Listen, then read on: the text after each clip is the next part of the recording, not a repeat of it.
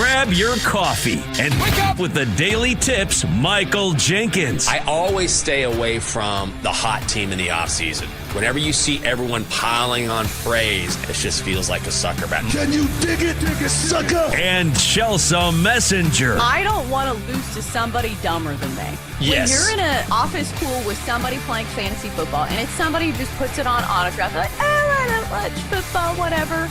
I don't want to lose to those people. The who? The her. For the best wagertainment here on the BetMGM Network. Hey, Dad, don't forget about me, the dogster. Sponsored by BetMGM. Make it Legend? Wait for it. Dairy. Download the app today. Please gamble responsibly. Running.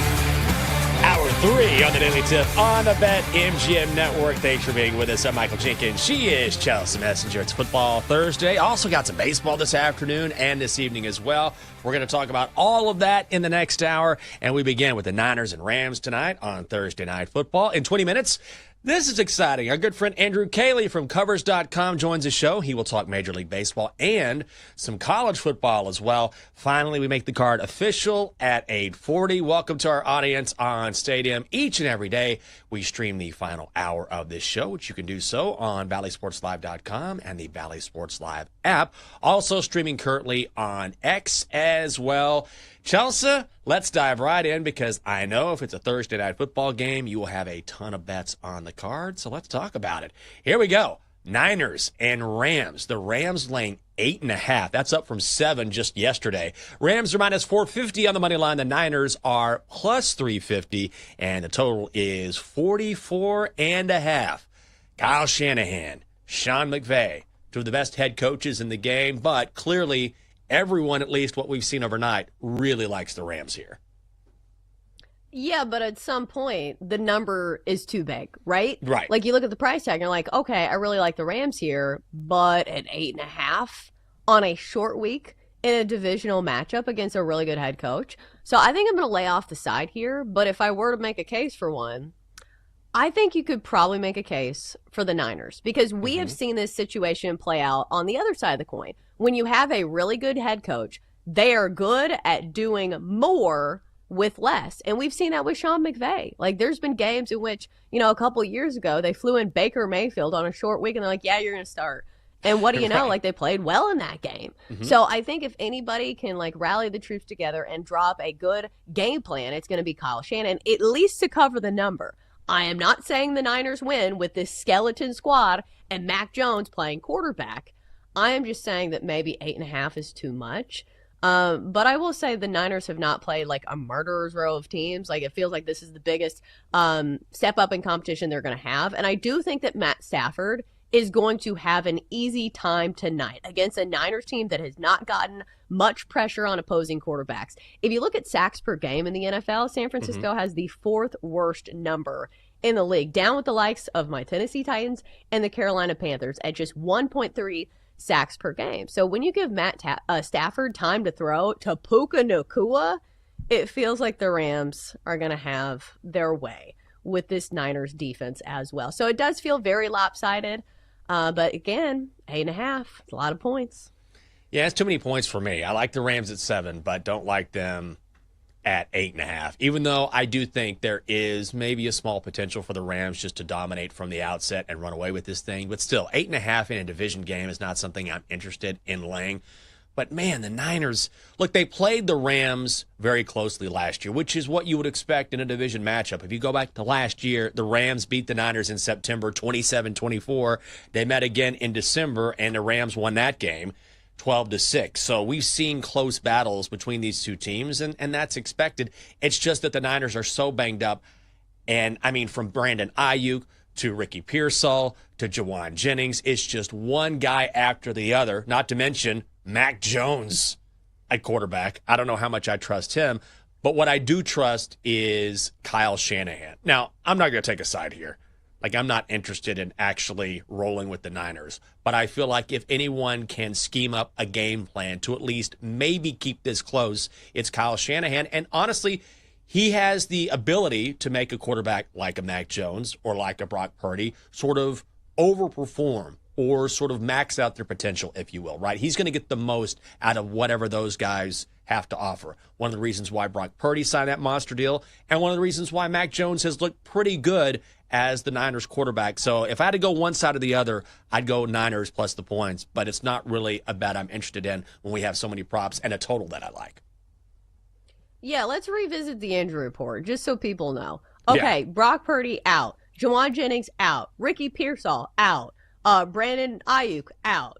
George Kittle, injured reserve. So it's one of those things where you look at this team, you're like, okay, so who is on the team? And you're like, okay, Kendrick Bourne, Marquez Valdez-Scantling. Ooh. So I look at Christian McCaffrey and I say, okay, you have to get the ball to your best player on the field.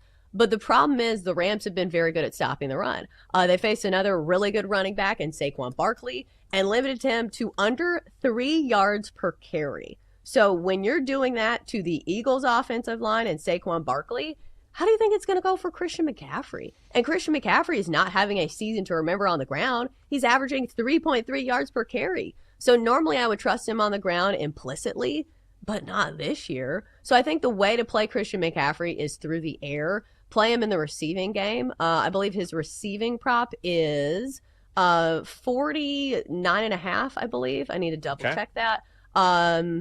It's 50.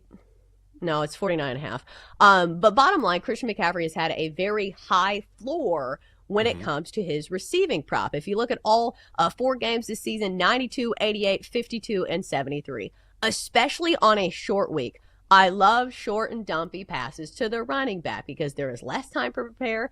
And when you're facing a good defensive line like the Rams have, it just feels like it makes a lot of sense. So injuries suck for the Niners as a whole, but it's good for us who bet on props.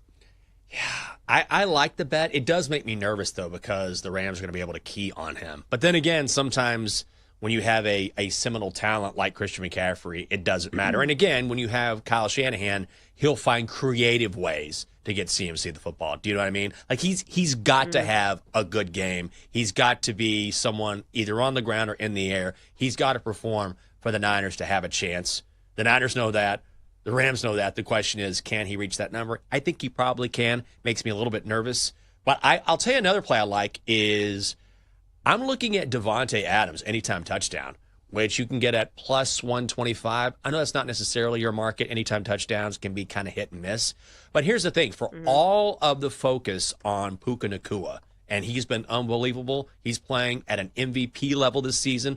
Last week against the Colts, he had 190 yards. He is their number one option. But that really opens up a place for Devontae Adams to succeed, particularly in the red zone. The Rams target him a lot because of his experience, because of his size. And guess what? He scored in 3 straight games. So if you think the Rams can have their way with the Niners defense, and I think that is a possibility, right now he's at plus 125.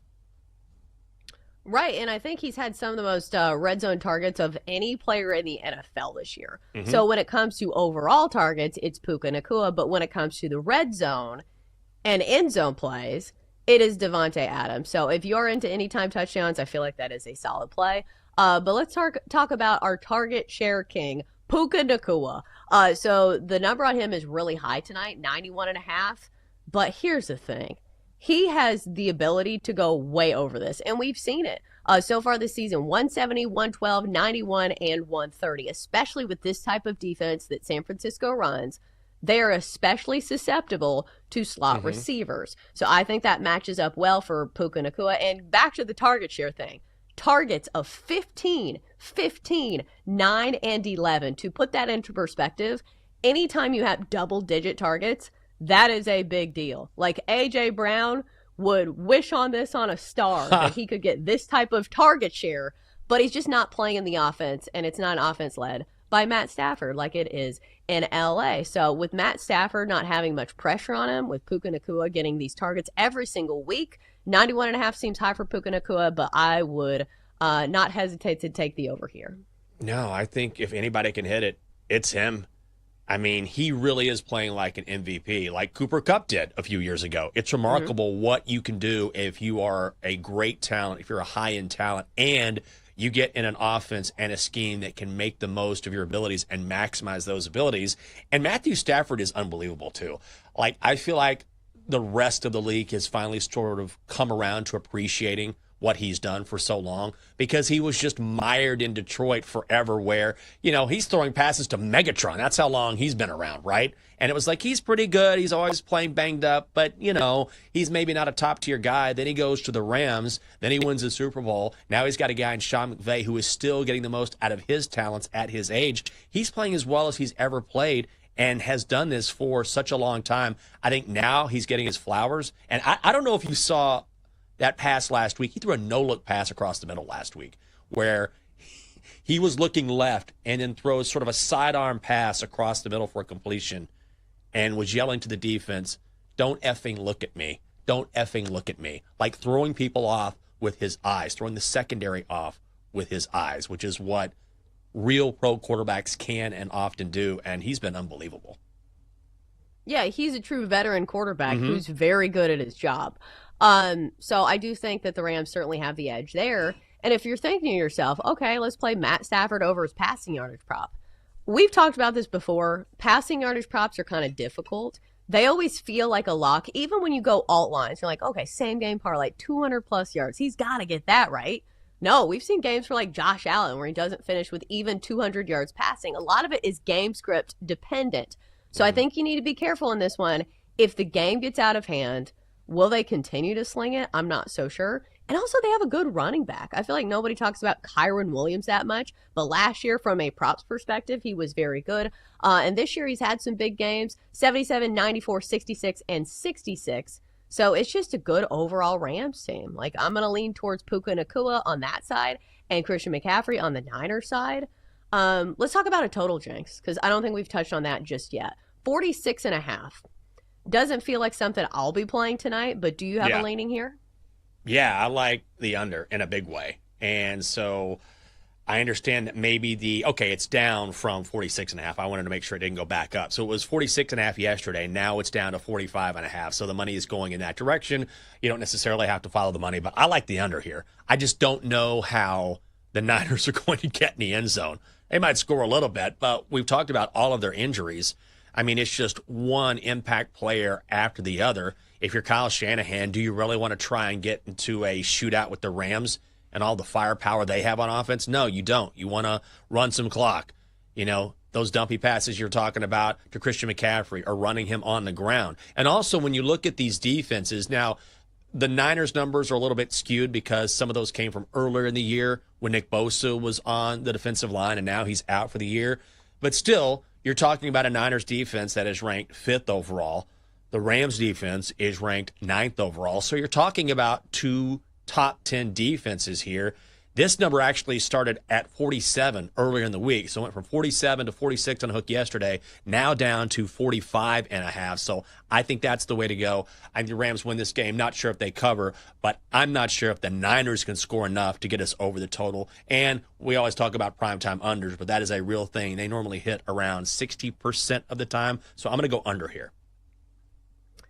I think the only sabotage factor there is that the Niners have not exactly played a murderer's row of great quarterbacks. Like, the only good quarterback it feels to me like they've faced is Sam Darnold, first game of the season.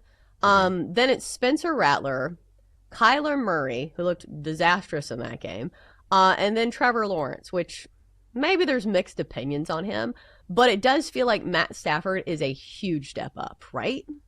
Oh, God, yeah. Not even close. Which is why, again, I like the under, because the Rams could score. It could be a blow. It could be 30-7 and the under hits. Do you know what I mean? It could be 30-14 and the under hits, where they don't stop the Rams. But this is not really, to me, it's not about the Rams not being able to score. The Rams are going to score. It's, can the Niners score enough? And I don't think they can to get us to the over. Yeah, it does feel like it's going to have all the makings of what you think of when you think of Thursday Night Football. Like, I don't know why this is in my brain, and like maybe you can add some insight here, but it feels to me like Thursday Night Football games are normally not the best product. I don't know if it's because it's a short week or like sometimes it's the teams they choose, but like this has all the makings of like a traditional Thursday Night Football game that isn't the best game to watch. Yeah, and also it's going to be out west, which, I mean, it's not going to change the time, but it's going to be different for these guys because they play, they play out west, so it's an interesting time zone spot for them. But I think more than that, it's always about a short week. In the NFL, playing on a short week is always difficult. And when you look at some of these teams and who they played before, thankfully, if you're the Rams, you're not coming off that game against the Eagles. Then I'd be really worried about them being banged up. But playing against the Colts is a little bit different. Still, I think it trends toward the under, but short weeks are always difficult for overs to hit unless you really believe in what you're seeing. I will say both these head coaches at least know what they're doing. Like, if anybody can get together a game plan on a short week, at least it's these two guys. It is. No question about that. Two of the best offensive minds in the game. Coming up on the show, back to the diamond we go, and up north to chat with our friend Andrew Cayley from Covers.com, find out how he feels about the postseason of Major League Baseball. We'll ask about his Blue Jays as well. That is next on the Daily Tip on the BetMGM Network. Come on back. Chelsea and Jenks will be right back on the Daily Tip on the BetMGM Network. Make it legendary. Download the app today. Please gamble responsibly.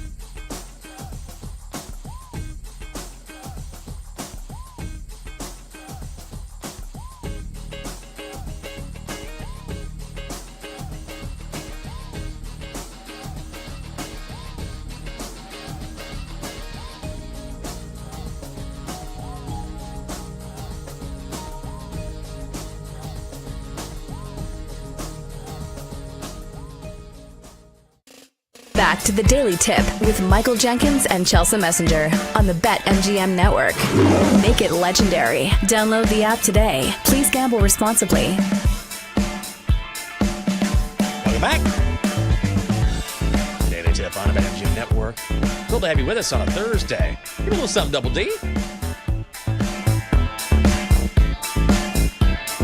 Just wasting time on the radio. I'm Jinx. She's Chelsea. Coming up, we're going to talk postseason baseball. Get a college football preview as well when we talk to our good friend Andrew Cayley from Covers.com. I went to the break room a few minutes ago, and of course we have TVs on here, and the Fox 5 morning show here in D.C. was on, and I didn't hear what they were saying, but there was a graphic up that they were discussing, and it said, my hand of God, barefoot at work, yay or nay? And my answer is nay. Why is this even up for debate? Do you want to walk around your workplace and be like, oh, you got a little bunion there, huh? Like, what are we doing? Especially for men. Because here's the thing. Women take care of their feet. They paint their nails. They keep things nice. I don't want to see men's feet. I just don't. They are gross if we are talking about the general population. I'm not saying every man doesn't take care of his feet, but Jenks, I don't know, like even flip-flops for men, I think that's a no from me. Even if you take care of your feet, you know? Even if your feet look great, I don't need to see feet at work. This isn't the beach. Walking around. Oh, God, no thanks. I got Rex Ryan running Chiron. What's going on? I don't know. No. These morning shows, man, they just kill me. Ah, there he is, Dr. Scholes. There he is. Look at that guy. Not enough feet talk this morning here on Fox 5. Yeah. He's like, coming up next hour. Why shoes? What's the point? Oh, Rex at it again. Oh, man, it just kills me. All right, let's bring in a guy who I'm sure takes care of his feet and also takes care of us when it comes to placing great bets in baseball and in college football. I'm trying here. It's a tough transition. I do what I can. Andrew Cayley, our friend from Covers.com. Andrew, good morning. I'm not even going to ask you a foot question unless you want to. Just nay. Yeah, just nay, right? It's nay. Thank you. All right. 1 for 1. It's nay. So let's ask about your Blue Jays here, because I've known you for a long time. You do a great job, Yes. and I love how passionate you are about your Jays. How you feeling right now? Nervous. Very nervous. Things are setting up well. Obviously, very happy that the Red Sox and Yankees are playing in Game 3 and using as many arms as possible for those bullpens.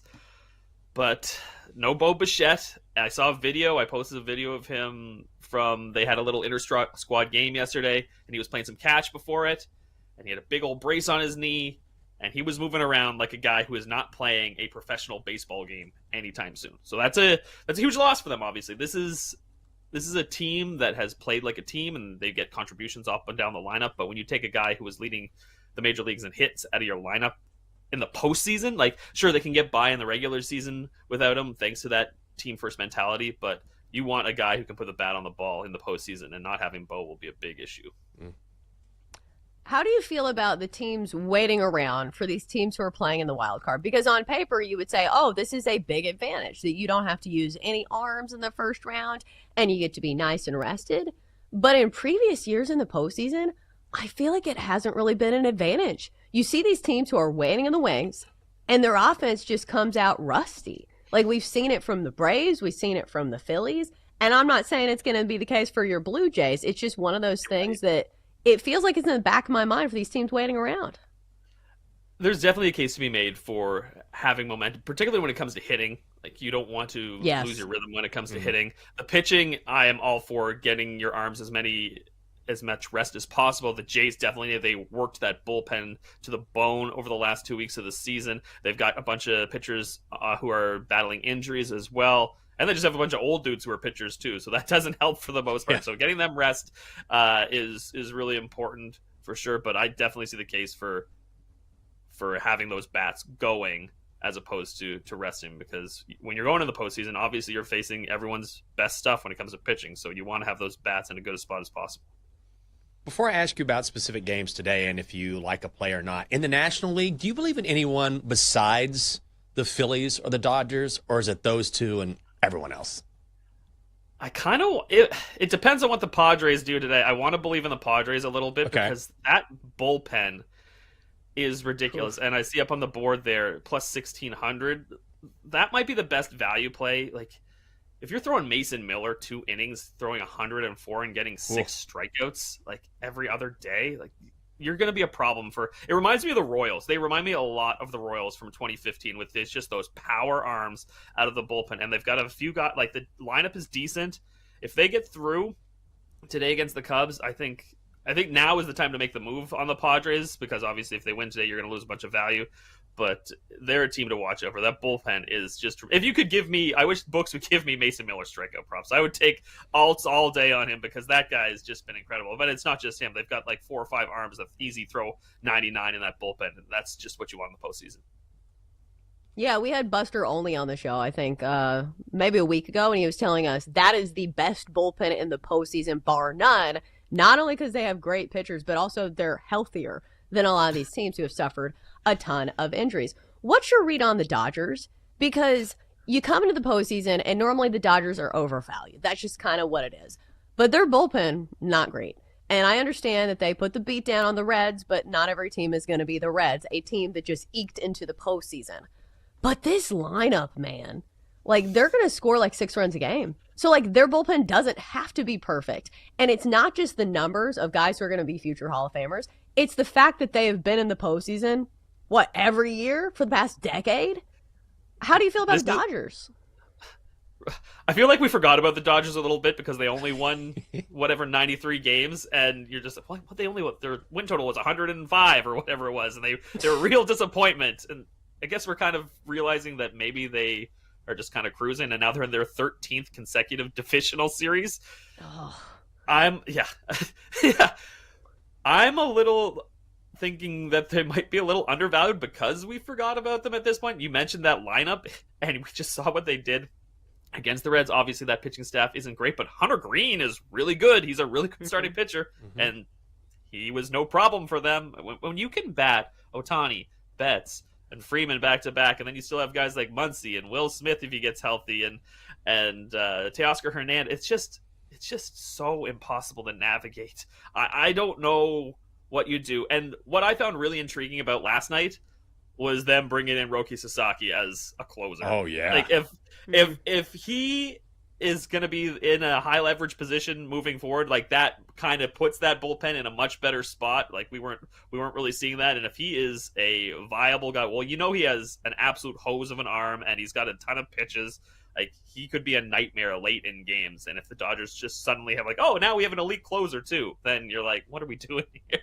It's a tough situation for anyone going up against him. We're talking with Andrew Cayley, the senior betting analyst for Covers.com. Follow on X at Covers_Cayley. Okay, Andrew, are there any plays you like today? And if not, is there a futures bet that you're on? It's really tough, these game threes. Well, I pulled one out for every single one for you guys, so we'll just we'll go through real. I'm going Slade Ciccone over 10.5 outs in this game because I have no faith in the Tigers' offense. 10.5 is we need to get almost through the 4th inning. And Stephen Vogt has given his guys a little more leeway than some of the other managers. He gave Gavin Williams 6 innings when he thought maybe he'd pull him a bit, and he gave BB 4 2/3. So I think we can get 3 1/3 innings here from Ciccone. I also don't hate the under in this game. There's a lot of unders today. We're also going to go under in San Diego and Chicago.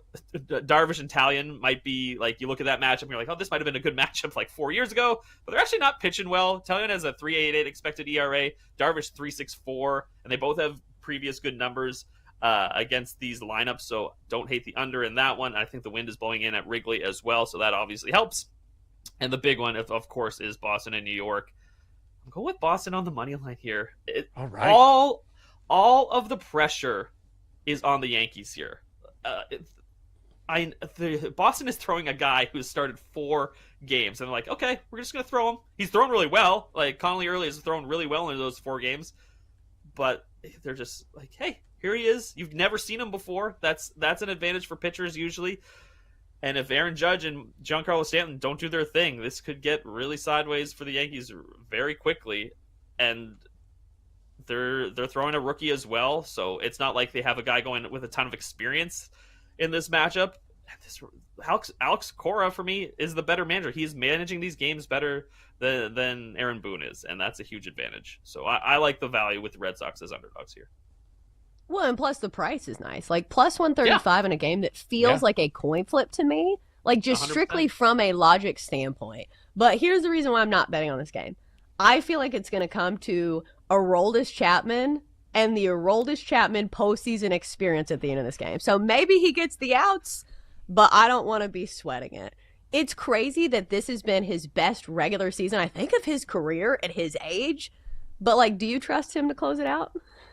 I do, because I think that Boone will blunder up the lineup. I think he's gonna have to put in Rice and Chisholm in this lineup today after what they did yesterday, and maybe he pulls them late in a matchup against Chapman. But the righties you're pulling off the bench generally aren't gonna do great against Chapman anyway. Like, they're not great numbers guys against lefties, unless you're talking about Goldie for the most part. Mm-hmm. But it's a really interesting spot for them, and I do trust him right now because the stuff. It was really interesting watching him in game one. It looked like he just didn't warm up enough. He started the inning pitch throwing like 95 and like battling his control, and then he got warmed up and he started hitting like 101, and you're like, oh, why didn't he throw the ball harder in his warm up session there? But he's looking really good. I can't explain why he looks so good, but. He's pitching phenomenally right now, and the Yankees definitely don't want to see him in this game. Andrew, why don't you get your take on some college football games this weekend? Sure thing. We get Bama welcoming Vanderbilt after that huge win between the hedges against Georgia. Can you make a case for the Commodores? I really like Vandy here. Thank you, Jenks. I love Vandy here. Okay. Diego, especially at more than 10, like 10.5. Right. Great number here for Vanderbilt. They have no fear. Absolutely no fear. Diego Pavia knows that he can win this game. Obviously, they beat him last year. You can make the case that Alabama's going to be out for revenge, and they're at home this time around. But Vanderbilt seems like very randomly a team on a mission. They've covered their win total through 5 weeks. And I know it's a silly scenario, but they had a big win last year, went to Georgia State, and lost because they were just not a great team at that point. They went to Georgia State again this year, and they beat the brakes off them. They are on a mission. I think the other thing here is that we saw what Florida State did against Alabama. They played the ball control game. They had power running, quick tempo, and Vanderbilt has the tools to do that as well. Diego Pavia can control that clock. They can run the ball. I like that a lot. Plus 10.5. Him to score an anytime touchdown at plus 125 looks like a really solid play for me as well. Yeah, I saw this quote. I think it was either yesterday or today from Diego Pavia. Quote, if we play our game, it won't be close. I love it. Won't that. be close.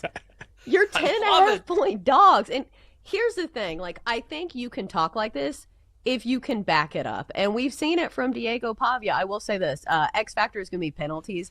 Vandy has not been great at playing disciplined football. We saw it in the Utah State game. All right, so we have like a minute left. Are there any other bets this week that you're making that you haven't mentioned, whether it's college football, whether it's baseball, whether it's futures, whether it's NFL? We have to mention Service Academy unders. It is Air Force Navy week, so there has been an adjustment made. It's been years and years and years where we're seeing numbers below 40. Even a couple of years ago, like we had a 28 for an Army Navy. Oh. Navy's offense is very good this year with Blake Horvath. And Air Force has not been very good. But I feel like we've seen an over-adjustment here. The number's now at 52, above the key number of 51.5. So I'm going under here. Despite Air Force not being that good, the reason that these unders have hit at above an 80% hit rate since 2006 is because these teams know how to defend the triple option better than anyone else. They practice it every day. And it's just, for 52 to hit, like that is a lot of possessions, and we're just not seeing that many possessions in games like this. So I think you're asking for one too many scores from Air Force here. I like the under 52 in that game a lot. Make sure you check out his work as the senior betting analyst for Covers.com, on X at Covers_Kaylee, and you will not catch him barefoot at work. Good luck to your Blue Jays, Andrew. Thanks for being with us, buddy. Thanks, guys. Good luck with your bets. Thank you. You as well. I'm rooting for Andrew. He's such a nice guy and does such a great job and is such a huge Blue Jays fan. And I get that. You know, you got to go in a room by yourself and just like, leave me alone. I got to get a dub here. And he's been waiting for this for a long time. So I like Toronto. Good for Toronto. Maybe they make a run here. They'll make it interesting, maybe. I don't know, though. I believe in momentum in the postseason. I think it's dangerous when you're facing these teams that had to be on their A game. And although the pitching is going to be exhausted, I think the hitters are going to be hotter. I mean, I can't disagree with that. It's pretty good logic. So we'll see what happens, but at least we get some great games tonight before the Blue Jays wait in the wings. Coming up next on the show, we'll put our shoes on and hand out our favorite plays on this Thursday, and maybe we'll have some football on the card. This is the Daily Tip on the BetMGM Network. Stay right there. Coming up, Jenks and Chelsea give out their best bets here on the BetMGM Network. Make it legendary. Download the app today. Please gamble responsibly.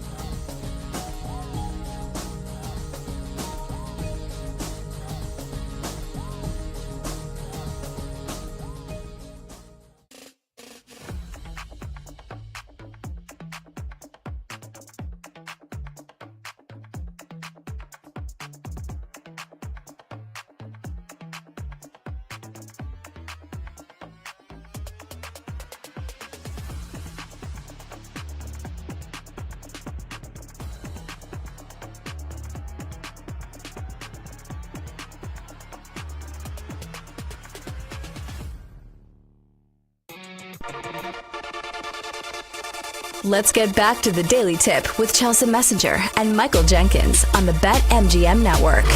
Make it legendary. Download the app today. Please gamble responsibly. Welcome back to the show on a Thursday. The Daily Tip on the BetMGM Network. Hope you're having a great day. We always appreciate you waking up with us. I'm Jinx. She's Chelsea. Donkster's here. Whole crew is here as well. And here's a little hat tip. The Double D. Good on you. Is he going to be here tomorrow? Double D, you going to be here tomorrow? I think maybe. Going to be dragging a little bit because he's going, how about this? Going to the Cubs game today in Chicago. Freaking lucky. I'm jealous. I say that out of love. I'm jealous. How pumped are you? Oh, super pumped. Not a Cubs fan per se, Okay. but my guys are. So it's going to be great to be in that environment in Wrigley. Yeah, I'm going to be here tomorrow. I can't let down the public. They need to hear my DGen parlay, for goodness sakes. Exactly. You're not tuning in for me, for this mug. I need to hear the Double D Degenerate Parlay. What's your game plan? Do you pregame when you have to work the next day and you got not necessarily a late night, but kind of a late afternoon, early evening night? What are you going to do? Oh, no, I'm going to be stone cold sober. I'm not risking it at all, knowing that I'm probably going to go to bed late because I'm going to be so wound up from the game and then have to wake up early. I'm just going to do stone cold sober, let the guys enjoy their time. I've already said I'll be DD for the day, so I'm good with that. Chelsea, what are you going to do? You and Jake just going to sit there and watch games all day? That sounds like fun. I think I'm going to do the same thing. Unfortunately, I'm an adult and I have responsibilities. What? So I have to do like a bunch of things. I have to do a bunch of laundry because Blake has...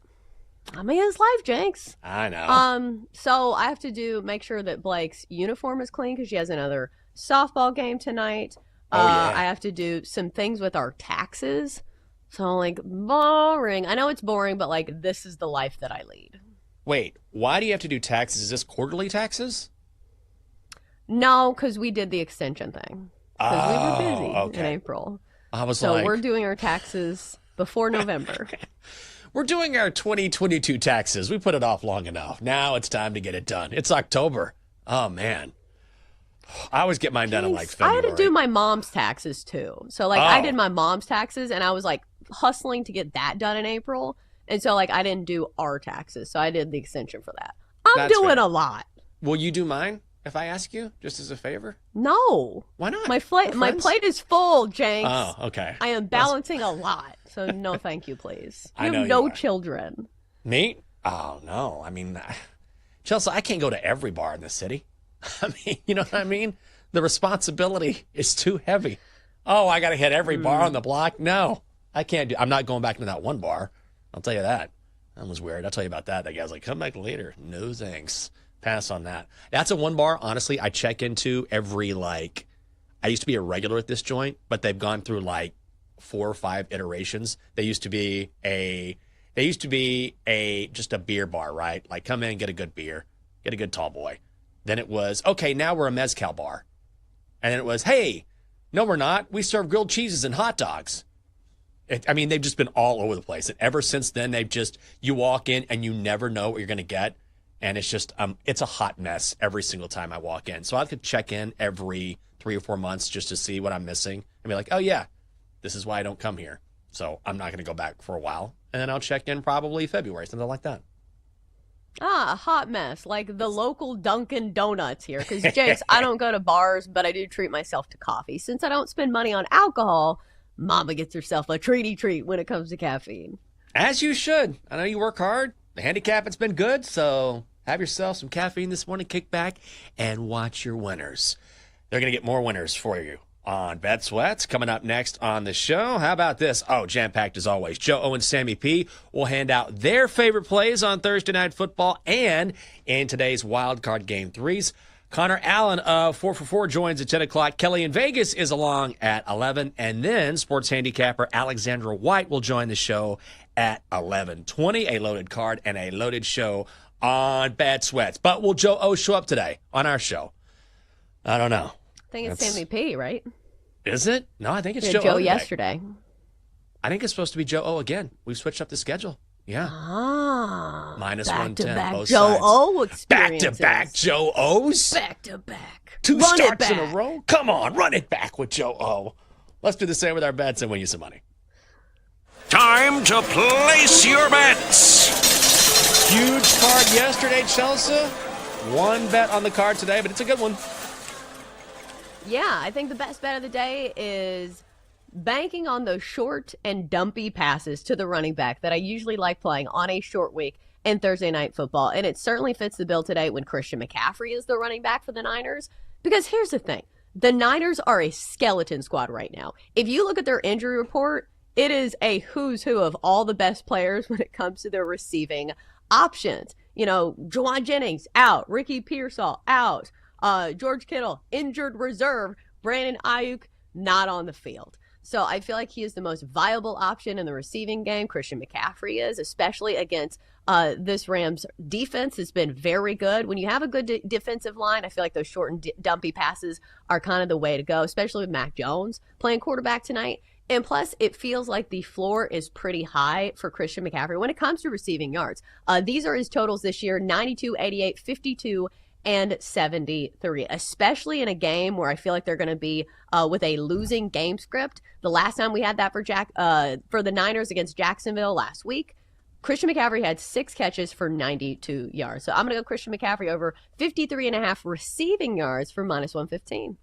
All right. Good luck there. I got a couple bets. Try to get creative on this Thursday Night Football game. So I'm going to go Niners under 24.5 points, plus Kyron Williams, 50-plus yards, minus 141. Do I think the Niners can get to 25 points? I do not. Mac Jones is getting the start at quarterback, and listen to this litany of injuries. Juwan Jennings, I should say, super banged up. He is not going to play. Ricky Pearsall, out for this game. Brandon Ayuk, out for this game. George Kittle has been out. Who do they have on offense outside of CMC, which is why I like your bet? They don't have anyone. I just don't know how they're going to move the ball on this Rams defense, which is, by the way, a top 10 defense. They have eclipsed this number only once this season. That's when they were healthier, and that was against the Saints. Ugh. We're terrible, so I don't see them getting to 24. Also, we will pair that with Kyron Williams, 50-plus yards on the ground. He's hit this number in every game this season. Last week, he did it against the Colts with only 13 carries, and I expect the Rams to feed him late in this game, especially if they have a lead. I can see the game script going that way. Nick Bosa is out for the season, so the Niners even more weak on that defensive line. Travis Etienne, last week for the Jags, had a lot of success against this Niners defense on the ground. 19 carries for 124 yards. And let's go back to last season when talking about Kyron Williams. 89 yards in the first meeting against San Francisco, 108 yards in the second meeting. He should get 50 easily. The Niners don't get to 25 points. You put those together, it is minus 141. Ooh, those are some good same-game parlay legs. I think I'm going to take some of those for my personal same-game parlay. Because, listen, I am playing a same-game parlay for every primetime game. Maybe it's not an official bet, but, I want to have some fun. So there are some good legs for SGPs in that bet. One more bet. I'm going to do it. Let's go baseball. Why not, right? Cubs first 5 money line, minus 125, hosting the Padres. Yu Darvish, Jameson Taillon. Look, the Padres bullpen is as good as gets in Major League Baseball. We know that. I also think they're going to be worn out. But regardless, I'm going to stay away from fading the Pods late in this game. Darvish is 39. Yes, the Padres have won each of his last 4 starts. But he's given up at least 2 runs in 6 straight appearances. He has been bad on the road this season. 1-3 is 7.26 ERA. The number's much better for Jameson Taillon. 2 runs or less in 7 straight. At home this season, 5-2 with a 3.05 ERA. Cubs are the second best first 5 team in baseball. Give me the Cubbies in the first 5, minus 125, and that is the card. I lean towards an under in that game as well. I don't know what an 8 is, the price on an 8. Under 7.5 is good, but under 8, that might be a personal bet for me as well. All right, Chelsea, Oh, I see Joe O is logged in. That's very exciting. Let's talk to the Donkster and then find out what's coming up next on Bad Swats. Donkster, good morning.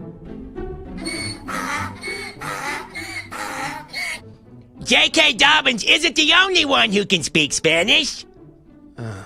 No. Soy una butter muy caliente. Are you being dirty? No entiendo. Okay. Well, who do you like today? La Nea de Janeiro de las Cachorros. I think that's Cubs on the money line. Sí. Great job, Dockster. That is a first. What's coming up next on Bet Sweats? Well, we've given you a little bit of a preview, but now we bring in the man himself, Joe Ostrowski. Joe, good morning. How are you? Hola. Good morning, guys. Good morning. Damn, Jenks, you don't forget anything, do you? That was on me last Thursday. I forgot that we switched completely. I was giving you a hard time. I think under the radar, you're a guy that you don't want to cross because Me? you got it all steel trap. Oh, yeah. Yeah. Right here. You've got enemies, I think. Sammy P. Ah. God, July 14th, 2021, he came to town, said he was going to buy me a drink. He didn't do it. Never forgot it. Sure. You should pull an AJ Brown and start tweeting out Bible verses and say, "Oh, it's not about my coworkers." You should do that, Jenks. Yes. Yeah, I'll do that. It'll be something else. I wasn't talking about you, Joe. Oh, no. I was just doing my Bible study on a Tuesday evening. No big deal. So this Thursday Night Football is going to be awful, isn't it? It is. I think so. Okay. It's what we come to expect from Thursday Night Football, though. Like, it's the brand. We expect bad football on Thursday nights because it's a short week. And I don't know. Like, I had to look to see who was playing for the Niners. I was like, okay, I know most of the rosters in football, but I had to check that one. The point spread is 8.5. It's like now you got to look at them in Survivor. I would have never thought I would look at the Rams in Survivor divisional matchup going against the Niners. But yeah, nobody. Mac Jones has no options. He's a terrible quarterback to begin with, and now he has no options against a really good defense. It's probably going to be ugly. But who knows? I mean, it's the NFL. We probably said that about Sunday night, and you had one of the great games of the year. But I don't see that happening. Yeah, I don't either. What do you think, Dockster? Yo es muy guapo. No. Cubs fans are nervous now. Donkster took him. Joe, always great to hear from you. Have a great show. We'll talk to you soon. That's it for us on this edition of the Daily Tip on the BetMGM Network. We'll watch some games. We'll do some taxes. Make it a good Thursday. We'll see you bright and early tomorrow at 6 a.m. Have a good one. You've been listening to the Daily Tip on the BetMGM Network. Make it legendary. Download the app today. Please gamble responsibly. If you missed any of the show, listen back anytime on the new and improved Odyssey app.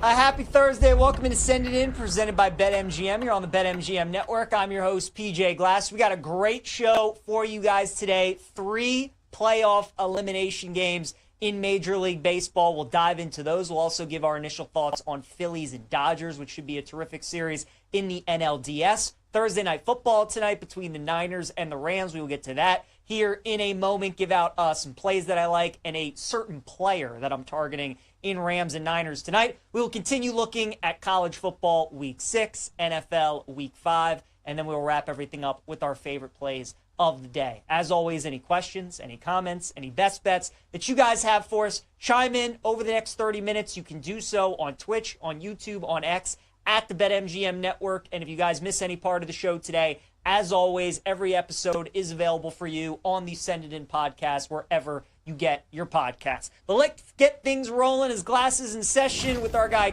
Cole Thompson as we go to the Glass for Guest line. Give Cole a follow on X at Mr. Cole Thompson, college football host for SEC Unfiltered. Cole, we got a couple of very intriguing SEC matchups this week. We'll start with the one in Tuscaloosa, where it's deja vu for the Tide all over again. Big win over Georgia, and then waiting for him on deck is Vandy. The question is, do you see this game going similar to how it was last year? Do you think Vandy has a chance to pull off the upset? Or do you think this time around the Tide take care of business and win by double digits?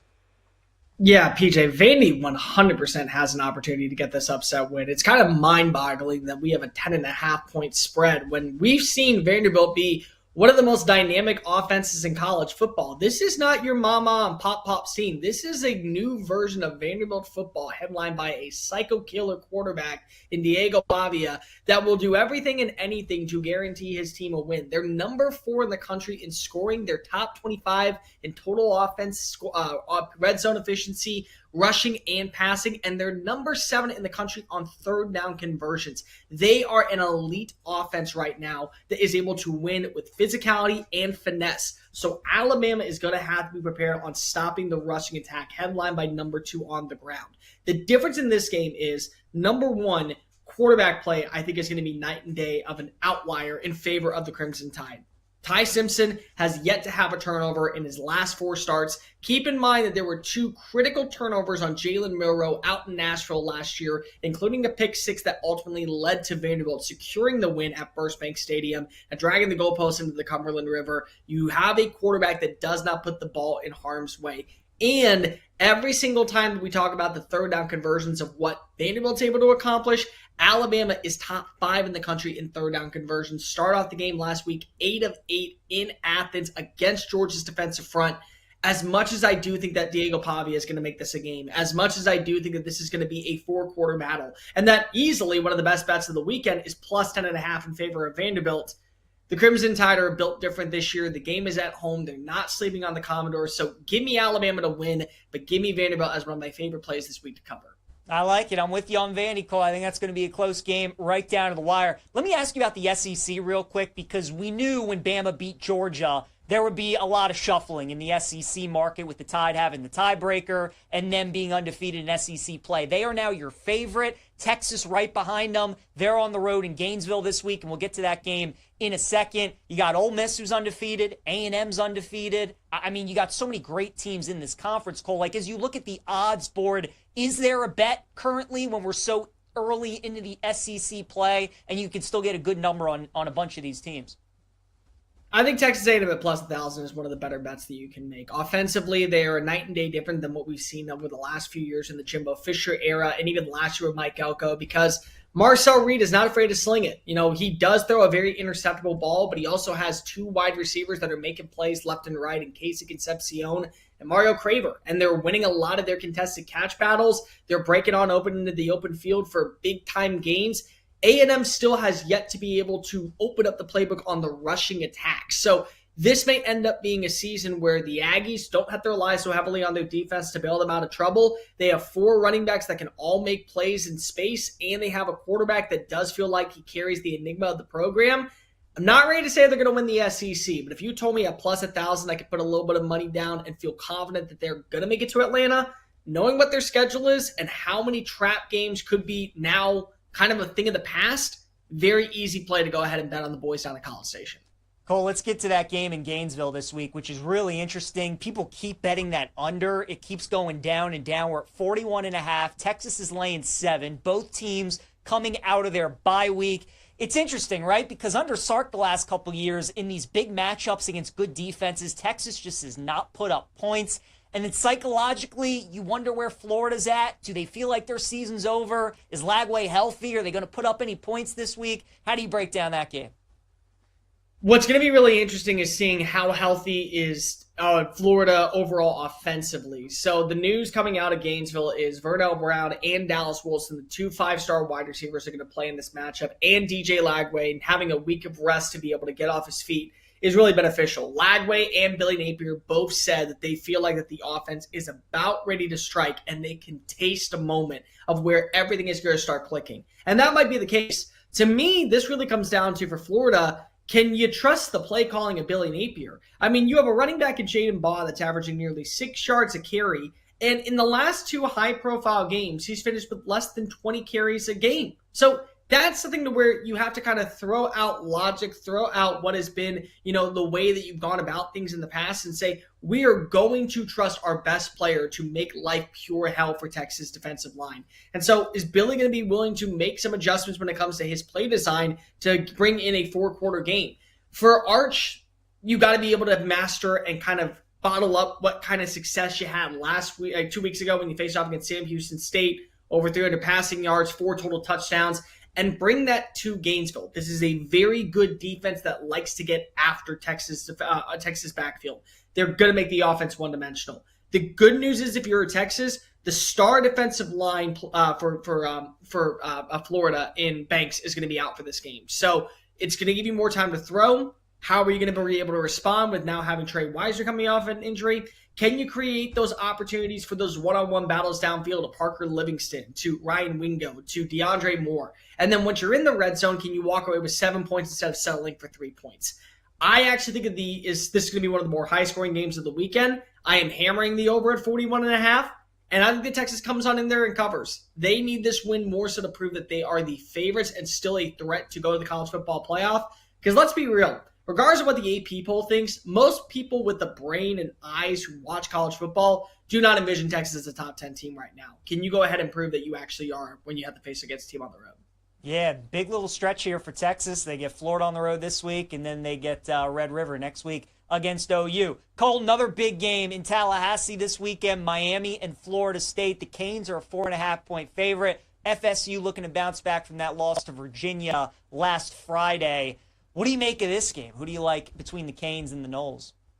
I think Carson Beck is going to be the key in this matchup for Miami. He's going to have to throw the football efficiently. He's going to have to extend plays outside the pocket. And the good news is that for as much change as we have seen to Florida State's defensive line underneath new coordinator Tony White, this is still one of the best offensive lines in college football. So I do think that Beck is going to have time to throw. Can you build that rapport with Malachi Toney, CJ Daniels, one of your tight ends, to bail you out of trouble? Win consistently on third down. What I think for Florida State that's going to be so beneficial for them is Miami is yet to go up against a high-tempo offense, one that likes to get to the line of scrimmage in a timely manner, be able to run a play, then immediately get right back there. I mean, the first 3 offenses that they faced, they averaged 1.2 plays per minute. Florida State averages 2.8 plays per minute. So it's going to be a more up-tempo speed. That might allow you to catch Miami slipping in the secondary, where one of your wide receivers, most likely Deuce Robinson, is winning his one-on-one battle and is off to the races. It's going to have to be a clean game of football, I think, for Florida State. I think that Miami is available to get a turnover because their defensive line has been able to get after every single offensive personnel currently in the sport. In my opinion, they have the best defensive player in the sport with Ruben Bain.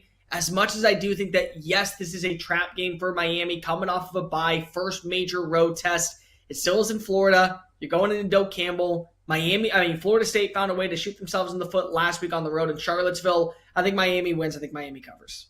All right, very good. Any other games, Cole, that stick out to you this week in college football?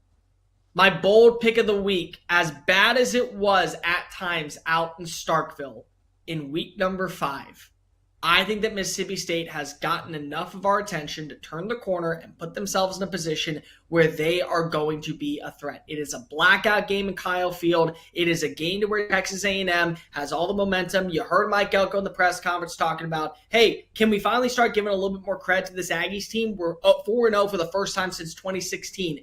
And the thing that I know better than anything else, the second that you give Texas A&M a little bit of love, they find a way to shoot you down. I think that Mississippi State not only covers the 14.5, I think if they win outright at Kyle Field, it is going to be a blackout and a funeral for the Aggies in front of their hometown crowd before they take on Florida. Listen, A&M, I think that they're a different team underneath Mike Elko. But until I see it, there's always going to be that trap moment to where it all comes crashing down. Meet your trap moment in Mississippi State. I like it. All right, Cole calling a shot there with Mississippi State. Cole, in about a minute, I got a question I'm interested to see your thoughts on, okay? If it comes down to 10-2 Notre Dame, so they run the table, they finish 10-2, or we get 10-2 Penn State with a loss to Oregon and a loss to Ohio State, who do you think gets into the playoff between those two teams? I think I think both will get in because unfortunately, I think the criteria is if you get to 10 wins, you will automatically be a playoff team. But if I were to be a betting man and say that there were too many 10-2 rosters out there and somebody's got to be left on out, the easy pick right now is Penn State gets in and Notre Dame gets left out, and it's because of one team plays in the conference and the other team doesn't. One team has 9 conference games that they have to be scheduled because of that is what the criteria is of the Big Ten, and the other one gets to have matchups against ACC teams, G5 teams, non-conference teams, and maybe if you're lucky, one SEC opponent. It may end up being that you have 2 of the best losses in college football with Miami and Texas A&M, depending on what they look like. But I sure as hell can tell you right now that Penn State is going to have 2 of the best losses because Oregon feels like the second best team in college football behind the number 1 team in college football, Ohio State. So if we are criterizing what is the strength of a win and the strength of a loss, you got to throw in the fact that maybe Oregon and Ohio State are the 2 most complete teams in college football. It's why they have the best odds to win the Big Ten. That's going to give a slight nod, I think, to Penn State over Notre Dame. But I do think at 10-2, both teams would get it. You're probably right, Cole. I'm just disgusted with Penn State. How did they lose that game? They had 7 months to prepare for that game against Oregon, and they still couldn't win. You know, I mean, James Franklin. Just 2-21, James Franklin. Congratulations. It's unbelievable. That guy in big games. Cole Thompson, also unbelievable. Give him a follow on X at Mr. Cole Thompson, college football host for SEC Unfiltered. Joins us every week here on Send It In. Cole, have a great week, buddy. We'll see you again next week. Appreciate it, PJ. All right, good stuff there from Cole Thompson. Let's continue talking college football. Let's look at our favorite props from Week 6. And let's start with the Iowa State-Cincinnati game. I'm looking at an anytime touchdown. The Iowa State quarterback, Rocco Becht, plus 155. He scored a touchdown so far in 3 games this season. Our guy Chase Kitty was on yesterday, on Wednesday, and he liked the over in this game, thinks there can be some points. I think there are going to be some points in this game, too. And even though Beck necessarily doesn't run for a ton of yards, they love using him in short yardage and in the goal line. And I think in a game like this, they could use his legs. So plus 155, I think, is a really good price for Rocco to find the end zone. I'm also going to take Arch Manning under 217.5 passing yards against Florida. You know, it's funny watching Texas, man, in these big games. We think Texas and we think Sark and we think about these offenses. But the reality is when you get them in these kind of high-profile games, they just do not show up offensively. They usually don't even crack 20 points.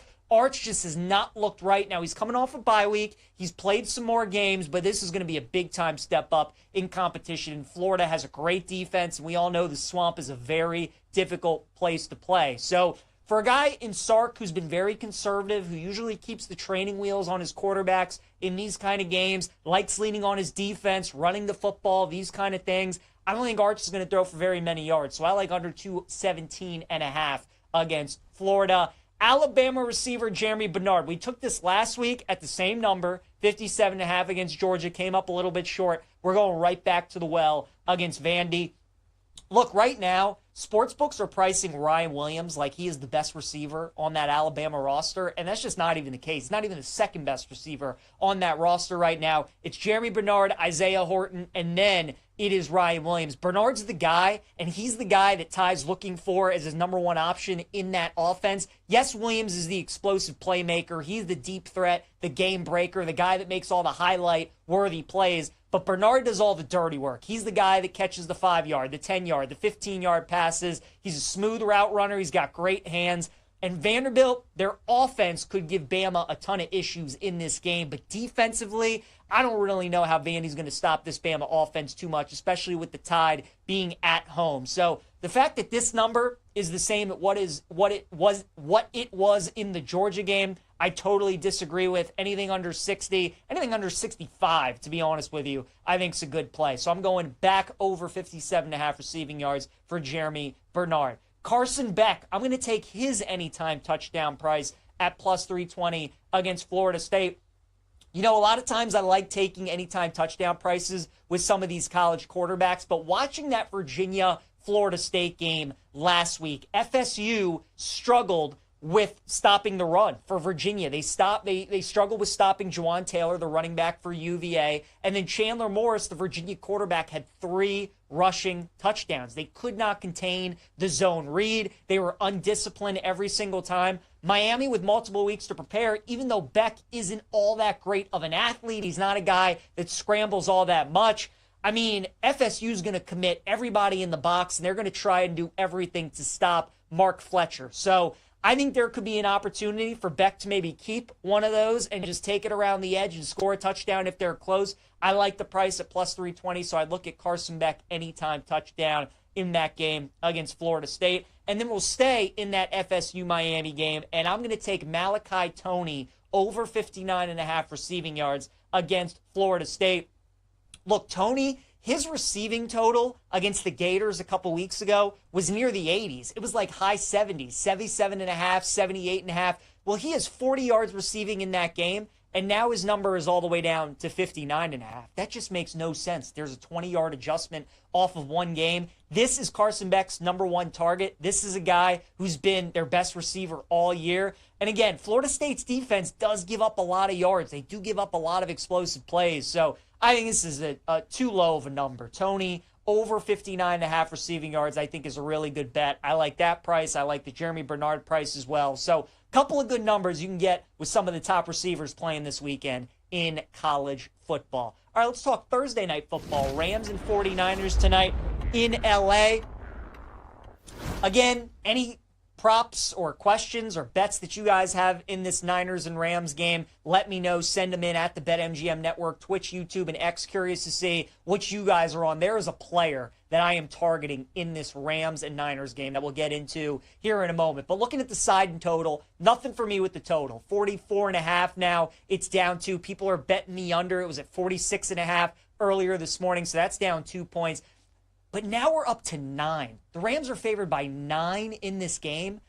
I mean, that is just way too high. I understand San Francisco is beat up, man. No Purdy, no Kittle, no Jennings, no Pearsall, no Bosa, obviously. Tore his ACL a couple weeks. I mean, they are missing a ton of guys on that offense. It's still a divisional matchup. It's still a short week. The Rams are coming off 2 pretty big games against the Eagles and the Colts, right? Now they got to turn around. I know McVay's been good on short rest, and he has beaten the Niners here as of late, but historically, Shanahan has had McVay's number. The Niners have played LA very tough here throughout the years, so I don't agree with the fact that this number is all the way up to 9. I think all the teasers are on the Rams in this game, and it's just blowing this line up to 9. So now that we're up to 9, I think that's a really nice price on San Francisco plus the points. So I would look at them tonight. Again, total, nothing for me there. And then in the player prop market, the guy that I'm looking at in tonight's game is Blake Corum. That is going to be my guy tonight for the Rams against the San Francisco 49ers. At BetMGM, his rushing prop is 30.5. You got to lay the juice at minus 135. I would lay the juice with Blake Corum. Something that's really interesting about what McVay and the offense have done with Corum here in the first 4 weeks of the season is they have increased his workload every game. He started the season with 1 carry against Houston. Then he went up to 5 carries against Tennessee. Then he had 8 carries against Philly, 9 carries last week against Indy. And now here we are on a short week, right? So you figure probably not going to use Kyron as much. They're 9-point favorites, so there definitely is some blowout potential, and they could just run the ball with Corum and get him there in garbage time. I think there's a lot of value on Corum with the fact that his workload keeps going up. His carries keep getting increased week after week. And the fact that they're nearly a double-digit favorite, this game could be a blowout. The fact that it's a short week, all these things point to me taking over 30.5 rushing yards on Blake Corum. And look at some alts, man. On BetMGM, 60 or more rushing yards for Blake Corum is 4-1, plus 400. Like, I would take some alts. I would climb the ladder with Blake Corum. And then how about anytime touchdown for Blake Corum as well is plus 320. So that is the guy that I am targeting, is Blake Corum tonight. Puka's receiving yard number is 93.5. He usually has some good games against the Rams. He's off to an awesome start. Devontae Adams has been really good this year. You know, I don't really want to get involved with any of those guys because, again, even though I do like San Francisco tonight, this game could be a blowout. And then offensively, I mean, there's not really much to like with San Francisco on the prop side of the ball. McCaffrey over receptions was something I was interested by, but at BetMGM, over 6.5 is minus 150. Like, I don't want to lay that kind of juice for 7 receptions. Who knows what kind of receiver is going to step up tonight with all the injuries that they have. It's a tough game for props when you're looking at San Francisco. But the Blake Corum angle for tonight's game, that is where I'm looking. I think he could have a nice game for the LA Rams. So taking his over rushing yards 30.5, taking his alt numbers 60 plus is like 4-1, and then taking his anytime touchdown at plus 320, 19-1 first touchdown as well if you want to play that. I think that's a really nice play, and that is the guy that I'm targeting tonight, Blake Corum. If he has a big night, we're going to have a big night in Rams and Niners. All right, let's get to our daily fantasy lineup for week 5 in the NFL. I like my lineup quite a bit this week, you guys. Let's start with my quarterback, Daniel Jones, who was $5,800 this week against the Las Vegas Raiders. Raiders defense has been terrible this season. Haven't been any good. Daniel Jones, as we all know, has been awesome. And he's especially been awesome at home. First 2 weeks of the year, the Colts played at home. They didn't punt in either of those games against the Dolphins and the Broncos. So now you're going up against a bad defense in the Raiders. You're back at home. Jones has been playing great football. He's going to be my quarterback this week. I think you're getting a really good price at $5,800. Next up, 2 running back spots to fill. The first one is going to be Amarion Hampton, the Chargers running back, at $6,500. So Joe Alt is going to be out for the Chargers in this game. Rashawn Slater done for the year as well. So what came into the year as one of the top O-lines in football is now going to be a below-average O-line. And watching how that Giants game unfolded, the Chargers got away from the run. And Hampton looked pretty good. He's been getting better and better each and every week. With Najee tearing his ACL, he becomes the clear number 1 guy. I think they lean on Hampton in this game because of the injuries they have on offense. Try and limit the pass rush on Justin Herbert. I would look at Amarion Hampton as one of your running backs this week in daily fantasy. And then the other one's got to be Derrick Henry. I don't think Lamar Jackson is playing this week. I think it's going to be Cooper Rush, even if Lamar does end up playing. I mean, it's been so talked about this week. I'm so glad people are finally starting to see it because, as you guys know, if you watch this show, I do not like John Harbaugh. And a big reason is because his teams, regardless of who the coordinator is, do not run the ball as much as they should, especially against the top teams, the Chiefs specifically in the AFC. You got to run the ball this week, man. I mean, your offensive line's terrible. The pass protection is abysmal. You probably have the worst defense in the NFL. So what's a good way to limit the pass rush on the opposing pass rush and also keep your defense on the sideline? That would be running the football. Derek hasn't had that many carries the last 3 weeks. He's fresh. He's ready to go. You're 1-3. You're going to be without Lamar most likely. Feed the king. I think that's what they do. Derrick Henry, Amarion Hampton, my 2 running backs this week. Nico Collins, I'm going to plug him in at wide receiver at $6,800. Yes, Stroud hasn't been good this year. Yes, the Texans offense hasn't been good this year, but everybody has been cooking the Ravens defense. So if you see a number 1 wide receiver on the other sideline, just take them against the Ravens until Zach Orr is fired or until, they figure something out like they did in the second half of last season. But I'll take Zach Collins at my first wide receiver position. I'll also take Quentin Johnson, man. Guy has turned around his career a little bit. He's had a terrific season so far for the Chargers. He's scoring a bunch of touchdowns. He's their big play wide receiver. And against that Washington defense, I think he can make some plays this week. So we'll take Quentin Johnson. How about Chris Olave? Very quietly having a very good season for the Saints. going up against this Giants defense. I think Olave is going to be able to make some plays, so I'd look at him at $5,200. Tyler Warren is going to be my tight end at $4,700. Warren has been everything the Colts had hoped for when they drafted him at pick number 14. He has been a terrific security blanket for Daniel Jones. And I think in this game, he's going to have a lot of targets, receptions. I expect him to score a touchdown. I think that's a nice price on Tyler Warren. Cam Scatterbo is going to be my flex at $5,000. Look, $6,000. Scatterbo has been terrific so far this season. He has been the spark plug that the Giants have needed offensively, and he's looked a lot like the guy that we saw at Arizona State. Now that you have Jackson Dart in there, and he always has the threat of the run, it just opens more things up for Scatterbo. I think he could have a big game. And then defensively, I'm taking the Saints defense. They're the second cheapest option this week, which I always like. Every time I'm picking a defense, I always scroll to the bottom. And I say, what's the cheapest defense that I can choose that I think has a chance of having a very good week? The fact that the Giants are coming off a win, they're drunk, fat, and happy. They're feeling good about themselves. Scatterbo or Jackson Dart just had his first NFL win, but now he's got to go on the road for the first time. I'll look to fade that, so I'll take the Saints defense to round out my fantasy lineup. So here we go for week 5. This is the squad. Daniel Jones at QB, Marion Hampton, Derrick Henry at running back, Nico Collins, Quentin Johnson, Chris Olave at wide receiver. Tyler Warren's going to be my tight end. Scatterbo in my flex, and Saints defense to round out the squad for week 5. All right, let's get to some playoff baseball here on Send It In.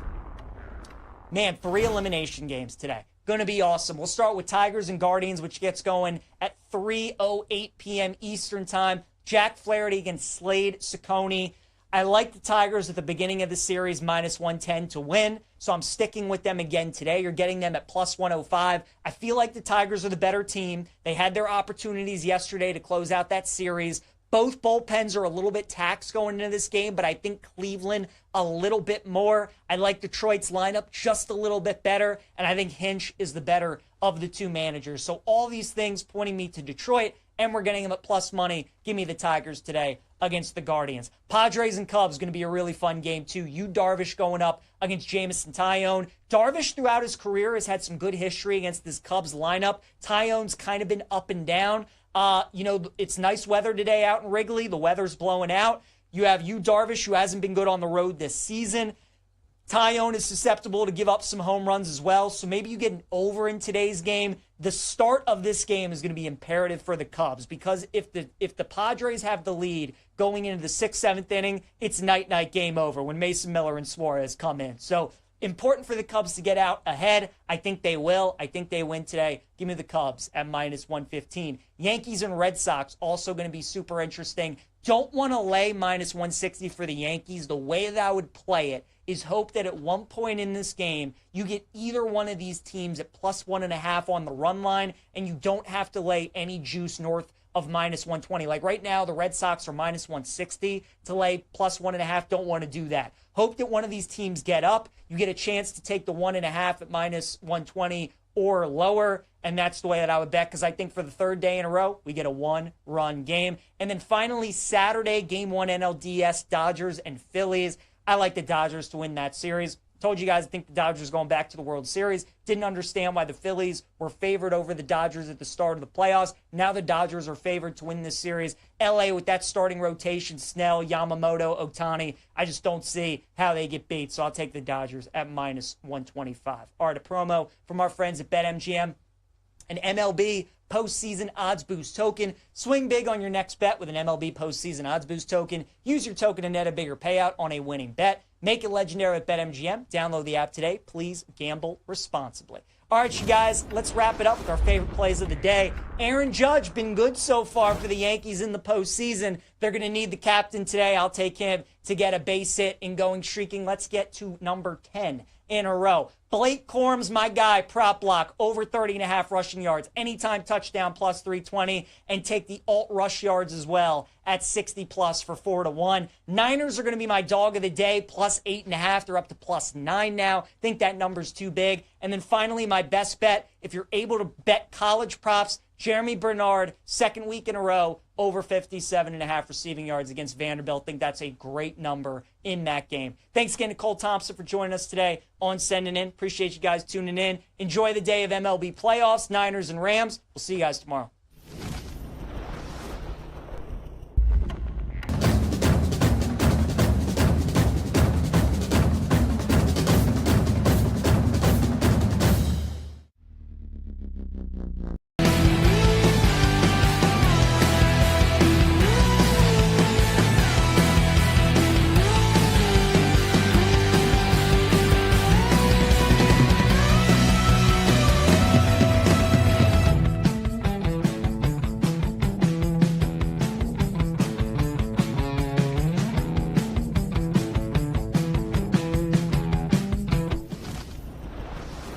Happy Thursday. Welcome to Send It In, presented by BetMGM. You're on the BetMGM Network. I'm your host, PJ Glass. We got a great show for you guys today. 3 playoff elimination games in Major League Baseball. We'll dive into those. We'll also give our initial thoughts on Phillies and Dodgers, which should be a terrific series in the NLDS. Thursday night football tonight between the Niners and the Rams. We will get to that here in a moment. Give out some plays that I like and a certain player that I'm targeting in Rams and Niners tonight. We will continue looking at college football week 6, NFL week 5, and then we'll wrap everything up with our favorite plays of the day. As always, any questions, any comments, any best bets that you guys have for us, chime in over the next 30 minutes. You can do so on Twitch, on YouTube, on X, at the BetMGM Network. And if you guys miss any part of the show today, as always, every episode is available for you on the Send It In podcast, wherever you get your podcasts. But let's get things rolling. As Glass is in session with our guy Cole Thompson as we go to the Glass for Guest line. Give Cole a follow on X at Mr. Cole Thompson, college football host for SEC Unfiltered. Cole, we got a couple of very intriguing SEC matchups this week. We'll start with the one in Tuscaloosa, where it's deja vu for the Tide all over again. Big win over Georgia, and then waiting for him on deck is Vandy. The question is, do you see this game going similar to how it was last year? Do you think Vandy has a chance to pull off the upset? Or do you think this time around the Tide take care of business and win by double digits? Yeah, PJ, Vandy 100% has an opportunity to get this upset win. It's kind of mind-boggling that we have a 10.5-point spread when we've seen Vanderbilt be one of the most dynamic offenses in college football. This is not your mama and pop scene. This is a new version of Vanderbilt football headlined by a psycho killer quarterback in Diego Pavia that will do everything and anything to guarantee his team a win. They're number 4 in the country in scoring. They're top 25 in total offense, red zone efficiency, rushing and passing, and they're number 7 in the country on third down conversions. They are an elite offense right now that is able to win with physicality and finesse. So Alabama is going to have to be prepared on stopping the rushing attack, headlined by number 2 on the ground. The difference in this game is, number 1, quarterback play, I think, is going to be night and day of an outlier in favor of the Crimson Tide.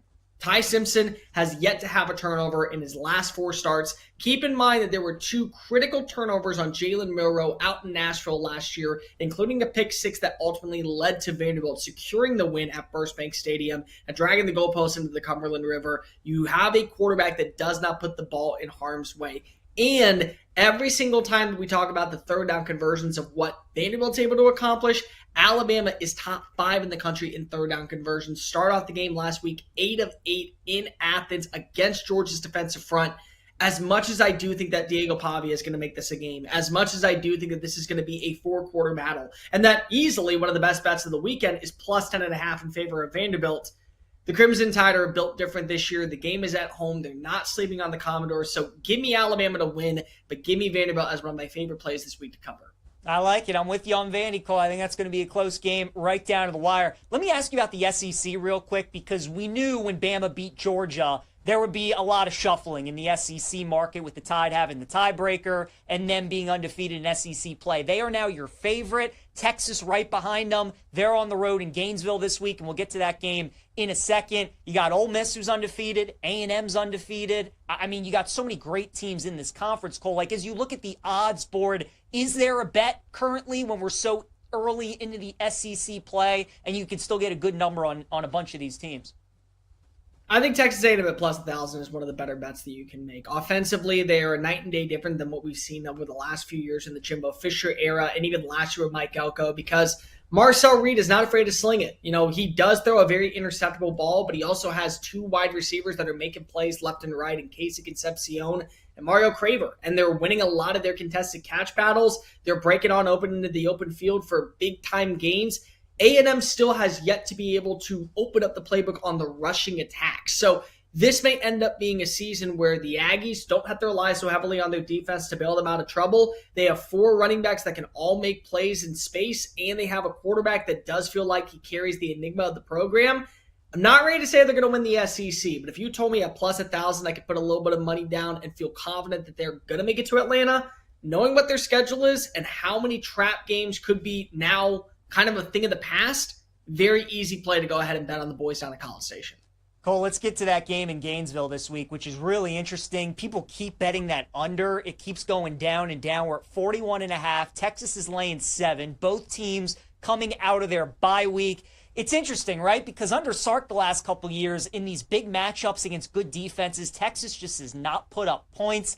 And then psychologically, you wonder where Florida's at. Do they feel like their season's over? Is Lagway healthy? Are they going to put up any points this week? How do you break down that game?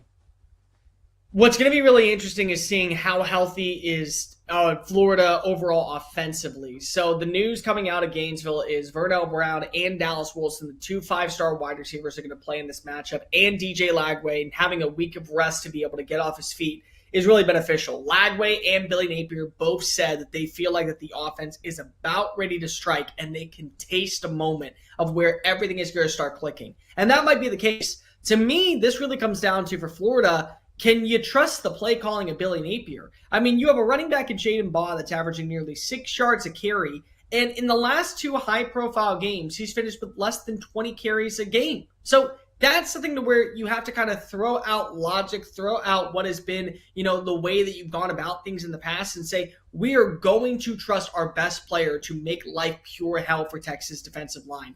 And so is Billy going to be willing to make some adjustments when it comes to his play design to bring in a 4-quarter game? For Arch, you got to be able to master and kind of bottle up what kind of success you had last week, 2 weeks ago when you faced off against Sam Houston State, over 300 passing yards, 4 total touchdowns, and bring that to Gainesville. This is a very good defense that likes to get after Texas backfield. They're going to make the offense one-dimensional. The good news is, if you're Texas, the star defensive line for Florida in Banks is going to be out for this game. So it's going to give you more time to throw. How are you going to be able to respond with now having Trey Weiser coming off an injury? Can you create those opportunities for those one-on-one battles downfield to Parker Livingston, to Ryan Wingo, to DeAndre Moore? And then once you're in the red zone, can you walk away with 7 points instead of settling for 3 points? I actually think this is going to be one of the more high-scoring games of the weekend. I am hammering the over at 41.5, and I think that Texas comes on in there and covers. They need this win more so to prove that they are the favorites and still a threat to go to the college football playoff. Because let's be real. Regardless of what the AP poll thinks, most people with the brain and eyes who watch college football do not envision Texas as a top 10 team right now. Can you go ahead and prove that you actually are when you have to face against a team on the road? Yeah, big little stretch here for Texas. They get Florida on the road this week, and then they get Red River next week against OU. Cole, another big game in Tallahassee this weekend, Miami and Florida State. The Canes are a 4.5-point favorite. FSU looking to bounce back from that loss to Virginia last Friday. What do you make of this game? Who do you like between the Canes and the Noles?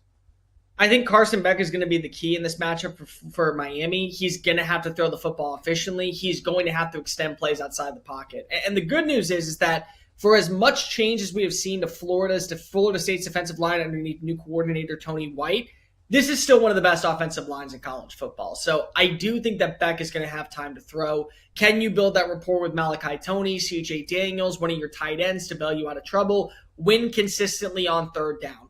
What I think for Florida State that's going to be so beneficial for them is Miami is yet to go up against a high-tempo offense, one that likes to get to the line of scrimmage in a timely manner, be able to run a play, then immediately get right back there. I mean, the first 3 offenses that they faced, they averaged 1.2 plays per minute.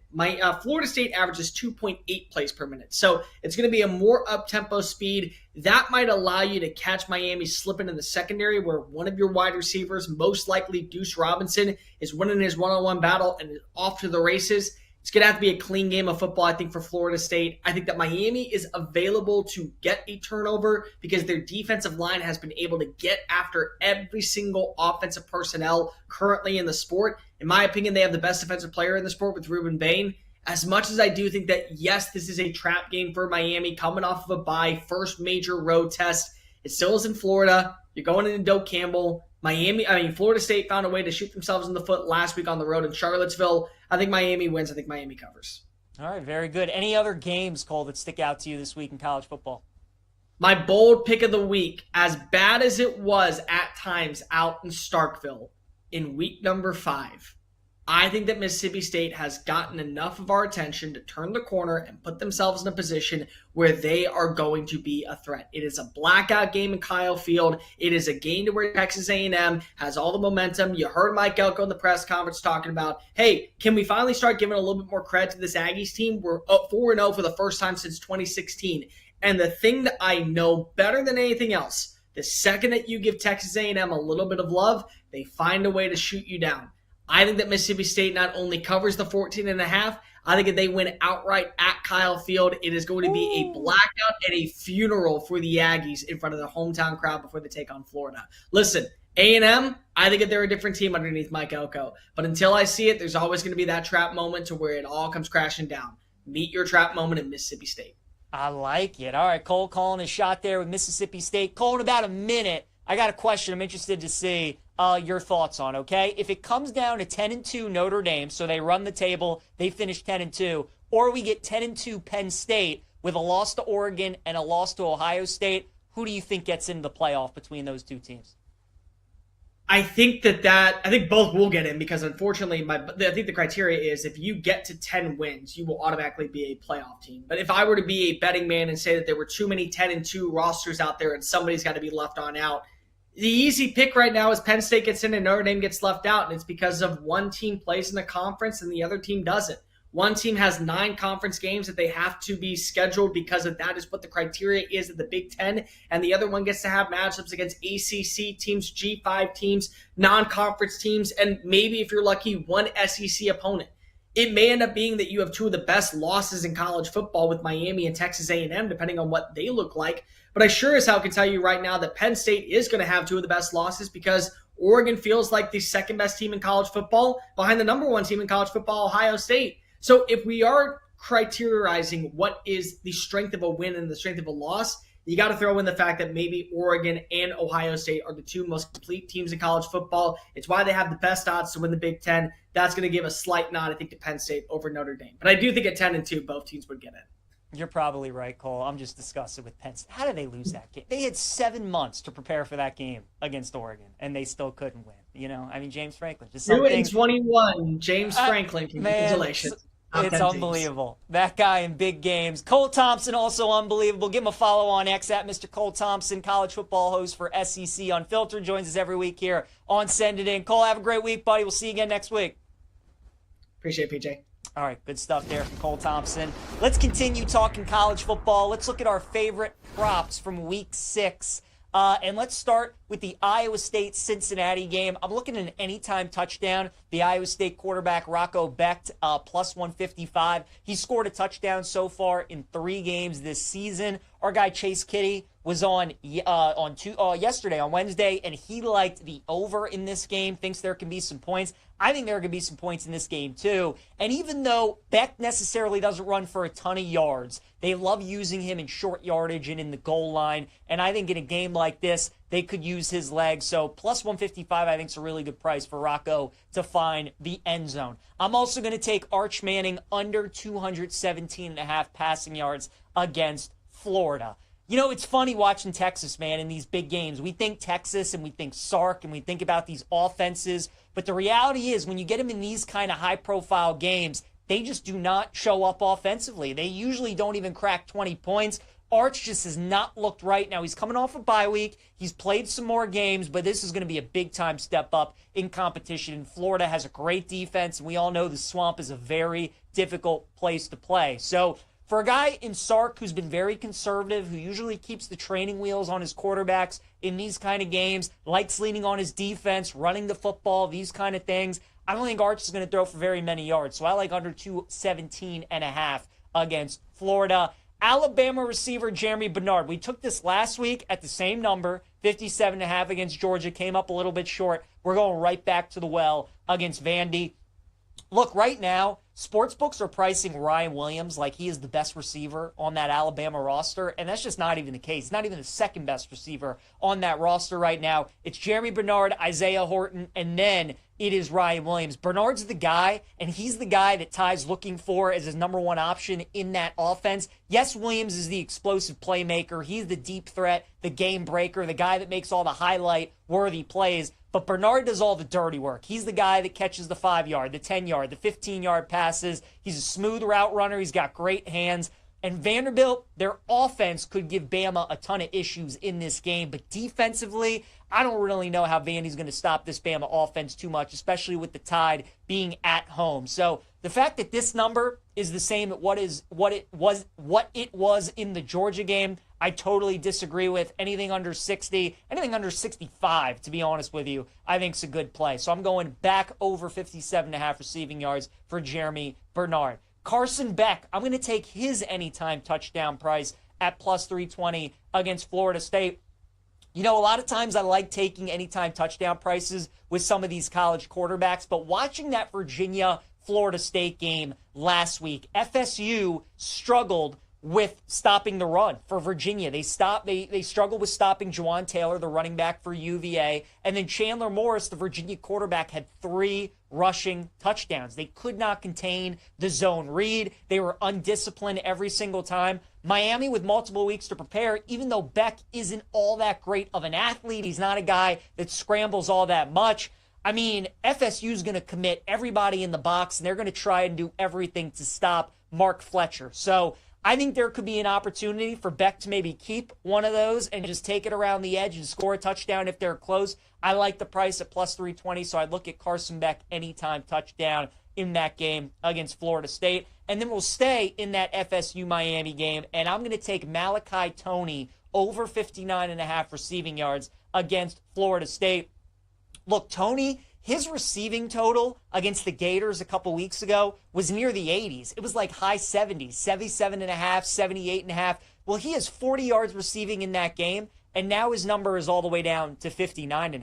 That just makes no sense. There's a 20-yard adjustment off of one game. This is Carson Beck's number one target. This is a guy who's been their best receiver all year. And again, Florida State's defense does give up a lot of yards. They do give up a lot of explosive plays. So I think this is a too low of a number. Toney over 59.5 receiving yards, I think, is a really good bet. I like that price. I like the Jeremy Bernard price as well. So a couple of good numbers you can get with some of the top receivers playing this weekend in college football. All right, let's talk Thursday night football. Rams and 49ers tonight in LA.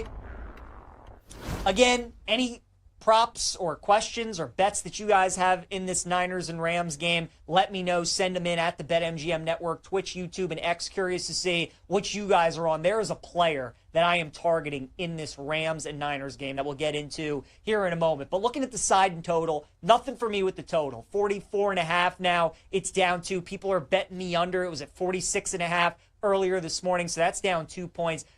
But now we're up to 9. The Rams are favored by 9 in this game. I mean, that is just way too high. I understand San Francisco is beat up, man. No Purdy, no Kittle, no Jennings, no Pearsall, no Bosa, obviously. Tore his ACL a couple weeks. I mean, they are missing a ton of guys on that offense. It's still a divisional matchup. It's still a short week. The Rams are coming off 2 pretty big games against the Eagles and the Colts, right? Now they got to turn around. I know McVay's been good on short rest, and he has beaten the Niners here as of late, but historically, Shanahan has had McVay's number. The Niners have played LA very tough here throughout the years, so I don't agree with the fact that this number is all the way up to 9. I think all the teasers are on the Rams in this game, and it's just blowing this line up to 9. So now that we're up to 9, I think that's a really nice price on San Francisco plus the points. So I would look at them tonight. Again, total, nothing for me there. And then in the player prop market, the guy that I'm looking at in tonight's game is Blake Corum. That is going to be my guy tonight for the Rams against the San Francisco 49ers. At BetMGM, his rushing prop is 30.5. You got to lay the juice at minus 135. I would lay the juice with Blake Corum. Something that's really interesting about what McVay and the offense have done with Corum here in the first 4 weeks of the season is they have increased his workload every game. He started the season with 1 carry against Houston. Then he went up to 5 carries against Tennessee. Then he had 8 carries against Philly, 9 carries last week against Indy. And now here we are on a short week, right? So you figure probably not going to use Kyron as much. They're 9-point favorites, so there definitely is some blowout potential, and they could just run the ball with Corum and get him there in garbage time. I think there's a lot of value on Corum with the fact that his workload keeps going up, his carries keep getting increased week after week, and the fact that they're nearly a double-digit favorite, this game could be a blowout, the fact that it's a short week, all these things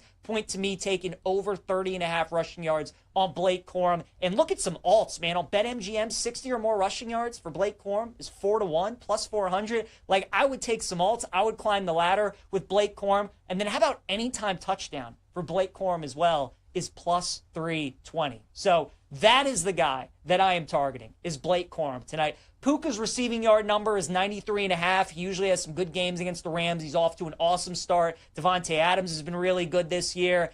You know, I don't really want to get involved with any of those guys because, again, even though I do like San Francisco tonight, this game could be a blowout. And then offensively, I mean, there's not really much to like with San Francisco on the prop side of the ball. McCaffrey over receptions was something I was interested by, but at BetMGM, over 6.5 is minus 150. Like, I don't want to lay that kind of juice for 7 receptions. Who knows what kind of receiver is going to step up tonight with all the injuries that they have. It's a tough game for props when you're looking at San Francisco, but the Blake Corum angle for tonight's game, that is where I'm looking. I think he could have a nice game for the LA Rams. So taking his over rushing yards 30.5, taking his alt numbers 60 plus is like 4-1, and then taking his anytime touchdown at plus 320, 19-1 first touchdown as well if you want to play that. I think that's a really nice play, and that is the guy that I'm targeting tonight, Blake Corum. If he has a big night, we're going to have a big night in Rams and Niners. All right, let's get to our daily fantasy lineup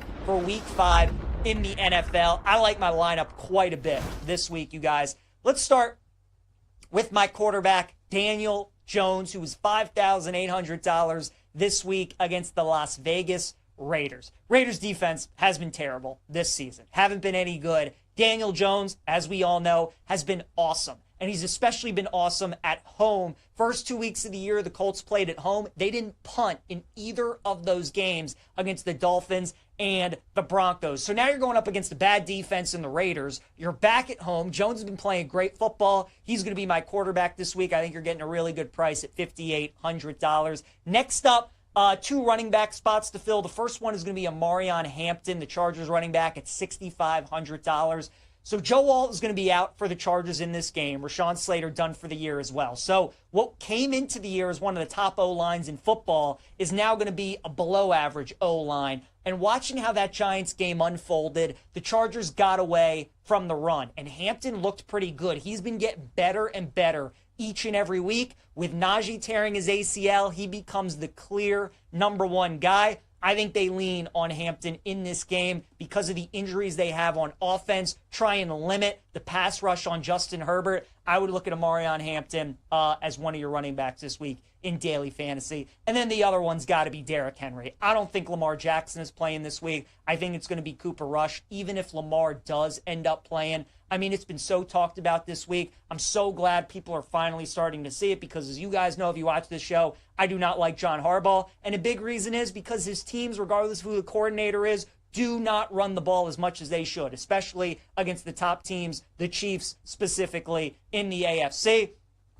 You got to run the ball this week, man. I mean, your offensive line's terrible. The pass protection is abysmal. You probably have the worst defense in the NFL. So what's a good way to limit the pass rush on the opposing pass rush and also keep your defense on the sideline? That would be running the football. Derek hasn't had that many carries the last 3 weeks. He's fresh. He's ready to go. You're 1-3. You're going to be without Lamar most likely. Feed the king. I think that's what they do. Derrick Henry, Marion Hampton, my 2 running backs this week. Nico Collins, I'm going to plug him in at wide receiver at $6,800. Yes, Stroud hasn't been good this year. Yes, the Texans offense hasn't been good this year, but everybody has been cooking the Ravens defense. So if you see a number 1 wide receiver on the other sideline, just take them against the Ravens until Zach Orr is fired or until, they figure something out like they did in the second half of last season. But I'll take Zach Collins at my first wide receiver position. I'll also take Quentin Johnson, man. Guy has turned around his career a little bit. He's had a terrific season so far for the Chargers. He's scoring a bunch of touchdowns. He's their big play wide receiver. And against that Washington defense, I think he could make some plays this week. So we'll take Quentin Johnson. How about Chris Olave? Very quietly having a very good season for the Saints.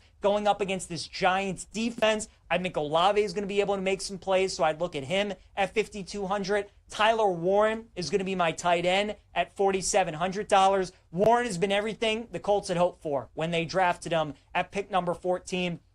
He has been a terrific security blanket for Daniel Jones. And I think in this game, he's going to have a lot of targets, receptions. I expect him to score a touchdown. I think that's a nice price on Tyler Warren. Cam Scatabo is going to be my flex at $5,000. Look, $6,000. Scatabo has been terrific so far this season. He has been the spark plug that the Giants have needed offensively, and he's looked a lot like the guy that we saw at Arizona State. Now that you have Jackson Dart in there, and he always has the threat of the run, it just opens more things up for Scatabo. I think he could have a big game. And then defensively, I'm taking the Saints defense. They're the second cheapest option this week, which I always like. Every time I'm picking a defense, I always scroll to the bottom. And I say, what's the cheapest defense that I can choose that I think has a chance of having a very good week? The fact that the Giants are coming off a win, they're drunk, fat, and happy. They're feeling good about themselves. Scatabo or Jackson Dart just had his first NFL win, but now he's got to go on the road for the first time. I'll look to fade that, so I'll take the Saints defense to round out my fantasy lineup. So here we go for week 5. This is the squad. Daniel Jones at QB, Marion Hampton, Derrick Henry at running back, Nico Collins, Quentin Johnson, Chris Olave at wide receiver. Tyler Warren's going to be my tight end. Scatabo in my flex, and Saints defense to round out the squad for week 5. All right, let's get to some playoff baseball here on Send It In. Man, 3 elimination games today. Going to be awesome. We'll start with Tigers and Guardians, which gets going at 3:08 p.m. Eastern Time. Jack Flaherty against Slade Ciccone. I like the Tigers at the beginning of the series, -110 to win, so I'm sticking with them again today. You're getting them at +105. I feel like the Tigers are the better team. They had their opportunities yesterday to close out that series. Both bullpens are a little bit taxed going into this game, but I think Cleveland a little bit more. I like Detroit's lineup just a little bit better, and I think Hinch is the better of the 2 managers. So all these things pointing me to Detroit, and we're getting them at plus money. Give me the Tigers today against the Guardians. Padres and Cubs going to be a really fun game too. Yu Darvish going up against Jameson Taillon. Darvish throughout his career has had some good history against this Cubs lineup. Taillon's kind of been up and down. It's nice weather today out in Wrigley. The weather's blowing out. You have Yu Darvish, who hasn't been good on the road this season. Taillon is susceptible to give up some home runs as well, so maybe you get an over in today's game. The start of this game is going to be imperative for the Cubs, because if the Padres have the lead going into the 6th, 7th inning, it's night-night game over when Mason Miller and Suarez come in. So important for the Cubs to get out ahead. I think they will. I think they win today. Give me the Cubs at -115. Yankees and Red Sox also going to be super interesting. Don't want to lay -160 for the Yankees. The way that I would play it is hope that at one point in this game, you get either one of these teams at +1.5 on the run line, and you don't have to lay any juice north of -120. Like right now, the Red Sox are -160 to lay +1.5. Don't want to do that. Hope that one of these teams get up. You get a chance to take the 1.5 at -120 or lower, and that's the way that I would bet, because I think for the 3rd day in a row, we get a 1-run game. And then finally, Saturday, Game 1 NLDS, Dodgers and Phillies. I like the Dodgers to win that series. Told you guys I think the Dodgers going back to the World Series. Didn't understand why the Phillies were favored over the Dodgers at the start of the playoffs. Now the Dodgers are favored to win this series. LA with that starting rotation, Snell, Yamamoto, Ohtani, I just don't see how they get beat. So I'll take the Dodgers at -125. All right, a promo from our friends at BetMGM. An MLB postseason odds boost token. Swing big on your next bet with an MLB postseason odds boost token. Use your token to net a bigger payout on a winning bet. Make it legendary with BetMGM. Download the app today. Please gamble responsibly. All right, you guys, let's wrap it up with our favorite plays of the day. Aaron Judge, been good so far for the Yankees in the postseason. They're going to need the captain today. I'll take him to get a base hit in going streaking. Let's get to number 10 in a row. Blake Corum's my guy, prop block, over 30.5 rushing yards. Anytime touchdown plus 320, and take the alt rush yards as well at 60 plus for 4-1. Niners are going to be my dog of the day, plus 8.5. They're up to plus 9 now. Think that number's too big. And then finally, my best bet, if you're able to bet college props, Jeremy Bernard, second week in a row, over 57.5 receiving yards against Vanderbilt. Think that's a great number in that game. Thanks again to Cole Thompson for joining us today on Sending In. Appreciate you guys tuning in. Enjoy the day of MLB playoffs, Niners and Rams. We'll see you guys tomorrow.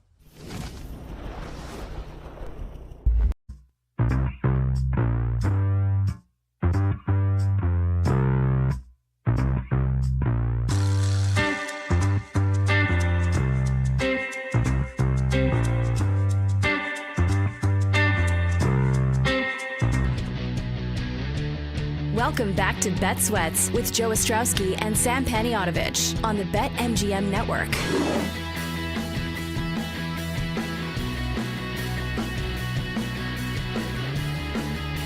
Every Friday at 11, Kelly in Vegas drops by, gives her favorite college plays. We talk some NFL as well. She's got a busy weekend, so she was kind enough to join us today here on Thursday. This is Bet Sweats, BetMGM Network. Joe Ostrowski, Sam Paniotovich. Kelly, you were kind enough to also link us to Gracie's 3-hour or 4-hour video the other day. And Sam was stuck at a wedding. And all I see on Sunday on my timeline at one point was a Gracie video with her views on the Chiefs and the Ravens. And then Sam's reply, Cliff Notes, please. And I'm like, of course you're supposed to listen. It wasn't 3 or 4 hours. I think it was like 40 minutes. But of course I like scrolled through. I took my own Cliff Notes real quick. He calls and he's like, all right, what are we doing? I was like, we're going to hammer the Chiefs. I already played them in my contest. I go, this is just a little extra push I needed to know that the stars were going to align for Kansas City. And boy, did they ever. I mean, Lamar Jackson getting hurt, the Ravens defense being banged up. Sam texted me like right after that first Ravens score and is just like, really? Like, well, that was fun while it lasted because they marched right down the field and scored. And that was really about the only sweat that involved for 4 quarters. That was a lot of fun. And then I basically told everybody at this wedding who had been asking me all day, what's the move? What's the move? And I was punting. And then once you and I talked and I knew that Gracie had the stamp on it, I told everybody at this wedding. Oh, I love that. Yeah. So Gracie. So then you're the hero of the wedding. Well, Gracie was the real hero. Oh, well, I'm glad you gave her credit. She deserves credit with her lovely witchy powers. And I always appreciate when she has some insight because you have to remember the Chiefs is her team. So whenever there's some bad stuff, which there were a couple things in there that she did say like, hey, this could go wrong. That could go wrong. I always appreciate the unbiasedness from her. And she gave out Worthy's number, and he was the biggest impact in the game. Like, it was a complete game changer, just having him available. Chiefs looked awesome. So I made a prediction earlier in the show. I said, when Kelly joins us at 11, she's going to say, I'm shoving on the Rams in Survivor. Are you shoving? So I am not shoving. I am going to play some Rams tonight. I have elected not to shove. And here's the reality. The Niners are beyond banged up, right? They're down receivers. Why is Sammy laughing at me? This show has been so stupid. It's so funny to hear. I am not shoving. I don't know why that's so funny. It just is. Oh my gosh. Well, regardless, here's the thing. We're getting to the point of the season where I've said to you guys on the show, I think people are trying to get a little too tricky with some of their stuff. Sammy, I was watching you earlier this morning and I thought, You're right. What are you doing picking 1-point underdogs in Survivor when a double-digit favorite's available? Like, don't do these things. And that's kind of where I'm at with the Rams. This is still a divisional game. The Niners playing without a hurt Brock Purdy might be better. Mac Jones did well for this team in his 2 starts. This is a CMC type game. Rams have a solid run defense. I think this could be closer than the final spread indicates, right? I think the whole world's going to want to tease the Rams, myself included. And I'm doing a lot of teasers again this week in the NFL. So on Splash, I've got 6 or 7 in that $1 million pool. I'm going to do 2 Cardinals, 2 Colts, maybe 3 Rams. I've got a bigger Survivor pool that I've been in for the last decade. Nickel buy-in, over $100,000 in prizes. I've decided I'm going to use the Rams there. But I think we're going to do the 5K at Westgate with the Rams. My partners and I decided that yesterday. And then kind of take a different route with Circa in those 2 picks over there.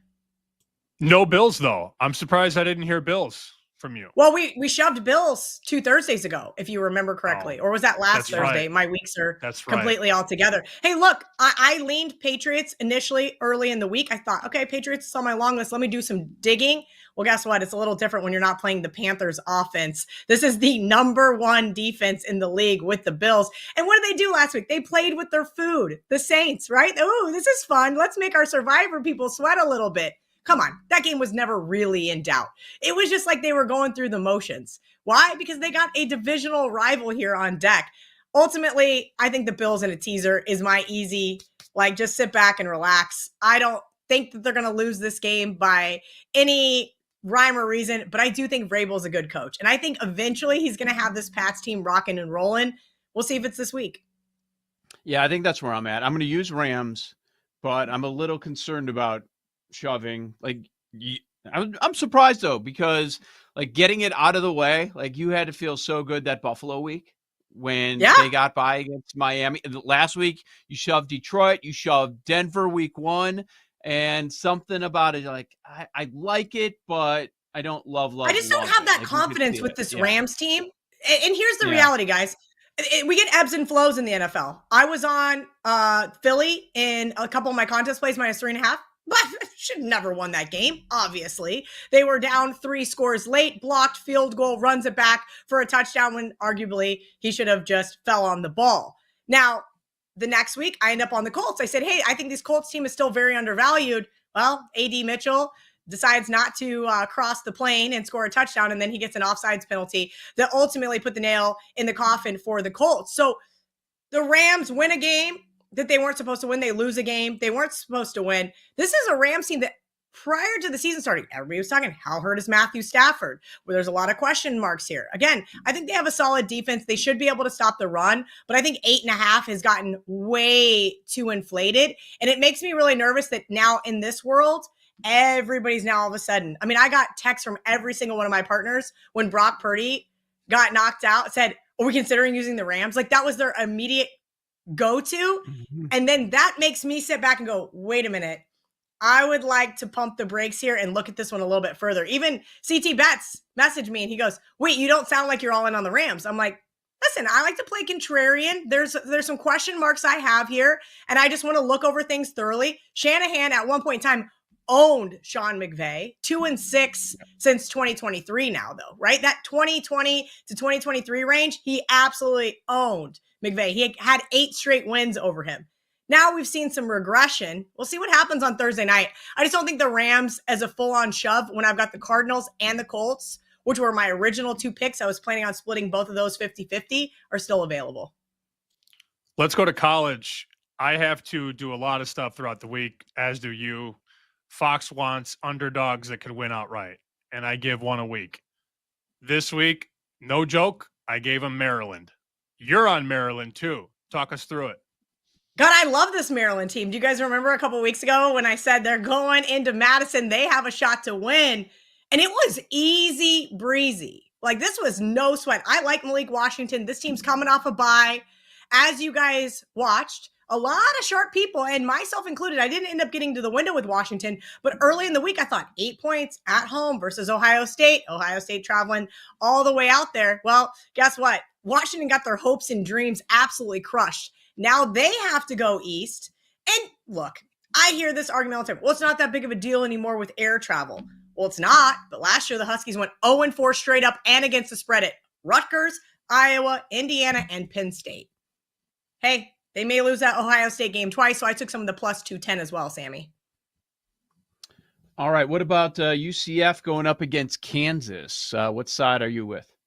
There's a really good chance that I'm still just kicking myself for not betting Cincinnati last week. I was watching the game with my dad, and he's like, I can't believe you didn't bet Cincinnati. I don't know, Dad. I haven't seen enough from Cincinnati. You can't just blindly bet against KU every time I get a chance. But you know where I can blindly bet against KU? On the road. Lance Leipold, since he's been the head coach of Kansas, just bet against him on the road. 1-4 as a road favorite, 8-16 against the spread. Look, one could argue this Jayhawks team is going to bounce back. That UCF defense was not good against my Kansas State Wildcats, but you know whose defense is even worse? The Jayhawks. There has been twice this season they have been gashed for almost 600 yards. It's just appalling. You've got Montgomery and Nixon. I think that two-headed monster in the backfield for the Knights is going to run all over the Jayhawks. They've got a top 20 team in total defense. So as long as their secondary doesn't get gashed by Jalen Daniels, I screw that up every single time. I think we can take some plus money here with UCF. I love the plus 5.5. This is the CT Bets and Kelly in Vegas Bowl. Kansas State at Baylor. Joe, who do you think Kelly likes? Listen, I have been the most critical person on this team. I am the most critical K-State fan this season. I said it. This is the Aer Lingus curse. I never want to see my team go international ever again. We saw it with Nebraska. We saw it with Florida State. Yeah, well, Sammy, Joe, it's week 0. We haven't been to Dublin yet. Guys, you want to take 6.5 in Waco versus Baylor? And this is all of us being high on Baylor. I took Baylor over 7.5 wins. Would you take 6.5 prior to week 0 in Waco? Yes. Okay, so let's talk about what happened versus Army and North Dakota and Arizona. Those games were without Dylan Edwards. What happened with UCF? He came back. And what we saw last week, even though that secondary got gashed multiple times, Dylan Edwards, 2 touchdowns, opens up that running game, not only for himself, but a guy named Avery Johnson. I think this K-State team is going to get back to their winning ways here, and it starts in Waco. Take them plus 6.5. K-State, you know what they do when they go to Waco? I've been to at least a handful of games there. If they're a favorite, they're going to lose the game. If they're an underdog, they're going to win the game outright. That's just how it has been working since Chris Kleiman came to Manhattan. Look for K-State plus 6.5. And of course, little 190. A few more minutes here, Kelly in Vegas. This is Bet Sweats, Joe O, Sammy P. An NFL total that you like. Where are you going? Oh, man, you guys, have you been following along on Thursday Night Football and Sunday Night Football? These have been great, or excuse me, Monday Night Football. Let's exclude Sunday Night Football because those love to go over where we get insane games in the 40s each, in the 80s in total. So we're going to omit those. But on Monday nights, these unders have been great. Both of them cashed again. Last week, I was on the under in the Broncos game. And this one seems no different. We just talked about the Chiefs starting off, right? What did we see from Kansas City? Yep, they stifled that Ravens offense. And I think they're going to do the same thing to Jacksonville. But the good news is Jacksonville also has a top 10 defense. I like this game to go down to the wire. We're going to call it 21-20 final, but I like this under here. This is a Monday Night Football home underdog that may be barking, but I think this is going to be a rock fight between these two defenses. So, final answer on the Survivor. Joe's thinking Rams. I know you said you're not shoving Rams, but like of the portfolio you have, like what's the pie chart look like, you think, by the time we get through tonight?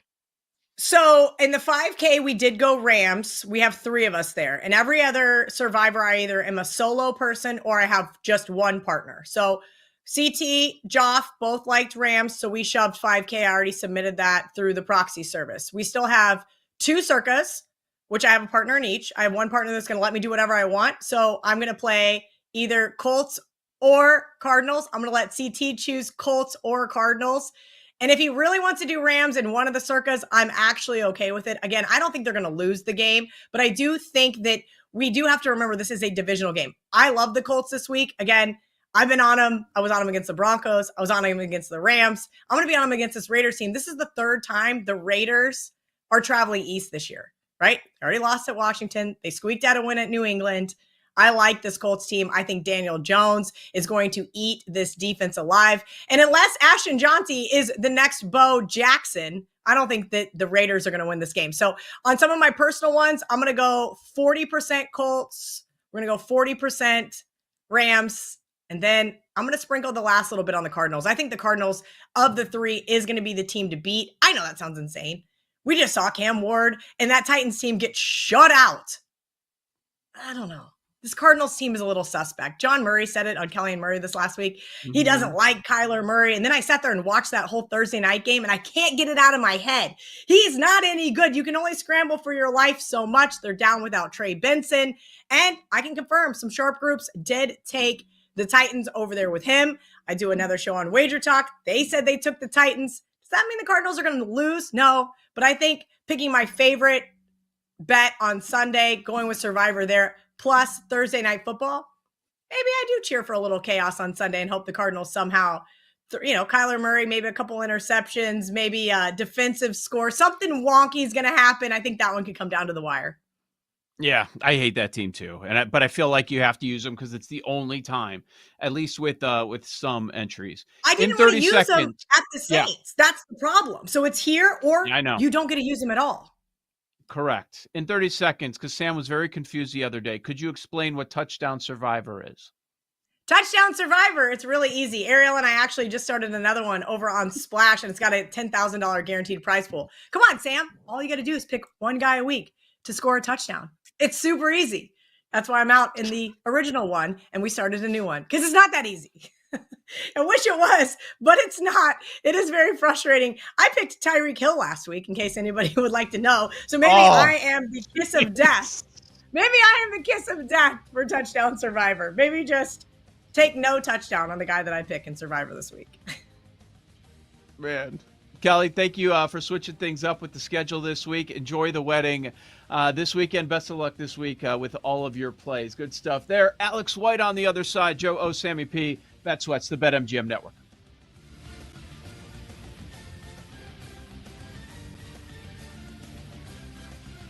You're listening to Bet Sweats with Joe O and Sammy P on the BetMGM Network.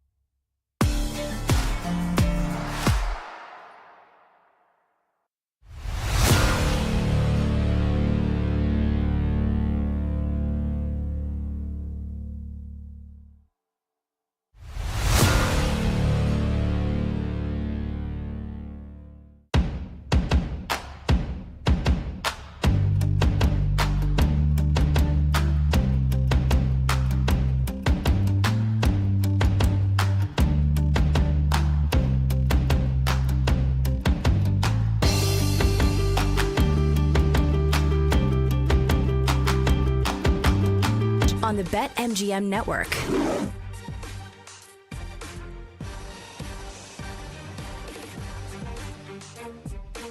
It's perfect when we could talk both college and NFL with some great minds in the sports betting industry. We did that with Kelly in Vegas. And now joining us, we've got Alex White on the show. Sports betting handicapper will hit college, then the NFL. Alex, thank you for joining us here on Bet Sweats. Let's start with how the season's gone for you. How are your numbers looking? You have to make adjustments. It's always challenging. We're like about a month in with the NFL. It's like, okay, we have to adjust the Colts. We have to adjust this team, that team, but you don't want to adjust too much. Same thing with college. So how's it been going for you so far? Pretty good. Honestly, I think having not as good of a year as the last 2 years and really trying to adjust quickly and know these teams, but the NFL feels like a hot mess, to be honest.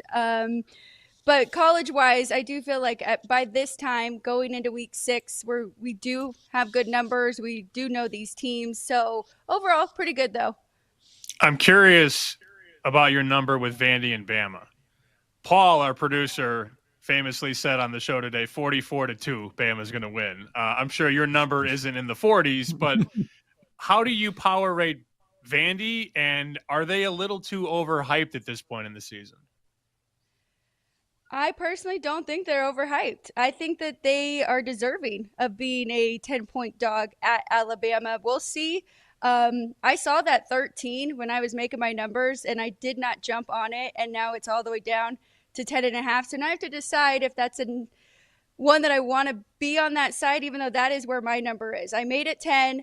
Alabama is still my third best team, so I've definitely been pretty aggressive moving Vandy up. Now, Sam, you get my dad's power ratings. He's not really in the same boat. He hasn't been as aggressive moving Vandy. So we'll see. I'm just 40 points a game, 24 points they're averaging in the second half. I'm just impressed with them. They don't take their foot off the gas. They just keep going. They're conditioned. They're physical. I think they'll be ready for this one as well. Do you like them at 10.5? I'm leaning. I'm debating. Even Kalen DeBoer, in his best years at Washington, that Michael Penix run, they didn't blow teams out, right? They won a lot of close games, and I could see this being another close game. I think that Vandy's offense can hang in there with Bama, and they can kind of go back and forth, and I can see Bama winning this by 7 or 10 points. So I think there might be some value there still with those points. We've seen a lot of money so far this week, and I'm sure you've seen this because you're sitting in the South Point right now. The under in Texas, Florida, which was 43, no longer 43, 41 at a lot of shops right now. And I think that's the narrative, right? These teams can't score, and we trust their defenses. What do your numbers have on Texas and Florida? So not as high on Texas. I actually have them 4 right here against Florida. I haven't been betting the Gators a lot either. I did fall into kind of that line move where it was a late line move. All the money came on Miami, and I jumped in at 9.5, and that was a bad mistake, right? But other than that, I've been very cautious with them, and now they get a week off coming into this game. I do think it is going to be their defense, if anything, to keep them in this one. So I totally understand the line move for the total going under here. I don't know. Billy Napier's job, I'm leaning to taking those points too. But again, Sammy, a lot of these are this is where you use other people's power ratings, right? And they kind of keep you off these bets. My dad's got it right there at 7. My grandpa's got it even higher, Texas at 10. So I'm the low one here. Now I got to decide if I'm trusting just my number or if I'm kind of using an average of the 3. I like the dog, Joe. We talked about it. I know you do. Yeah. I know. Okay. I can't get there. Like, I've seen Florida at this number so many times, and they had no chance. But I understand where you're coming from. When Alex says my dad, she's talking about her father, Kenny White, who's been making numbers forever in this racket. So that's what she's referencing. What about Miami, Florida State? You've got Florida State off the loss. Miami's been sitting around waiting on this. The number gets knocked down this week. So we sit here at 4.5. I saw a couple shops decided to go with 4, making Miami the road favorite. What do you think? I might hate myself after this one. I'm taking the points here with Florida State. I wish we were getting a little bit more, but I didn't make Miami that high. I made them 2 here. So that's a 2.5 point difference for me. I think Florida State is legitimately good. And here's the other thing. I'm probably going to be on Virginia once again, just like I was last week. I don't think Florida State lost to a bad team. I think Virginia is actually really good. And Chandler Morris, I mean, we saw it last week against this Florida State team. I also think Florida State will get up for this game. They were physical against Alabama in game 1 to get that win. So I like both of those 2 teams as dogs this week. Hopefully I don't hate myself like I did when I took the Gators against Miami, though. If you had Carson Beck Heisman, though, you'd probably feel differently about this game, wouldn't you? Maybe. You know, we're talking about Florida as being a contender for a national championship. I just don't know if I'm there yet, but they do look like a whole complete team. It's not even a Mario Cristobal thing. It's just, I actually am a believer in this Florida State team that they have the talent. I mean, last year was just a disaster, but I think they can keep this close. And I'm not calling it outright win here by any means, but maybe a field goal game. If not, if Miami runs away with this, then they're definitely moving up in my power ratings, and it's a time to really consider them that they can win this national championship. What about Notre Dame Boise? Notre Dame, wow, did they impress on the road last week? And now they're laying 20.5 against Boise. What do you think? So this is typically a spot where we'd want to take the points with Boise, right? They're good in this role. They always get up for this type of game, but I can't do it. I can't jump in either side. I think that number is just right here. Very impressive Notre Dame last week. I was on Arkansas, so that one really hurt because they just fell apart there. But yeah, this is a stay away from me. I don't know. Are you guys interested in the dog in this one? No, I laid 20.5. Well, at this point, right, Notre Dame, 2 losses. We're kind of thinking style points from here on out. And we saw it last week. That offense looked awesome. I think they actually have the horses to do it. Yeah, they need to win big in a lot of these games because they have to prove to the committee that they belong. And I think it's very important. We have to understand the committee cares more about how you finish than how you start. And if they can come in 10-2, here's the resume. We've blown a bunch of teams out, and we have 2 losses early in the season with a young quarterback. That's important for Notre Dame. And I don't know how many stops Boise's going to get, Alex. That's my thing. I don't know how many times they're going to be able to get off the field on 3rd down. No, I agree with that, definitely. And it's been a struggle for Boise so far this year. So we'll see if they're still the favorite for the Mountain West, and still a lot of time. But I'm interested to see how they do in conference play, even though the Mountain West definitely looks a little down this year. We've spent a lot of time talking about the Heisman. Part of it is because the favorite changes every week, and it's for good reason. We had that scenario once again this week. Now you get the favorite. You get more. And you had a big move with Bama, and you have the Mateer injury, which certainly played a big deal a couple weeks ago. Now they're like, well, he might be ready for Texas. What do you think big picture-wise with this Heisman race?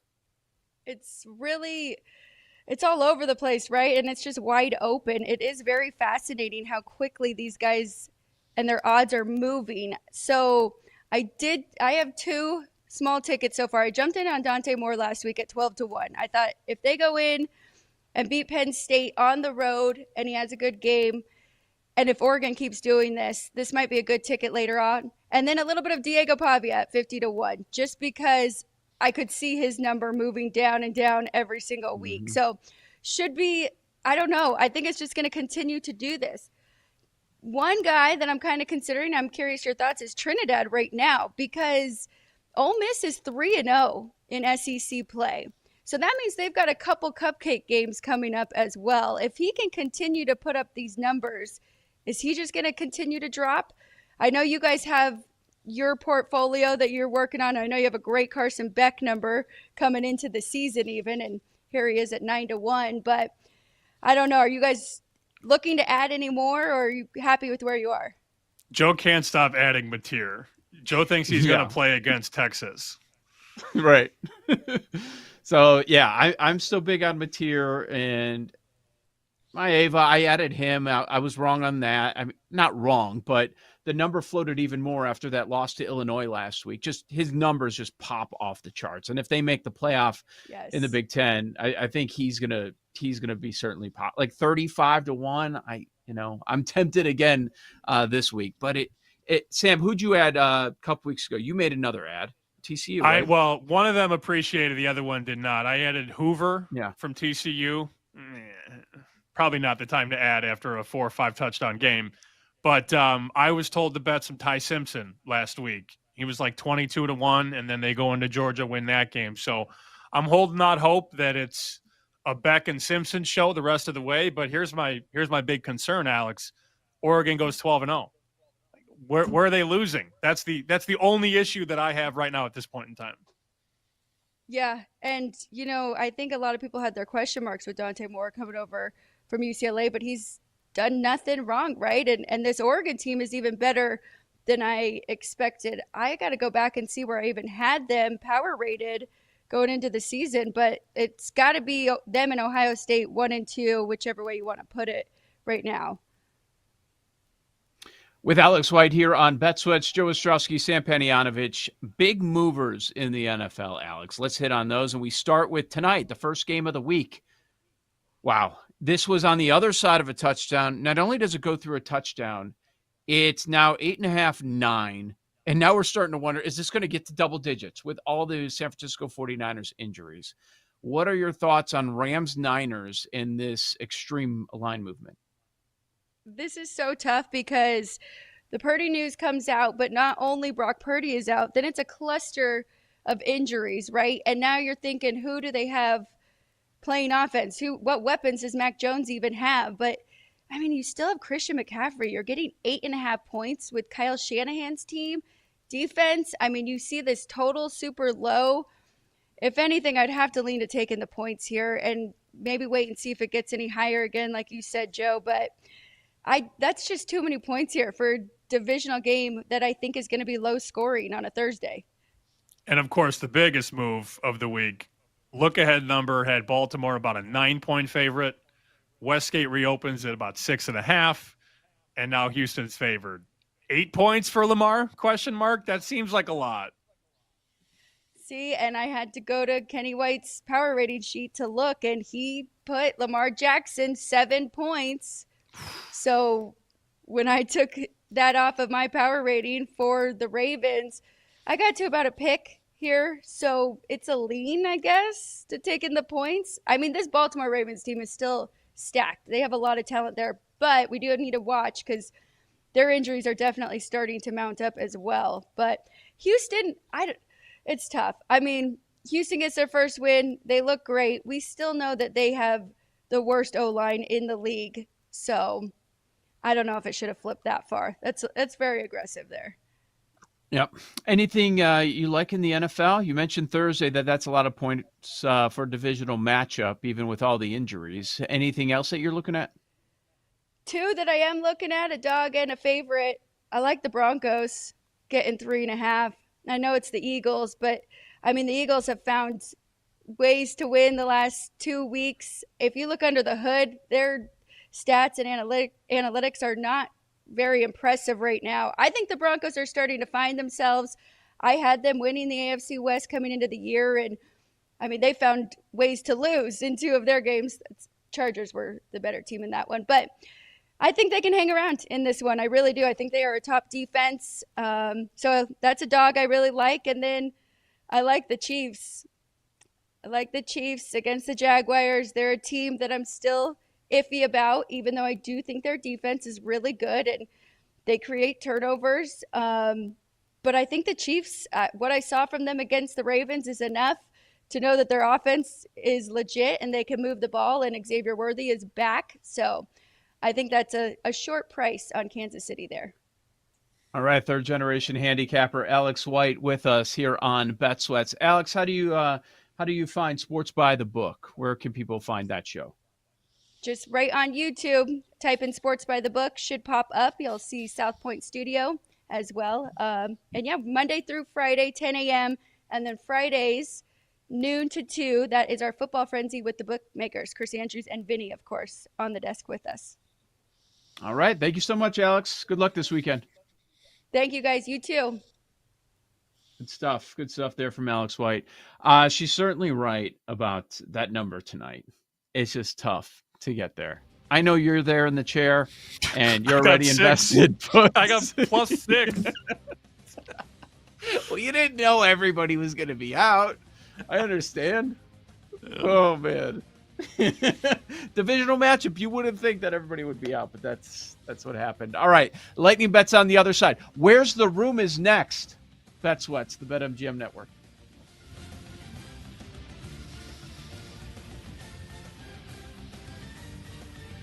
You're listening to Bet Sweats with Joe O and Sammy P on the BetMGM Network.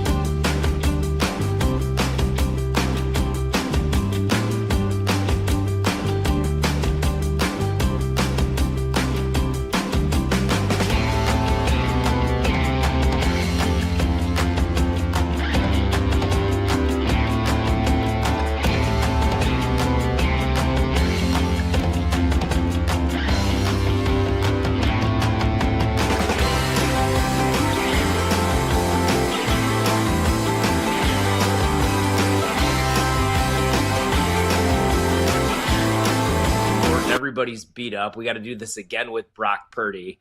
What's scary is betting under right now in a Rams game because Puka Nacua looks like a legitimate threat to win Offensive Player of the Year. We talked about this last night as well with Jared Smith. I mean, the route running is so crisp, great hands. And Devontae Adams, I know that he's even been hobbled, but has not lost a step at 32 years old. Matthew Stafford.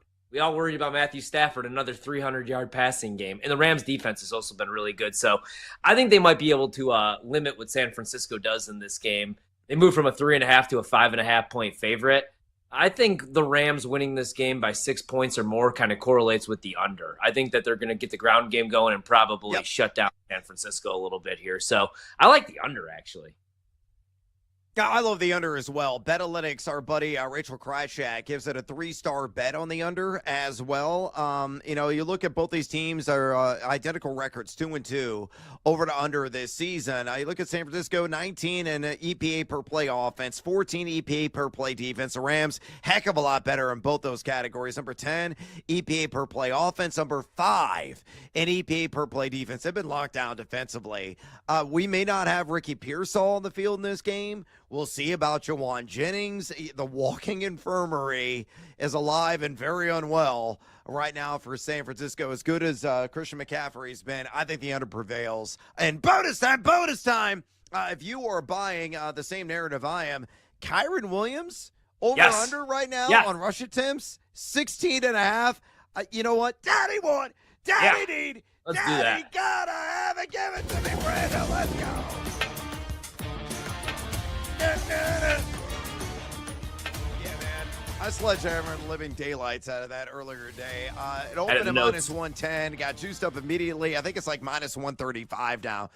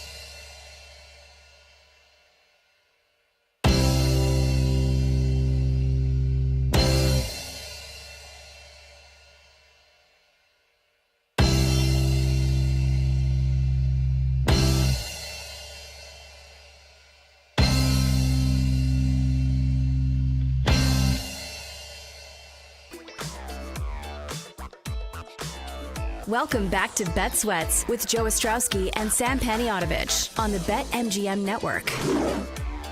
We were laughing about so many random things. I forgot we have lightning bets coming up. I was like, oh, I didn't get my bets together for what we're going to do in lightning bets here. We got to go, where's the room? But I know, Sam, you heard from somebody who's listening or watching the show, and you wanted to share their observation that they had.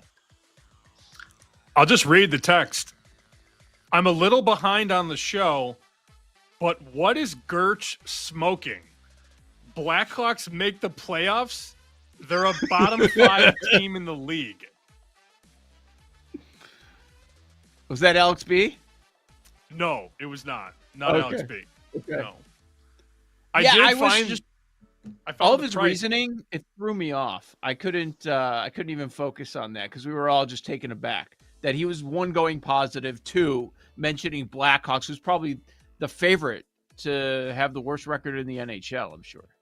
Yeah, I saw the price to be the team with the least points. They have the shortest odds at 2-1.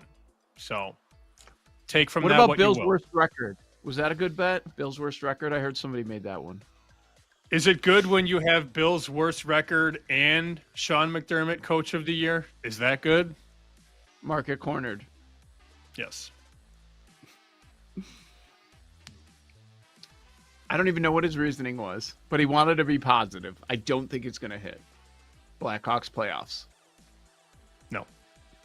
No. I don't think so. All right, let's bring in Paul before we get to our lightning bets. Paul Aspen, hop on in. Tell us where the room is at for Thursday night football. The game's a mess. A lot of the star players or players that would be bet on in prop betting, not going to be on the field. What are they doing? All right. Well, let's start with this, because this guy's name was brought up. A little teaser for you. Most bet player to score a touchdown at BetMGM. Devontae Adams at plus 125. Yep. Now for the most bet props at BetMGM for tonight's game. Number 5, CMC over 16.5 rushing attempts. Don't have the juice in front of me. So they're going to be in the game then, apparently? If you're going over 16.5 rushing attempts with a point where you're a 9-point dog, it's idiotic. I might go the other way on that one. Okay. Number 2. Most bet prop BetMGM. CMC over 6.5 receptions. You guys talked about this one a little bit. Okay. Yep. So 2 CMCs to get things going. Not Number good 5 for and my number McCaffrey 4, right? Offensive Player of the Year ticket. Uh-oh. You thinking something real bad happened? Yes. Yeah. Oh, boy. Okay. Number 3, DeMarcus Robinson over 28.5 receiving yards. That's funny. It's number 3. That's not because I guess he's the number 1 receiver tonight. Okay. That's a minus 110. Blake Corum over 30.5 30.5 rushing yards. So the second most popular prop bet, second and third, is on a receiver to go over 28.5 and a runner to go over 30.5. Okay. Minus 135, by the way. Of course. All right, what's the last one? Most popular prop bet. This is good. Brian Robinson Jr. over 17.5 rushing yards. That's the one. That's the loser. No doubt. Yep. So blowout, they're thinking the second running back comes in? I don't know what they're thinking.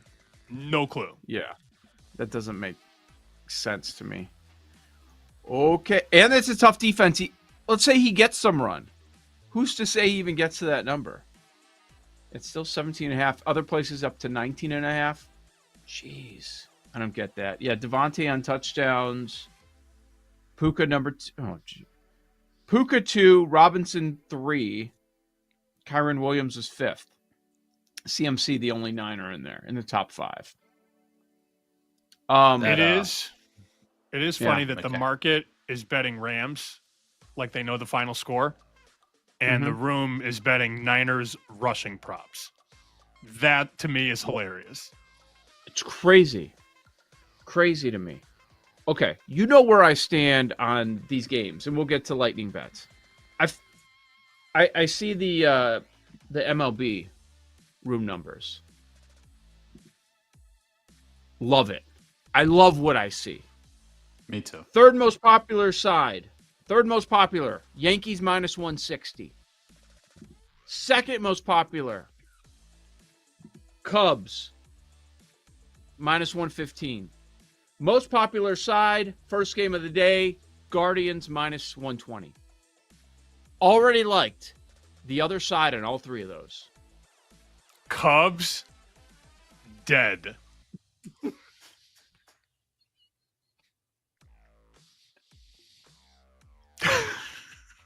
What? What do you want? Let's do our lightning bets. Padres money line. Ship it. That's the bet. I like the Tigers.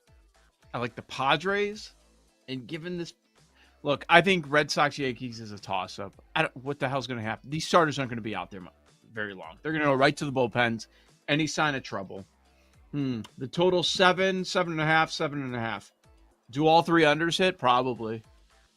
Right? It's not going to be in a position where you can get a ton of runs. I don't really see it. In particular, I do like the unders in the Detroit, Cleveland, San Diego, Chicago games. And I like the road dogs in both of those games. That's where I'm at. Let me also throw out Penn State minus 24.5 at UCLA.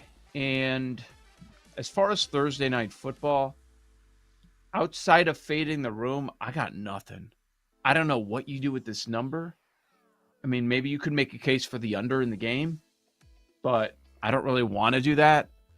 I'm just going to go against these random room plays because if I'm going to be confident in the room, you would think it would be tonight when nobody knows what the hell is going to happen, who's going to be on the field, but they have opinions on all these backup running backs. Makes no sense to me.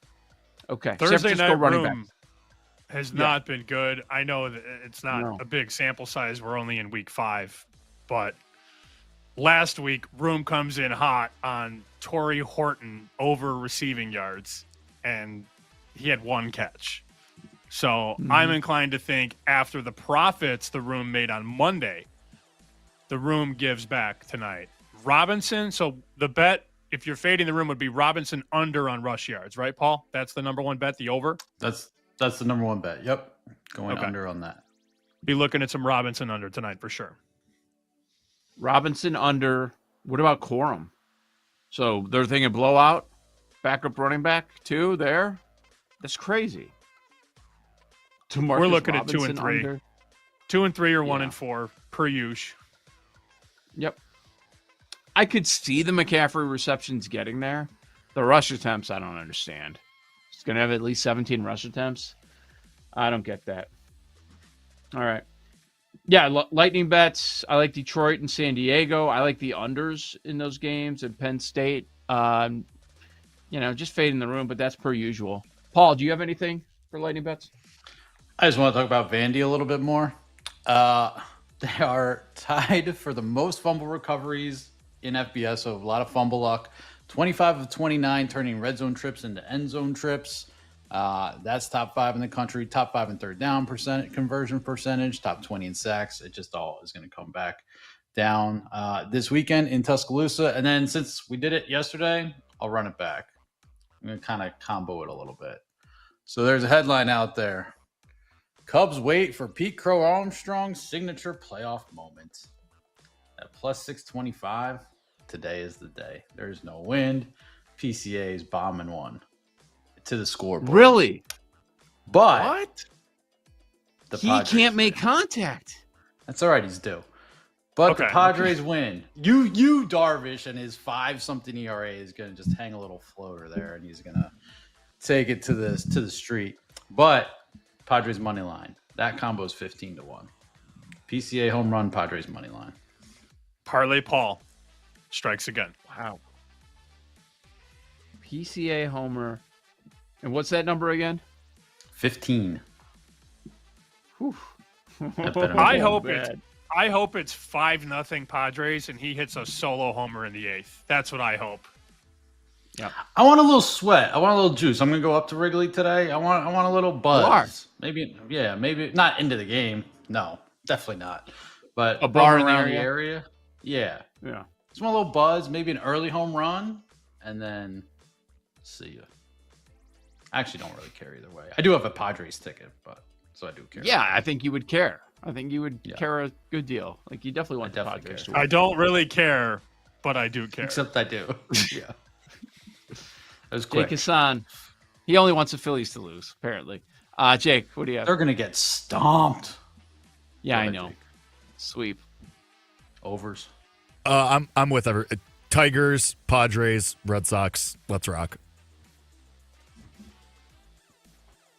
Tigers, Padres. Oh, you got Red Sox. Oh, because at least I like all the dogs today. Yeah. How does it lose? Parlay. No parlay with that. You get a good number. Just saying. You didn't do the under, over. That hit yesterday at 6-1. You know, sure didn't. Sure didn't. Neither did I. Yeah. All right. Now I want to do all dogs. If you look at that. Let's go. Sitting there in the chair, no bets. Sweating. Who's the Red Sox pitcher today? Early. We're going to be sweating him for the last leg. Yeah, that would not be a lot of fun. All right. Enjoy today. Ton of baseball. You got Thursday Night Football. We'll talk about it all tomorrow. But more importantly, we'll preview everything going on Week 5 and in college football this weekend on tomorrow's show, 9 a.m. Eastern. This is Bet Sweats, BetMGM Network. Be sure you tell a friend. Subscribe to the podcast. Leave us a rating and a review. Appreciate you for hanging out. Back tomorrow morning right here on the BetMGM Network. Thanks for listening to Bet Sweats. If you missed anything on today's show, make sure to listen back on the Odyssey app or wherever you get your podcasts on the BetMGM Network. Make it legendary.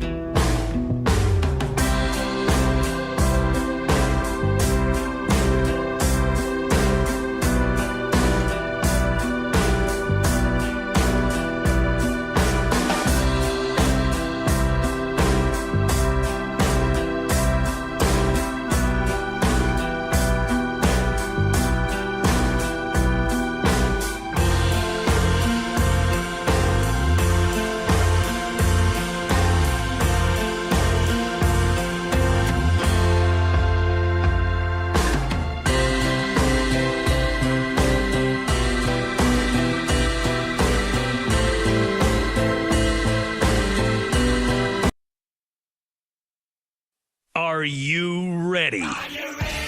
It's time to laugh, to win, and to live the thrill of the action. Hey, baby, let's go out there like a bunch of crazy dogs. What the hell's going on out here? No idea what's going on, but I am excited. Every pick, every play, every game-changing moment. Unbelievable! This is You Better You Bet on the BetMGM Network. Make it legendary. It's a great day to be alive, and it's a great day to be a better. Welcome to another edition of You Better You Bet, presented by BetMGM, right here on the BetMGM Network. I'm Femi Abebefe, hanging out with you guys over the next 4 hours, where you can find us across a multitude of platforms. Make sure to watch us live 24/7 on the BetMGM Network and directly on the free Odyssey app. You can also check us out on Twitch at BetMGM Network and on YouTube at the BetMGM Network. You can watch us on Roku, Fubo TV, Samsung TV Plus, and more. And if you'd like to listen to us, you can go ahead and do so at Sirius Channel 160 and Sirius XM 205. And throughout these 4 hours, make sure you hit us up on social media. You can find me on Twitter at Femi Abebefe. You can find me on Instagram, Femi_Abebefe. Check out the show on Twitter at You Better You Bet, and the entire network at BetMGM Network over on Twitter.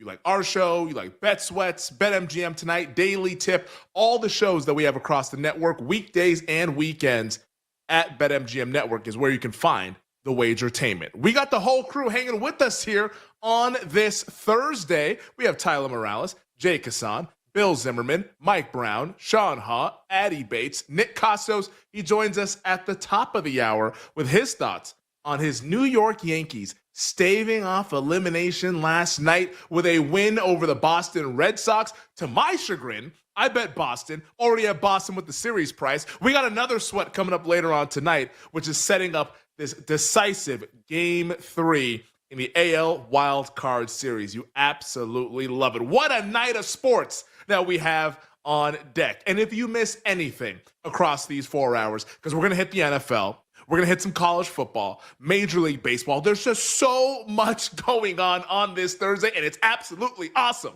If you miss anything, make sure you check us out in podcast form. Just search You Better You Bet wherever you get your podcasts. And while you're there, you might as well subscribe, rate, and review wherever you get your podcasts. We have 3 guests who will be joining us throughout the program, starting at 5:20 Eastern Time. Professional sports bettor, part of the Hammer HQ. Our guy, Joey Knish, baby. Knish going to get us what he likes tonight in NFL, this weekend in the NFL, college football. We'll ask him all of those questions coming up in hour number 3. And then to begin the Power Hour at 6 o'clock Eastern, NBC's lead betting analyst, co-host of the Fantasy Football Happy Hour with Matthew Berry and Connor Rogers, is the great Jay Croucher, who joins us once again at 6 o'clock Eastern Time. Get all of Jay's thoughts for Week 5 of the NFL season. And then at 6:20 Eastern, professional sports bettor, founder of the Hammer HQ and BetStamp, also co-host of Forward Progress, our buddy Rob Pizzola, checking in with us here on his weekly spot on a Thursday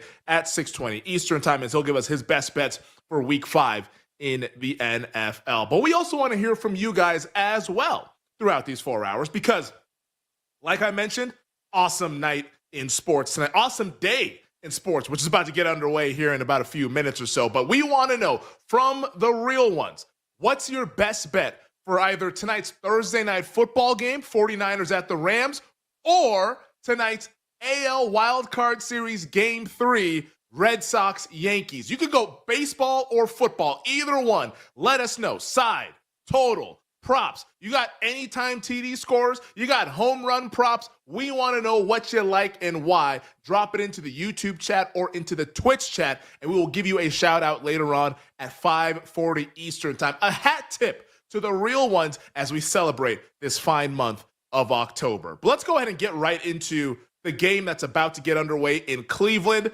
Do or die baseball, Game 3 between the Tigers and the Guardians. And I want to bring in our guys, our baseball aficionado, Jay Kassan, Tyler Morales joining us as well, as we got a pitching matchup of Jack Flaherty for the Tigers, Slade Ciccone of the Cleveland Guardians. And I'm looking at the betting market right now. We've been seeing The Guardians get bet a little bit. Consensus price now out to -130. Total hanging out 7.5, pending where you do your shopping. Jake, first word to you as our baseball aficionado. What do you like and why in this Game 3 matchup? Winner taking on the Seattle Mariners.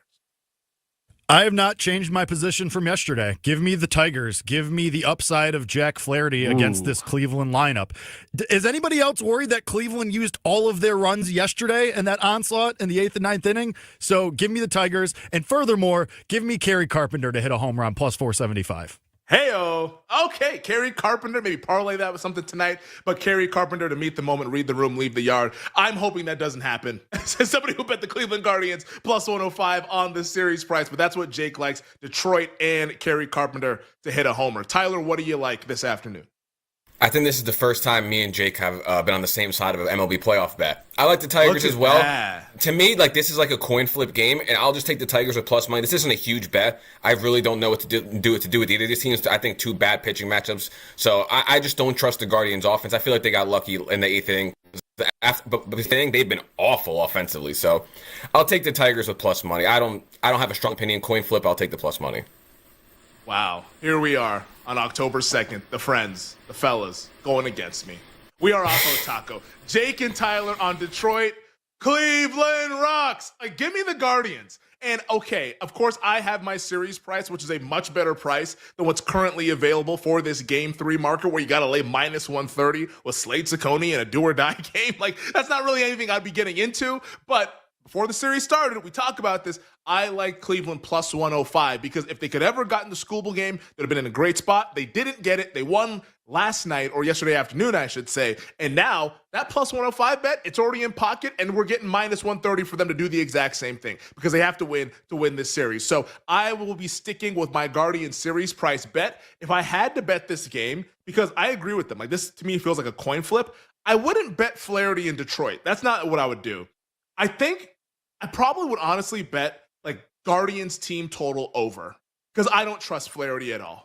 I don't trust him. And I don't trust both teams to want to bet the full game over with 7 runs, but I do think that Cleveland can get to Flaherty. This dude is volatile. Like, to Jake's point, he could definitely go out there and pitch a gem because we've seen him show up in big spots, but we've also seen him kind of poop the bed in big spots as well. Like, this dude is just a little bit too volatile for my liking. So I will be sweating this game out, as will Jake and Tyler and Nick and our entire crew. I'm hoping Cleveland gets it done. They like Detroit. We will see who the winner is starting in about 30 seconds over there in Cleveland. So those are our bets for Tigers Guardians, which is getting underway in just a matter of moments. Winner, once again, will face the Seattle Mariners in the American League Division Series, which begins on Saturday. But let's begin this show talking about what we saw last night in Major League Baseball, as we will now have a Game 3 later on this evening, 8 o'clock Eastern, in the Bronx between the Red Sox and the Yankees. And the reason why we got this Game 3 is because the Bronx Bombers got it done last night with a 4-3 victory over the Boston Red Sox. And I was talking to Bill about this a little bit earlier, and Nick as well, when we were planning out the show. And like, I think all three of us came to the same consensus that, hey, like Aaron Boone, look what happens when you play your good players. Because we saw the Yankees switch the lineup up, and in Game 2, it paid off. Like, how about to start the game? We're on the air for this. When Ben Rice hits the 2-run homer as we're getting off the air last night during the power hour, and that gets you going right off of the jump. Like, Yankee Stadium gets crowd going, and everybody's all hyped up and stuff. Like, play your good players. Now, we don't know for sure if Ben Rice is going to be in the lineup today because Aaron Boone, after last night's game, was like, hey, well, like, yeah, Jazz Chisholm will probably be in the lineup, but we're undecided on Ben Rice. Like, I mean, all the guy did was just hit a home run, you know, a multi-hit game in a big-time game, an elimination game. But we don't know if he's going to be playing on Thursday night with our season on the line. We'll have to find out later on when they announce the lineups. But, like, Ben Rice showed up. Jazz Chisholm showed up after his benching, providing great defense to save a run late in the game. Obviously, he scores the winning run after, of all people, Austin Wells drives home Jazz Chisholm from first. Chisholm goes first to home as Austin Wells hits it down the right field line, just like the absolute perfect spot where he could put that for a speed guy like Jazz to get around the bags. Like, the Yankees had it cooking. And as somebody who bet Boston, It was very, very annoying. And before I get to the Boston part of this, I do got to give Aaron Judge his credit. Because, that's now back-to-back performances by Aaron Judge, who we've all made fun of. We've all criticized about what he does in the postseason. And Nick made the joke during game one, that was because it was September. Aaron Judge gives you a multi-hit game. Where he gave us a multi-hit game on October 1st. He has come up big in this series, getting the RBI earlier in this game, too. That's back-to-back 2-for-4 performances. For a guy that is known as Mr. Low Leverage, he's been coming up big. Now, tonight, it's another level of pressure. Do or die game against the rival Red Sox. Can he show up? Will he show up? That's the big question for tonight's game. But on the Boston side, after watching it last night, of course, Bayo, obviously you would have wanted a little bit better than 2 1/3, right? That didn't go well for Brian Bayo on the mound. But, the bullpen seemed to kind of settle in a little bit. I know Slayton gave up a run, but once we're at 3-3, okay, I was actually feeling really good with the Red Sox at 3-3. But then, how about this guy? Garrett Whitlock, who I hope to never see again in a high leverage moment as somebody who is invested in the Boston Red Sox to not just win this series, but to also get to the World Series, as I like Phillies over Red Sox prior to the start of this postseason. That dude could not locate the strike zone to save his life. The strike zone could have been as wide as the Atlantic Ocean. He would have been just outside. These were non-competitive pitches to load up the base. It's just dude, come on. Can you get someone out?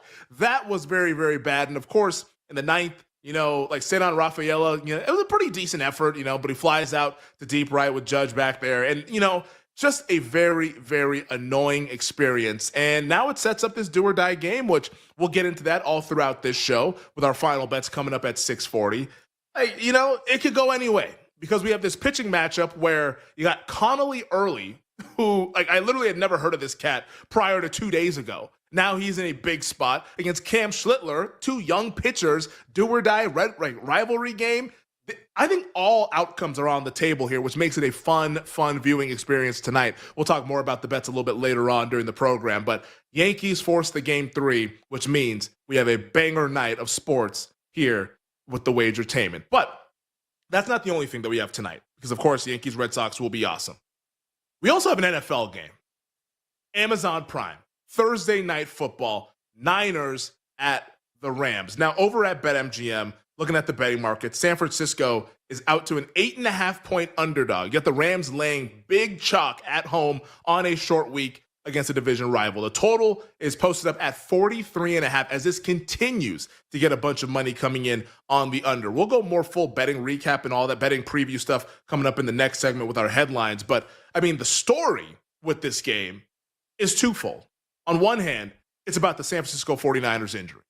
That's insane how many injuries they have. And that's why the betting market is what it is with 8.5 and 43.5 as our total. We talked about it all week long, especially yesterday when the news came down during the show that 49ers quarterback Brock Purdy, their wide receiver Juwan Jennings, another wide receiver in Ricky Pearsall, all of them ruled out for tonight's game. And that's on top of already missing Brandon Ayuk and Nick Bosa, the 2 key contributors for this 49ers team. Bosa, of course, out for the year. Ayuk sounds like he's coming back in maybe late October, November. Who knows? As John Lynch last week said, he wasn't close from rehabbing that knee injury that he suffered last October. So the injuries are the big story for the 49ers. They are the wounded warriors heading into this game. And on the other side, the Rams, they got a couple injuries. Tyler Higbee, Rob Havenstein, both those guys listed as doubtful. But for the most part, all of their key contributors are healthy.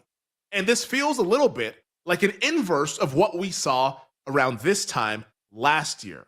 And that's why this game is so pivotal for the LA Rams. Of course, if the Niners win this game, talk about just an absolute steal. They'll take that to the bank all day long. But for the Rams, this is their chance. As we talked about this a little bit a couple weeks ago with the Bills when they hosted Miami on that Thursday night game, this is the Rams' chance to get fat. This is their chance to kind of have a reversal of what we saw last year, where, remember, on the Ramley, talking about them winning the NFC West this time last year, they were 1-4 to start the season because they had all the injuries. Puka Nacua was hurt, Cooper Kupp was hurt, the offensive line was banged up, and they got off to a rough start.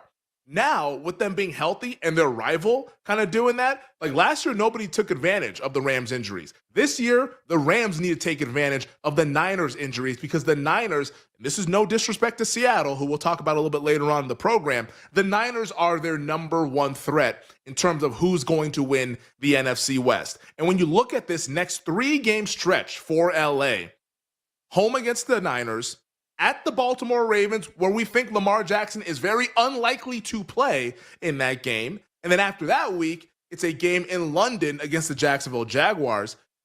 I think the Rams, they're going to be pretty healthy favorites in all 3 of those games.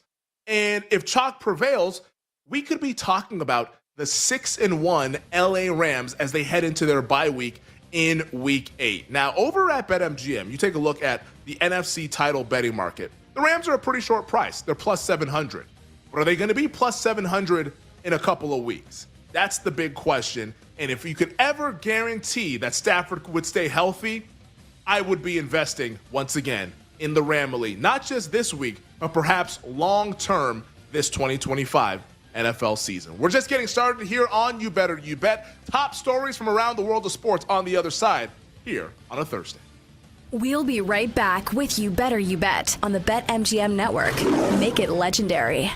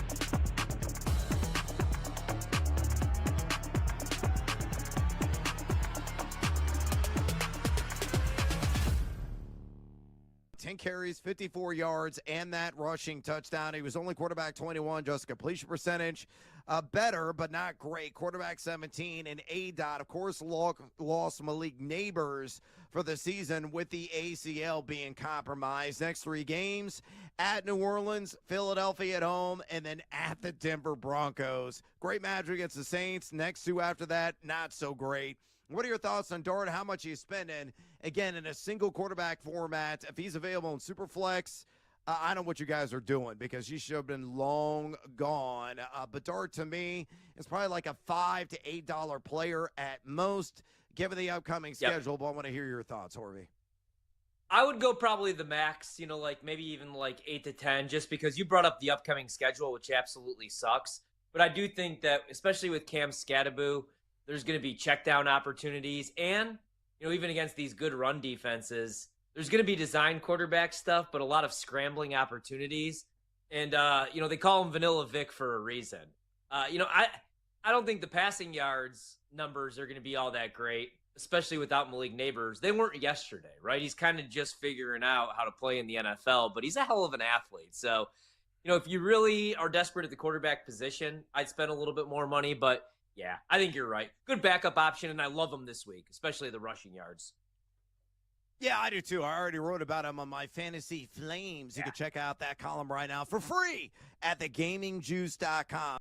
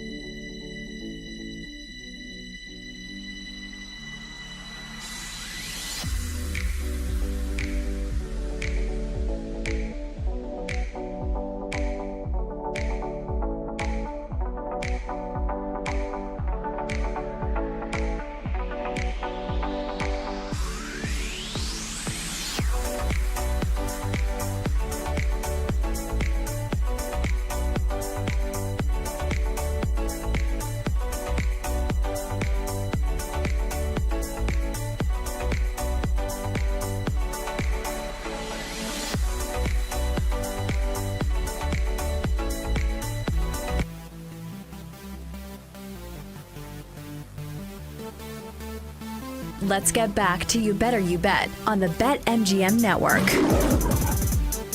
Welcome back. This is You Better You Bet, presented by BetMGM on the BetMGM Network. I'm Femi Abebefe, hanging with you guys this Thursday afternoon.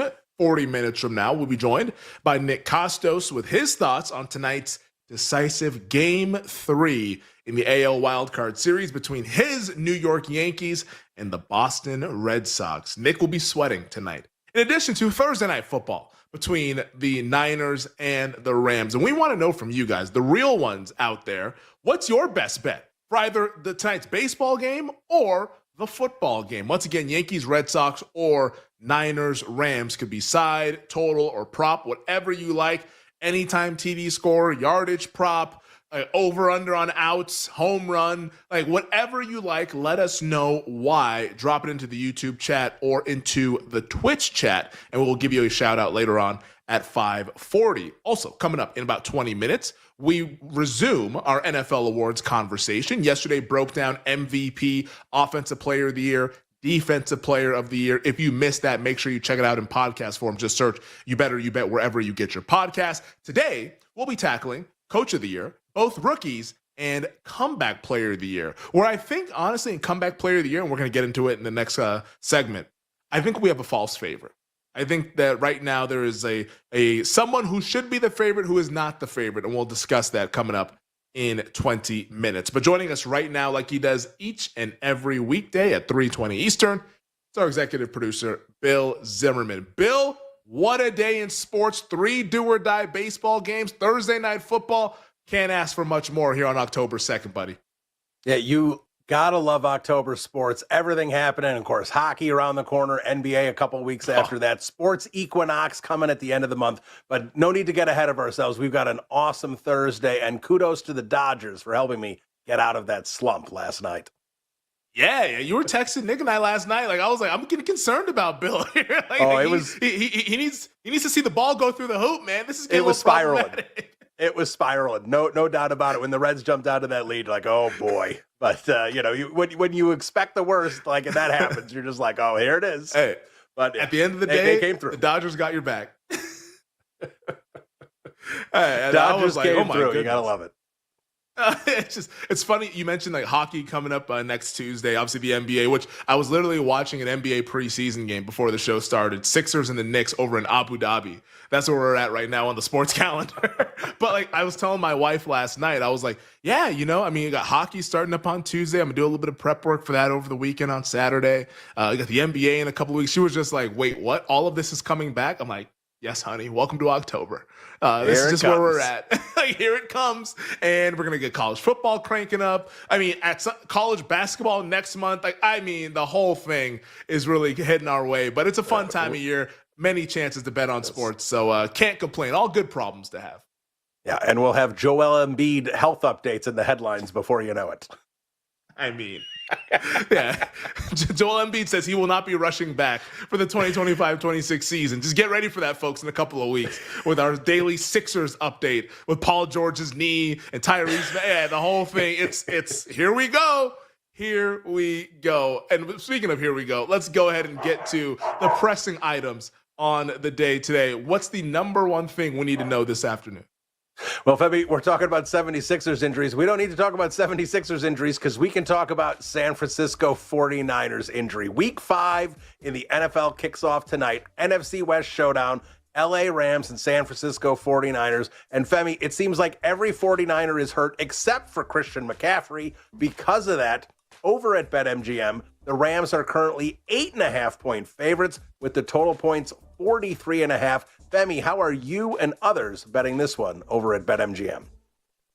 Yeah, this one right now for me, if I had to bet the game, and I don't think I'm going to end up betting the side or the total because like the side, you're looking at it, it's out so far. I'm seeing 9s in some places, 8.5 over at BetMGM. If I had to bet the game, I'd probably actually lean towards San Francisco. Like I've gone back and forth with this one all week long. At first I was like, oh, maybe fallen hero spot. And then on Tuesday and Wednesday, I'm like, well, maybe there might be too many heroes who have been fallen for the 49ers. And now that we're here on game day, like maybe it is San Francisco. So if I had to bet the game, it'd be a small bet on the Niners. But I'm going to bet other things. Like obviously Femi's Island will be coming up a little bit later on at 6:40 Eastern time. So for me, it's going to mainly just be props, and all my big bet stuff will be on the baseball game between the Yankees and the Red Sox. But as for what everyone else is betting with this contest, 60% of the bets, 66% of the bets, and 77% of the handle is on the Rams laying 8.5. 61% of bets and 57% of the handles on under 45.5.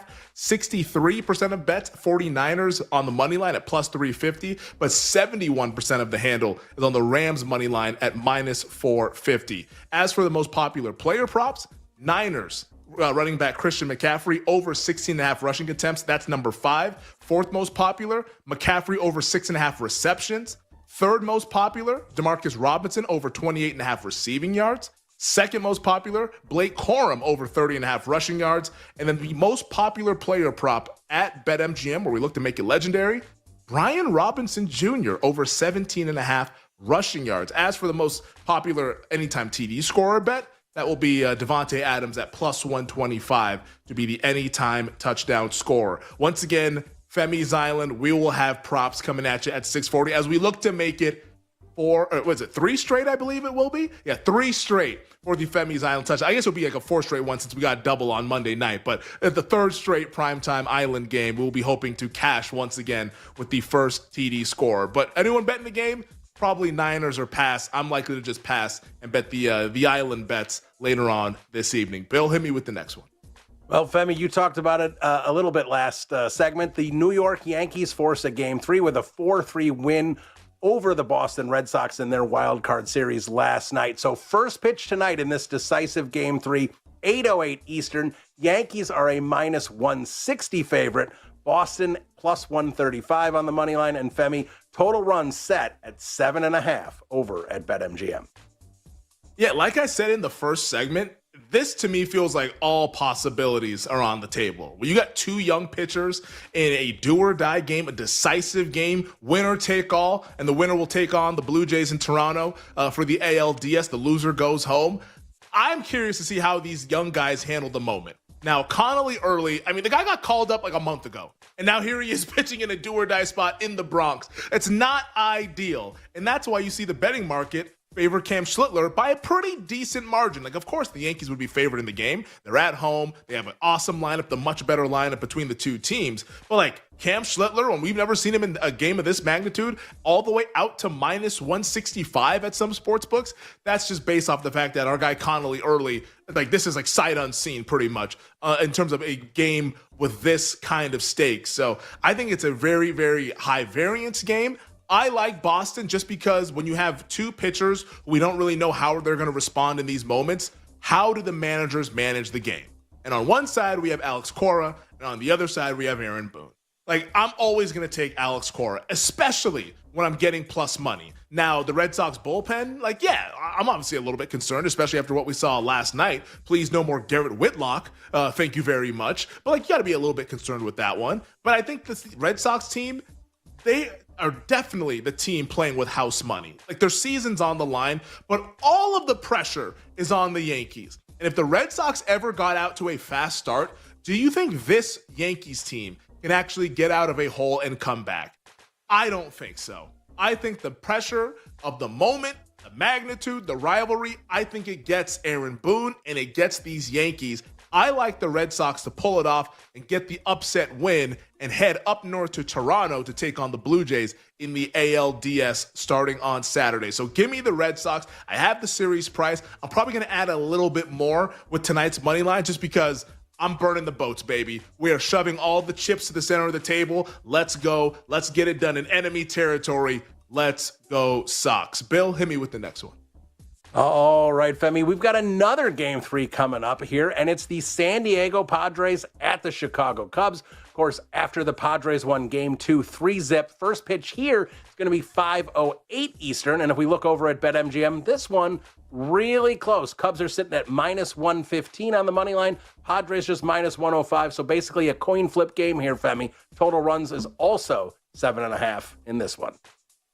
I think the big question for me with this game, and come October, like we talk about this sometimes on the show, like, oh, like Fangraphs told me this and that. Like in October, Fangraphs gets thrown out the window. And I feel like vibes actually carry over more so than like looking at the numbers and what's the expected outcomes and all this stuff, like the barrel percentage and all these things. No, vibes trump everything in October. And I have to ask myself this question: do the Padres once again have the juice? Now, I don't know if they do. Last year I thought they did, and then they blew the 2-1 lead against the Dodgers. That was the Dodgers. This is the Cubs. Much different scenario. And the Cubs, you look at their lineup, I'm looking around wondering, outside of Kyle Tucker, who do I actually trust in a big spot at the plate? Like PCA, I mean, he's playing cricket out there. That dude's swinging at stuff that's bouncing. I don't know what happened to him. The PCA that we saw in April, May, and June, as opposed to the PCA that we've seen since the second half of the season, now into the postseason. Like, this dude is lost at the plate as you see his positioning now in the lineup. Like, the Cubs, I want to believe, I actually think they're going to get it done just because Yu Darvish, no. Just no. I'm not doing that. Not with a pick'em game. I have the Cubs series price -110 from the start of the series. It's the same bet that's going on right now, so there's no point of adding on more. I'm just going to ride out that bet. But I do think Chicago's going to find a way to win this game. I like the home team to advance to the NLDS, where they'll be taking on the rival Milwaukee Brewers. What a matchup that'll be. Craig Counsell going back to Milwaukee now for a playoff series. That will be a hell of a storyline. So I think the Cubs get it done, but it's going to be sweaty because this Padres team, while I'm not super scared of them making a deep run this October, sometimes they got guys like Machado and Merrill. Those guys rise to the occasion, and that has to concern you if you're a Cubs backer like yours truly. Bill, hit me with the next one. Well, Femi, last night, the one team that isn't going to have to deal with a Game 3 is the LA Dodgers. They advance as they beat the Cincinnati Reds 8-4. That means their spot is set in the National League Divisional Series, where they will take on the Philadelphia Phillies.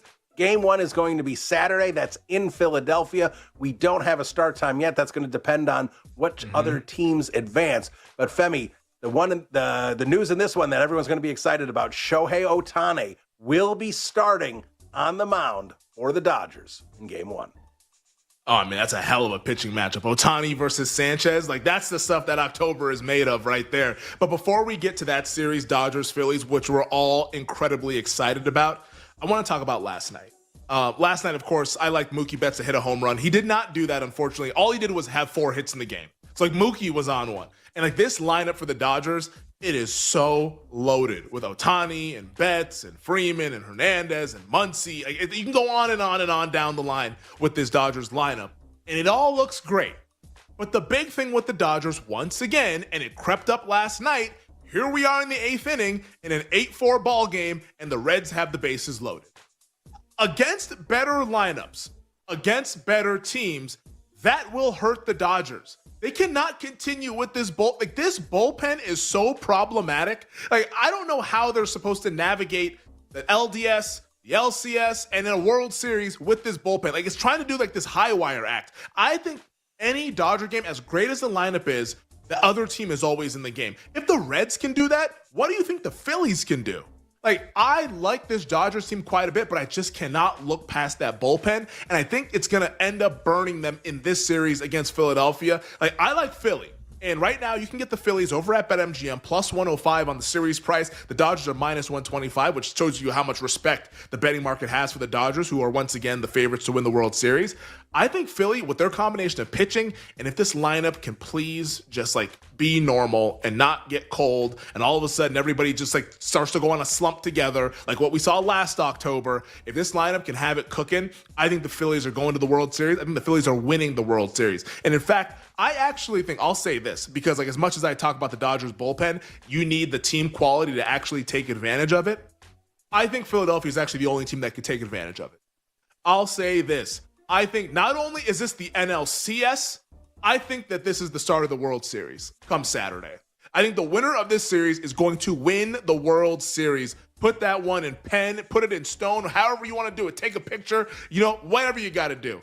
This is the World Series. I think the Phillies are going to get it done. I think the Phillies will be the winner of the Fall Classic later on this month. But give me Philadelphia plus 105. I'll take that all day long. I'm absolutely fired up for Ohtani versus Sanchez come Saturday. Bill, hit me with the last one before we head to break.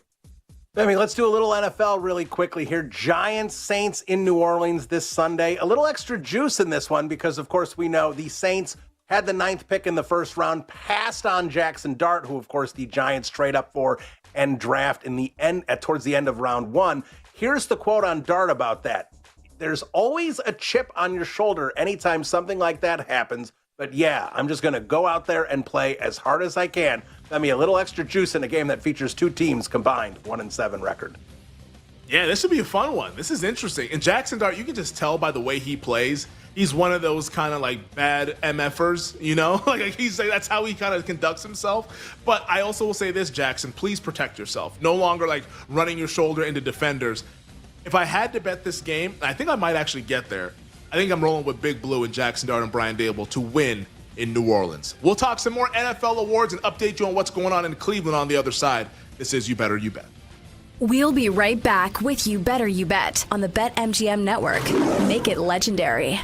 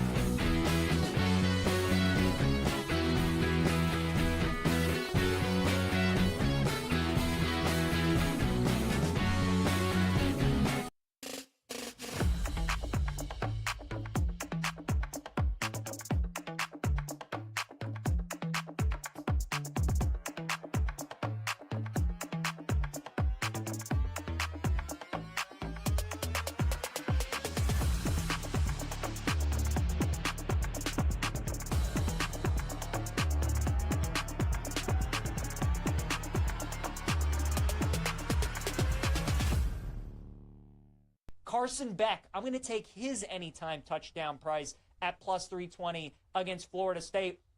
You know, a lot of times I like taking anytime touchdown prices with some of these college quarterbacks, but watching that Virginia-Florida State game last week, FSU struggled with stopping the run for Virginia. They struggled with stopping Juwan Taylor, the running back for UVA, and then Chandler Morris, the Virginia quarterback, had 3 rushing touchdowns. They could not contain the zone read. They were undisciplined every single time. Miami with multiple weeks to prepare, even though Beck isn't all that great of an athlete. He's not a guy that scrambles all that much.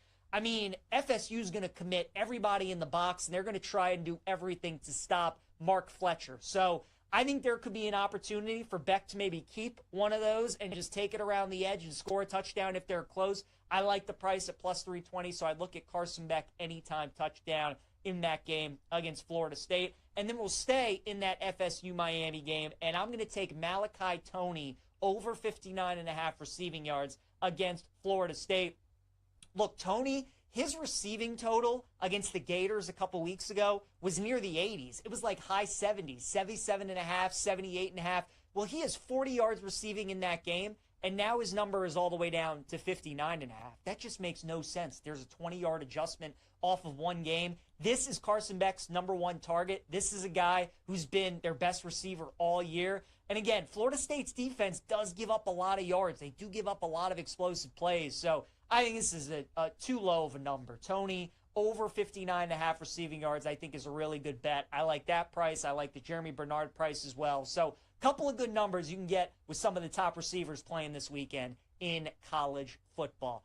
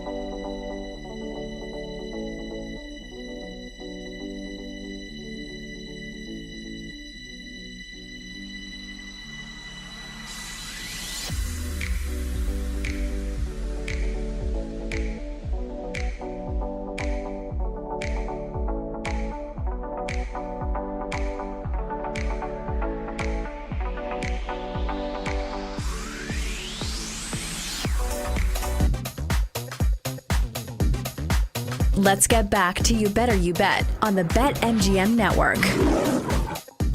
Let's get back to it here on a Thursday on You Better You Bet, presented by BetMGM on the BetMGM Network. Femi and Bebfe hanging with you guys this afternoon. 20 minutes from now, we'll be joined by Nick Costos with his thoughts on his New York Yankees forcing a decisive Game 3 in this AL wildcard series, best of 3. I'll knot it up at 1, of course, between the Yankees and the Red Sox, as well as his thoughts on tonight's Thursday night football game between the San Francisco 49ers and the Los Angeles Rams. And with these two games being the headliners in the world of sports on this fine Thursday, we want to know from you guys, the real ones out there, what's your favorite bet for either the football game or the baseball game? Could be side, total, prop, home run props. You like anytime TD scores, first TD scores. Let us know your bet and why by dropping it into the YouTube chat or into the Twitch chat, and we'll give you a shout out later on at 5:40 Eastern time. But just to update folks on what's happening right now in Cleveland,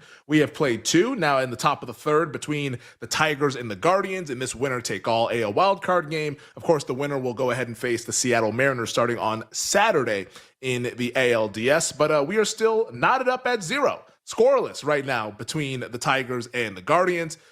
Jake and Tyler, they like Detroit.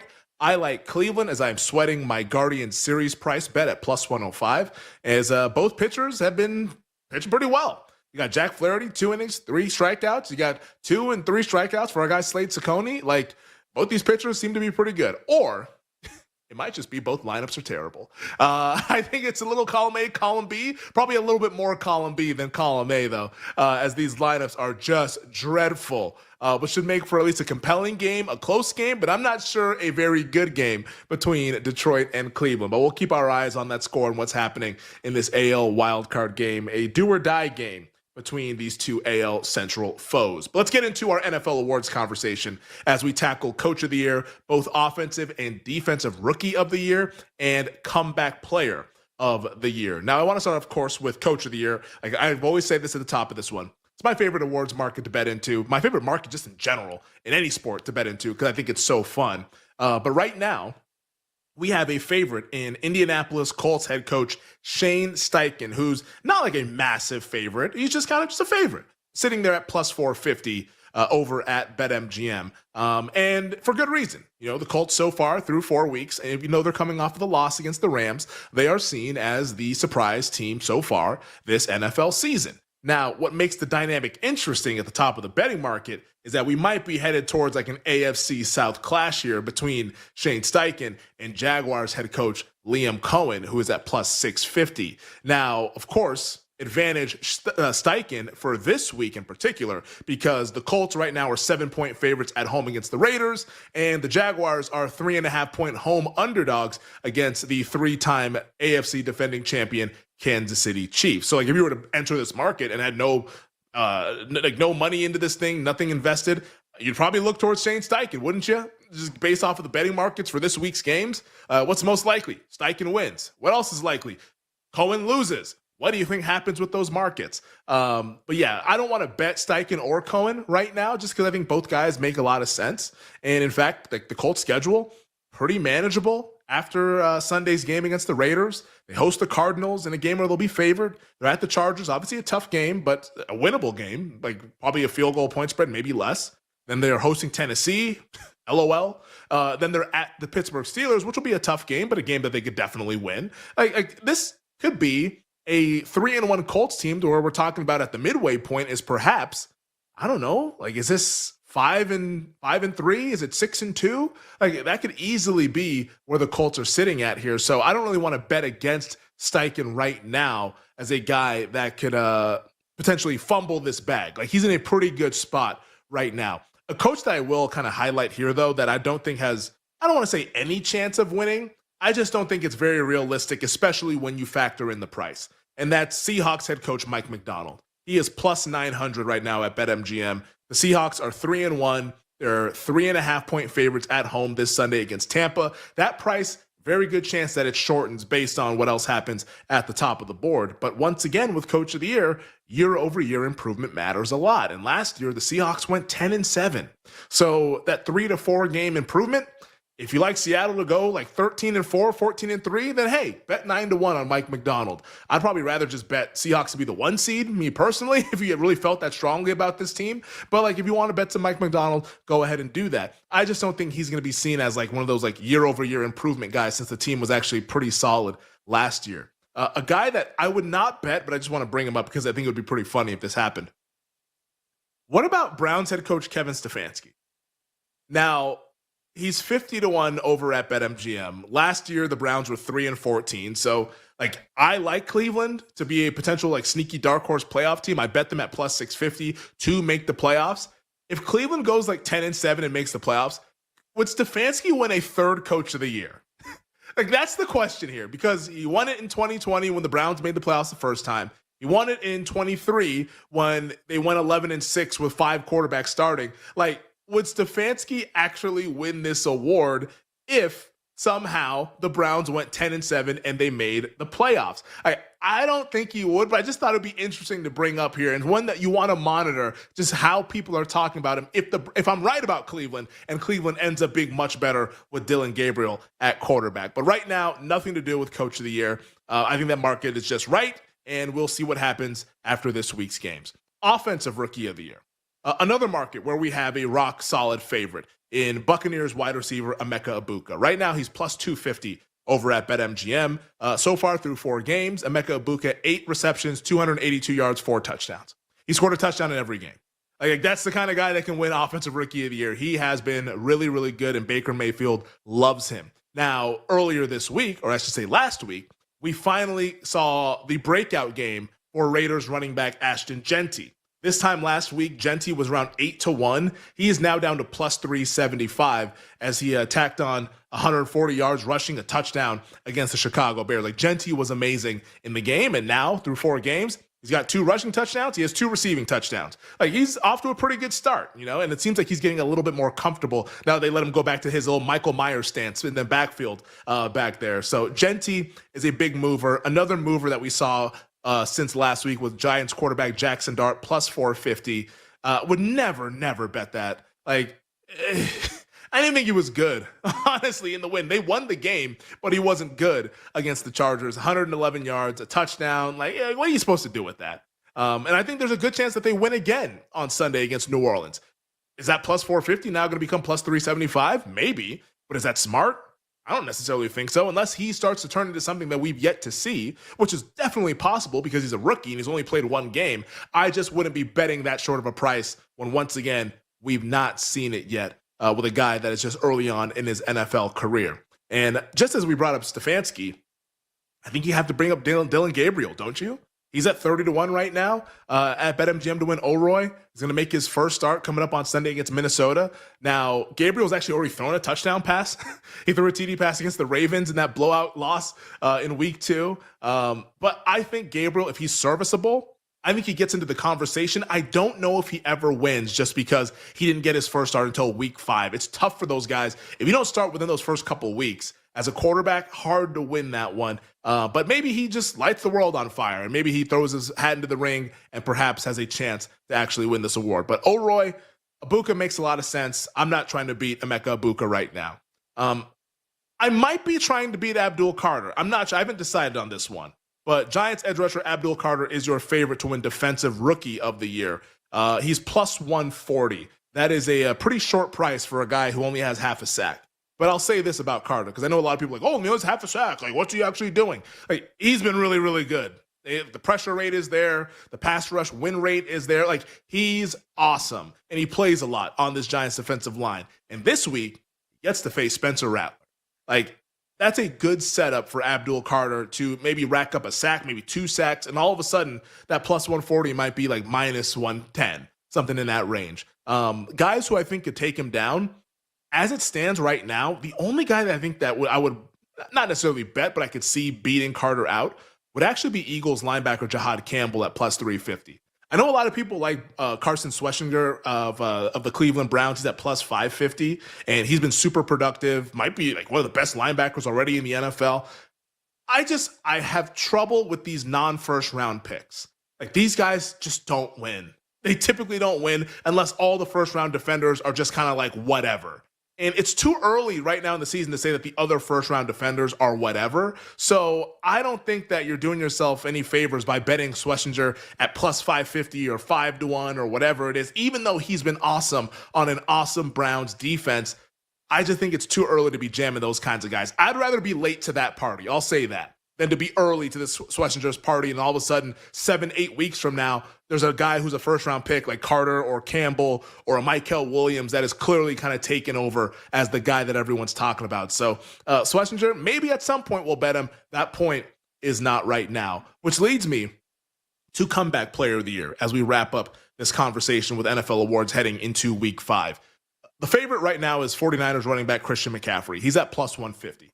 And McCaffrey obviously has a really good comeback case, missed 13 games last year, Achilles injury, knee injury, makes a lot of sense. He's one of the best players in the NFL when he's healthy. But when he's healthy is the big caveat here with Christian McCaffrey. I would never bet that plus 150 price. And in fact, do you really trust him to stay healthy for all 17 games? I don't.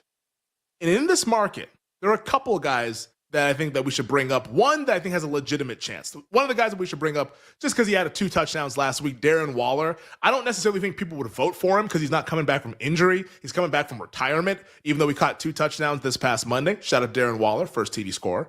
But the guy that I think that can actually win is Cowboys quarterback Dak Prescott. He's at plus 350. And the way everyone is talking about Dak Prescott right now, they're saying that he's playing some of the best football of his career. Now, of course, Dak missed 9 games last year with the hamstring injury, and the Cowboys season sputtered out of control. But so far this year, Dak Prescott, 1,100 passing yards, 6 touchdowns, 3 interceptions, completing nearly 73% of his passes. I actually think right now, heading into week 5, because we know this is probably not like a winning award anymore after what we saw last year with Joe Burrow, I think an argument could be made that Dak Prescott should be the favorite to win comeback player of the year. There's people who want to put him in the MVP conversation. I think those people are nuts. But that just goes to show you how well regarded Dak has been through 4 games. And this Cowboys offense is going to need him to put up those big numbers. I think Dak right now should be the comeback player of the year favorite. And if you want to parlay it with something fun, plus 350 is a bet over at BetMGM.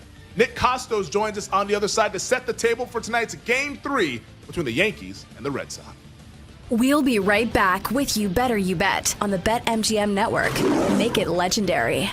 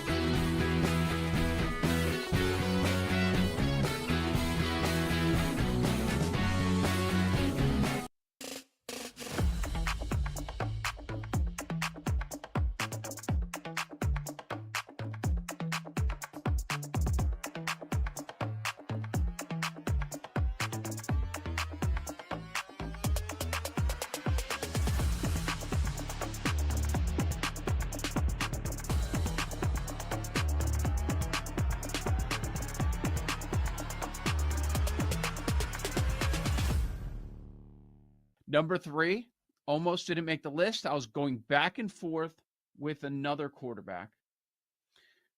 I went with Carson Beck at number 3. I didn't think he was going to make the list, but it was between him and Nussmeier. And just, Nussmeier this year, his numbers aren't what you expected, especially after winning as a dog on the road in the first game of the year. And then this past week, probably swayed me a little bit with the loss there and not doing much offensively. But I did go with Carson Beck. I looked at guys that have experience, that have skins on the wall. And certainly Carson Beck does. His third year as a starter, when you're there that long at Georgia, getting it done at the high level of the SEC, you've earned my trust. I mean, I think you're like, why don't people trust him? Why don't people like him? I think they remember that 24 touchdown, 6 interception year, and then he's a favorite to win the Heisman, and people talking about him all offseason, and he doesn't meet those expectations. So then he ends up leaving Georgia. I think that's part of it. They remember when he was a favorite and he didn't win it, so then he's viewed as a disaster. No, well, we're seeing this year that is not the case. So Beck makes my list as well. Not as high as you, but I did put him at number 3 overall. Number 2, speaking of trying to speak things into existence, I put John Mateer, number 2, the starting quarterback against Texas coming up in a couple of weeks. Just about a week and a half from now. Yep, I'm going with John Mateer. Look at the leap that he's taken already. And I know, a lot to be decided because we haven't seen him against the toughest opponent yet. But he's passed every test so far with flying colors. His OC comes with him. That was a narrative all off. Oh, well, is he going to be good? I don't know. Oh, he's bringing his OC from Waz. Yes. And he's been awesome so far. And I think he's going to be on the field in about 10 days or so. And I'm expecting him to shock the world. And I can't wait to get to that game. But I'm going John Mateer. And maybe, yes, there is a little bit of projection there. Number 1 overall. I took your 3, Sammy. I went with Pavia, number 1 overall. And what? You asked me this yesterday, and I don't think I would have been there. And then the more and more I thought about it, after we talked it through, and then I started thinking about last year. Of course, you remember Bama and that upset. What was the biggest upset of the year last season? The entire college football calendar. Had to be Vandy over Bama. Had to be. 100%. As a 23-point dog, it was Vanderbilt over Alabama. In his time now at Vandy, at less than a year and a half, we're talking about 33 touchdowns and 7 interceptions. Last year, as a 13-point dog to Virginia Tech, won outright. I mentioned Bama. Right after that Bama game, they're a 13-point dog to Kentucky. Wins outright. A big dog to Texas. They only lost by 3. Big dog to Tennessee late in the season. Only lost by a field goal. Earlier this year, they're a short dog to South Carolina, one of those hot teams all offseason. They whoop them 31-7. The BetMGM Network presents to you the most unique show in sports. Sorry for hating. No, I'm not. I love being a hater when it comes to winning money. A show so unapologetically original, it needs its own word to describe it. Wagertainment. Money won is twice as sweet as money earned. Featuring the prop king himself, Nick Costos. If I have to listen to one more all 22 moron tell me that Geno Smith is one of the best quarterbacks in the league and that our eyes are wrong, I can't handle it. Like when Joe Burrow's career is over, when we talk about the greatness of Joe Burrow, the fact that he's done all of this, what he's done, with this boob, Zach Taylor, and Brian Callahan largely coaching him. Is he the greatest quarterback that's ever lived? This is You Better You Bet on the BetMGM Network. Make it legendary. What's up, everybody? Happy and merry, tremendous football and playoff baseball Thursday to you and yours. This is You Better You Bet on the BetMGM Network. Nick Costos, Femi Abebefe, our crew, and you here on the Odyssey app, on SiriusXM, on YouTube, youtube.com/@ the BetMGM Network. Like and subscribe there. On Twitch, twitch.tv/the BetMGM Network. Like and subscribe there. And heard on radio stations nationwide. You can't subscribe to those. But you can subscribe to the show in podcast form. To search You Bet wherever you find your podcasts. And as always, we are in your hearts and in your minds as we bring you the fastest show in all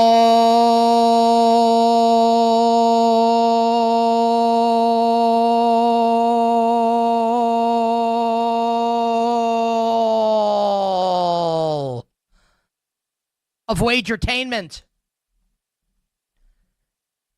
Talking all things sports betting. The show presented today and always by BetMGM. Make it legendary by downloading the BetMGM app and visiting BetMGM.com. Coming up today on the show, no one will ever confuse me. It's Gloria Gaynor, right? Who does We Will Survive? It's not. Do I have that right? Is it Diana Ross?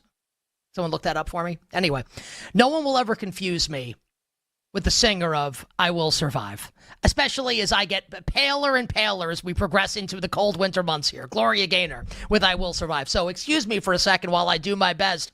We will survive. Will we? We have made it through 4 weeks in Survivor. We're now to week 5. Femi, Tyler, me. We've all got our big boards for our Survivor pick week 5 in the National Football League. And 40 minutes from now, we will go over it, and we will try to determine how we will survive into week number 6 in the National Football League. What a great song. Will we take the Detroit? Will we take the Lions? We will survive. We will survive. Hey, hey. Also, Femi has his betting things in the National Football League, college football, and Major League Baseball, and I know one of them. I only looked at one on the rundown that was sent. And this one is straight out of First Take. Everybody's going to love it. Femi's betting things coming up next hour on the show for NFL, college football, and Major League Baseball. 3 tremendous guests join us today on the show to get you, dear listener, you, dear viewer, set to bet and win this weekend. Hashtag on the gridiron.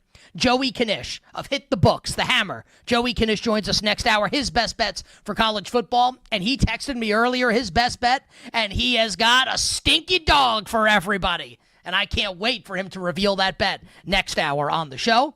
NBC sports betting analyst, the great Jay Croucher, joins us to lead off the Power Hour. His bets for week 5 in the NFL and any futures bets that Jay Croucher has placed this week. Jay, also a noted Yankees fan.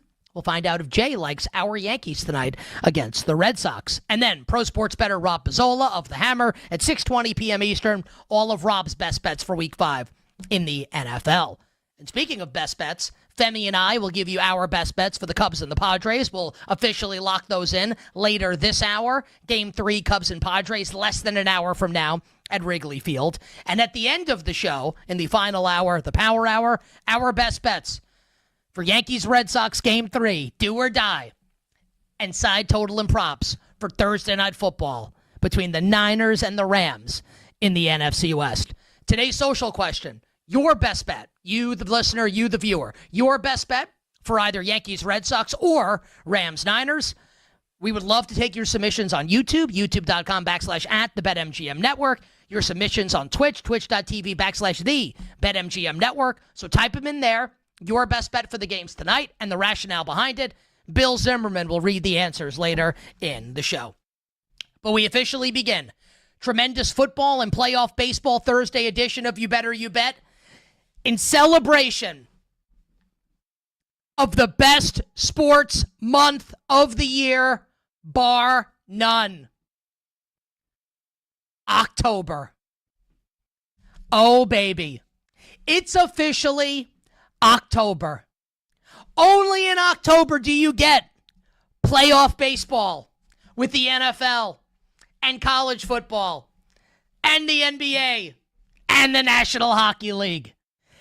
Today and tonight, one of the prime examples of why October is a veritable sports fan and sports betting cornucopia. 3 elimination games in Major League Baseball. 3 elimination games today in Major League Baseball. And we get a Thursday night football divisional game to kick off week 5 in the professionals. If you don't love it, if your blood isn't running hot right now, if you're not excited to watch some games, if you're not excited to make some bets, what the hell are you doing here? Go find something else to watch, something else to listen to. We don't want you here if you're not jacked up and you're not excited. Now, normally this is a spot where I'd say, just kidding, we love all our listeners and viewers. No, I'm not kidding. If you're not ready for this today, if you're not excited for this today, go listen to NPR, whether they're federally funded or not. We will get to Thursday Night Football with the Rams and the Niners, but we need to begin with Major League Baseball. Tigers and the Guardians underway right now in Cleveland in that elimination game, Game 3. The Tigers holding a 1-0 lead right now in the top of the 4th, man on first. Nobody out, so the Guards trailing 1-0. We have bet the Guardians in this game. Femi bet the Guards in the series. So we'll be sweating this one out, the Guards and the Tigers. Yankees, Red Sox, first pitch just after 8 o'clock Eastern. We'll get to that in a moment, but we'll begin with the next game up. The Cubs and the Padres from Wrigley. Game 3 there. Winner advances to play the Milwaukee Brewers in the National League Division Series. Yu Darvish pitches for the Padres. Jameson Taillon for the Chicago Cubs. The Cubs a small favorite in the game, minus 115. Pods minus 105 at BetMGM. The total sitting at 7.5. I've thought long and hard about how I want to bet this game. And Femi and I will finalize our bets at the end of this hour. I've thought long and hard about it. And I'm going to say something that sounds a little counterintuitive. I do like the Cubs in today's game, but I don't think the Cubs can beat the Milwaukee Brewers in the next round in the NLDS. So if Cubs win today, I'm going to like Milwaukee to advance to the NLCS, to lose to the winner of Phillies-Dodgers in a division series that might actually be the World Series. So I like the Brewers to beat the Cubs if the Cubs win today, and I do like the Cubs to win today. But if I'm wrong and the Padres win, I will be taking the San Diego Padres to beat the Milwaukee Brewers in the NLDS and be the sacrificial lamb against either the Phils or the Dodgers in the National League Championship Series. So let's give you a couple reasons why I like the Chicago Cubs today. First off, this starting pitching matchup is disgusting. Like, it's gross. And all you need to do to prove that that's true is look at the outs props for both pitchers. Neither pitcher is expected to go into the 4th inning of this game. Your outs props 9, 9.5, 10.5, somewhere in that range. Neither one is expected to make it out of the 4th inning. And neither guy is one where you look at their name and go, oh, I can bet on this guy in the postseason and feel confident. Yu Darvish, obviously one of the great playoff choke artists ever. And historically better, not just this season, but in general, better at home than he is on the road. Last I checked, this is a road game today for Yu Darvish and the San Diego Padres. Now, while Jameson Taillon, I don't think he's very good. And as a Yankee fan, as someone who had to watch Jameson Taillon pitch for my team, I can tell you that when I watched J-Mo pitch, I wanted to chug glasses of J-Mo because he was terrible. And you don't want to see Nick Costos on Jameson. He turns into Satan. That's why I only drink vodka. It's the one liquor that I can consume where I don't turn into the devil. So I want nothing to do with Jameson Taillon and nothing to do with J-Mo.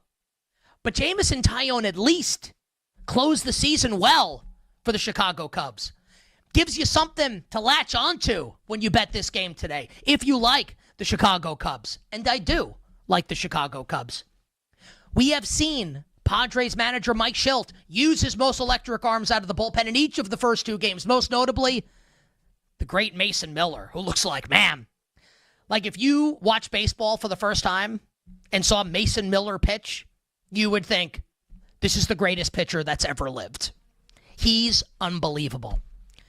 Now, maybe we'll see Michael King as the first man up for the Padres out of the pen when Yu Darvish is done, and we like Michael King. I think the Cubs have the more well-rested bullpen. I actually trust the Cubs starting pitcher more than I trust the Padres starting pitcher. And call it a feeling. But I got that feeling that we are going to see Kyle Tucker, the big game tonight for the Chicago Cubbies. Give me the Cubs minus 115 to beat the Padres and the Cubs to advance to the NLDS, where we get a good old-fashioned grudge match between one time like the Darth Vader, Obi-Wan Kenobi situation, Jedi and trainee, coaches on the same staff with Craig Counsell and Pat Murphy. Oh, baby, the storylines will be aplenty if and when we get the Cubs and the Brewers. As for the late game, Yankees and the Red Sox. I can't believe so many things that happened last night in the Bronx. And I'm not even talking about the baseball game. Just like watch the local news. You won't believe like 10 things that happen in the Bronx on any given day. And I went to college in the Bronx. I totally understand. I can't believe the Yankees won. And I was wrong. And I paid for it by losing money. Now, I'm happy as a Yankee fan, obviously, that they won. That was not a reverse jinx attempt by me yesterday. That was not me being like, oh, I fooled you, everyone. Actually, I bet the Yankees. No, I bet the Red Sox. I absolutely thought the Red Sox were going to win. So I can't believe the Yankees won. I can't believe that it was Austin Wells and Jazz Chisholm that ultimately got it done for them. I mean, you could have... Austin Wells... I think he sucks. I think he's terrible. And I don't think he's a big game player. And Jazz, say what you want about Jazz, and I've said a lot. I also don't think he's a big game player for this team. But what did you see last night? Wells, like with the base hit, and Jazz Chisholm hustling his ass off from first to score on that play to give the Yankees a 4-3 lead. Absolutely unbelievable. I also can't believe that Rafaela's shot off of Bednar in the ninth. That ball comes off the bat, and I'm thinking, oh, my God, we got a tie game here. I can't believe it died at the warning track. Aaron Judge makes the catch to put the game away. I can't believe that Nate Eaton didn't score on the Jazz Chisholm diving play when he threw the ball to first. Why wouldn't he come home to score? It's a terrible base running blunder by the Boston Red Sox. I can't believe that Rafaela with man on first and second and nobody out in the seventh bunts the ball straight to the pitcher. What the hell was that? You bet the Red Sox last night, and I did. You got a lot to be pissed about. Because, look, I'm being real here. I'm a Yankee fan. The Red Sox handed that game last night on a silver platter to the New York Yankees. Let's just tell the truth. That's exactly what happened. So, you give the Yankees credit. They were able to... win in spite of Aaron Boone's idiotic managing, where Boone shows you once again that he listens to talk radio, and he listens to shows like this one, and he reads the press clippings, because one day after he took Max Fried out too early, he left Carlos Rodon in for too long. And it was obvious to anyone with eyes that was watching, and if you know anything about Carlos Rodon in his past, that you cannot leave Carlos Rodon in that spot, and Aaron Boone did. And the Yankees somehow were able to get away with it. And I can't believe it happened. Now, I did lose a pretty penny on that game last night. But if I'm being real, as a Yankee fan, I'm obviously happy they won.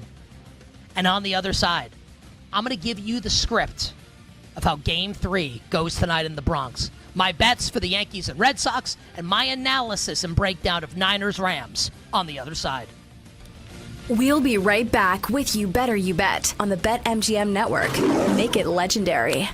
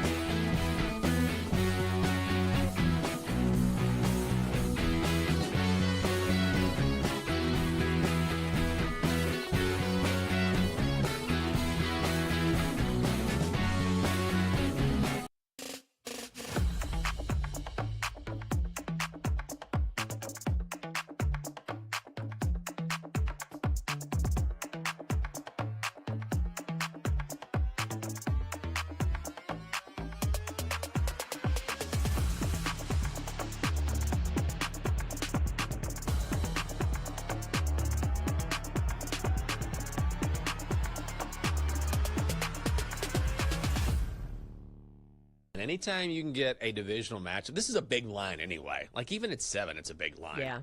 And the Patriots are one of those teams that are getting better, right? This is what happens when you have a franchise quarterback, and they definitely have their guy in Drake May, and you have a head coach who I think Mike Vrabel is doing a very good job of the Patriots, right? So success is never in a straight line, but we are seeing the Patriots start to come along. And also they have a solid defense, right? So, this could be a backdoor cover, but it's a divisional game. You're getting more than a touchdown. I'm not going to talk you off the Patriots. Yeah, I think it's also an excellent teaser leg because you can get it for, it was 14.5, and now this line has gone down because it was 8.5, I believe. So I think that is a great first impression rose. All right, Jenks, what about maybe a play that isn't the prettiest girl in the room, but still maybe has some potential? So you look at this and you're like, I don't know, but maybe it's going to be warranting of more research and maybe look into it a little more. Because for me, I think that play is maybe the Bucks getting 3.5. But I do think there is some big red flags already existing. Like, even just off the top of my head, because the Bucks just played the Eagles. That is a very, very physical team to play. And then you have to go all the way on the road to Seattle, to one of the toughest home field environments in all of sports. And I do think the Seahawks deserve some respect. Like, I know people don't love giving it to Sam Darnold, but like, this is a 3-1 team. Sam Darnold's put up some good numbers. Now it feels like for back-to-back seasons. So the Bucks 3.5, getting 3.5 on the road here, I think on the surface looks good, but maybe she doesn't have a great personality. She looks good. God, she's so stupid though. Maybe I can tune that out. That's why she's just gonna get the first impression rose.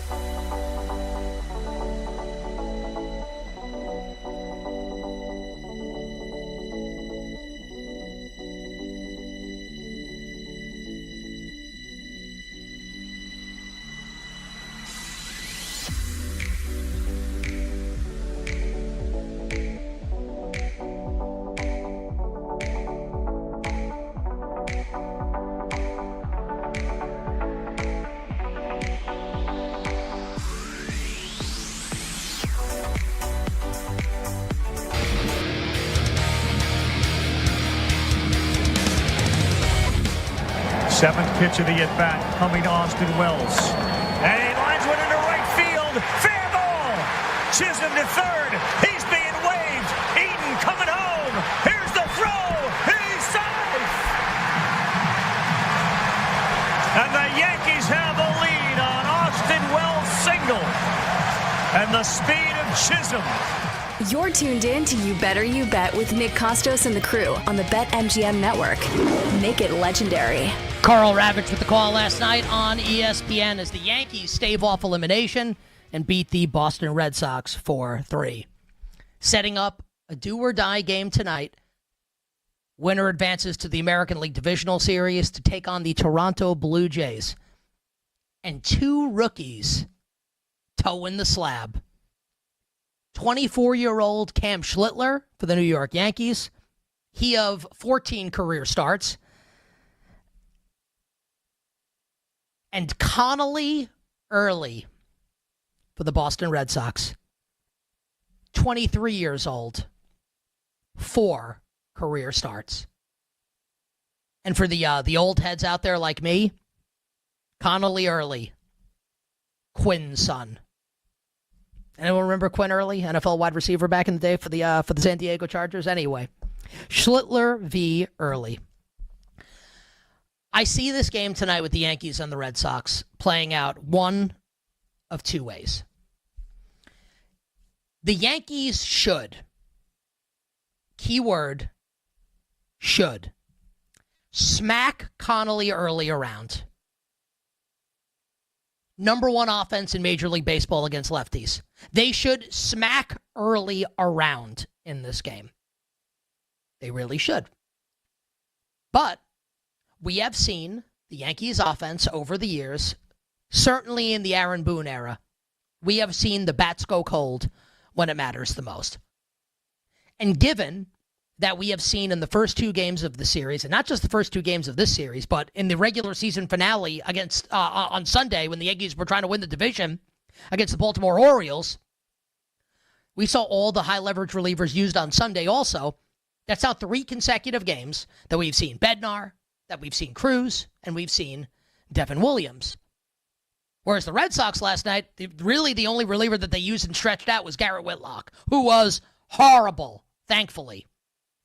As a Yankee fan, I'm happy that happened. As a bettor, maybe I wanted him to pitch a little better. But as a Yankee fan, I'm happy that he pooped down his leg last night, allowing the Yankees to take the lead and eventually win the game. But Boston's got the more well-rested bullpen going into tonight. So I think we see one of two things happen. Number one, if the Yankees win, I think it's a laugher. I think they're up early, and the crowd's going nuts, and they bury Boston in the first couple innings of this game. They smack early around, they take a lead, and they're able to ride that momentum to the finish line and to the division series. But if the Red Sox take an early lead in this game, and early looks halfway decent, and the Yankee bats have that feel about them, that they're about to go cold on an October night, I think the Red Sox are a good live bet, sincerely, if that happens. And I think my opinion as a Yankee fan should carry weight here, that's what I think we'll see. So if Boston's up 2-0 going into the bottom of the second, I don't know if I really want to bet the Red Sox in this game, but, like my betting advice would be to bet Boston, to bet them live, because that's how the game's going to feel. The crowd's going to get tight, and I think Boston's got a bullpen advantage in this game when they get to it. And if you like the Yankees tonight, I wouldn't even mess around with the money line. And currently at BetMGM, we are Yankees. So I do a refresh here. Yankees minus 160 and the Sox plus 135. I just play the Yankees on the run line. Yankees minus 1.5 runs at plus 140. Again, Yankees win. I think they win by 2 or more, probably 3 or more, honestly. And if the Red Sox win, I think it's tight. So thinking 3-2 Boston or 9-2 Yankees, somewhere in that range. And that would dictate how you want to bet the total in the game as well. Now, I can be wrong, and it can go differently, but I feel pretty strongly that this is either the Yankees win by a lot or Red Sox win by a little. And it makes me very, very, very, very, very nervous going into tonight. I'm choosing to smile right now rather than scream into the microphone because, man, it's going to be a stressful night at the Costos household. Not just because my daughter's sick and hasn't slept in a few days. That will just compound things. I can't wait for the Yankees to lose and go upstairs to go to sleep and be in bed and have to wake up in about an hour when my daughter is standing in the crib screaming. That's how you know it's bad. For anyone out there who doesn't have a kid, when your kid is standing in the crib, you know you're in for one. That's the issue. It's not the noise. It's the standing in the crib. You bet on this Thursday. All right. Thursday Night Football. I'm a little bummed. This game actually bums me out a little bit. Now, I'm going to watch every second of it because I love the National Football League, but the game bums me out. Because on Sunday night, when I'm looking at the openers, right, for Week 5 in the NFL, I'm hitting the pen, getting nice and stoned. Yeah. I'm getting excited. I'm looking at matchups. I'm looking at point spreads. What an awesome game to kick things off this week. Niners and the Rams in Los Angeles. And the point spreads in between Rams -3 and Rams -3.5.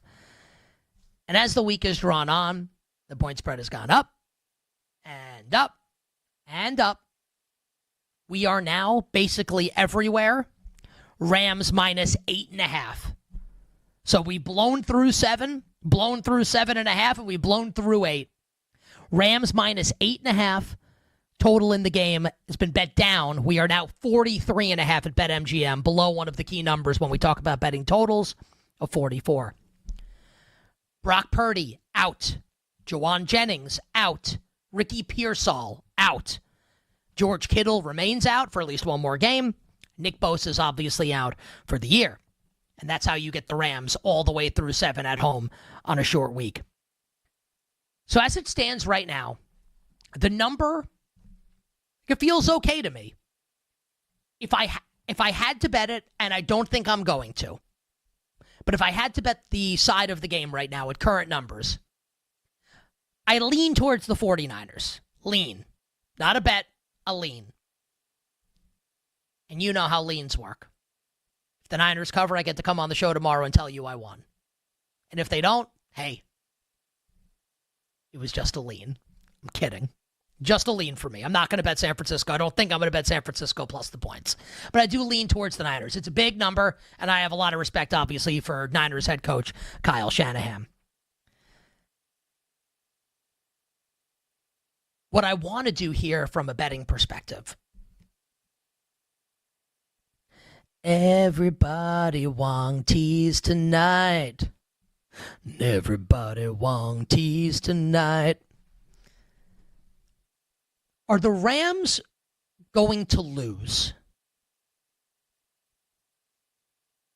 Is this game going to be ultra close?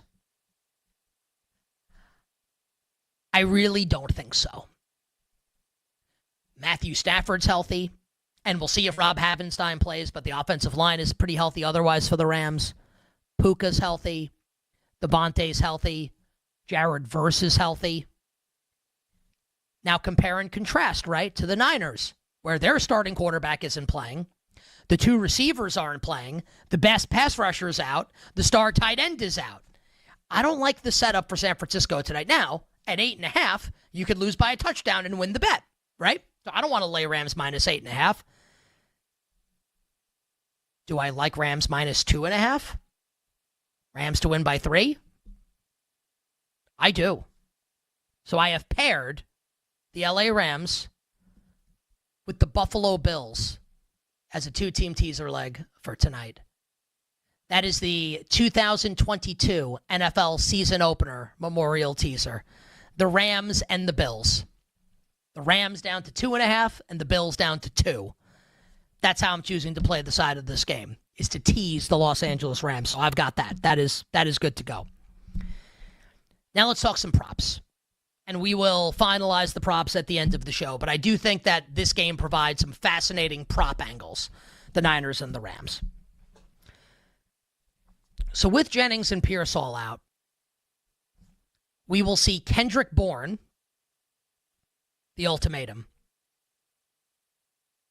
Jake Tonjes, and Demarcus Robinson as the top 3 pass catchers tonight for Mac Jones. And his cell phone number is 281-330-800. Foe. Hit Mac Jones up on the low, because Mac Jones about to, So there's opportunity here with Pearsall out and Jennings out. So here's how I see it going. Mac Jones' passing yards number has been bet up over the course of the day. So it was at 218.5 early this morning. I looked about 15 minutes ago. It was 223.5. So it's been climbing up. Now think about the setup again of this game. Niners, a dog of more than a touchdown on the road. It stands to reason that they're going to have to throw the ball in this game to keep up. Because we think the Rams are going to be able to score, right? The Rams could probably score on anybody. Look what they did to the Eagles a couple of weeks ago with Stafford healthy and Puka healthy and Devontae Adams healthy. San Francisco is going to have to throw. The weather is going to be climate controlled in Southern California. It's a Kyle Shanahan offense. I agree with the betting move towards Mac Jones and that passing yards number. So now where are these yards going to go? Kendrick Bourne not only has familiarity with the Kyle Shanahan system, right? Having played for years in San Francisco before departing from San Fran. So he's been in the Shanahan offense for years before this year, before he was brought in during the season. But he also played for a season in New England with Mac Jones. So there's a rapport with these two. And I think the most likely scenario here with the Niners offensive line, like not being what it's been in past years, even though Trent Williams has been better since he was brutal in week 1 against Seattle, I think it's going to be Mac like looking for a security blanket. And maybe that's Christian McCaffrey, but McCaffrey, the expectation in the betting market is that McCaffrey beasts both in the run and the pass game. The Bourne number, which is currently high 30s or low 40s, depending on where you're looking, does feel a little low to me. So the Kendrick Bourne receiving yards over looks pretty good.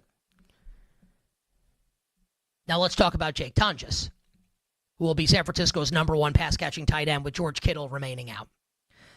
So last week, we saw Tyler Warren have success against the Los Angeles Rams. In week 3, we saw Dallas Goedert. Didn't have a ton of success, but caught a long touchdown, went over his receiving yards prop. We had that in the game against the Los Angeles Rams. Again, like Mac Jones is going to be under duress in this game. He's going to have to get rid of the ball quickly. I'm a Jake Tonjes guy.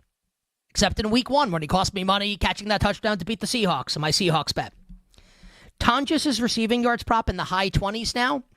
I think he's catching 4 passes in this game. That should be enough to get Tonjes over his receiving yards prop. Demarcus Robinson, his number feels low to me. Like if Mac Jones is going to have a good game slinging the football, like these guys are going to, someone's going over and maybe multiple guys for the 49ers. We can finalize it at the end of the show, but I will have at least one of these Niners pass catchers going over, and I do like the Mac Jones passing yards over as well. And if and when the Los Angeles Rams win tonight's game, and the betting market says that they are very likely to win, the Rams are going to be in pole position to win the NFC West. Will improve to 4-1. We'll see about Arizona this weekend as the Cardinals host the Tennessee Titans. It's hard to trust Arizona. Maybe we'll take them in Survivor because they're playing Cam Ward and the Titans. Arizona feels like they're on at least one tier below the Rams. The Seahawks are looming as an interesting team. And I told you last Friday after the Seahawks beat the Cardinals how impressed I am with Sam Darnold and how awesome I think Sam Darnold is. And Mike McDonald's an awesome defensive coach. And that I think the Seahawks are a playoff team. So I'm not trying to discount Seattle.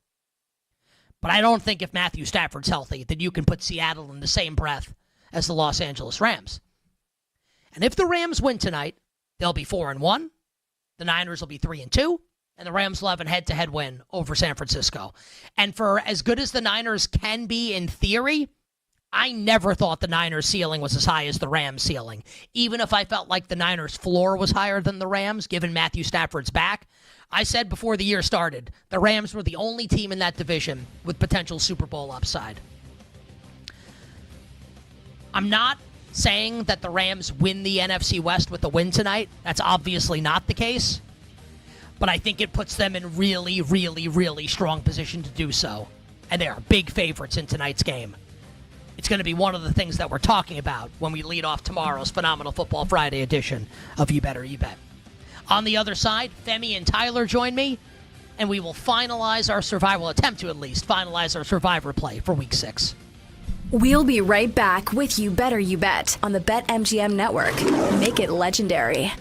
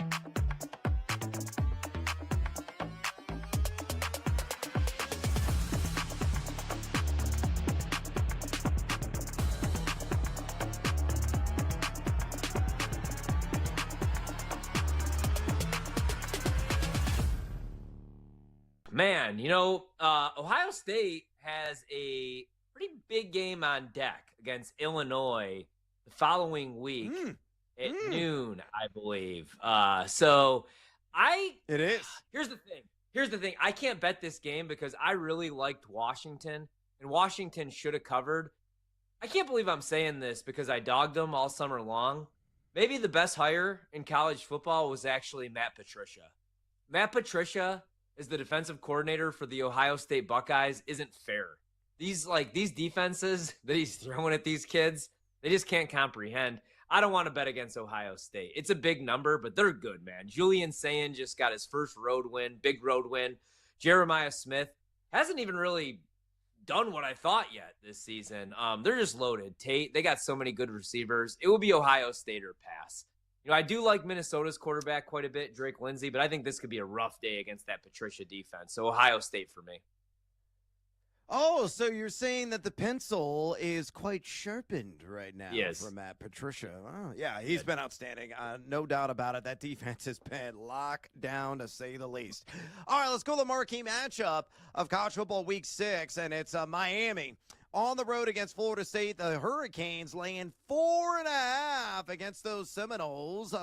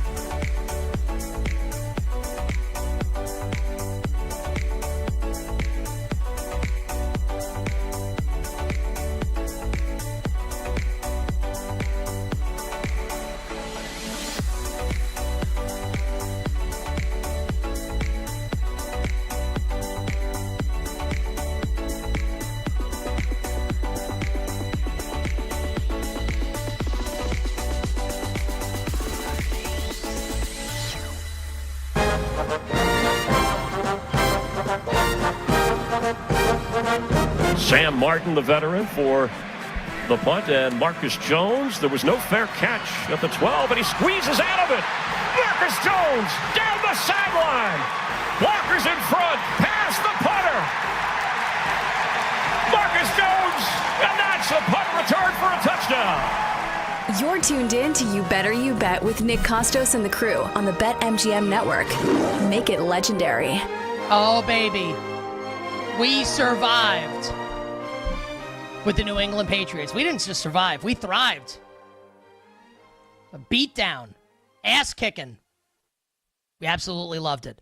Friends of the show, the great Chris Myers and Stink, Odyssey Sports NFL Insider, Mark Schlereth on the call this past week on Fox as the Patriots destroy the Panthers and allow myself, Femi, and Tyler to advance to Week 5 in Survivor. We'll give you our thoughts on this week. We'll give you our big board in a moment. But first, we want to remind everybody to download and subscribe to You Better You Bet in podcast form. Just search You Bet wherever you find your podcasts. Femi gave you a bunch of NFL award thoughts in his hour of the show today. Coach of the Year, Offensive and Defensive Rookie of the Year, and Comeback Player of the Year. Search You Bet wherever you find your podcasts, and like and subscribe to our YouTube and Twitch pages, youtube.com/@the BetMGM Network, twitch.tv/the BetMGM Network. Our show sponsor, obviously, BetMGM. And we want you to go for the end zone without breaking a sweat. With today's Pro Football No Sweat token, you'll get your stake back in bonus bets if your wager doesn't win. Make it legendary with BetMGM. Download the BetMGM app, and please gamble responsibly. Femi, before we get to Survivor, Game 3 of Cubs-Padres, starting in about 25 minutes at Wrigley. Cubs minus 115. Padres minus 105. Tyone and Darvish, the pitching matchup, total 7.5. How are you betting this one?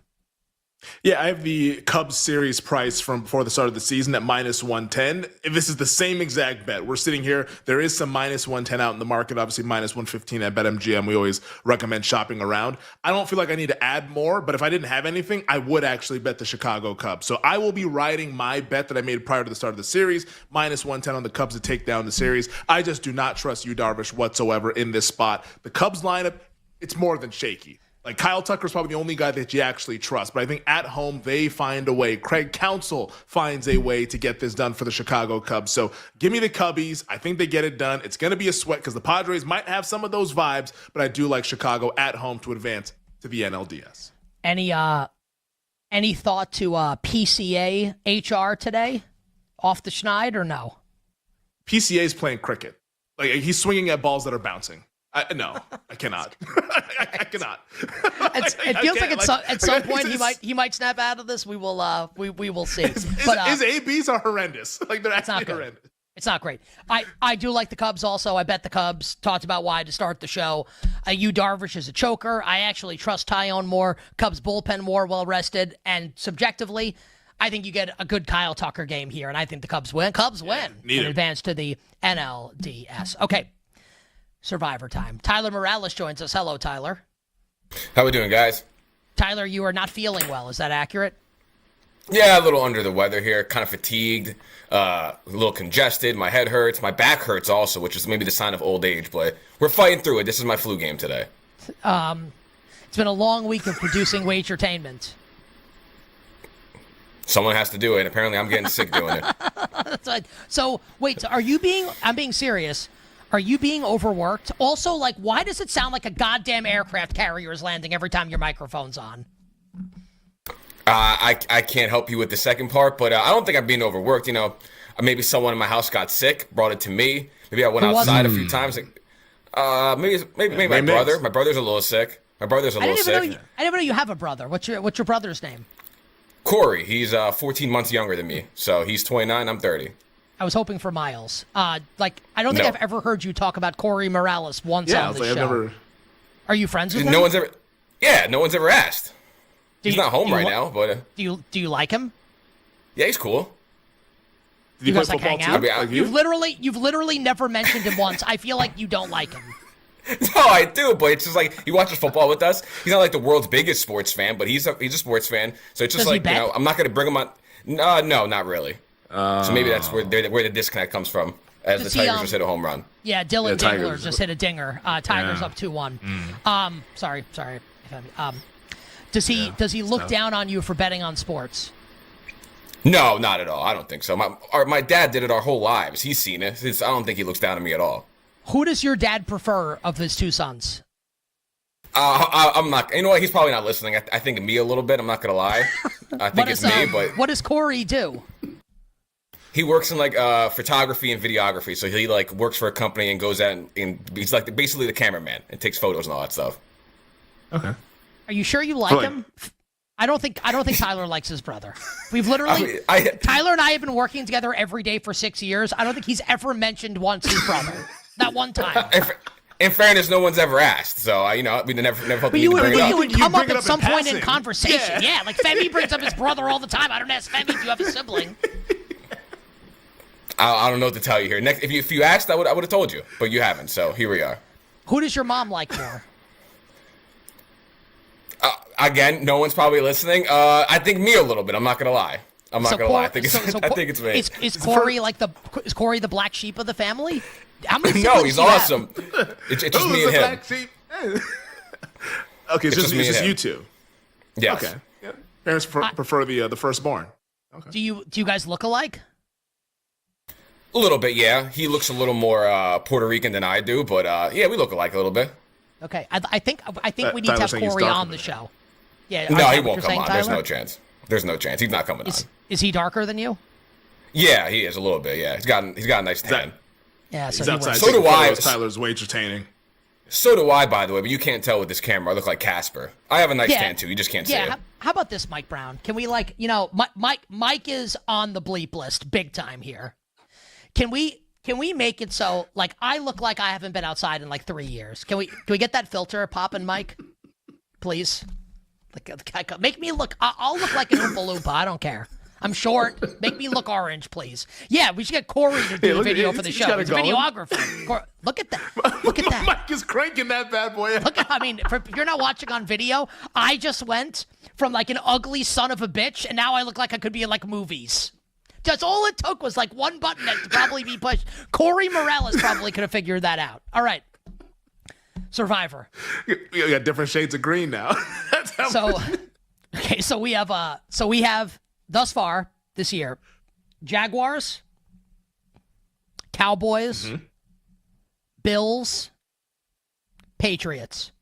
Those teams are off the board. So I'm going to give everyone, this is my bucket of teams for this week, and I'm not going to rank them. So I think these are the teams that we get to choose from. Now we could, you bet on this Thursday, we could take the Rams. Colts are an option. I actually think the Saints are a halfway decent option against the Giants. Ooh. I think the Texans are somewhat decent at the Ravens. Arizona, home against Tennessee. Calvin Ridley didn't practice today. That just came down like 10 minutes ago. So it looks like this is going to be like Iamaner and DK as the top two receivers for Cam Ward. Or we could take the Lions as huge favorites on the road in Cincinnati. So I will first give the baton to Corey's brother to tell us what he thinks. Tyler, what is on the big board here for you this week in Survivor? So number one, Femi's going to hate this pick. I like the Lions. I feel like that's the logical choice. This is a tough week. I have the Lions first. I was skeptical on the Cardinals, but now with all the injury stuff coming up, and J.C. Latham might play. I don't know if he's fully healthy, but if he's not, I'm good on thinking the Titans are going to win that game. So the Cardinals are like on the list with an asterisk, and then the Rams are third. And if you wanted to get want to be men, kind of like the Chargers with the Commanders all injured. Chargers are minus 2.5, so the Chargers were my fourth. So Lions, maybe the Cardinals, Rams, and then the Chargers to be a men. I was gonna say we do need the if we were real men Survivor pick. Now the real men pick would have gotten us bounced last week because it would have been the Raiders. Yes, I imagine losing on that. What happened and how that game? You think I hate Geno Smith now? I mean, well, I guess can you imagine? We don't have to imagine. We experienced it last week in week 2 with the Lions losing to the Buccaneers. We don't have to get into that and rehash all that nonsense. For me, my number one is the Rams. That is my number one, and I had it as my one. I thought it was going to be a little bit like a kind of like a contrarian pick on Tuesday because I thought at that point Purdy might play, and maybe it's just going to be like a banged up version of Purdy on a short week. Now I feel like more people are probably going to use the Rams. Not like they're going to be the most popular because it's a Thursday game, and some people like to wait for the whole week. Thursday games kind of weird people out, but the Rams are number one for me, and number 2 is the Cardinals. Just because I don't know if there's another chance for us to fire that bullet, but also everyone else who has the Cardinals available, which is 46% of our pool, is going to use the Cardinals, I think, this week because there's never another chance where they're going to be, at least barring injury, a 7-point favorite. So those are the top 2 for me. And if we want to be men, would actually be rolling the dice with the Philadelphia Eagles if we wanted to be men at home against Denver. That was my I don't thought. want to do that. If we want to do that one.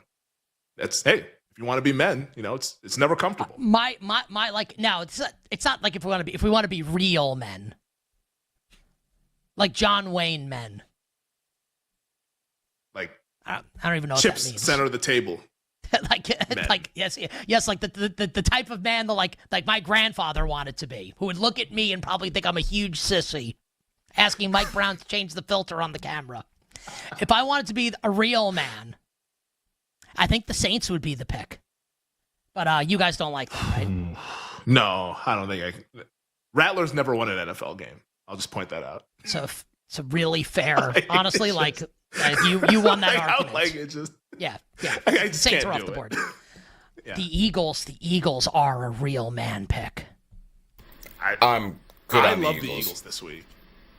The passing game is non-existent, but like they just keep winning. Femi, who do you want to take? I want to go with the Rams. I want to get in the streets tonight and try to get home. Tyler? Rams were number 2 on my big board. You don't have to convince me. What about Indianapolis? Something about that game just seems weird. Like I like the Raiders. What would you say 7. that is? That Geno's like much better on the road than he is at home, and maybe he actually plays well in the game. We have to, if we're going to take the Rams, we have to decide like on the show today. Yeah. All right. We got some time. We got 5:40. We can do something. I think. Or next segment. I think we need to decide now. We're going to start next hour with it. We're going to debate if we want to take the Rams in Survivor. Then we've got Femi's Betting Things. Joey Kanish will join us. All our bets for tonight coming up at the end of the show. We'll be right back with You Better You Bet on the BetMGM network. Make it legendary.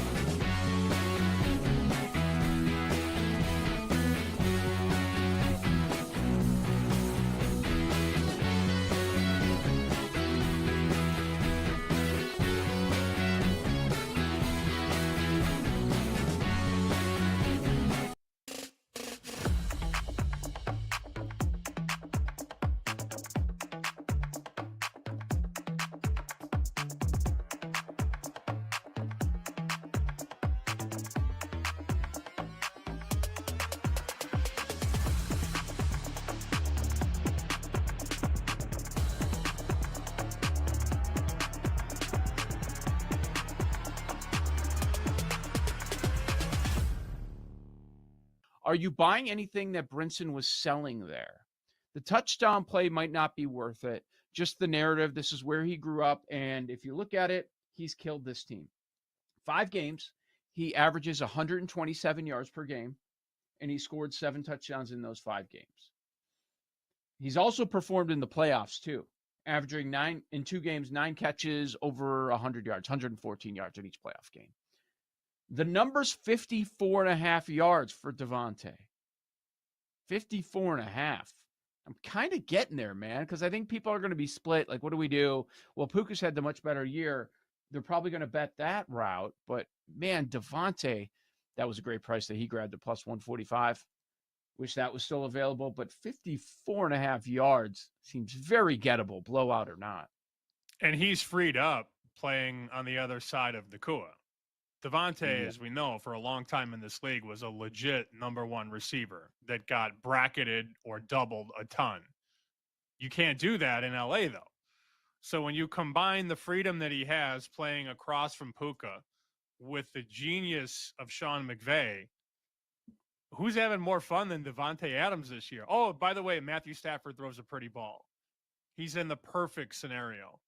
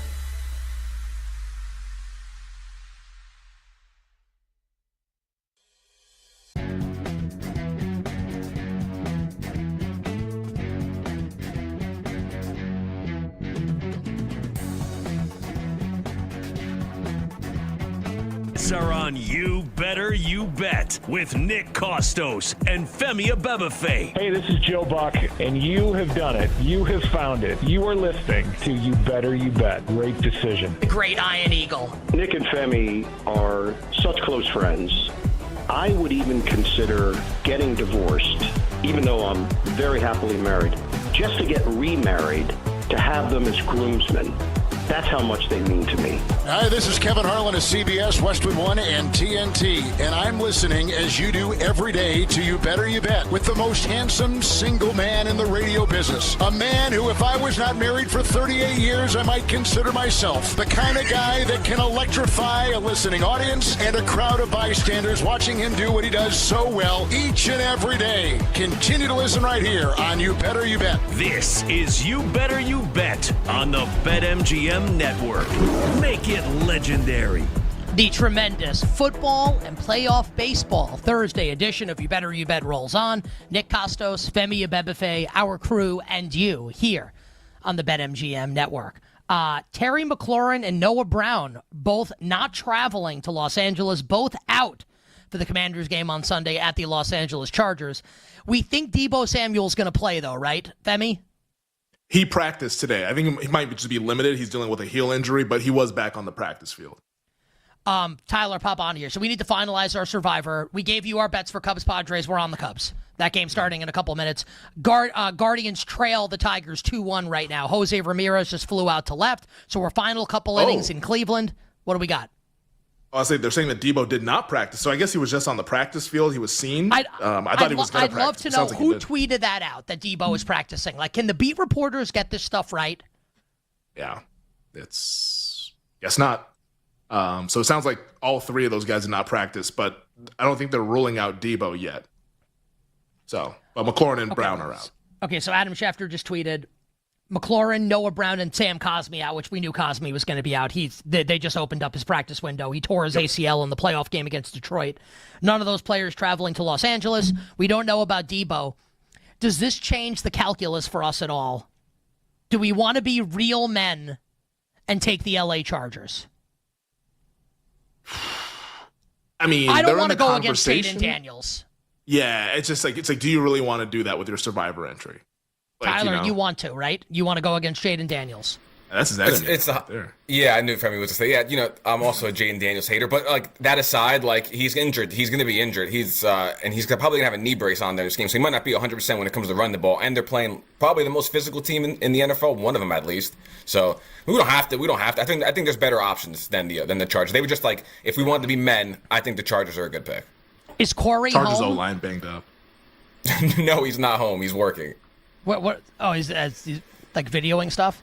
Yeah, probably. When does he get home? Like 7. Oh, how convenient. How convenient. Right when the show ends. What does he shoot? Does he shoot like sports stuff, like nature photos? What does he usually shoot?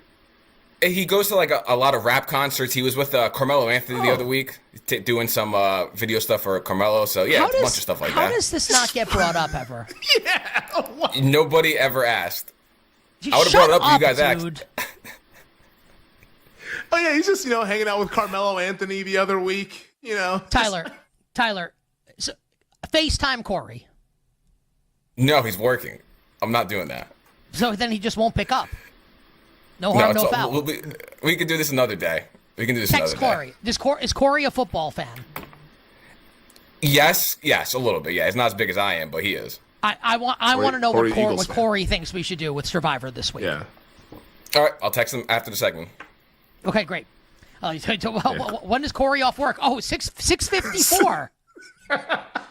How convenient. Yeah. So what do we want to take the Rams?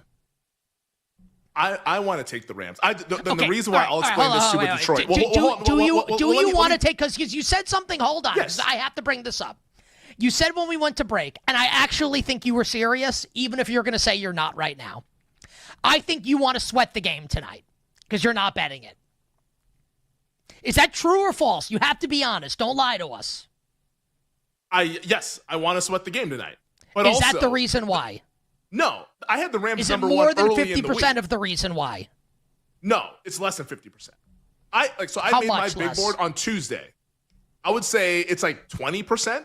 80% is me just like logically trying to think about this thing. Like on Tuesday when I made my big board, Rams were number 1. But that was also, I made that with thinking that Brock Purdy was going to play in the game and he'd be like banged up. This would be once again compromised Brock Purdy like we saw last Sunday. Like this, yes, I want to sweat the game. I'm not going to have a bet on the side in total, but like that's a cherry on top of the Sunday. The actual Sunday is, I think that this is a good spot to play onto the Rams. Tyler, you want to take the Rams? They are honestly. I want to take the Lions, but I know we need them for a holiday consideration. So yeah, that's the thing with Detroit. It's like Thanksgiving and Christmas. Oh, like I mean, obviously you don't want to play them against Green Bay, maybe, but like who knows? It's just tough. Let's talk through this briefly. Okay, how do the Rams lose? Like, how does it happen? Because, like, when we took the Bills a couple weeks ago and I bet Miami plus the points, like, I don't think I could have constructed other, like, Josh Allen has food poisoning. Yeah. How do the Rams lose? Like, Stafford has to get hurt, right? Stafford Early in the hurt. game. McVay, or ultra he just turns it conservative. over a ton of times. Yeah. Like, that's it, here's right? It's a McVay quarterback maybe kicking field injury. goals. Yeah. And then now it's Jimmy G versus Mac Jones. But I mean, that's Kyle not a good Shanahan reason ball. not. Yeah, that's not a good reason not to take them. How do the Cardinals lose? Can I make a case? I'll make a case here. The Yes. Cardinals have only broken 20 points against the Carolina Panthers, which everyone has career highs against. They haven't done anything against anybody else. They're on their third string running back, which really doesn't matter, but their offense looks worse by the week. And also, the Titans game, like, the score looks bad. It was 6-0 going into the fourth quarter, and then the game just was an avalanche for the Houston Texans in the fourth quarter. How many and points this did is they also score? Like, they scored 20. They scored 20 points in the fourth quarter. Now, how many points did the Cardinals did the Titans score? 0. They scored 0. They got chucked against out. a good Texans defense. Against a good Texans defense. And We also, like the Cardinals defense. Like, Will Johnson's probably going to be back this week.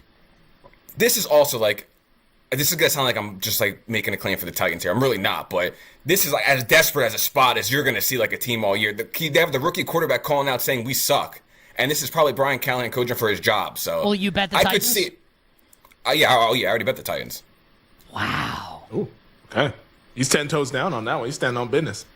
All right. All right. I kind of think we should take Arizona.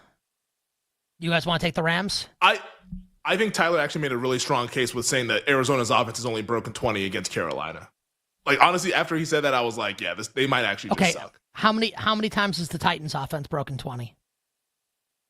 I think it was once, maybe. I looked this up I earlier. don't think They scored 20. 19. They scored 19 against the Rams, and then they scored 20 against someone else. Oh, against maybe Indy when that game got loose, perhaps? Yes. Maybe against Indy then. Yeah. But why are you Femi, scared you of the can Rams? make the Nick? call. Why are you scared of the Rams? Shanahan makes me nervous. Yeah, I mean, he's a great coach. Like, that's 100%. He is a great coach.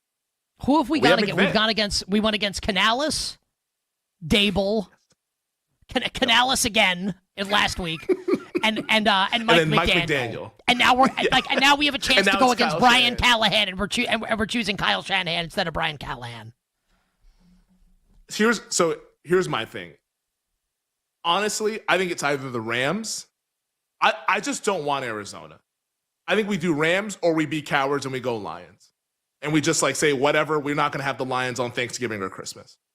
Femi, you make the call. What do you want to do? I want to go Rams.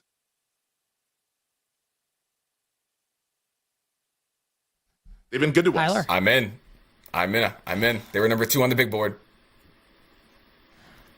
I'm not joking. I want you to FaceTime your brother.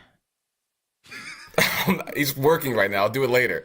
But what's he's gonna come home and be like, I disavow you as my brother because you FaceTimed him while he's working? Possibly. He's a wild card. Just what's the worst thing that happens? He doesn't pick up the phone. I'll do it during break. Call him. Don't FaceTime. No, Call to see him. if he, I'll be honest. And say you're on speaker live on You Bet or You Bet. Who would you take in Survivor this week? The Rams or the Lions? He's not even going to know what that even means. I will not be doing this. Sorry. Can you give us his number? We'll call him. I'll call him. Hey, Corey Morales, this is Nick Costos of You Better You Bet. Honestly, does he want to play Who Wants to Be a Millionaire? Jake still has I can promise you, he wants no part of this. I can promise you that. So does he hate us? And the Guardians are done. Yeah, that's great. Oh, man. Guardian. All right, Tigers up 4-1. All right, thank you, Tyler. So we're on the Rams. That's it? We're done? Let's do it. Jake, you have the music? Let's feel good about it. Let's like Nick. You look like we're going to the doctor's office. Like, let's feel good about it. You understand? Like I have the Yankees tonight also. So it's like if the Yankees lose and the Rams lose, like I may not come to work tomorrow. That would be absolutely soul crushing. If they both win, you just have a little bit less money in your baseball bankroll. But it's a great day. All right, I do. I would like to find out at least what Corey likes in Survivor, even if we can't talk to him. What does Corey Morales like in Survivor this week? All right, you bet on this Thursday. Femi, do you want to throw it to your friend Brad Evans here? We'll do some things. Yeah, we got lots of stuff to get to here throughout the world of sports. Obviously, October, one of the great months that we have on the calendar. NFL, college football, baseball. Jake, let's hit it and let's get to all of the biggest stories from around the world of sports. We've scanned the globe. We searched near and far. We found the best of the best. And now You Better You Bet brings you things. All right. Yeah, You Better You Bet. We got some things on deck here on a Thursday. And Jake, what's the first thing that we start with? The main thing. All right. I think this weekend's Tampa and Seattle game in the NFL is the best game on the Sunday slate. I don't think you're going to get too many arguments against that one. These two teams, couple of dark horses in the NFC. I like the Seattle Seahawks in the game to cover the number and also win at home, of course, as they are the 3.5-point favorite. But Nick, I want to ask you, what is the better bet going forward long term? Bucks at 14-1 to win the NFC, or is it the Seahawks at 18-1 to win the NFC? Well, I like how you were like, yeah, this is obviously the best game of the week. Like it's like Bills Ravens. Is this the best game of the week? Yeah. I mean, what other game is better? Eagles Broncos. You think that one's better? I think you can make the case. So I actually don't think Seattle Tampa is, but you can make the case that you said it like obviously the best game of the week. Man. Yeah. Okay, but it's not like it's Eagles Bills. What's the better bet? 14-1 Tampa or 18-1 Seattle? What's the better bet? But do you? I would like for you to retract that statement. I think that this is a better game. You have two I don't think Denver's that good. I'm gonna be honest. I don't think they're that good. That's fine, and you can be right about that. But no, it's the way you posed it was. You didn't say this is one of the. You said obviously this is the best game of the week. Seattle and Tampa. Is it obvious? It's getting that 4:00 treatment, baby. Yeah. Like it's Chiefs Packers or something. I don't know if I go that far. It is a future potential playoff game. Can't say that about Broncos Eagles. 6-1 Tigers. Yeah, great. I'm gonna turn this one off. Don't need to watch this anymore. It's rough. Let's go Cubbies. Seattle easily. Seattle's defense has the upside to be like best defense in the league. I like Tampa. It's not an anti-Tampa thing. And I believe in Sam Darnold. I'll say Seattle, Femi, is a better bet than Tampa. Although, to be fair, I don't like either. Yeah, like if you made me choose one, I would actually go Tampa just because I think Tampa has the much more clear path to winning the division. Like Tampa, I can at least say, I think they're going to play a home playoff game. Seattle, even though they might be the better team, with the Rams, who knows when the Niners get back healthy, they might not win the West, so they're likely going to have to win multiple road games. So for me, it would be Tampa if I had to bet at 14-1. And also, like, Baker Mayfield in the playoffs more than our guy Sam Darnold. Jake, what do we have up next? The other thing. Monday Night Football this upcoming week is a great litmus test for your Jacksonville Jaguars. I'm still skeptical of Jacksonville. I think a lot of these forced turnovers, and maybe it's contagious and they can keep it rolling, but at some point it's going to regress a little bit, but you got to give them some credit for this 3-1 start. Through 4 weeks, better bet to win the AFC South. Is it Colts minus 105 or Jags plus 125? Give me the prices one more time. Indy minus 105, Jacksonville plus 125. Colts.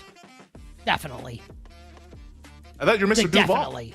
Yeah, I mean, I said this on Monday on the show. If I made me pick, I think the Colts are better than the Jaguars. I think the offense is going to be more consistent on a week-in, week-out basis, and I think the Jaguars have gotten lucky with the turnovers. Now, maybe that just continues, and I would like for the Jaguars to win, but if you made me bet my money right now on it, I would take the Indianapolis Colts. Do you think Jacksonville covers on Monday? Maybe, but I don't think they win. Chiefs by 3 or more. Chiefs by 3 or less, let's say. If the number's going to be 3.5. All right, take a quick break. We'll get more things on coming up later in the hour, but on the other side, pro sports bettor Joey Knish joins with his favorite college football bets for the weekend, and he's got a stinky dog as his best bet. We'll be right back with You Better You Bet on the BetMGM Network. Make it legendary.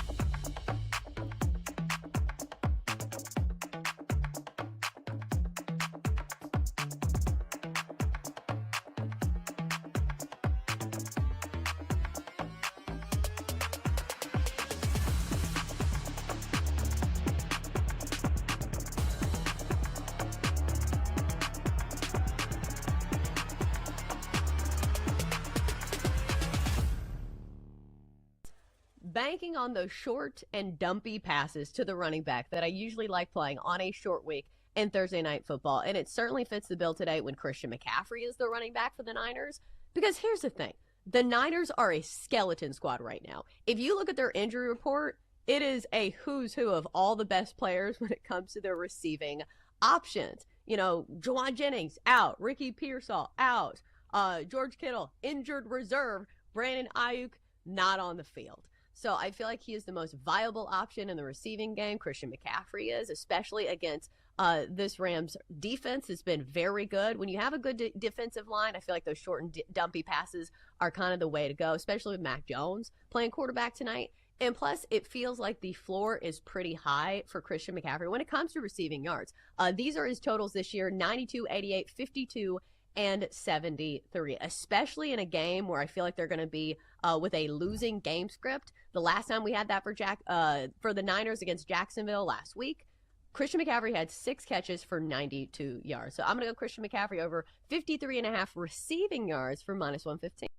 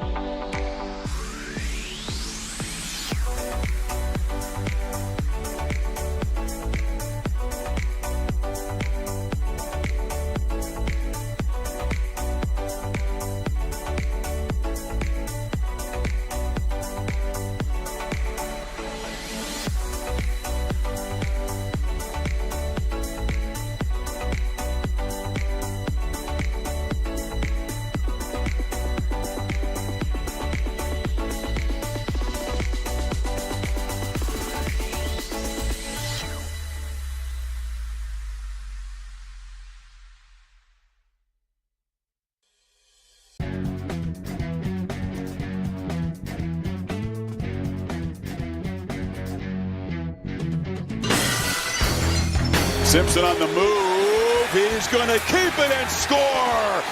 Creative, efficient. And Simpson says, hush now. This is You Better You Bet with Nick Costos, Femi Abebefe, and the crew on the BetMGM Network. Make it legendary. Stone Cold Chris Fowler with the call this past Saturday night on ABC and ESPN. Chris Fowler, of course, a Tim Scanlon client. As Alabama walks into Athens and ends Georgia's 33-game home winning streak. Joining us right now to talk about Bama's win, which he gave out last week on this show, and the rest of the comings and goings of college football, is our pal, Pro Sports Bettor, co-host of Hit the Books, which you can watch on YouTube, a great college football betting show, along with our friend Brad Powers, as part of Rob Pizzola's Hammer Betting Network. Pizzola joins us next hour here on You Better You Bet. The one, the only, the great Joseph Knish. On Twitter at Joey Knish22. Uncle K, welcome back to the show. What's going on? Gentlemen, tremendous football Thursday, and I'm glad you boys are starting off with the real leadership at the Hammer. Appetizer for a Thursday show and do with the Hammer. Good to talk to you fellas. All right, you gave us Alabama, Knish, as your best bet last week in college football. The Crimson Tide didn't even need the points. They won outright at Georgia. What is your best bet for this week in college football? It was always Roll Tide last week. Glad we got the winner. But hey, new week, new time, new money. We got to do it again. And I'm going to go with a vaunted in-state rival. I hate to do it, but the Mean Green and Michigan State Spartans this weekend, 11.5 on the market at Nebraska. I got to tell you, I think they're live in this one. I think that, I don't know, we're getting the points, but I don't know if we'll need them, baby, because I tell you, this Michigan State offense, of all the units in the game, and it's what I like to do, and we come break down which unit, whether it be defense, offense, both teams, do I trust the most? It's the Michigan State offense. I think Aiden Childs is playing really well. I think a couple of key players, including Nick Marsh, that for Michigan State that were nicked up a little bit, will now be healthy after a little bit of a break. And it's a Nebraska team that I got to tell you hasn't really impressed me in any facet on either side of the ball at any point this year. I think Michigan State's very live, even though the defense has struggled.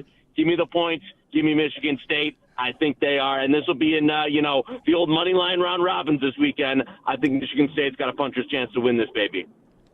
I love it. It'll be a Sparty party in Lincoln this Saturday with Michigan State potentially live against Dylan Raiola, Matt Rule, and the Nebraska Cornhuskers. How about the game in the Swamp, Knish? I've been fascinated by this betting market as we've seen movement toward the underdog Florida Gators. All those sevens have been bet. There's now 6.5s across the board, and there's even a 6 that's out there in the market. Do you agree with bettors backing Florida, or do you think this is a nice spot for Arch and the Longhorns to win by a touchdown or more?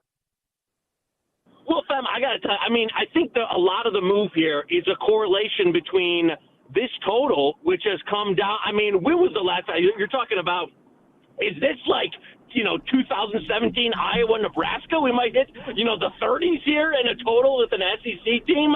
I think a lot of it is just this total coming down a number of points, getting better, and then you correlate it with the side where it's like, okay, if we're only going to be, this total is going to close around 40, can Texas, who has not impressed, you'll call it what it is. We can go on the Arch Manning and all that. The offense has not impressed this year.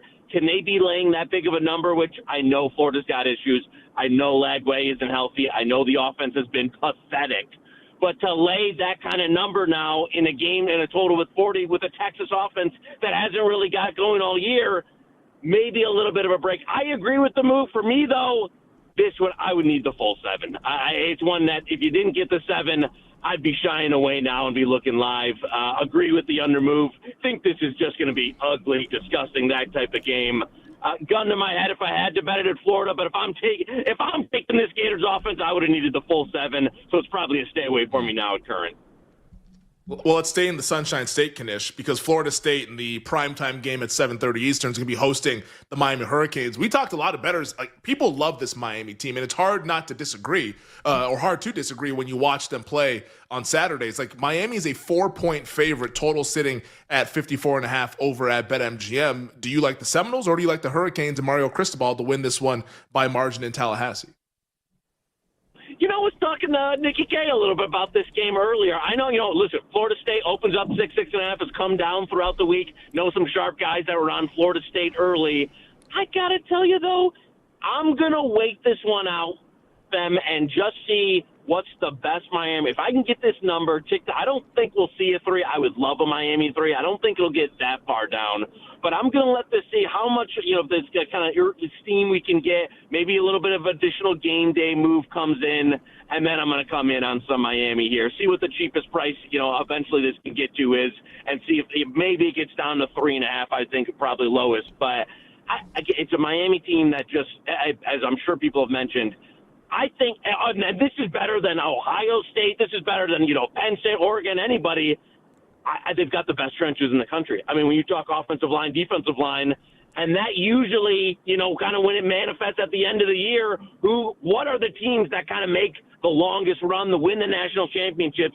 It's usually that guy, especially in a year when there's not a quarterback out there that's like, Lamar Jackson or any of those quarterbacks that's just like, oh my God, this guy's going to carry us to a national championship. Trevor Lawrence, Deshaun Watson, those type of guys. There's nobody out there like that. I know Miami's coaching staff leaves a lot to be desired in game management or common sense or whatever the hell Cristobal's doing for some of these games. But to me, I think they're a significantly better team than Florida State, and a Florida State offense that I don't know if they can produce here against Miami D, who's really, really good. Gonna wait till close, gonna wait till game day, and then lay it with the Canes. So Kanish is right. We were texting earlier about this game. The reason why is because I do some media spots on Thursday when I get asked for a college football best bet, and I didn't hear from Kanish. So I gave out Florida State, and I asked Kanish, what do you think of this bet? And then he told me he liked Michigan State, so I didn't get to give Michigan State out today. Join me tomorrow on the 900 radio hits I do around the country when I give out Michigan State plus 11.5 as my best bet of the college football weekend. And if you think I'm joking, you don't know Nick Costos. You bet on this Thursday. Joey Kanish is our guest. He supports us. Support him. Hit the Books is the college football show you can watch on YouTube and find in podcast form with our friend Brad Powers. Just search Hit the Books in your podcast feed or on YouTube. My friend, let's talk about the Diego Pavia Bowl of Vanderbilt in Alabama. Crimson Tide 10.5-point favorites, 55.5 the total. You liked the Tide last week. Are you rolling Tide again this week against Pavia? I got to tell you, this Vanderbilt team, I feel like the guy, if you're someone who never bought any Bitcoin and you're looking at the price of Bitcoin, that's me with Vanderbilt the last 18 months. Where early on they had a couple cute upsets last year, and I was like, probably won't keep up. Never really. If you've just been betting Vandy for a year and a half, even throw in some money line, you don't have to do anything else. You didn't have to. You could have just bet Vandy the last 2 years, had the greatest seasons ever. I haven't been able to catch up to this Vandy team, and I know there's some people out there. There was early 9.5, some sharp the market itself and some of the the modeling out there just hasn't been able to catch up to Vandy. I can't do it. I can't fade them. I know the number for me is a little short, but with the matchup and how they can run the ball, and I got to tell you, also on this is this is a little bit of a Femi thing. If Vanderbilt wins this game outright, Diego Pavia, I think, is going to win the Heisman Trophy. If they win, I'm not saying they're going to win, but if they do win, he's the Heisman favorite come Sunday morning, and I think he's just going to win. The Pavia folk hero, if he can do this again, I think it's too strong. I think that everyone's going to be talking about it Sunday, and I think they would finish the year with enough wins for him to get it. I think that's what's on the line this weekend. Gun to my head, I would take the points, but I think what's really on the line here is the ultimate Heisman Trophy move if Pavia can win this game outright. A fascinating answer. Any other games, Kanish, a side or a total that you like for this weekend in college football? You know what? Yeah, that's dangerous because when you give it to Joey K, that means you end up with some game that only 4 people listening to the show that ever heard of. We're going with a little early. The Blue Hens of Delaware, baby, against Western Kentucky. 2.5 out there.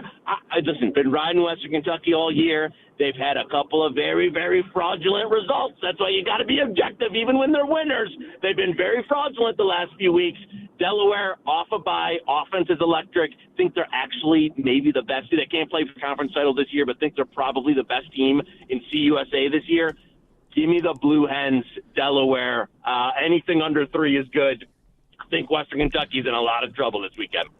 I can't wait to get your answer to this question. And I think it's a really interesting time in the season to think about this answer. Like whatever your answer to this question may be, either Kanish or you, the person watching or listening. For me, it's Ohio State. As of right now, Kanish, who's the best team in college football, in your opinion? Woo! Great, good cue. Was having that, having a little debate. We were over on Hit the Books having this debate earlier because old BP, Mr. Powers, likes Oregon.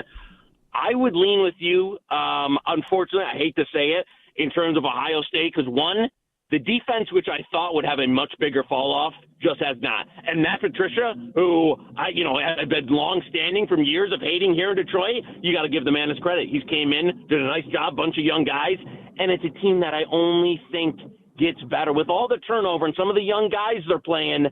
Kind of only continues to get better. And I know offensively they haven't been lighting it up, but if you're telling me who's got the best, best overall team, I got to go with the Buckeyes too. Now, does that mean I want to bet them, at the current price to win the national championship? No, I think there's a bit of a delta, there where I don't want to, it's not a team I'm running to the window to buy the national championship.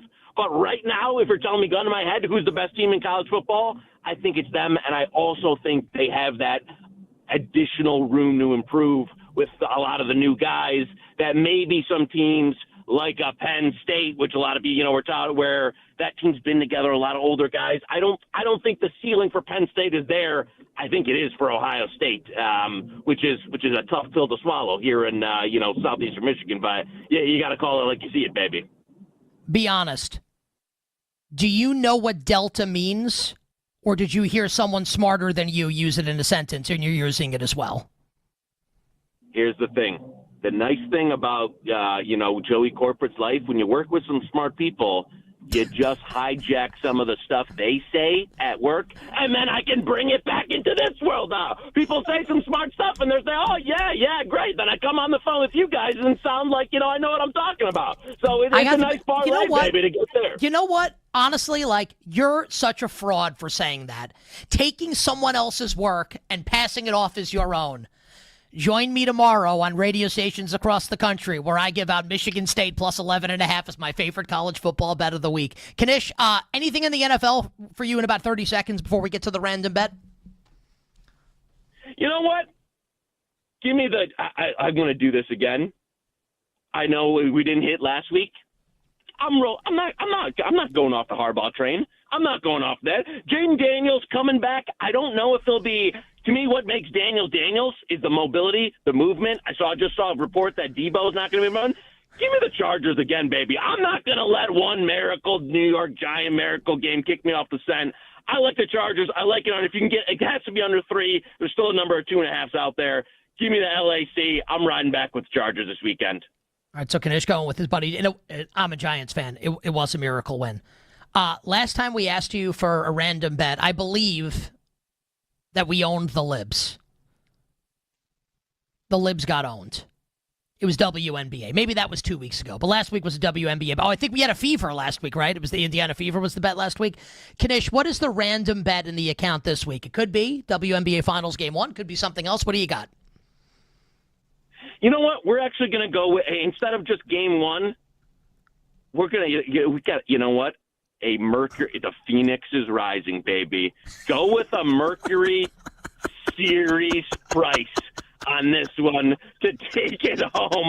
I honestly cannot believe this team's going to win that WNBA title. For a guy that, follows the league, I think they're the better team here. Mercury series price or to win the finals, whatever. Phoenix, baby, a little bit, it's basically pick a little bit of plus money out there depending where you shop. Give me the Phoenix. The Phoenix rises from the ashes and strikes down the aces on the table, baby. Phoenix to win the title in the WNBA. You got away with words, my friend. Kanish has been coming on our show for years. He supports us. We want you to support him. Hit the Books is the show on YouTube and in podcast form with Kanish and Brad Powers, an awesome college football betting show, and he is on Twitter at JoeyKanish22. My friend, we always appreciate you coming on. Best of luck with the bets this week. We'll catch up with you next week. Gentlemen, like I always say, feel free to use this. There's nothing better than Wagertainment. Hashtag Wagertainment. Thank you, buddy. Joey Kanish joining us on the show. He is the absolute best. Femi, ask me my favorite college football bet for the weekend. What do you like this week in Michigan college State football, plus 11. Love them. Sparty party. More Femi's betting things coming up next to wrap up hour number 2. We'll be right back with You Better You Bet on the BetMGM Network. Make it legendary.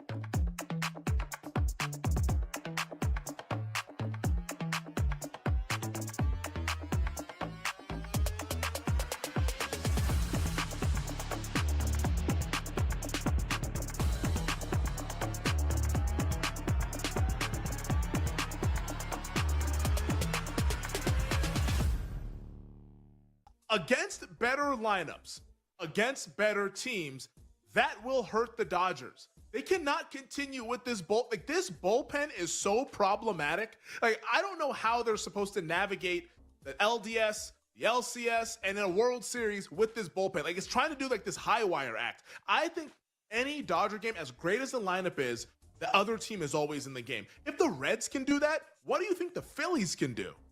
I like this Dodgers team quite a bit, but I just cannot look past that bullpen. And I think it's going to end up burning them in this series against Philadelphia. I like Philly. And right now, you can get the Phillies over at BetMGM plus 105 on the series price. The Dodgers are minus 125, which shows you how much respect the betting market has for the Dodgers, who are once again the favorites to win the World Series. I think Philly, with their combination of pitching, and if this lineup can please just be normal and not get cold, and all of a sudden everybody just starts to go on a slump together, like what we saw last October, if this lineup can have it cooking, I think the Phillies are going to the World Series. I think the Phillies are winning the World Series. And in fact, I actually think, I'll say this, because as much as I talk about the Dodgers bullpen, you need the team quality to actually take advantage of it. I think Philadelphia is actually the only team that could take advantage of it. I'll say this. I think not only is this the NLCS, I think that this is the start of the World Series come Saturday. I think the winner of this series is going to win the World Series. Put that one in pen, put it in stone, however you want to do it. Take a picture, whatever you got to do. This is the World Series. I think the Phillies are going to get it done. I think the Phillies will be the winner of the Fall Classic later on this month. But give me Philadelphia plus 105. I'll take that all day long. I'm absolutely fired up for Ohtani versus Sanchez.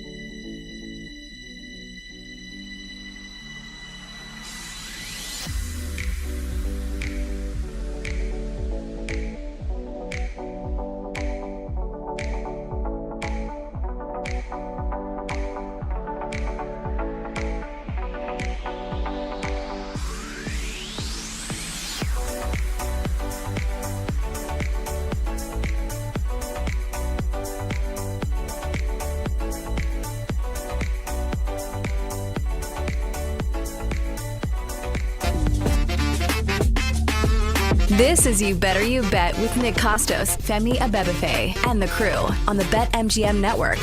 Make it legendary. Reminder to our listeners and viewers, submit your best bet for tonight, either in Yankees Red Sox or with the Niners and the Rams. YouTube.com/@the BetMGM Network, Twitch.tv/the BetMGM Network. Type it in the chat, your best bet for tonight. Type in really whatever you want in the chat. If it's good enough, we'll talk about it. Mike Brown will put it on the screen.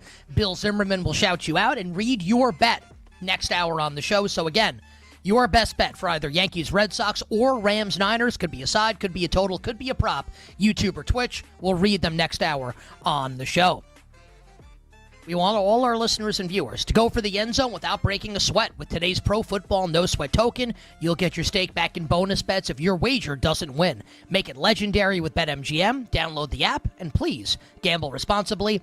And don't forget to download and subscribe to You Better You Bet in podcast form. Just search You Bet wherever you find your podcasts. Femi, before we get back to some more things, feels like the San Diego Padres have made a grievous error. They have let Pete Crow Armstrong get hot. PCA, a single with the bases loaded. Yeah, single with the bases loaded only scores one run. So the Cubs lead 1-0 in the bottom of the second in the do-or-die elimination game against the Padres. Yu Darvish already out of the game. Doesn't even make it through 2 innings. Estrada, yes, in the long storied postseason career of Yu Darvish, another failure. Estrada in the game now facing Dansby Swanson with the bases loaded and nobody out. So the Cubs with a royal opportunity to blow this game open here in the bottom of the second. The Tigers up 6-1 on the Guardians in the bottom of the 8th. The Guards do have men on second and third with 1 out, so a chance by Cleveland to cut into this lead. We'll see if they're able to do so. We'll keep you updated here on You Better You Bet. But Femi, the baton to you to continue on with things. Yeah, let's get back to all the stuff that we have to talk about in the world of sports. Jake, what do we have up next? The other thing. All right, your quarterback, Nick, Jackson Dart, was talking to the media earlier this week, asked about, hey, do you have an extra motivation with the New Orleans Saints passing on you in the NFL draft? He says there's always a chip on your shoulder. Jackson Dart taking this thing personal, as he always does, and saying that he's got the chip on his shoulder with every game. But I'll ask you the simple question. Who wins on Sunday, Giants or the Saints? You know this. We talked about this earlier in the week. I think the Saints are going to win. I bet the Saints on Sunday night when they were dogs in the game. I think I like your team. Okay, tell us. Well, how about this? Here's a better question. Since you asked me a question that I've answered already this week, let me ask you a question that hasn't been answered. Why do you like the Giants to beat the Saints? I think they have the best unit in the game with the defense. I think the Giants' defensive line against Spencer Rattler is going to be a problem, and I do think that for some reason, like Jackson Dart, like the passing wasn't that great. Like honestly, I thought he was just pretty mediocre in the game, and that's putting it kindly. Like I don't think he's that good, but he's also a young quarterback. Young quarterbacks they have no receivers. Also, I don't even know if I want to bag on him. Neighbors gets hurt. We'll see how what the plan looks like this week, knowing that Neighbors is out. But I don't like the Giants in the game. Yeah, but I think his mobility, though, is what I like in this game. Like, I think him using his legs, being able to move the chains that way. And I think New Orleans just might be terrible. And, Brian Daboll's on the hot seat. I think he's a better head coach than Kellen Moore. I'll just say that right now. I've never really been a big Kellen Moore person. So I do like the New York Giants at plus money to win this game. The Saints have been competitive in 3 of the 4 losses, to be fair, to Kellen Moore. As big dogs. Now it's must win. Expectation to win the game. I don't want that with New Orleans. Maybe they can keep games close, but not with these kind of expectations. Jake, what do we have up next? One more stinking thing. Hey! The SEC. That's what's hey. I feel like it's as wide open as Dansby ever. Swanson just got walked, I believe, with the bases loaded. Cubs up 2-0. There you go. Walk or hit. It all works for us. Let's go, Cubbies. The SEC in college football, I think, is as wide open as I can remember. Alabama's hosting Vandy this weekend. We all heard Kanish's thoughts on that game. Texas taking on Florida in the Swamp. Those 2 games at the 3:30 Eastern time slot. In your opinion, who's the best team in the SEC? We got Bama, Texas, Georgia still lurking, Trinidad with Ole Miss. Who's the best team in the SEC? I actually I would have said LSU, but I can't say LSU anymore after what happened last week and Garrett Nussmeier not playing well. I think Ole Miss has tremendous upside. By the way, double for the Guardian, scores 2 runs, 6-3 now in the bottom of the 8th. I'm gonna leave that game off. 2 outs, man on second. Yeah, Femi's got the Guards. Gonna leave this off here and try and little superstition to get the Guardians back in this one. 6-3 game in the bottom of the 8th, Tigers and the Guards. I think Ole Miss has tremendous upside if Trinidad Chambliss, gold all on his watch, gold all on his chain, etc. If he's going to keep playing like this, then Ole Miss, I think, potential through the roof. I think the answer might actually be Texas. And I can't wait to see this game on Saturday with Texas and Florida. And if Arch Manning can come, because look, since the Ohio State game, Texas has been beating up on cupcakes, right? Little sisters of the poor. Yep. Let's see how Arch Manning does against Florida's defense this week. I don't think I'm going to bet that game. I think if I did, I'd actually lay Texas, and I know a lot of people, I think you like Florida plus the points. I think I'd lay Texas. I think Texas is the answer. We'll find out one way or another when that game's over on Saturday with Texas and Florida. I will begrudgingly say Texas for right now. I wonder, is there a chance that it's actually Oklahoma? And I have dumped on Brent Venables all throughout his head coaching tenure. Yeah, I think I'm not a Venables DC, guy. But as a head coach, not a Venables guy. But their defense has been sick this year. And Mateer's going to come back at some point. Some people think maybe even Red River. I think that's a little ambitious. But maybe it's in about 3 weeks or so. If they can just kind of keep the ship afloat, maybe just lose to Texas in a competitive game, get Mateer back, and then start rolling again. Mateer has been good. Like, he's really good, and he takes them to another level. They're 12-1 to win the SEC. I want to see if Mateer plays in Red River, but like I actually think Oklahoma might be in this conversation in about a month or so. Like, we're kind of so you're going to want to bet Oklahoma if Mateer plays against Texas. Yes, yeah. If Mateer plays against Texas, I'm taking Oklahoma. Yeah, I love it. I think that love it. I think that defense against Arch Manning. Arch's got to show it. He's got to show. We'll it. see, Like, and we'll again, like we'll find out. We'll find out this weekend because Florida's got a great defense, obviously. If Arch comes to play and how Arch Manning plays. All right, we'll stay in college football. Jake, what do we have up next? The last thing. Georgia, yes. Georgia and Penn State are coming off of losses in marquee spots against marquee teams. Who do you trust to bounce back and cover a big number this Saturday? Is it the Bulldogs laying 20.5 at home against Kentucky, or Penn State laying 24.5 at UCLA? I would say Georgia. UCLA did cover last week in the first game without Deshaun Foster, and UCLA still has Nico at quarterback. What did I say? Deshaun what? Waster. Like, it was almost like a Watson / Foster. Yeah, that's exactly what it was. You're right. Yeah. I mean, in fairness, we Australian, Waster, Australian for stupid. Nick Costos. Oh, I thought the Cubs might have had a big one. Okay, we're still 2-0 Cubs. Bases juiced, 1 out. Let's go Cubbies. Let's get some more runs. Let's do it. Tack them on. So I'm gonna give you a Feliz Navidad thought here. Georgia lost last week. They're 20.5 against Kentucky. I don't think anyone's going to want to bet Georgia. I think Georgia wins, and I think Georgia covers. Now, maybe Penn State covers also, but I definitely trust Georgia more. So if I had to pick one, I'd lay the Georgia Bulldogs. I think I'd lay Penn State. Like, I'll lay the 24.5. You know, Mark Stoops, big dog, he brings it down to the mud. Like, road or home. That's my only concern with Georgia here. I can see Georgia winning by 17 and that being fine. But Kentucky just, they play these ugly football games, and it's hard to cover big numbers in ugly football games. So for me, it would be the Nittany Lions that I would lay it with 24.5. Jake, what do we have up next? One last thing. I am of the mindset, Nick, in Major League Baseball that not only will we see the NLCS this Saturday, I think it'll also be the beginning of the World Series between the Dodgers and the Phillies. Who do you have winning the series? Dodgers minus 125, Phillies plus 105. I think Phillies have home field, and they're the dogs, so I think you have to bet the Phillies, right, if it's a coin flip series? Yeah, I like Philadelphia a lot.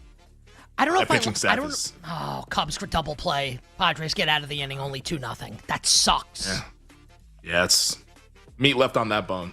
It's unfortunate. Damn it. But they're up 2-0. I'm going to bet the Phillies.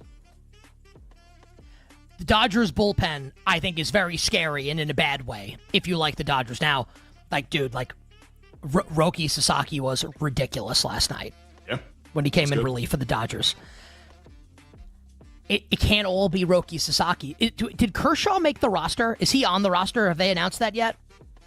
I don't know if they've announced that yet, but I know there was talks about using him out of the bullpen, though, for sure, towards the end of the regular season. So I think maybe we'll see if he's on the roster. If he is, I think you'll see him at some point in the series in relief.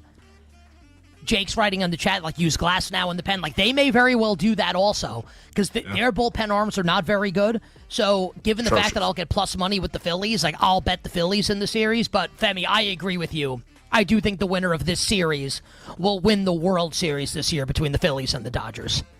Yeah, they can make the adjustments, and we'll see what they end up doing. But until they make those adjustments, I'm going to be working for the mindset that this Dodgers bullpen is just going to be the death of their team this year. Tyler says that Kershaw will be on the roster for the Dodgers, so we'll see. Okay, so Dave Roberts has said it. So that means, like, we're going to see Clayton Kershaw out of the bullpen for the Dodgers.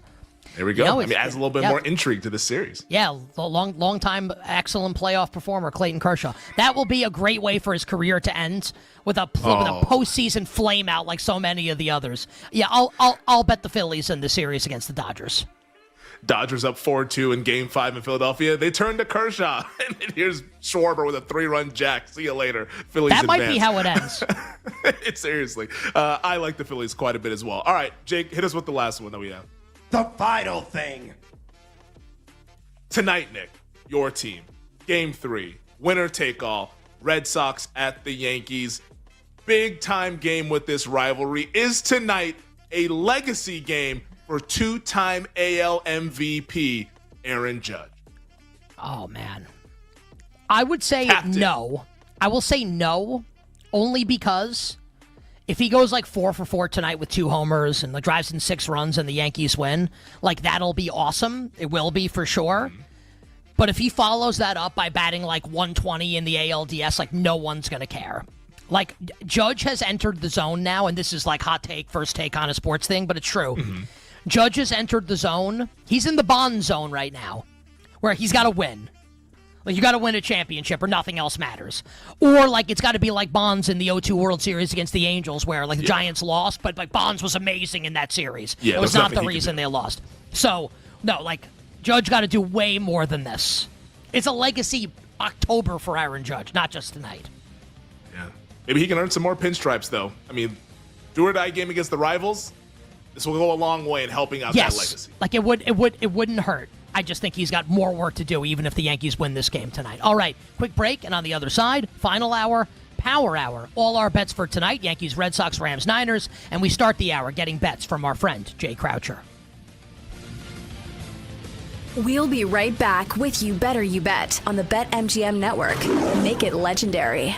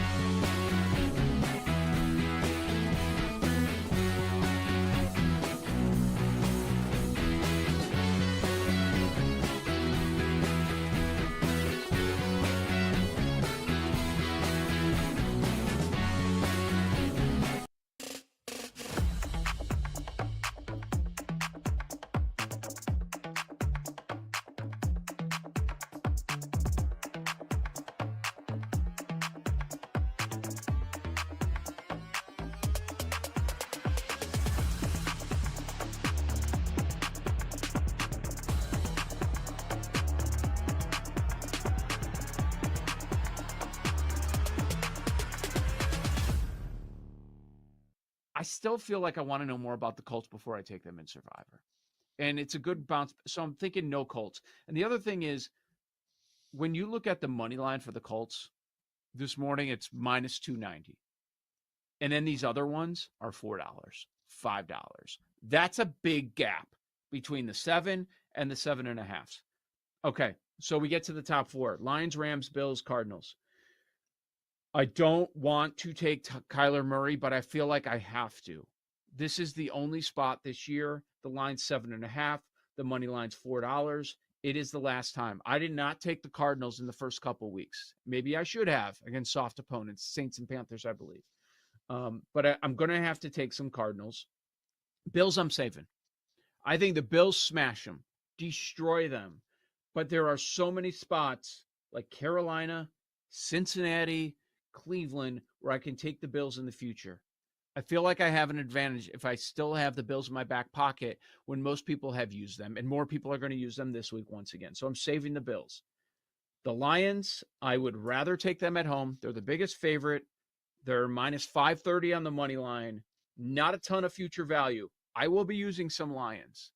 Jake Browning is god-awful, and the Bengals are going through maybe like one of the roughest patches over a 2-game period in team history. So there will be some Lions. There will be some Cardinals. Less Cardinals. There will be Rams. I'm going to be sweating tonight because I have so many spots. So far, I've been divvying it up for the most part with 3 teams. Those are going to be my 3: Lions, Rams, and Cardinals. Rams don't have a ton of future value. They do get the Saints in week 9. Right now, that's projected as a 9-point spread. So that's a week where you're going to want to use them. But how do they lose this game? How does that happen? I don't see it. The Niners are up against it, and this line keeps going up, up, up. Who knows? We might get to 10. Maybe this is going to be in that area of the Lions point spread, which is 10.5. But I didn't think I was going to be here, Sam. I'm going to have to take some Rams. Yeah, some Rams tonight.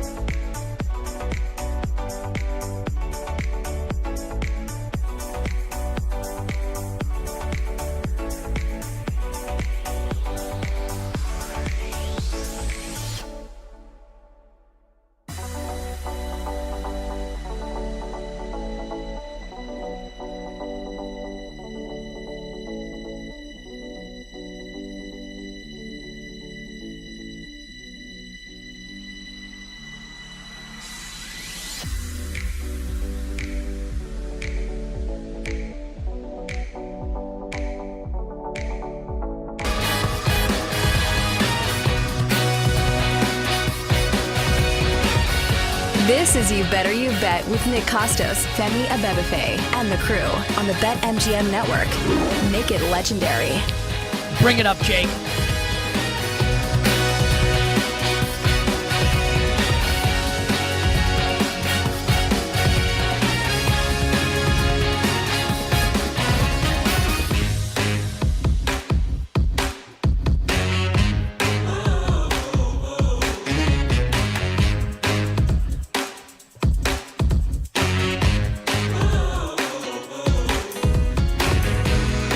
Final hour.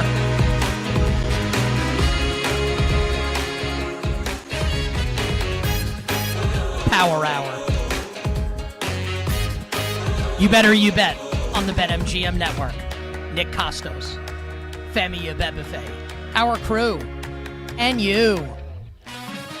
The Power Hour and every hour here on You Better You Bet, presented by BetMGM. Make it legendary by downloading the BetMGM app and visiting BetMGM.com. Coming up 20 minutes from now, our pal, pro sports bettor Rob Pizzola joins the show. His best bets for Week 5 in the National Football League.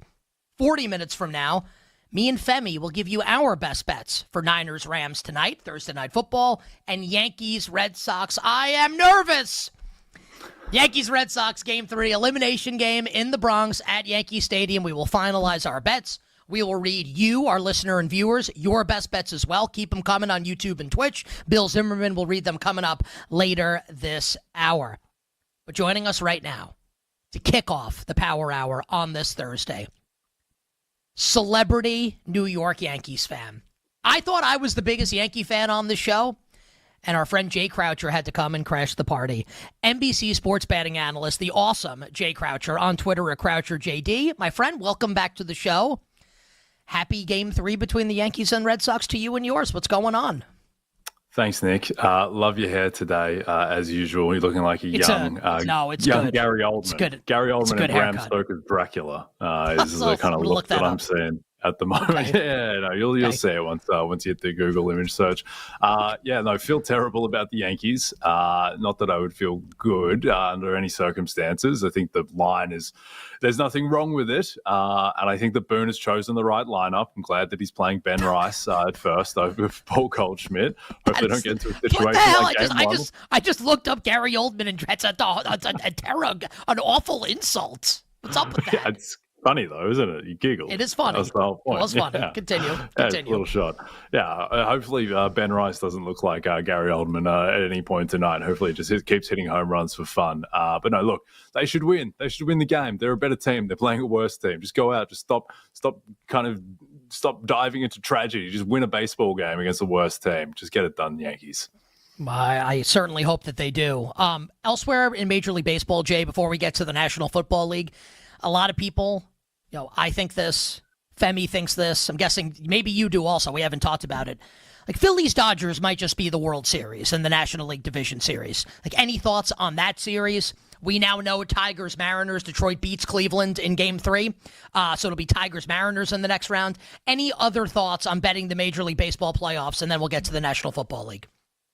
Yeah, I was a little surprised that the Dodgers opened as dogs in Game 1 against the Phillies with Shohei on the mound. I think that the Phillies would be a much better team if they had Zach Wheeler still around, but they don't. I'm a little worried about their offense. Once you get past Trey Turner, Bryce Harper, and Kyle Schwarber, it's a little bit iffy, as it has been in recent postseason failures for Philadelphia. The rotation is awesome.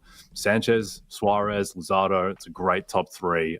They are very live to beat the Dodgers. I do think that the Dodgers are the best team in baseball overall. I understand the weaknesses in their pen, but you chuck Sasaki in there, you're able to throw starters in the pen in the postseason. I think that will help a fair bit. And then also, the way I'd say it, I think the Dodgers are slightly the best team. And I think the Phillies, Mariners, and Yankees would be the second tier of team. But yeah, there is a very good chance that this decides the champion. I think that whoever wins this series will be favored in the NLCS. So plenty at stake in Dodgers-Phillies. I would lean Dodgers at the series price, though.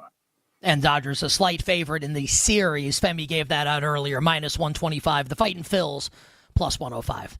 All right, Week 5 in the National Football League. Jay, first question we always ask you football-wise in this interview. What's your favorite bet coming up for this week and why in the NFL? Yeah, so my favorite bet, Detroit minus 10 against Cincinnati. I think that there is something about team profiles that sometimes doesn't get entirely captured in these bigger spreads, where I think there are certain types of teams based on their portfolio of strengths that just lend themselves better to blowouts. And we've seen that Detroit, that this is a team that can absolutely step on the throat and turn a 7-point lead into a 21-point lead. We saw them destroy Chicago. We saw them destroy Cleveland on the weekend, despite the fact that the Browns have an elite rush defense and Jahmyr Gibbs is still able to go 16 for 91. I think that the Bengals, I don't think this is really going to get better. This is 2 games in a row where they've been absolutely destroyed by, I think, pretty flawed teams in Minnesota and Denver. And I'm not sure that week 3 of Jake Browning on a short week is going to be that much better than week 2 of Jake Browning. I think Detroit have a very strong case to be considered the best team in football, along with Buffalo, and I think that they will handle business against a Bengals team that I think might be looking for a new quarterback in a week. Would you lay 10.5 with the Lions? Because I have considered that. Like, I was even considering it a couple hours ago today. Yeah, I think if you hunt around, certainly prefer minus 10, but I would lean Lions minus 10.5. Yeah, so basically, like the BetMGM is making it legendary if you want to bet the Cincinnati Bengals. Elsewhere, exactly right. Jay very nicely saying that other sports books may provide you with an opportunity to lay 10 with the Detroit Lions if you are so inclined. Jay, you're so good at breaking down like when players are not playing and like cluster injuries and how it impacts a point spread and how it's going to impact teams moving forward. I'm fascinated to get your opinion. not just on the Ravens this week against the Houston Texans. I would love your opinion on that game. The Texans currently 2-point road favorites, and Kyle Hamilton doesn't practice today for Baltimore, just like joining that CVS receipt of an injury report for the Ravens. So your opinion this week we would love on Baltimore, but like Lamar may not play next week, and they're hosting the Rams, and you would think they'll probably lose that game if Cooper Rush starts, would be 1-5 going into the bye. And, maybe could make a playoff push to the 7 seed. We'll see what happens with the Steelers in the AFC North. So what do you think we see this week from Baltimore? And how do you view the Ravens moving forward this season? Yeah, I think this week in their current form, the Ravens, I think they're one of the worst teams in football. I think that's reflected by the fact that they're 2-point dogs at home against the Texans team that hasn't covered itself in glory at all. Now, this is a fairly big swing. This line opened, I believe the look ahead was Ravens minus 9.5. So it's in an 11-point swing. Not all of that is Lamar. Obviously, the Ravens lost Roquan Smith and Marlon Humphrey in that game against the Chiefs as well. But I don't think this team has anything on defense at the moment, and the offense obviously is going to be vastly worse without Lamar. I think that the median outcome is still that they go 1-1 over these next 2 games, given that they're so close to a pick in this game alone. And even though no one will think that they can beat the Rams, it's one game and anything can happen, and they're not drawing completely dead there. So I think that the most likely outcome is they go into the bye at 2-4. Even if they go in at 1-5, though, their schedule eases up a fair bit. And if you look at the Steelers' schedule, it is absolutely hellacious going forward. The Steelers have a run of 6 to 8 games where it's just like they just play all the best teams in football, seemingly over and over again. So when you look at the division prices, with the Ravens being minus 135, the Steelers being plus 175, I still think that is fair, just because of the fact that the schedules go in different directions after Baltimore's bye, and also that the Ravens still get to play the Steelers twice. And by that point, they should be much healthier. I'm going to assume that Lamar, with 3 weeks off, including the bye, will be okay after the bye. So I think that the Ravens will go back to being one of the top 3-4 teams in football as they get healthier. And I think that they'd be a very good chance to sweep the Steelers and secure the tiebreak and close a 2-game gap. So I think it's fairly priced at the moment. But yeah, there's a material chance that the Ravens are going to have to do it from 1-5. Yeah, the Ravens host the Steelers, or play at Pittsburgh in Week 18. Could be a game to decide the AFC North. You bet on this Thursday. NBC Sports betting analyst Jay Croucher is our guest on Twitter at CroucherJD. He took a pretty nasty crack at my hair, which honestly, I actually think it looks great today, and I'm a little upset. Someone said I look like Kim Jong-un. You went with Gary Oldman from Bram Stoker's Dracula. Just, everyone's a little jealous. Kim Jong Dracula. There's a really funny political joke to be made, which I won't make. The Cleveland Browns announced yesterday, Jay, that Joe Flacco would be benched in favor of Dylan Gabriel. And the betting market responded with a shrug emoji. Point spread remained the same for the Vikings and the Browns. Total dipped maybe a half point. Do you agree with that there should be no material change side and total Browns-Vikings Sunday morning in London with Dylan Gabriel set to start? Yeah, look, I think that Joe Flacco would give the Browns a slightly better chance to win than Dylan Gabriel, though Flacco was dreadful against the Lions and dreadful against Baltimore in Week 2, sandwiched around some more competent showings. I think ultimately this is more a reflection that I think that the line was probably going to move in Cleveland's direction, and it's more that Gabriel coming in for Flacco just solidifies things. I think that the organizing principle of this game might simply be Carson Wentz going up against perhaps the best defense in football. And Carson Wentz is a man who is not afraid of getting sacked and not afraid of turning the ball over. And he may very much lean into those lack of fears in this matchup against the Browns. So I think that it's amazing the games that we sent overseas to Europe, honestly, between Carson Wentz last week, Carson Wentz again this week. I feel like Daniel Jones against the Panthers last year was like the defining European game that we send over, just ensuring that the nation of Germany has no interest in football going forward. But I do think this is going to be an ugly game. I would lean Browns plus 3.5. The only thing here is that it's a very strange travel spot. where the Vikings have basically, they don't have to have this week the 9-hour cross-country flight, which I've only taken recently with 3 screaming children, and so it's really more dire, my recollection, than it will be for the Cleveland Browns going across. But just with body clocks and everything, getting acclimatized to new surroundings with the time zone change and everything, that will be an advantage for the Vikings. But I am concerned about Carson Wentz going up against Myles Garrett and co. If this game stinks, set a betting market that we get an Elon Musk tweet to cancel the NFL. You don't have to answer that question, Femi. You can. Yeah, Merry Christmas, everybody. I guess you're not going to watch football this year. Jay, obviously we're deep into those award streets. Obviously we're Team Jonathan Taylor here on You Better You Bet. Puka Nacua, unfortunately, is the fly in that ointment right now. But any awards best that you like heading into Week 5, anything that stands out to you, could be MVP, any of the rookie stuff that you're seeing heading into this week of games. Yeah, so on the rookie stuff, I think maybe the most interesting market at the moment is Offensive Rookie of the Year, where I think this is just completely backwards. I don't understand why the favorites are the favorites. Why is Jackson Dart plus 450? He just lost his only good receiver, and it was a receiver who largely has carried the passing game in Malik Neighbors. I'm not sure that Jackson Dart, I think he's more likely than Cam Scatterboot to win, but I don't think it's like a significant difference between those two. I think that Emeka Egbuka, who has had these highlight reel plays, not sure how sustainable it is when you look at the 77-yard touchdown against the Eagles. Mike Evans is going to come back. Chris Godwin played a ton of snaps as well in his first game back, so I think that Egbuka, his stock will trend down a little bit. And then when you look at the running backs, Marion Hampton doesn't have either of his star tackles for the foreseeable. Slater out for the whole year, Joe out for the near term. And then Ashton Jensen just doesn't have an offensive line. Now, Colton Miller's on IR, and he had to be absolutely Superman against the Bears, and I just don't think it's super sustainable in terms of being able to replicate that without blocking, without getting any yards before contact. So my bet in this market, and I understand it's not super sexy because the team isn't super sexy, but I don't think Teterow and McMillan can be 12-1. I think that there is an argument to be made that he is as likely as anyone else to win this award. Each week, his receiving prop is set in like the mid to high 60s, which is the same range as Amon-Ra St. Brown. Like Teterow McMillan right now, he's 13th in the NFL in receiving yards. His underlying stats in terms of his PFF grade, his ability to beat man coverage, all leaps off the page. He's just awesome, and he's got a team that's not particularly good, and is going to be in throw scripts a ton. So I think there's a very clear path for Teterow McMillan to get to 1,200 plus receiving yards, be a top 8 to 10 receiver in the sport.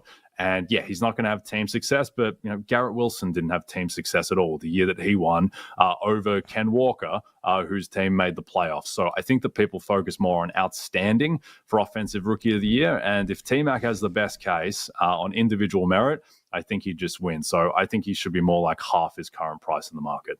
I was talking to our mutual friend. Listeners and viewers may have heard of him. His name's Ken Barkley. Earlier today and this week. He started his work on the NHL. Jay, you're a big NHL and NBA, but have you started your work yet on the NHL and the NBA in 10 seconds? Yes, plenty of NBA stuff. The Thunder to win the title is going to be one of my biggest ever bets. In the NHL, the Lightning would be my bet in outrights. I don't think that the market has entirely realized how dire this Florida Panthers injury situation is. Well,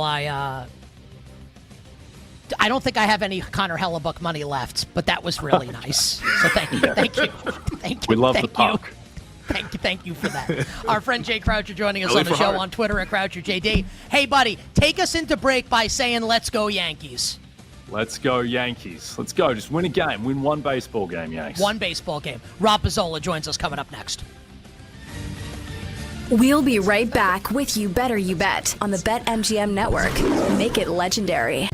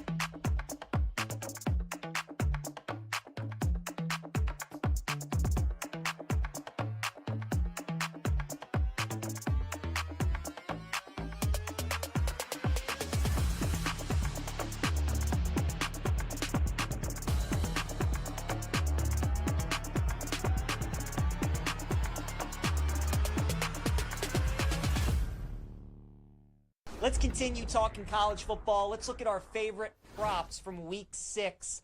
And let's start with the Iowa State-Cincinnati game. I'm looking at an anytime touchdown. The Iowa State quarterback, Rocco Becht, plus 155. He scored a touchdown so far in 3 games this season. Our guy Chase Kitty was on yesterday, on Wednesday, and he liked the over in this game, thinks there can be some points. I think there are going to be some points in this game, too. And even though Becht necessarily doesn't run for a ton of yards, they love using him in short yardage and in the goal line. And I think in a game like this, they could use his legs. So plus 155, I think, is a really good price for Rocco to find the end zone. I'm also going to take Arch Manning under 217.5 passing yards against Florida.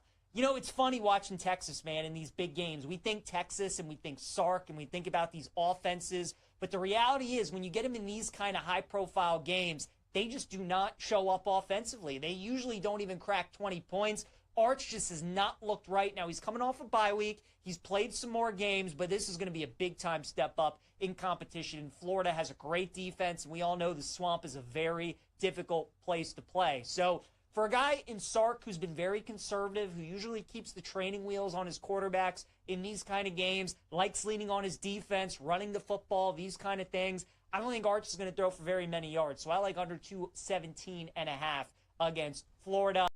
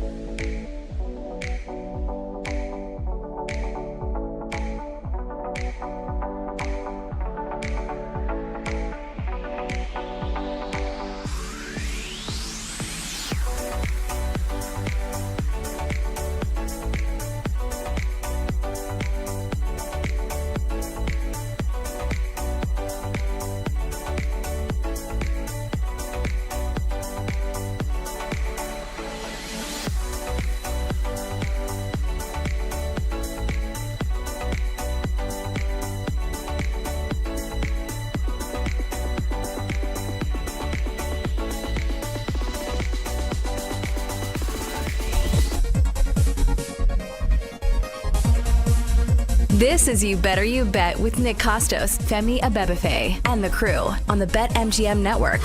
Make it legendary.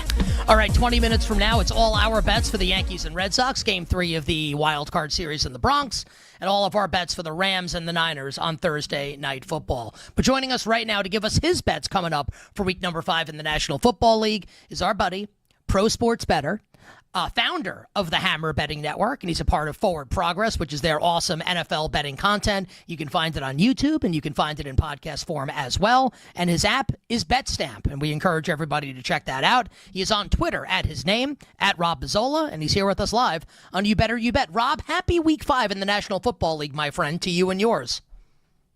Yeah, great to talk to you again, Nick. I'm excited for this week coming up. I mean, me and Femi, Cowboys fans, we got our big tie on Sunday Night Football. What a result that was.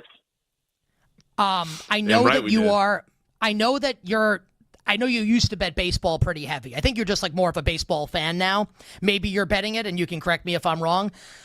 What is your nerve level if the Yankees win tonight, knowing that my baseball team will smack your baseball team around in the American League Division Series?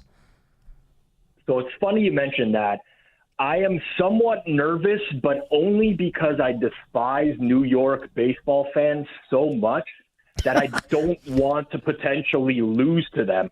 Like, I find Boston fans also to be very obnoxious, but I can tolerate that a little bit more than losing to the Yankees. So I am nervous for that reason. I hope the game goes 24 innings and every single person has to pitch as much as humanly possible in this game. But yeah, truth is, Nick, listen, I'm a Blue Jays fan. I hope they go well. I think they've done a lot of it with smoke and mirrors with a lot of small ball this year. They don't have a ton of power. They don't have the best rotation.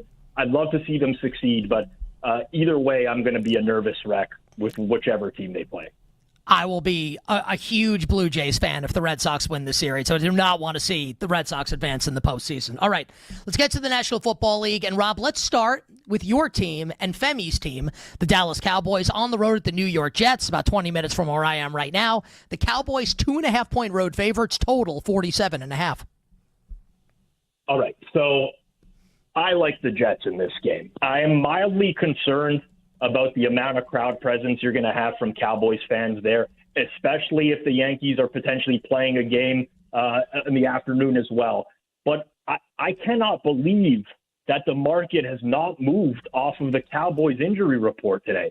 I mean, Tyler Guyton, left tackle, 2 straight DNPs. Tyler Smith, 2 straight DNPs. Tyler Booker, 2 straight DNPs. Cooper Beebe's on IR. Like, you're potentially looking at a Cowboys team that will start without 4/5 of their offensive line on the road this week. And listen, I get it. The Jets defense, they're not very good. They've struggled at points this year, but there are no teams in football where you could take away 4 out of 5 starters and wide receiver 1 as well, and they're going to put up the same gaudy numbers that they did beforehand. So I'm very surprised that there's been no move there. I also think the Jets are kind of mildly underrated. They move the ball up and down the field on the Dolphins. I mean, Braylon Allen is diving like Superman into the end zone from the 3-yard line. I don't know what they're doing with these turnovers, and that's frustrating. But I'm nowhere near this price as it stands right now with the Cowboys injury report. So I'm on the Jets this weekend.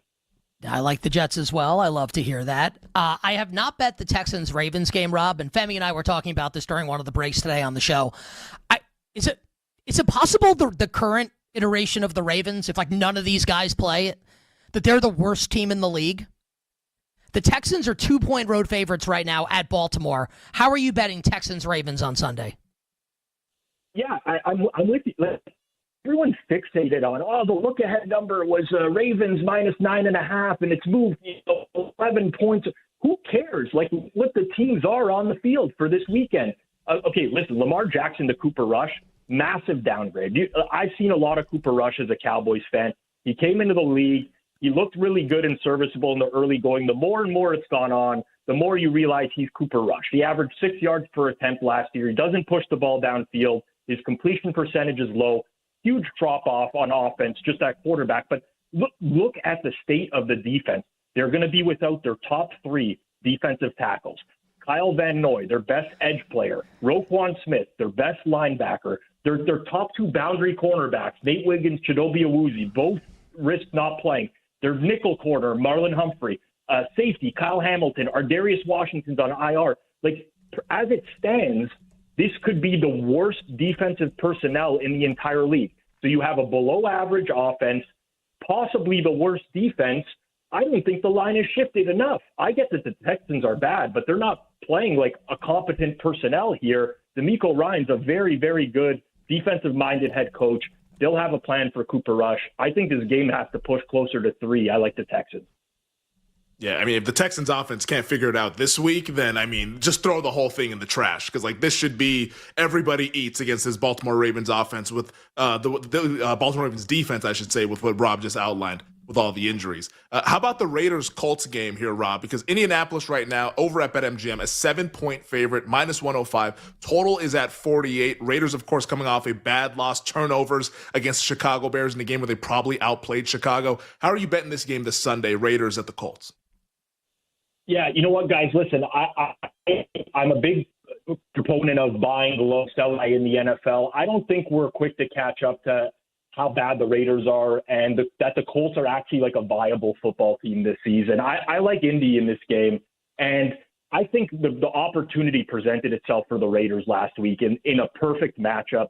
The O-line wasn't going to get pressured by that Chicago Bears defensive front. They finally got the run game going. Geno gave the game away, and Pete Carroll did with some horrible decision-making down the stretch, settling for a 55-yard field goal. But Indy's D-line is going to ruin this Las Vegas O-line without Colton Miller. And I can tell you right now, Pete Carroll, Chip Kelly, these guys are going to come out. They're going to try to run the ball because they had success doing it last week.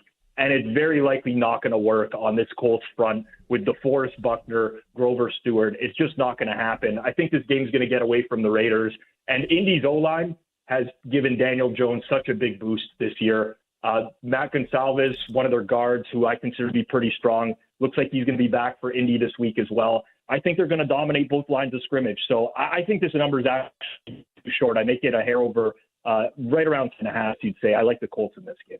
And just like 10 seconds on this, for people out there listening and watching that like Indianapolis in the game, the current number is 7, juiced towards the Raiders. Do you think it'll come off of 7 down to 6.5? So if people like the Colts, should they wait to bet Indianapolis in like 10 seconds? It's for me to say where it's going to go. I mean, I still see one rogue 6.5 out there right now, and it hasn't been scooped up yet, would make me inclined to believe it's more likely to go towards the Raiders. But this is honestly just a coin flip guess, Nick. So if you haven't bet the Colts yet, I would be fine betting it now. All right, you bet here on this Thursday. Our guest, pro sports bettor Rob Bizzola, on Twitter at Rob Bizzola. People should check out Forward Progress, which is the NFL betting content that Rob's a part of at the Hammer. Find it on YouTube. You can find it in podcast form. And I'll give them a plug here as well. They have a newsletter every day that goes out, and I see it on their website. That's got it's got all the NFL injury information on it and all the stuff that's really pertinent. Our guy G-Stack George writes that, right? I like G-Stack George. So they do a really great job with NFL betting content, so be sure to check it out. All right, my friend, you ready for some lightning round here? I am, as long as this is not going to get me tracked by GRP wins this year or something like that, because then I don't know if I'm ready, Nick. No, I think, we'll just skate over that. And we appreciate everyone that watches the show and listens to the show. Let's start on Sunday night, Rob, with the Bills and the Patriots. Buffalo's an 8-point home favorite. The total's 49.5. Milton Williams popped up on the injury report today for New England, and maybe it's not a serious injury. We'll see if he's able to go on Sunday. What are your thoughts on the Bills and the Pats? It's really tough for me to pick a side in this game. I was kind of hoping that Ed Oliver and Matt Milano would miss again for the Bills because I had some interest in the over. I do think the Bills are going to move the ball on this Patriots defense. I like the Pats offense, but it's the garbage time is too much of a threat in terms of laying this amount of points here. So I have a lean to the over, but if Milano and Ed Oliver are back here, I'm going to end up doing nothing with it. All right. How about the Chargers and the Commies? This was 2.5, and then we got the 2.5. And then we got the news that Terry McLaurin and Noah Brown won't make the trip to Los Angeles. So Jaden Daniels is back, but probably down 2 of his 3 receivers. We'll see about Deebo Samuel also. The spread is now Chargers in between 3 and 3.5. Totals 47. You know what? There's been action on the total down today. It makes perfect sense. There's still some 47.5. I would grab those unders right now. Obviously, the state of the Chargers O-line is rough right now with Joe Alt missing with the high ankle. But you mentioned it, the receiving core for Washington. You potentially down their top 3 receivers for this week. And on top of that, Jaden Daniels is going to wear a knee brace for this game. If there's one quarterback in the league that I would like to know has their mobility going into the week, it's probably Jaden Daniels. He's not a guy you want to turn into a pocket passer that's just going to pick apart a defense. So I think the under money makes sense. I lean Chargers as well, but I much prefer the under in this game. All right, so Rob, 47.5 is the number that you want to try and find if you want to bet the total in that game. Rob, Seahawks and Bucks, Seattle open 2.5, now sitting minus 3.5 against Tampa, total 44.5. I'm such a dummy. I missed most of the opportunities to bet Seattle this week, and I really want a piece of that. I agree with the move. I think Tampa's a really beat-up team. And I just don't know how they're going to move the ball on this Seattle defense. And I say that as a guy who really likes Baker Mayfield, but they're still down right guard, right tackle on the offensive line. Evans is out. Bucky Irving's not going to play. Seattle sits in a lot of these too high shells, and they get pressure by rushing 4 and 5. That is a nightmare scenario for Tampa because Tampa is very reliant on explosive plays. They didn't do much on a down-to-down basis against the Eagles. It was the long touchdown to Bucky Irving, long touchdown to Igbuka. Aside from that, nothing. So I understand the move towards Seattle. At this point, I think it's priced accurately. I mean, I can make an argument for the under. I'm just waiting to see how the secondary situations play out because Jamel Dean's not practicing. Devin Witherspoon, Julian Love missed practice yesterday for the Seahawks. So that's the only reason I haven't fired on the under yet. 30 seconds for this one. Eagles and the Broncos. You mentioned Philly. Philly, a 3.5-point home favorite, total 43.5. I bet some Broncos in this game. I would listen, if you haven't bet any Broncos, I think 3.5 is fine, but I wouldn't be rushing to bet it. This is just the fate of Philly. I mean, something is off with the offense. It's just a completely different offense from last year. They don't push the ball downfield. They don't run play action. This is a team that you're asking to win by margin. And they've been doing it with smoke and mirrors the last 2 weeks. You know, punt block, return for a touchdown, kick block, return for a touchdown. You can't live off of that stuff forever. I don't think the Eagles are going to have success moving on this Denver Broncos defense. I'm very nervous about Knicks against Vic Fangio, but again, Denver has to keep it close. Philly's the team that has to win by margin. So Broncos in this one. Speaking of winning by margin, can the Cardinals do so against the Titans on Sunday? Arizona laying 7.5. Well, everyone else seems to do so I don't know why the Cardinals couldn't. Listen, I get the move towards Tennessee because Arizona just hasn't been good. Like, their statistical profile this year is great, but they're still so much better than the Titans. And the weakness for the Cardinals, they've had a lot of injuries in the secondary so far this year. Will Johnson might be back for them, but Tennessee's not going to be the team that exposes that. Cam Ward's CPOE is terrible. He's been awful, frankly, as a rookie. So I haven't bet this game. I'm getting very tempted with the Cardinals, the way that this has been trending. I've just kind of been holding out to see if we'll get any more Titans money, but it's definitely Cardinals or nothing for me. Two stinky games. Giants, Saints, Dolphins, Panthers. Basically pick the winner of both. The Saints are 2-point favorites against the Giants right now. Any thoughts on those two games? Saints, Giants, Dolphins, Panthers. I get the Saints move. Jackson Dart, listen, I understand Giants fans are excited, but didn't really push the ball downfield or move it through the air last week. So I understand that one. It's kind of settled where it is. Miami, Carolina, lots of back and forth there as well. I played some under in this game. I know some people might think that's counterintuitive because these defenses stink, but the reality is with Tyreek Hill out, Miami cannot generate explosives against anyone. Everything is going to be underneath. It's the same thing for Carolina. They cannot push the ball downfield with the weapons that they have. The O-line can't hold up. Another guard is on IR now in Chandler Zavala. So I played some under there. Aside from that, I mean, I don't think these games are going to get much of my time on TV this weekend, Nick. We are running out of time. 10 seconds for each. Browns and the Vikings, Minnesota 3.5, 36.5 in London. This wasn't played in London. I would be all over the Browns, but I don't know how to quantify the Vikings staying there for another week. I feel like that's a huge edge, staying out in Europe for a week. Other than that, I mean, I think Cleveland could be very live in this game. And any desire to lay 10.5 with the Lions on the road in Cincinnati, 49.5 the total, 10 seconds. A desire to bet the over in that game. I don't see how Detroit's going to get stops. Cincy might be able to move it on this secondary. We'll see how it plays out, but looks like Kirby Joseph's going to miss and DJ Reed's on IR. So a desire to bet the over in that game. We hit every single game on Sunday because Rob Pizzola is the best in the business. Forward Progress is the NFL content on YouTube and in podcast form. And everyone should check out the Hammer website as well. Again, that NFL newsletter is the goods. Rob, appreciate you, buddy. Good luck with the bets. We'll catch up with you next week. All right, guys. Good luck this week. Rob Pizzola joining us here on You Better You Bet. On the other side, our bets for Yankees, Red Sox, side total and props for the Niners and the Rams, including Femi's Island. We'll be right back with You Better You Bet on the BetMGM Network. Make it legendary.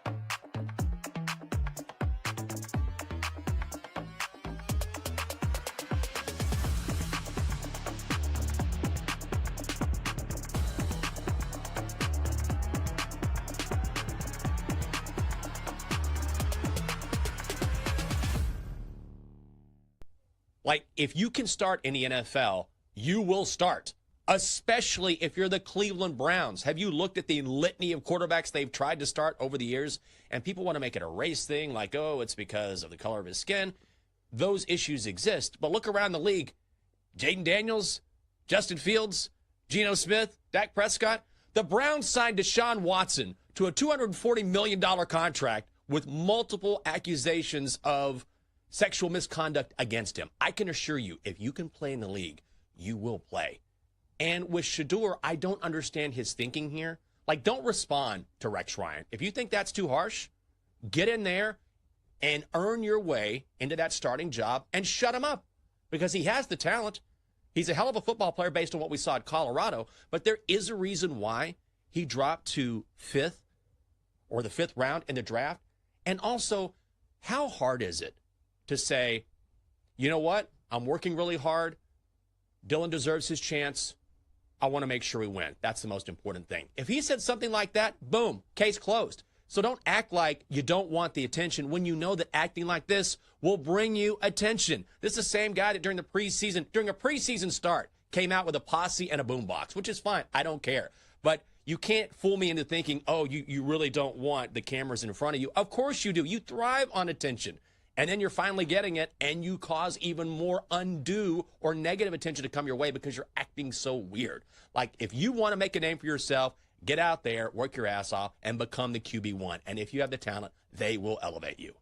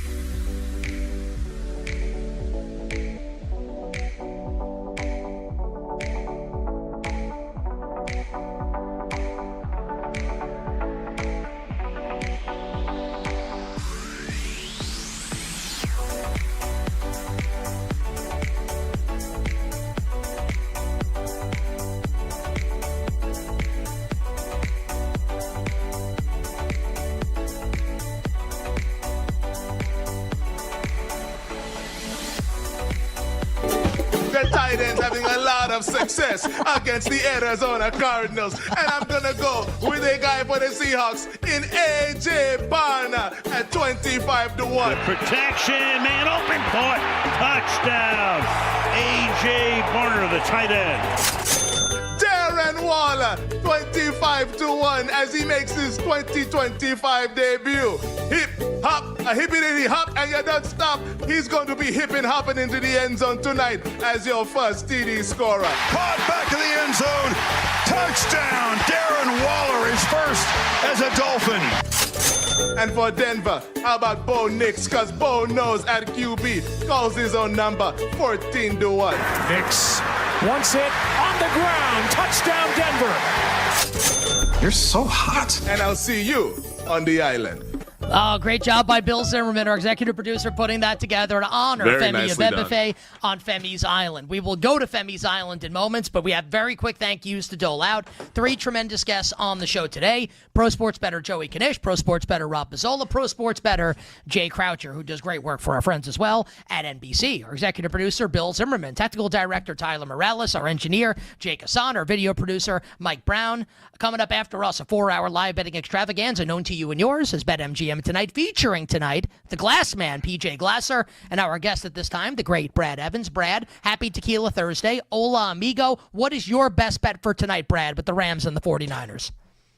Hola, amigos! Let's make some cash with Kyron Williams. I'm going to take the over on 16.5 rush attempts. A guy in 3 prior games against the Gold Panthers, averaging 22.3 rush attempts per contest. San Francisco middle of the pack in terms of rush EPAD. Obviously, the Niners are walking wounded right now. Heavy underdogs in this game. So Kyron Williams, he may get 10 balls of bell in the first half alone. All I need is 17 to cash, and he has done that in all but one contest this season. Again, give me the over on Kyron Williams, 16.5 rush attempts. I grabbed it at -110. Brad Evans, BetMGM tonight, coming up after us on the BetMGM network. Brad, let's fly the W with our Cubbies, my friend, and we will catch up with you tomorrow on a Friday. Yeah, amen on that one. Kyle Juszczyk over 1.5 catches at plus odds. I'm out. Oh, Brad has gotten seduced by that juice with Kyle Juszczyk over 1.5 receptions in tonight's game. BetMGM tonight follows us here on the BetMGM network. Our executive producer, Bill Zimmerman, is here. Bill has the social submissions, best bets for Yankees, Red Sox, and Niners, Rams from the real ones on YouTube and Twitch. Billy Z, what do we got? All right, we got baseball and football here. Let's start with a little football from Jay Gatto, 305. He says, I have total over 44.5. Kyron Williams, anytime first half TD. Mac Jones, over 249.5 passing yards. Fred Warner for a half sack. $1 gets him $125. Leroy Jenkins moving over to baseball. I may be a biased Sox fan, but I'm going Sox money line. Better manager, better bullpen, which both teams will most likely be in earlier than later. And Big Will Nick, he says, play of the day is the opposite of what Nick takes in the Yankee game, only because he's going to be betting with his emotions. Right. It's his team. So there you go from the real ones. Yeah, I think Big Will might be right about that.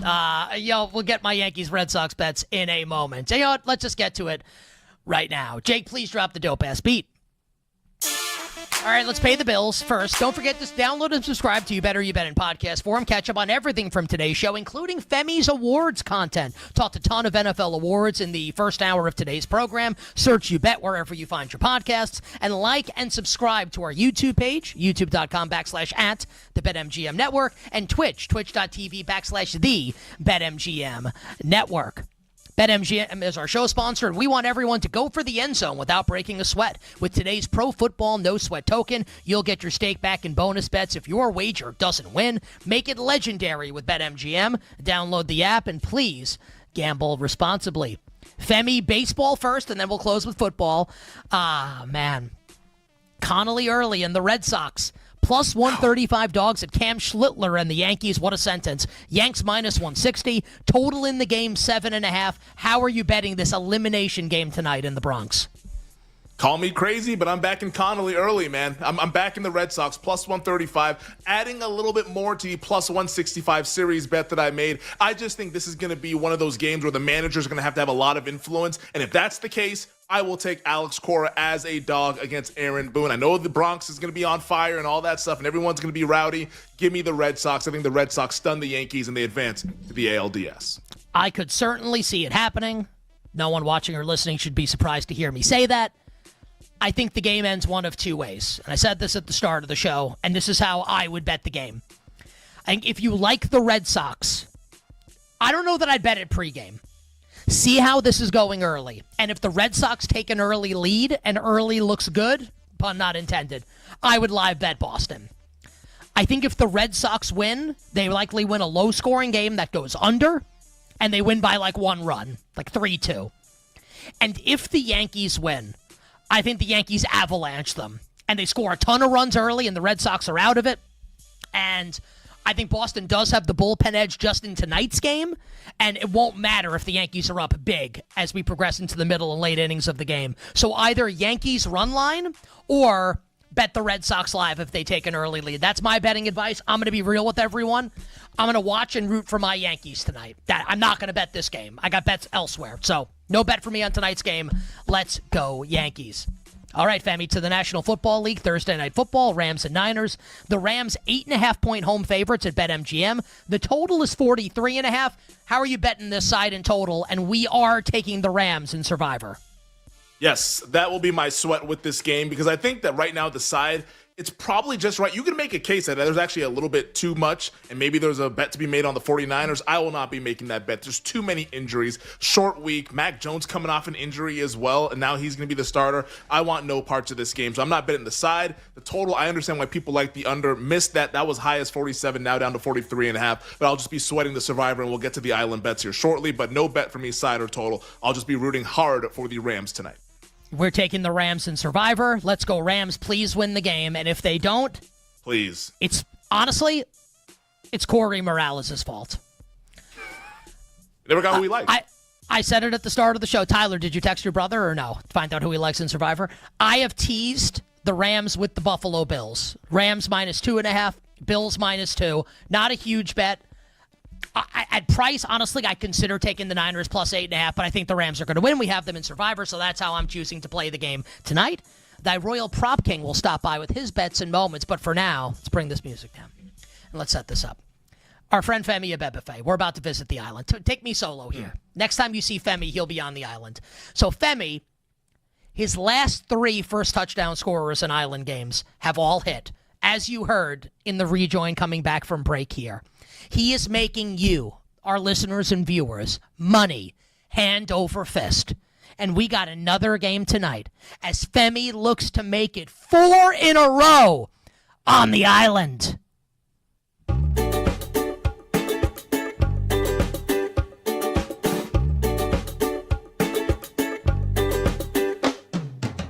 Welcome to the island as we try to continue to get rich here in Week 5 in the National Football League. And tonight's matchup is a lot of fun with the Niners and the Rams. And for the 49ers, we have a mass unit tonight. No Brandon, no George, no Ricky, no Joanne. But we've got a lot of Tonjes. Jake Tonjes at 20-1 to get a lot of targets from Mac Jones. And for the Ramally, the Los Angeles Rams, with no Tyler Higbee, that's no problem, because that's going to open the door for TE2, Colby Parkinson. We've already seen Davis Allen get a couple of touchdowns this season, and Parkinson in that role will go ahead and be the guy that reaches the end zone at 40-1. So it's Jake Tonjes at 20-1, Colby Parkinson at 40-1, and I'll see you on the island.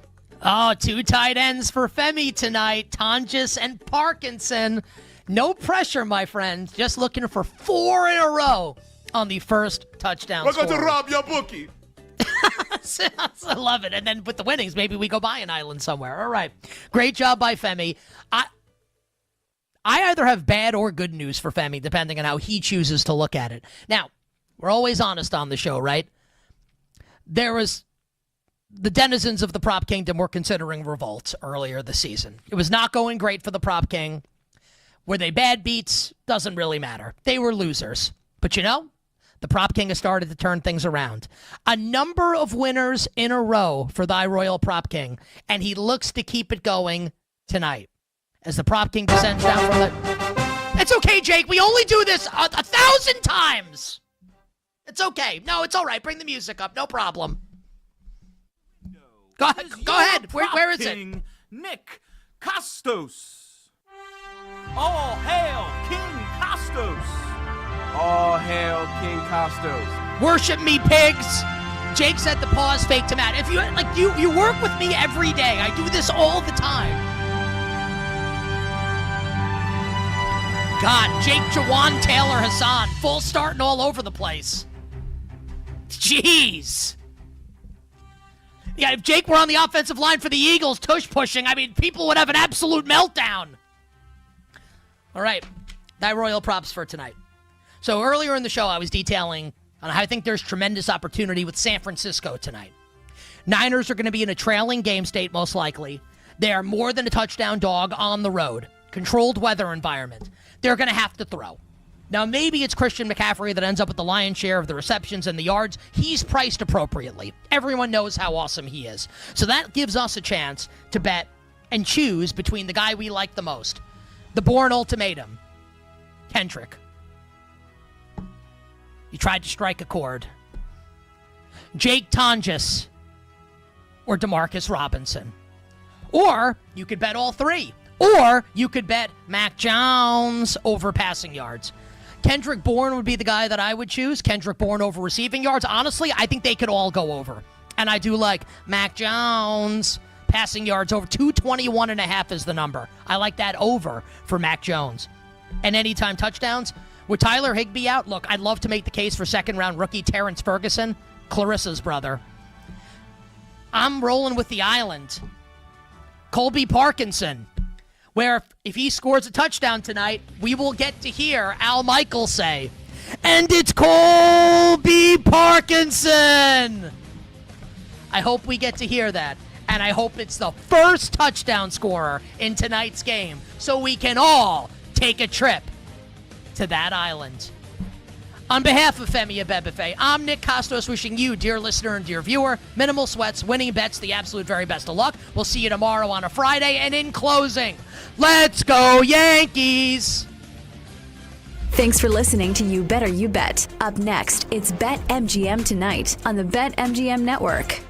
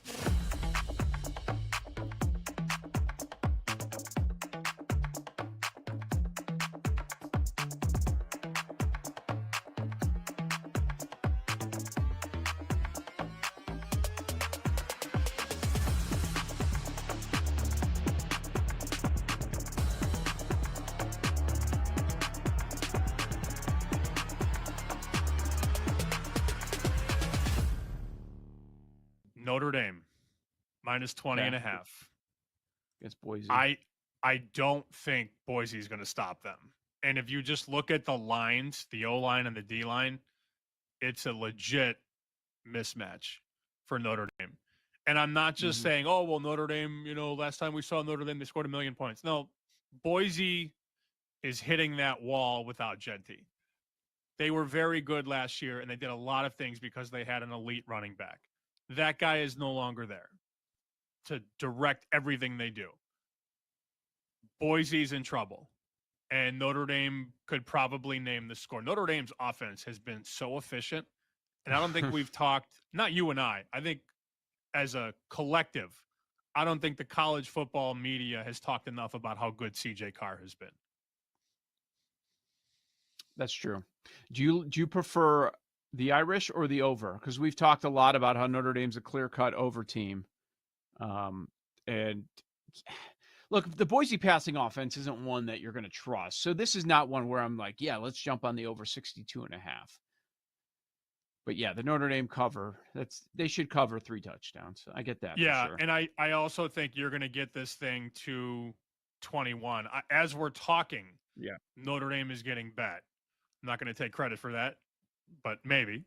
20.5, minus 115 at Chris, at Bet Online, at Jazz. It's being bet as we speak, and what I'm basically getting at is I think you should lay it before it gets to 21. That feels almost inevitable.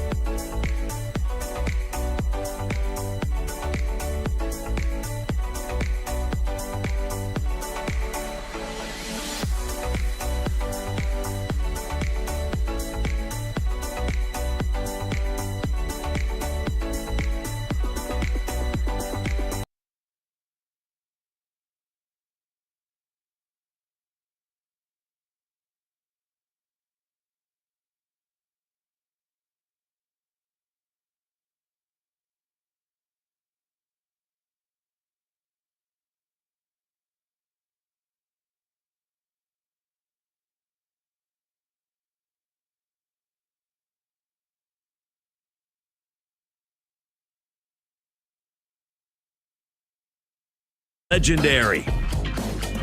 Hola, amigos! It's time to bring the noise here. Another ballin' edition of BetMGM tonight. I'm Brad the Big Noise Evans, joined by the Glass Man, PJ Glasser, in for the off tonight and off tomorrow. My homeboy Ryan Horvath. We got an action-packed program for you tonight. Of course, I got my eyes glued right now. Go, Cubs, go! Come on, PCA! We need another damn runner. A dozen on the board, up 2-0 right now in the bottom of the sixth. So I may be a little bit distracted here for the first about hour of the show. PCA's delivering right on cue, base hit.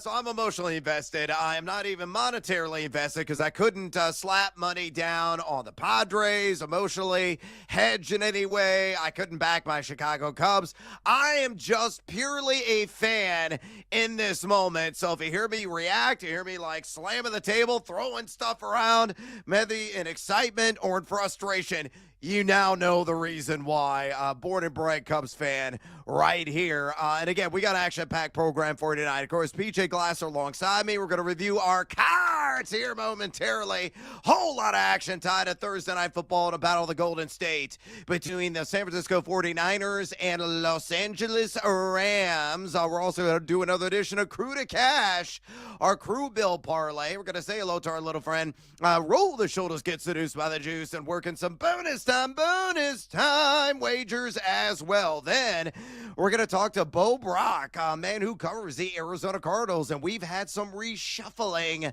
in that offensive backfield. Trey Benson got his meniscus repaired yesterday. He's on the shelf for the next 4 to 6 weeks. Who is going to get the call at running back for the Desert Birds? It's going to be a whole lot of Michael Carter. It's going to be Amari DiMercado, maybe a little bit more. Is it going to be a mixture of the two? What is the distribution going to look like? Fantasy managers need to know. We're going to ask Bo about that situation amongst other Arizona-related manners. Then we're going to talk a little fantasy flames and shaka specials at running back ahead of the main slate NFL Week 5. We'll do an impromptu edition of over-under as well. And then more fantasy flames at wide receiver and tight end, followed by college football fader. Followed another 4-pack of games that we're going to sift and sort through and handicap, and we're going to take some shots. It is a hashtag Tequila Thursday after all. So bartender, dance me struck out. I need a drink. Pour me something right now. I got to numb the pain. Yeah, we're doing on a hashtag Tequila Thursday. We got to somehow get through not only this Cubs battle, but somehow get through about a gazillion bets that your boy has in Niners and Rams. And on top of that, we want to talk to you, the 2.02 average listeners and viewers of this fine broadcast. If you have any questions for us, by all means, pick up the phone and dial us fools at 833-732-3875. 833-732-3875. You can also hit us up via the X or the Twitter at BetMGM tonight, where we have our pole dancing poll question of the day. And to ask any of this, who is your favorite anytime touchdown pick at plus money? Again, that's the key here, plus money. And Niners Rams, your options are Puka Nacua at plus 100, Devontae Adams at plus 105, Kendrick Bourne at plus 300, or Jake Tonjes found the end zone last week at plus 400. So far, over 205 votes cast. Make your voice be heard. Exercise. Yeah, Democratic right. Keep the votes a coming and drop us a comment, aka bring the noise on X at BetMGM tonight. Again, on X at BetMGM tonight. Let me bring in my esteemed, handsome, and highly intelligent colleague, PJ Glasser. PJ, here are your choose-your-own-adventure topics to pick from tonight. You tell me which one is your favorite. First topic, Darren Waller told reporters he expects, quote, a jump, end quote, in snaps this week versus the Carolina Panthers. His receiving yards prop right now is just 29.5 at BetMGM. Topic number two, speaking of Carolina, Chuba Hubbard missed practice for the second straight day with a calf injury. Rico Dotto would be the next man up. And option number 3, the Houston Chronicles' John Alexander reports, quote, "No one has told me they expect Joe Mixon to return this season." End quote. Woody Marks rush yards opens at 53.5 at BetMGM. His receptions, meanwhile, are 2.5, and it's juiced to the under at -125, -105 on the over. So, out of Darren Waller, Chuba Hubbard, or that backfield in Houston featuring Woody Marks and Nick Chubb, my guy, choose your own adventure. I'm going with Darren Waller, Brad. I like his receiving prop over. I mean, the guy doesn't play football for a couple years, comes in first game, scores a couple touchdowns. Now without Tyreek Hill, they're going up against one of the worst teams, one of the worst defenses in the NFL in Carolina. Look, these are the kind of games where Tua plays well. You know, we always want to fade Tua against good teams, especially when he's on the road. But whenever he goes up against some of the worst teams in the league, that's when he plays well. Carolina doesn't have much of a pass rush. And now with Tyreek hurt, Brad, it's going to be a lot of A-Chain. It's going to be a lot of Waddle. And then I think it's going to be a lot of Darren Waller as well. So you certainly have to be encouraged with what you saw in the Monday night game against the Jets. I think he looked way better than just about all of us thought he would. So now you have a game under your belt. You're going to be more of a focal point in the offense. I think Waller is the play, man. I like that over 29.5. I mean, it's low-hanging fruit here.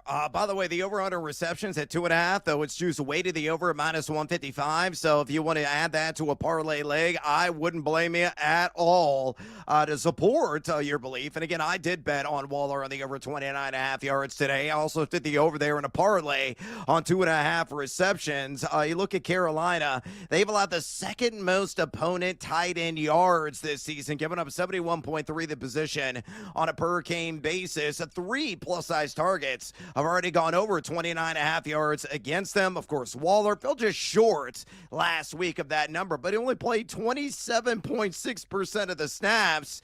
He ran 10 stinking routes. I think he's got to double that number. He's a baller. He's a shot caller. And he's a guy that's going to make you some dollars. So, Darren Waller, love the over. You might hear that again tomorrow on a freaky fast, a Friday edition of BetMGM tonight. So, we're all in on Darren Waller this week to continue to show up and show out for the Fighting Flippers in their matchup against the Panthers. All right, let's go ahead and get after it with our cards this evening. These are our top 3 plays of the night. Mi amigo, what you got at numero uno? Brad, I don't know why, but I got a big feeling that this is going to be the Blake Corum game tonight in Los Angeles going up against San Francisco. So what I love about Blake Corum so far, Brad, is each of the first 4 games this season, his workload is increased. He had 1 carry the first game, then he had 5 the second, 8 the third, and then he had 9 on Sunday against Indianapolis. So year 2 in the system, he's starting to get more comfortable. McVay's starting to trust him more. And with this game having potential blowout because the Rams are an 8.5-point favorite and it's a short week, you know, I could see Kyren, his carries getting a little bit limited, and they lean on the second-year guy out of Michigan in Blake Corum. So I don't think the market has quite adjusted yet for his increase that he's had week to week. And with this being a short week and with the Rams having a chance tonight to potentially blow out San Francisco with all the injuries that they have, I like over 31.5 rushing yards for Blake Corum. I think it's worth taking some alt numbers at 50 or 60, right? Because if this game's out of reach in the fourth quarter, it's going to be all Corum. Kyron's not going to be in there. But I like that number of 31.5. So first play for me, Blake Corum over rushing yards. Oh, you want to reduce the juice and get seduced by the juice, PJ? Just take Corum over the 31.5 rush yards and parlay with the Rams on the money line, and that works out to plus 110.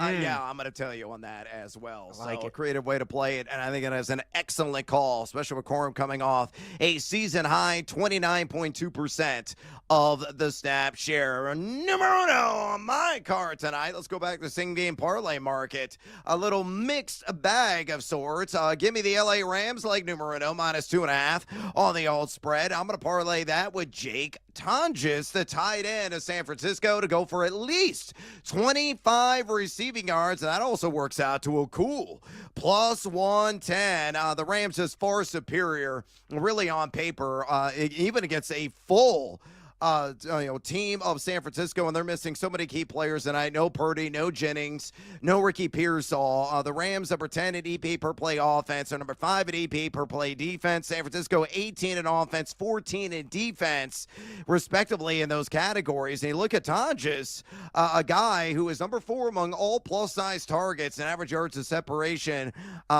this season, and a guy who's gone for at least 25 in 2 of his last 3, averaging 4 targets per game. And you look at the Rams, they're giving up 49.3 yards per game to the tight end position. 4 guys have gone for at least 25 against him. So to recap, play numero uno for me, same gamer, LA Rams on the all spread -2.5, and Jay Tonjes to go for at least 25 receiving yards, +110 there at BetMGM. Numero dos on your card. PJ, what else do you like? Oh, Brad, we're taking the dog tonight. We're taking San Fran plus the points against the Rams. I'll take the 8.5. I just think this line is too high. I understand San Francisco has all these injuries, but look, they've won a couple games already with Mac Jones in the lineup. They're still going to have McCaffrey out there. You still have Fred Warner on the defensive side of the ball. We know that Shanahan historically has had success against McVay in these matchups with these two teams. And I get McVay's good on a short week. I get he has the better team. I get he has the healthier team.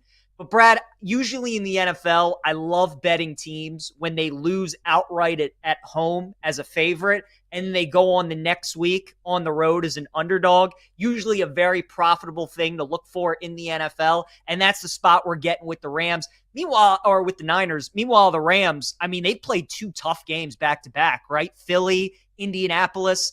They should have won the Philly game. They should have probably lost the Indianapolis game. So coming into this game, they're a big favorite, divisional matchup. I would expect a great effort from San Francisco tonight. Mac Jones has done some good things in the Shanahan system. I think they can keep it competitive. So this line, I think, has just gotten way too high. If it was under 7, I could understand. Now that you're getting 8.5, 9 at some spots, too high. I'll take San Fran plus the points. Numero dos on my card. Hopefully Puka's not going to punk me. Give me the over on not receptions, not receiving yards, not in the anytime touchdown market. Oh, let's go exotic. The over on 2.5 rush yards at a -110 juice. You look at Puka. He's already done this a couple of times this season. He's got at least a carry in 3 of 4 games. If you go all the way back to week 1 of last year, he has gone over 2.5 rush yards 8 times over that span. And you look at San Francisco, number 16 rush EPAD, 9 wide receivers since week 1 of 2024 have achieved a 3-yard feet on the ground against them. My good buddy Rachel Krychak at Betalytics has him at 3.35 with her prognostication, so I'm buying that. Puka Nacua over 2.5 rush yards at -110. My second favorite play on Thursday Night Football. Numero tres on your card. PJ, bring it home. Well, let's go to playoff baseball. We got Game 3, Red Sox and Yankees. Brad, I'm going to take, as you like to say, the her with Giancarlo Stanton over 1.5 hits, runs, and RBIs. Look, Stanton, we know, is awesome in the playoffs. He hasn't had a very good first 2 games against Boston, but he usually plays his best in elimination games. He's usually great in high-pressure situations, and I think he's due for one, Brad, in this game. I think he's got a great shot at hitting a home run. That's about +400 on BetMGM if you want to take a look at that. But I like the over 1.5 hits, runs, and RBIs for Giancarlo. I think that's going to be another close game tonight in the Bronx. The first 2 have been decided by a run. I think tonight's will as well, and wouldn't surprise me if Stanton goes deep. So we're on the over for the her for Giancarlo. Oh, well done on the hair there, mi amigo. All right, this last pick for me, numero trace on the card, is for the sickos out there listening. Kyle Juszczyk, for the love of the spelling gods, I will never be able to get his name correctly without the benefit of spell check. But regardless of that, give me the over on 1.5 receptions. I actually grabbed this a couple of days ago, a plus 145. I just checked this prop. It is now down to minus 110. So an extraordinary closing line value, a little CLV for your boy. Hopefully it's going to come through, and I would still bet it at the minus 110 number. Juszczyk is running 10.3 rods per game this season. He has gone over 1.5 catches in 2 of 4 contests. I know the Rams allowed the fewest running back receptions this season, but 3 RBs have caught at least 2 balls against them. So I feel good. Kyle Juszczyk will get it done with the 2 grabs. All right, we got to take a little siesta here on BetMGM tonight. We come back. Bets, and more bets, including our crew to cash all Thursday Night Football right here. BetMGM tonight right here on the BetMGM Network. Stay tuned. Let's start with that Cincinnati and Iowa State game as we look at some of the top 25 matchups that we have. It feels like Cincinnati would be the play, right? I mean, unranked team favored against a ranked team. The problem is in college football, every year, there is a team like Iowa State who is like fraudulent. They're a ranked team, they're undefeated, but everybody wants to bet against them, and all they continue to do is win and cover spreads. And Arizona was taking a lot of money last week on Iowa State. People were betting Kansas State week 1 in Dublin. They were betting Iowa against Iowa State. All these type of games, and all Iowa State keeps doing is winning. So normally I'd be on the side of Cincinnati. Iowa State's the kind of team that scares me. And something I've noticed about college football, these noon Eastern time games, feels like every week we have one game that's like a trendy pick. Last week it was Arkansas. Everybody was on Arkansas against Notre Dame. That didn't work out. I kind of think this is going to be the trendy game, and people are going to be on Cincinnati. Just makes me a little nervous. So I'm going to pass on the game, but I am interested to see if Iowa State keeps winning these kind of games. Illinois is a 9.5-point favorite on the road at Purdue, and I like Purdue in the game. Maybe wait to see if you can get a 10 with Purdue after Illinois is coming off that big win against USC. I just don't think this Illinois team is very good. You know, USC, they continue to struggle. We talked about it all last week, how they struggle outside the state of California and how they've struggled against these Big Ten teams when they go to the Midwest or the Eastern time zone. Purdue's much improved. Barry Odom's a very good coach. Their offense is decent. I think they can hang around and keep this game close. So I look at Purdue plus the points. Texas and Florida is going to be a very interesting game. The under is getting hammered. This was at like 45.5. Now it's all the way down to 41.5.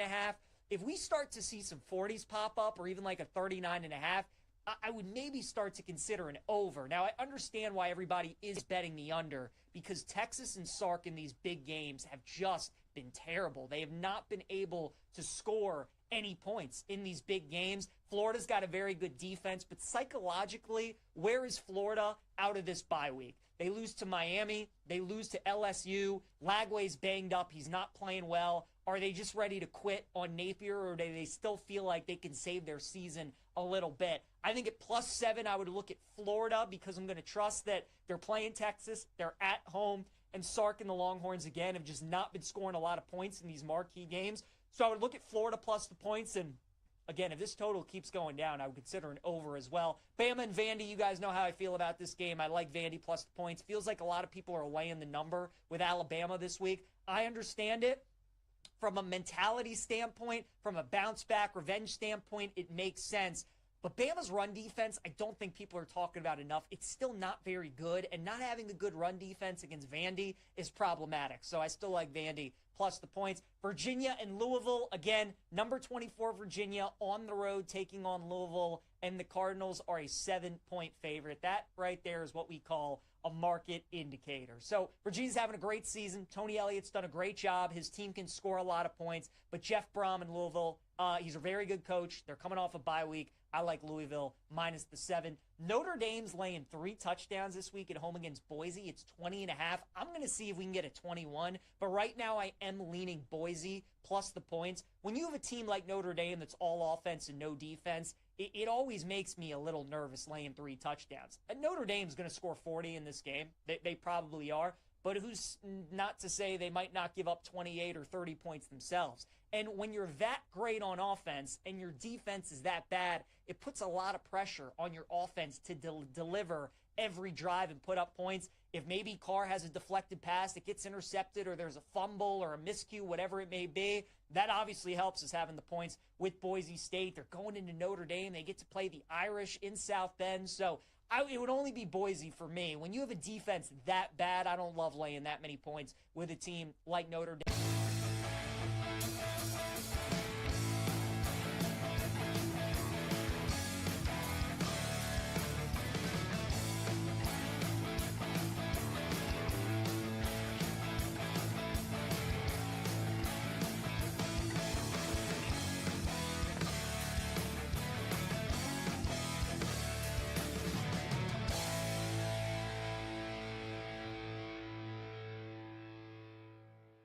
Will Jalen Hurts have the stats to potentially justify a bet? You can get him like 18-1, 20-1 range. The team keeps winning. All he does is silence critics, but it's not sexy.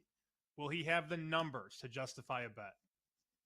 I don't think Jalen Hurts will. I also don't think Josh Allen will. The Bills have moved into their next era of football, which is that they are happy to let James Cook get touchdowns. They are happy to play 6 offensive linemen. Like Josh Allen right now only has 7 passing touchdowns. The BetMGM tonight. Brad the Big Noise Evans with you. The Glass Man, PJ Glasser in for the all for Ryan Horvat and Be Still My Beating Heart. Holy cow, Nico Horner getting elevation. Nice little stab there on a batted ball that I thought was for sure going to go over his head and into right field and possibly score a run for the Padres. But the Cubs get out of the inning unscathed, still up 2-0, heading into the bottom of the 7th inning on the north side at Wrigley Field. So got 6 outs to go for the Cubs to advance. And again, we've got a lot of people emotionally invested here in the program, myself included, as a diehard Chicago Cubs fan. Brandon Combs, our outstanding executive producer, commentator from the Windy City, also a giant Cubs fan. I mean, it's just ridiculous. So the nerves very much on high. If you hear me yell and blurt out, hopefully it will not be of the expletive variety, because I don't want to get any fines, to say the least. But yes, you will know the reason why we are clamoring about here at BetMGM tonight. Going to get more bets on the board here momentarily. Our crew to cash and our parlay is a juicy one tonight. And it's a simple 3-legger. We're going to say hello to our little friend, the Sledgehammer Special. Roll the shoulders and get seduced by the juice, and working some bonus time wagers as well. Friendly reminder, if you have any fantasy football questions for us, tied to anything, whether in regards to tonight's game, in the Golden State, or looking ahead the main slate, NFL Week 5, or you want to talk any sports betting action, college football, the NFL, the MLB postseason, don't be shy. Don't be a wallflower. Pick up the phone and dial us fools at 833-732-3875. 833-732-3875. You can also fire off your questions and comments via the X or the Twitter at BetMGM tonight, where we have our pole dancing poll question of the day. Who is your favorite anytime touchdown pick tonight at plus money and Niners Rams? Your options are Puka Nacua at plus 100, Devontae Adams at plus 105, Kendrick Bourne at plus 300, or Jake Tonjes at plus 400. So far, over 205 votes cast. Make your voice be heard. Exercise your democratic right. Keep the votes coming and drop us a comment, aka bring the noise on X at BetMGM tonight. On X at BetMGM tonight. Swing big on your next bet with an MLB postseason odds boost token. Use your token to net a bigger payout on a winning bet. So opt in right now. Get out of the damn ballpark, Michael Bush. Home run solo shot. The Northsiders go up 3-0. Or maybe you had that in a parlay in this Cubs and Padres decisive game in the wild card series. Maybe that was the last leg that you needed, and it just cashed. So party on down. Build an MLB postseason bet right now and opt in with that odds boost token. All right, let's go ahead and get our Crew to Cash Thursday Night Football parlay play of the night. I'm going to give a leg. PJ is going to give one, and so is Brando as well. And I'm telling you, the odds on this bad boy are sky high. As I always say, fade or follow. That is up to you. Again, I'll bat lead off. Give me the CMC Football Factory. Gonna make you sweat. Bah, bah, bah, baby. Hopefully not too much on this prop. 50 or more receiving yards.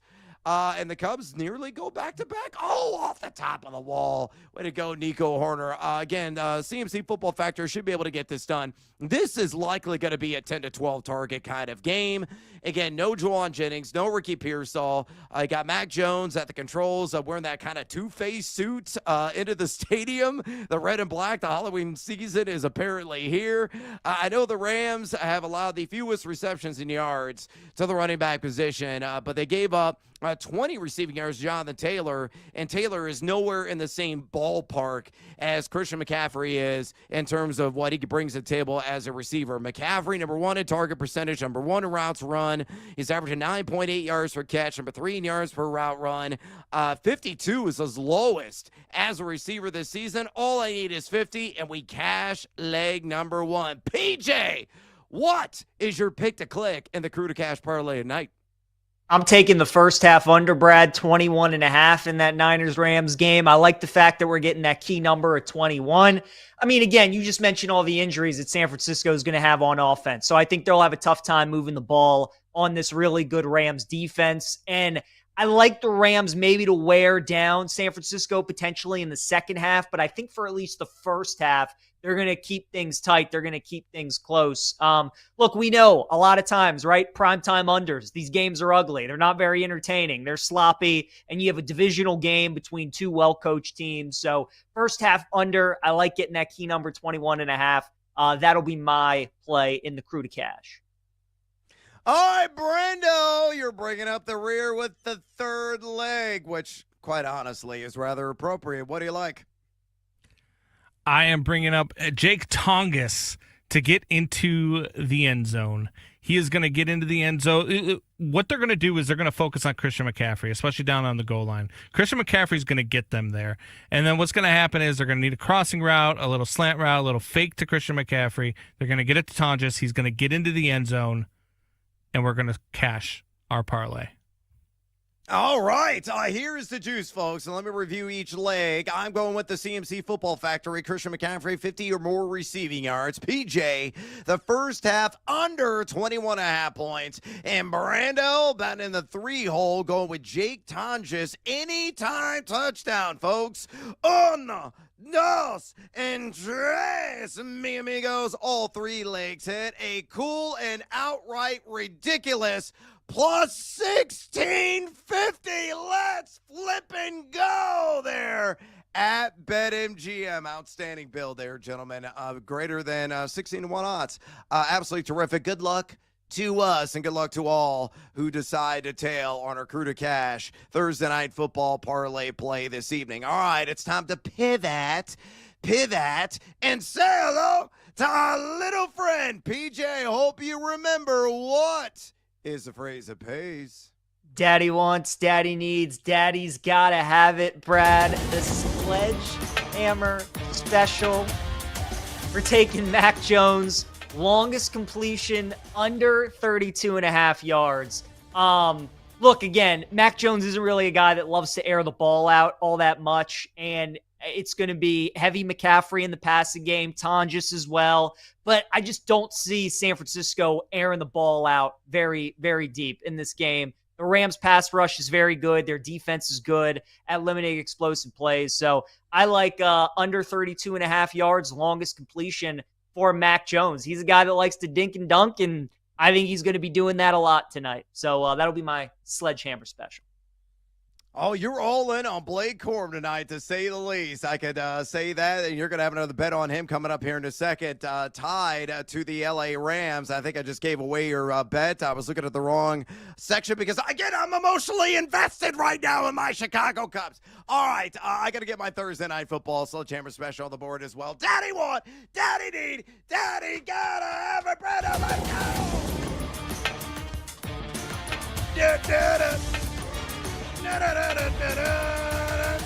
Yeah, it's Christian McCaffrey, of course. I'm taking the over on 6.5 receptions. Now, truth be told, America, I grabbed this about 36 hours ago at plus money, at plus 105. I just checked the price on this right before we jumped on air. It is now at minus 150. So if you like that, be my guest. If you want to, pay the expensive and exorbitant juice, or you find a little leg and add it to a parlay, reduce the juice and get seduced by it. But I like still for him to get at least 7 grabs in the game tonight. He has done this in 2 of 4 matchups, going 9, 6, 10, and 6 receptions on the young year. You look at Betalytics, Rachel Krashak had him at 7.26 with her forecast and her very smart and sophisticated modeling. Again, already laid it out. CMC number 1 in target share, number 1 in routes run among running backs. He's catching 72.1% of his looks. A guy that's running around 79.2% of the time. And you look at the Rams, they've been outstanding in short field coverage, but McCaffrey is a slippery snake in the open field. A lot of those quick slants, he just gets separation. I think he's going to be targeted a gazillion times tonight. So, again, give me over 6.5 receptions. I got it at plus 105, at minus 150, and I still like it, even though the juice royally stinks on that. PJ, it's time to roll the shoulders, my man, and get seduced by the juice. Oh, bartender, thank you for the handsome pour on this hashtag Tequila Thursday. Just go ahead and leave the bottle because we're going to be chugging it, hopefully in celebration with the Cubs. PJ, I apologize. I already gave America away. You were lean here on the player, but what market really tickles your fancy tonight at plus odds? Blake Corum, anytime touchdown, plus 320, Brad. I think the value is just excellent. Plus 320. Again, he keeps getting an increase in his carries game by game. This game has a chance to be a blowout. The Rams Puka could be out in the fourth quarter, Devontae, Kyron Williams, but you know who won't be? Blake Corum is going to be in there. They're going to continue to feed him, and I think they're going to try and get him into the end zone. So plus 320 for a divisional game, short week with an older veteran team that'll be looking to pull some starters if they're up late in the fourth quarter. I like Blake Corum anytime touchdown, Brad. Like the price, plus 320.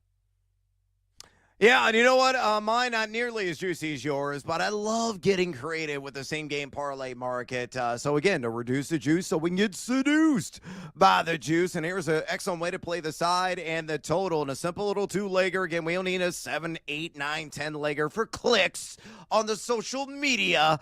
But this simple 2-legger, give me the LA Rams. I'll take the spread down from minus 8.5 to minus 2.5. All I got to do is win by a field goal boot. And then give me the total. I'm going to jack it up to 49.5 and slam dunk the under on that. And we're going to stop right there. Plus 110. Bill at BetMGM. Look at the Rammies. They are covering machines. They have actually covered 9 of their last 10 games, stretching back to last season, and 4 of their last 5 against the Niners. Again, I already laid out all the EPA data. I'll give it to you again. Rams number 10 EPA per play offense. They're number 5 at EPA per play defense. San Francisco middling in both categories, 18 in offense, 14 in defense. Betalytics has us at a 7.7 margin in favor of the Rams, and also projections just 44.1 points in total. So again, to recap, my seduced by the juice same game parlay, ram it home with LA minus 2.5 and the under 49.5 of the all total, and you get to plus 110. All right, it's bonus time. Weather in the Thursday night football affair. Maybe you're looking ahead the main slate. Week 5 of the NFL, college football in week 6, the MLB postseason. I don't give 2 craps what you're going to fire off. All I require, PJ, is for you to give me another bet. So give it to me. Give it to me. Brad, we're going to college football. We're taking Jeremy Bernard, Alabama wide receiver, over 57.5 receiving yards against Vanderbilt. Bama's receiving core is terrific. The trio of Ryan Williams, Bernard, and then Isaiah Horton. This was the same number as the Georgia game, and because he just went under, they're just running it back, and they're giving us the same number against Vandy, and they're still pricing Ryan Williams ahead of Jeremy Bernard. That should not be the case. Bernard right now is Bama's best receiver. He's their most productive, and he's Ty Simpson's number one target. So going up against a Vandy defense that is not as good as what Georgia is, they're at home. I think Bernard's going way over this. I think anything under 65 is a good bet on the over. I would expect this number to move. So over 57.5 receiving yards, BetMGM, Bama wide receiver, Jeremy Bernard, take the over. All right, call me Joe Public because this is the most popular bet at BetMGM, and everybody's like, oh, man, you got to automatically fade that, dude. You got to fade the majority every single time. I say, slow your roll, bro.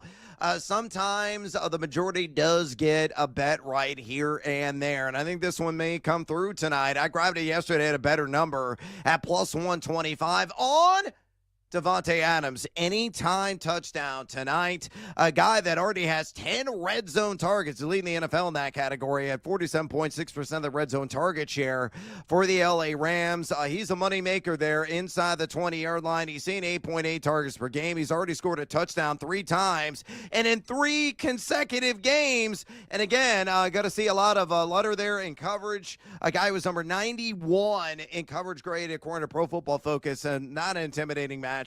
And San Francisco, again, number 16 in drop-back EPA defense. So they've only allowed 2 wide receiver TDs this season. So my favorite anytime touchdown market tonight, Davante Adams at plus 125 as I grabbed it at. I think it's currently now at plus 105 there at BetMGM. So I am locked in, baby. All right, we got to take a little siesta here on BetMGM tonight. We come back.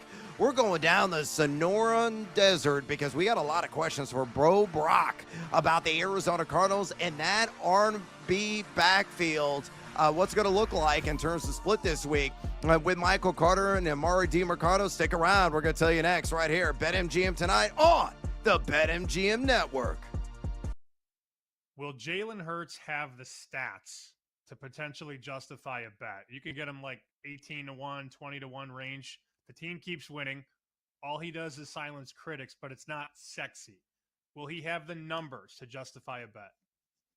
I don't think Jalen Hurts will. I also don't think Josh Allen will. The Bills have moved into their next era of football, which is that they are happy to let James Cook get touchdowns. They are happy to play 6 offensive linemen. Like Josh Allen right now only has 7 passing touchdowns through 4 games. His rushing stats, he's got fewer yards per game than you would expect. He does have the 3 rushing touchdowns. Like, I definitely would not bet Josh Allen at this number. I wouldn't. If I was going to place one wager for MVP right now, I would say my number one, particularly at the BetMGM price at 15-1, would be Jordan Love. The second one that I would do, I take advantage of this 2-game absence for Jaden Daniels. I believe Jaden Daniels is available at 35-1 at BetMGM. The NFC is going to just be a way easier conference to rack up a bunch of late season. They also play in that really weak division. But yeah, Jordan Love to me, like I would have Jordan Love ahead of Mahomes right now in MVP odds, I think, because Mahomes is not going to win it.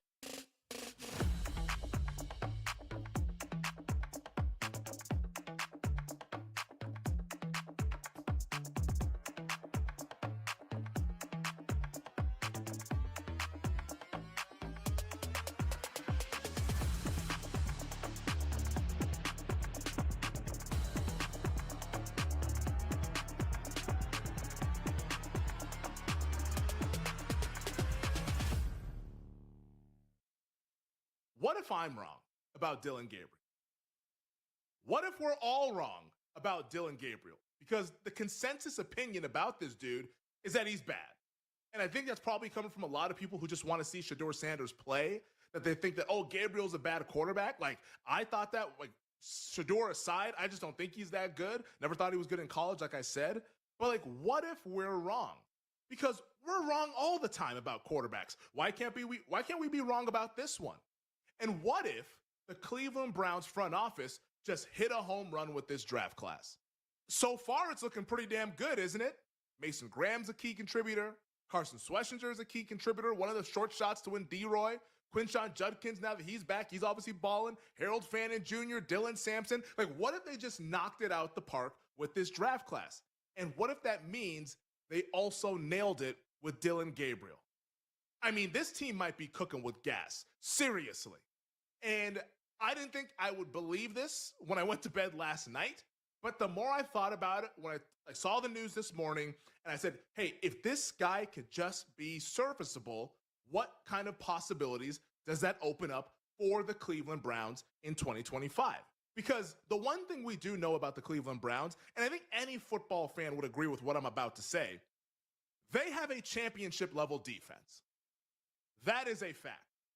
The Cleveland Browns defense is one of the best in the NFL. And it's not just this year. This has been going on multiple years since they've had Jim Schwartz as their defensive coordinator and Myles Garrett has been playing like the future Hall of Famer that he is. Like last season, they were top 10 in defense and success rate, the stat that I love, that we always talk about here on the show. They were top 10 last year despite how bad things were on offense. This year, top 5 in defensive EPA per play when you take away turnovers from the equation. When you just want to look at like turnover luck aside, who's just playing down-to-down great defense, Cleveland's in the top 5 in defensive EPA per play.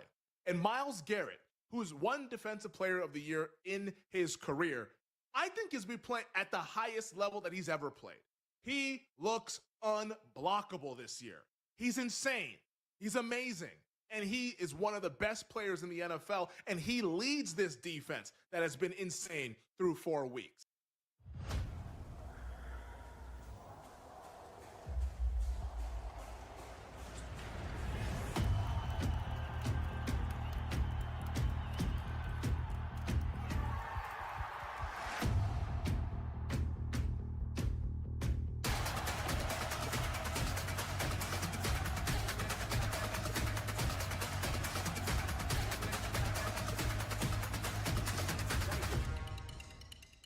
Some of the favorite stuff I'm on this week is Detroit Lions ladder stuff. So like Detroit Lions to cover 17.5 points, Detroit Lions team total over 40.5, Jared Goff over 350 passing yards, Jahmyr Gibbs to score 2 touchdowns, stuff like that. The Lions are one of the few teams, maybe the last team actually left in the NFL that just keep scoring until the whistle goes. The Bills don't do it. The Ravens don't do it. The Chiefs don't do it. The Chargers don't do it. None of these really. The Eagles won a game where they didn't complete a pass in the second half, right? So a lot of the good teams just stop scoring. Welcome back to BetMGM tonight on this #Tequila Thursday. Bartender, poor PJ and I, another shot, baby. We got to slug it back, and I got to calm the nerves right now as the Cubs up 3-0, top of the 8th, and it looks like Luis Arraez just grounded out. 2 outs, a runner on third base for San Diego. Not completely in the clear, but only 4 outs away from advancing on and facing the Milwaukee Brewers, who the Cubs want to probably exact some revenge on, a team that has surprised everybody this season, just how well they have played from beginning to end. Again, we're going to keep you updated on all the action there at Wrigley Field, but we're getting you prepped for Thursday Night Football. Friendly reminder, if you have any fantasy football questions for us ahead of the Golden State battle night between the Niners and Rams, you want to talk anything else fantasy-wise, you got some start-sit decisions, maybe a trade offer on the table, don't be shy. Pick up the phone and dial us, fools, at 833-732-3875, 833-732-3875, or you can hit us up via the X or the Twitter at BetMGM tonight. Again, bring the noise on X at BetMGM tonight. As promised, we're going to talk some Arizona Cardinals here in this segment. Let's do it right now. Bo Brock, join us. He is a Arizona Cardinals reporter, host of PHNX, the Cardinals podcast. Check it out wherever you get your podcast. And follow him on X, would you kindly, at Bo Brock. Again, on X, at Bo Brock. Bo, welcome back to BetMGM tonight. Straight away, man, we have got to satisfy the fantasy football masses out there. The running back room is sorely required a medic this season. Down in Zona, James Conner is done with that gruesome ankle injury. Now, yesterday, Trey Benson, we got news, landed on the injured reserve after undergoing a procedure to repair his meniscus, expected to miss 4 to 6 weeks. Due to the injuries and bye weeks, fantasy managers are scurrying for options. How do you see the backfield split between Michael Carter and Amari DiMercato shaking out this week and, honestly, moving forward? Yeah, moving forward, I think it's going to be Amari DiMercato and then maybe a change of pace with Michael Carter. If one of them catches fire, maybe Drew Petzing, Jonathan Gannon lean on that running back. But look, the running game before the injuries to Connor and Benson was uncharacteristically ineffective. I mean, this is a team that loved to ground and pound and establish the run, and they've struggled under a new offensive line coach and run game coordinator as Clayton Adams went to Dallas and has had a ton of success in keeping Dak upright, where the Cardinals are struggling to find it again. And that was kind of their identity as an offense. So now you turn to a guy with 2 starts and DiMercato, who's kind of their third down back. But I think he has a little bit more upside noise with the ability to get the ball around the goal line. A little bit bigger body than Michael Carter, who's a little bit smaller and I think a little bit more shifty, who can find his way in his own right. But I think maybe the smart play would be Amari DiMercato. Oh, what about the quarterback, Kyler Murray? 6 touchdowns, 3 interceptions so far this season. Hasn't had a game yet where he's thrown more than 220 yards, so we're still waiting for that big passing game from Kyler. So far through the first 4 games, how would you assess how he's played up to this point? Look, pretty pedestrian, but when you look at him overall offensively, it's really kind of struggling due to lack of creativity in the play calling. You've got Marvin Harrison Jr., you've got Kyler Murray, you've got a good pass-protecting offensive line, but it doesn't seem to turn into big-time yardage, chunk yardage in the passing game. They're right near the bottom of the league as far as explosives in the passing game, and you've got the 4th overall pick from 2024 in Marv, and we saw the struggles, highlighted, maybe, a little bit amplified on Thursday Night Football, and then you've got Trey McBride, who's one of the best tight ends in the league, but still it's a struggle bus to kind of get anything going offensively. I'd love to say that they're going to figure it out, but there really aren't any signs of that. I mean, when we talk about the run game kind of going away, maybe it's taking away offensive coordinator Drew Petzing's ability to lean on it and having to turn to maybe more 11, 10 personnel, spreading it out and forcing Kyler Murray and Marvin Harrison Jr. to fix that kind of weary connection. So I think it's going to be, you're going to see more yardage, but is he going to have something like we thrown back to the heyday of him and Cliff Kingsbury dialing up 300-plus passing yards and the 5 total touchdown game? I think we're going to have to wait a little bit longer. I think they're really figuring it out offensively, which is strange because they were running things back from last year. You think that the chemistry and continuity would be there. Just haven't seen that through 4 games. But, look, the opportunity is there against the bad Titans team this week.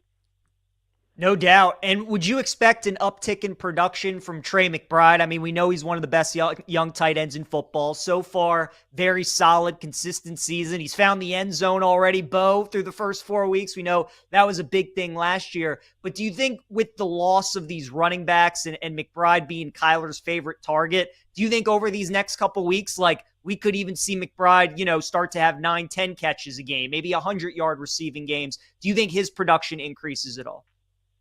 Yeah, I don't think there's any doubt. I mean, they need it. It's necessary for this offense to find its way to the other side. And they're going to have to face teams like the Colts, the Rams, the Packers, teams that are a little bit more score at a higher clip than the teams that they've been playing. They're not going to be able to hang in these games like they have against the Saints, the Carolina Panthers, the Niners, who are down tremendous. Even Seattle is not a high-flying offense just yet. So, yeah, Trey McBride is a guy that's, he's seen 5 catches the last, I think, dating back to last season, his last 6-7 contests. And he's a guy that, he's going to be double-digit targets. This is a 2-target share offense. It's Trey McBride, who's all steady Eddie, and then you've got MHJ there, who you'd like to see it look similar to the second half of primetime football from last week. No doubt about it. We're talking to Bo Brock right now. All things Arizona Cardinals all the time. He's a reporter and a guy that you need to hear on PHNX Cardinals podcast. Download, subscribe wherever you get your podcast. And give Bo a follow, would you kindly, on X at Bo Brock. Again, on X at Bo Brock. Bo, the Titans have resembled a unicycle so far this season on offense. Is there one matchup at all this week in this game defensive coordinator Denard Wilson is remotely concerned about? If there is one, what is it? Man, I think it's good. They're going to try to get that Trey McBride really kind of going. I mean, if it's the Titans, I'd love to say that this is going to be the Marv signature game where he's going to parlay back-to-back performances, from Thursday Night Football. I don't see them kind of bullying them in the run game just because I don't think that they have the horses right now and things just aren't working efficiently up front in the run game. So I think they're going to lean into it, offensively. I mentioned the Kyler Murray signature 5-touchdown game against the Titans way back when in 2021. Can he do something that resembles that? Could he have 3 total touchdowns like Kyler Murray and him and MHJ and Trey McBride? I think that's where they're going to really want to try to earn their points this week, where they're going to have to figure it out on the offensive side of the football otherwise.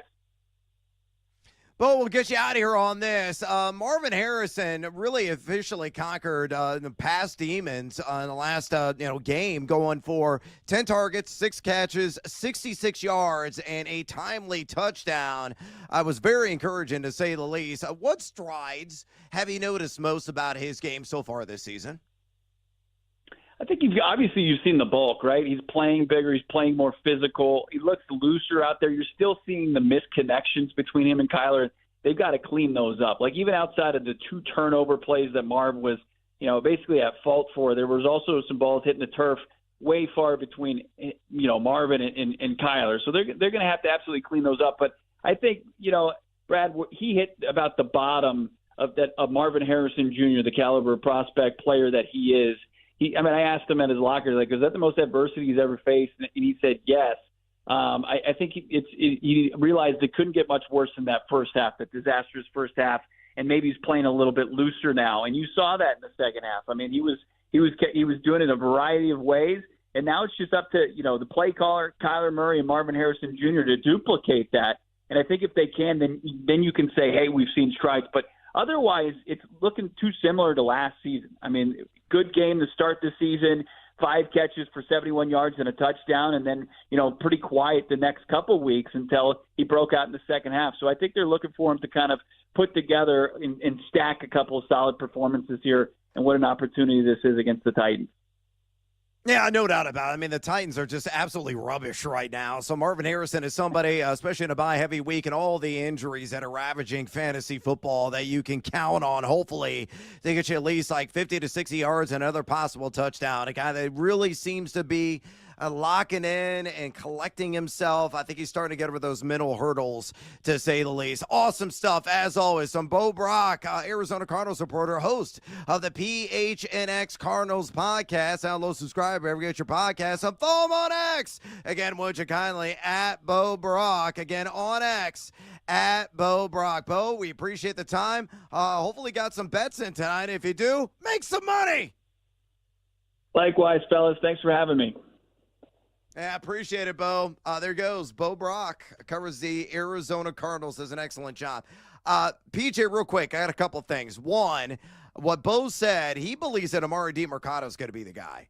I'm a bit shocked by that, because if you look at the market, the props dropped last night on BetMGM, and Michael Carter opened at 55.5. It's down to 52.5 rush yards. DiMercado, there was nothing. I think it opened at today somewhere in the high 20s. So if you are buying what Bo was selling, you might want to go out and grab some DiMercado stock right now. However, we have some history here, right?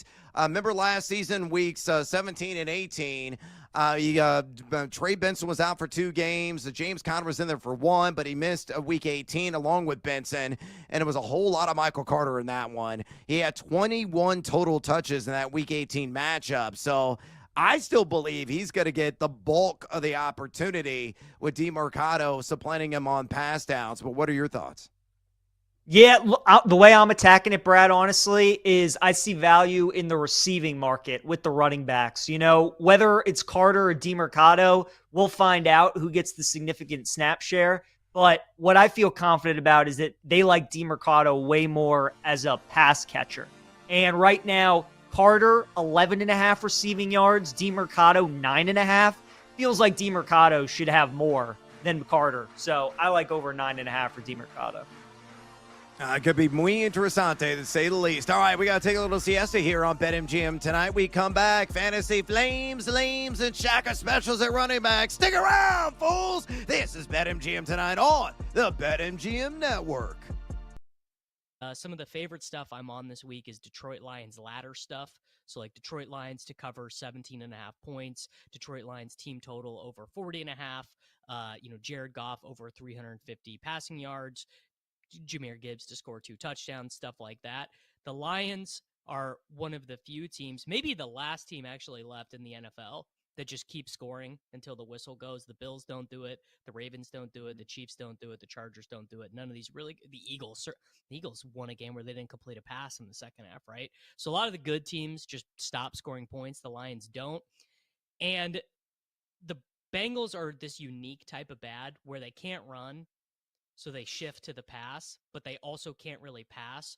So you just get in these pass, punt series. They're like, oh, you just used 37 seconds of game clock and then punted and gave the ball back. Like the Lions are happy to score 50. They did it twice last year where they got to 50, including one game where they scored a touchdown on every possession. And they've already done it once this year in week 2. They got the 52 with 0 punts. So some of those Lions ladders I really like.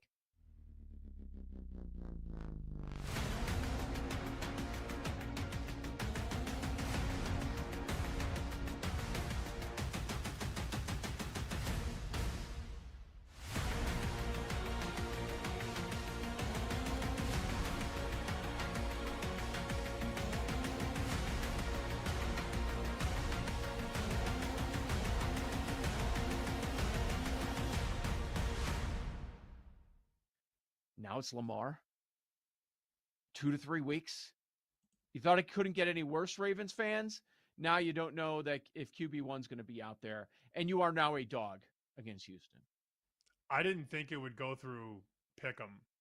We had this conversation yesterday. What does it go to if he's out? And I thought Baltimore 1, and here we look up this morning, 1, 1.5, 1.5, 1.5, 1.5, 1.5. So the look-ahead number was 9.5. They reopened it 6.5, and now we're 1.5 the other way. They're not saying Lamar Jackson's worth 8 points, but if you do the math, it's right around there. From 6.5 on the Baltimore side to 1.5 on the Houston side. I don't know that he's worth that much, considering how bad their defense has been. That's a massive move. Not many quarterbacks will justify a line move like that, from 6.5 to 1.5 the other way. And you were going to have Lamar in a desperate spot. Lamar with a 1-3 record. And now what do you have? You might have that desperate feeling in the building, but so what if Lamar's not out there?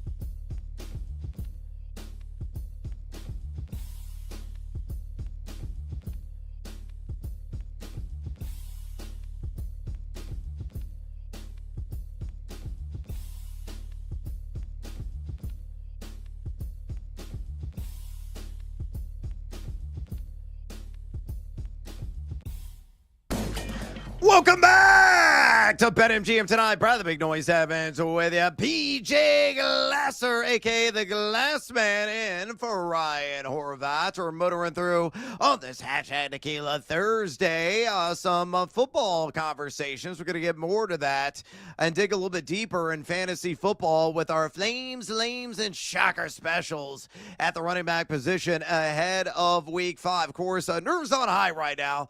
As Keller gave up a solo shot to Jackson Merrill, and now he just hit a batsman. We got a gift call to the Cubs on a third strike on Xander Bogaerts, only remotely close to being a backwards K, but it is in the box score. So 1 out, O'Hearn on first base, and you have the tying run at the dish in the top of the 9th inning at Wrigley Field. Everybody in attendance, 41,000 plus in full throats on their feet. Can the Cubs mercifully hold off the Padres and advance on against the Milwaukee Brewers? So, oh boy, puckering up. You got to sweat. Wrong places. Yep. You got to sweat, my friend. It's rough here, PJ. This is it's tough. This is October baseball. Bryce Johnson's at the dish. So if you hear me scream and yell, hopefully it's in jubilation and not out of frustration at a possible melt. So, again, I'll go ahead and tee up this segment right now. Before we get to our Fantasy Flames, Lames, and Shocker specials, for the reminder, right before kickoff, we're going to give you the results of this coming up in the next segment. Our pole dancing poll question today is live right now on the X, or the Twitter, at BetMGM tonight. And it's asking you this: who is your favorite anytime touchdown pick at plus money in Niners Rams? Your options are Puka Nacua plus 100, Devontae Adams at plus 105, Kendrick Bourne at plus 300, could be the WR1 tonight for San Francisco, or Jake Tonjes at plus 400. So far, 207 votes cast. Make your voice be heard. Exercise in democratic right. Keep the votes a coming, and drop us a comment, a.k.a. Bring the Noise on X at BetMGM tonight. Again, on X at BetMGM tonight. All right. Oh, my gosh. Did he hit him? He did. Now there's 2 runners on as Keller has gotten just a little bit wild. Got to pull him. At the wrong time. So you got a runner on first, got a runner on second, only 1 out here in the top of the 9th inning. I think the Cubs have got to go out. Counsell, pull his ass. You got a couple of guys warming up at the pen right now, including Matthew Boyd, who was a Game 1 starter. He's got to try to cowboy up, clearly hit him on the leg. Oh, man, nerves on high. All right, we got a question that came in on X at Matt Kreis, K-R-I-S-E, Matthew Kreis on X. He asked PJ this: who do I start this week? Jackson Dart against the Saints, Bo Nix on the road against the Eagles, or Mac Jones tonight against L.A.? Who would your pick be? So Jackson Dart, Bo Nix, or Mac Jones. It wouldn't be Mac Jones tonight. It would either be Dart or it would either be Bo Nix.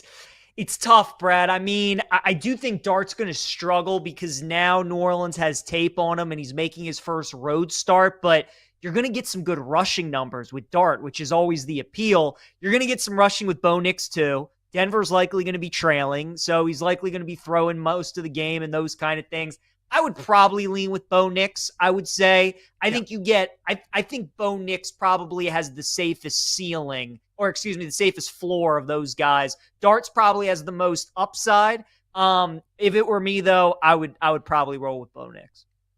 Yeah, I'm going to go with the closer to the sure thing that there is. It ain't Mac Jones. I'm not touching him remotely, even though he could be playing from behind in this game. So it could be pump up the volume, pump up the volume, pump up the volume, dance, dance. And, of course, Dart has that rushing appeal. 10 carries, 54 yards, and that rushing TD he had last week. But Bo Nix can also raise the floor and get you 25, 30 rush yards on his own. So Bo Nix for me. It's not like Philadelphia's exactly been clamping down and suffocating with a stifling defense. So, yeah, I agree, man. Bo knows how to score fantasy points. Bo should be in your lineup. All right, let's go ahead and get after it. Our fantasy Flames here in Week 5 at the running back position. Got to be under 60% started in Yahoo League. So, PJ, who do you believe at running back is fantasy flame material? I'm going to go Ollie Gordon of the Miami Dolphins, Brad. We're going to take him against Carolina. Yeah, look, I mean, we know A-Chain's going to get a heavy workload. He's going to be featured even more now in the receiving game with the injury with Tyreek Hill. But I think Mike McDaniel, I think he's going to use a lot, both of the backs like he has been doing here the last few weeks. I like the upside of Ollie Gordon. I like his ability in short yardage and when they get into the red zone. And he's obviously got a good matchup this week going up against that Carolina defense. So, we don't really know what Miami's offense is going to look like right now because of the injury to Hill, what Waller looked like on Monday night, how he's maybe going to use these two running backs. But if I had Ollie Gordon on my team, I'd take a long look at him. I think he's got some good upside for the rest of the season, but especially in this game as well. So that would be my pick. Yeah, I like Ollie Gordon quite a bit, too. They're utilizing him a lot in red zone packages, which is very important because if he gets a ball in the belly, he may be able to punch one in for 6. And in a bye-heavy week, again, the Atlanta Falcons off, the Chicago Bears, the Green Bay Packers, the Pittsburgh Steelers, and given the rash of injuries impacting so many key backfields in fantasy football, a guy like Ollie Gordon, if he got you 9 to 11 points, you're sure as hell will take that a 12-team and deeper league, especially if a flex position. My guy, low-hanging fruit, he should be almost universally started. Quinshon Judkins is still only started right now about 45% of Yahoo leagues. I don't understand why. A lot of people must have like luxurious backfields as a result. But you look at, oh, Lord. Oh, the Cubs got him out. Woo! Jay Cronenworth nearly beat out a slow roller. Matt Shaw nearly threw it over Michael Bush's head there at first. We got 2 out, tentatively 2 out. They're going to look at it here. And we're going to find out on replay, but tentatively 2 out, runners on second and third, and it gets only a 2-run margin. So a basic could tie this sucker up. Of course, we're looking at the replay right now. Cronenworth stretches. Yeah, he's out. He's out, barely, but he's out. So that is going to be upheld. It's going to be 2 out, so runners on second and third. Cubs up 3-1. Woo, baby! Again, the sweat on the brow. It's getting thicker, PJ. Get back to Quinshon Judkins. Jolly Old England, he's going to earn his spot of tea and all the crumpets. You look at Minnesota, number 26 in rush EPA defense. They're giving up 4.38 yards per carry, 108.5 rush yards per game to the running back position. 3 running backs have gone over the prop on Judkins, which is at 72.5. I actually bet on that as well. Judkins has been breaking tackles like crazy, an absolute beast between the tackles. Number 4 in yak per attempt. He's forced 8 missed tackles. His snap share has been rising at 3 straight. He's practically must-start material. I think the Browns are live in that game because Quinshon is moving the chains and getting it done on the ground. Flip side of the coin, fantasy lame material. These are guys that are started in over 50% of Yahoo leagues that could lay a colossal egg. Who was your pick? I'm going to go with Travis Etienne against the Kansas City Chiefs on Monday night, Brad, who's actually had a nice start to the season. Did the Cubs do it? They get the win? Cubs win! Cubs win! Fly out, they advance! Let's party, Chicago! There you go. Congrats to you guys. We have 3 Cubs fans on the show today. We have 3 Cubs. We got you, Brad. We got Brandon working the board. And we got our guy Max filling in as VP. All you guys are Cubs fans, so congrats to you.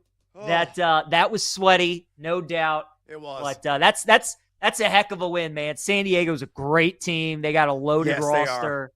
And that was, and you know what? I like you guys a lot in the NLDS too against Milwaukee. I think that'll be a fun series, but I'm interested to see what those prices open up at. I think the Cubs are in a good spot. But Travis Etienne, Brad, I think he's going to be a fantasy lame on Monday night against Kansas City. He's having a nice season so far. He's got nearly 400 rushing yards in his first 4 games. He's averaging 6.1 yards a carry.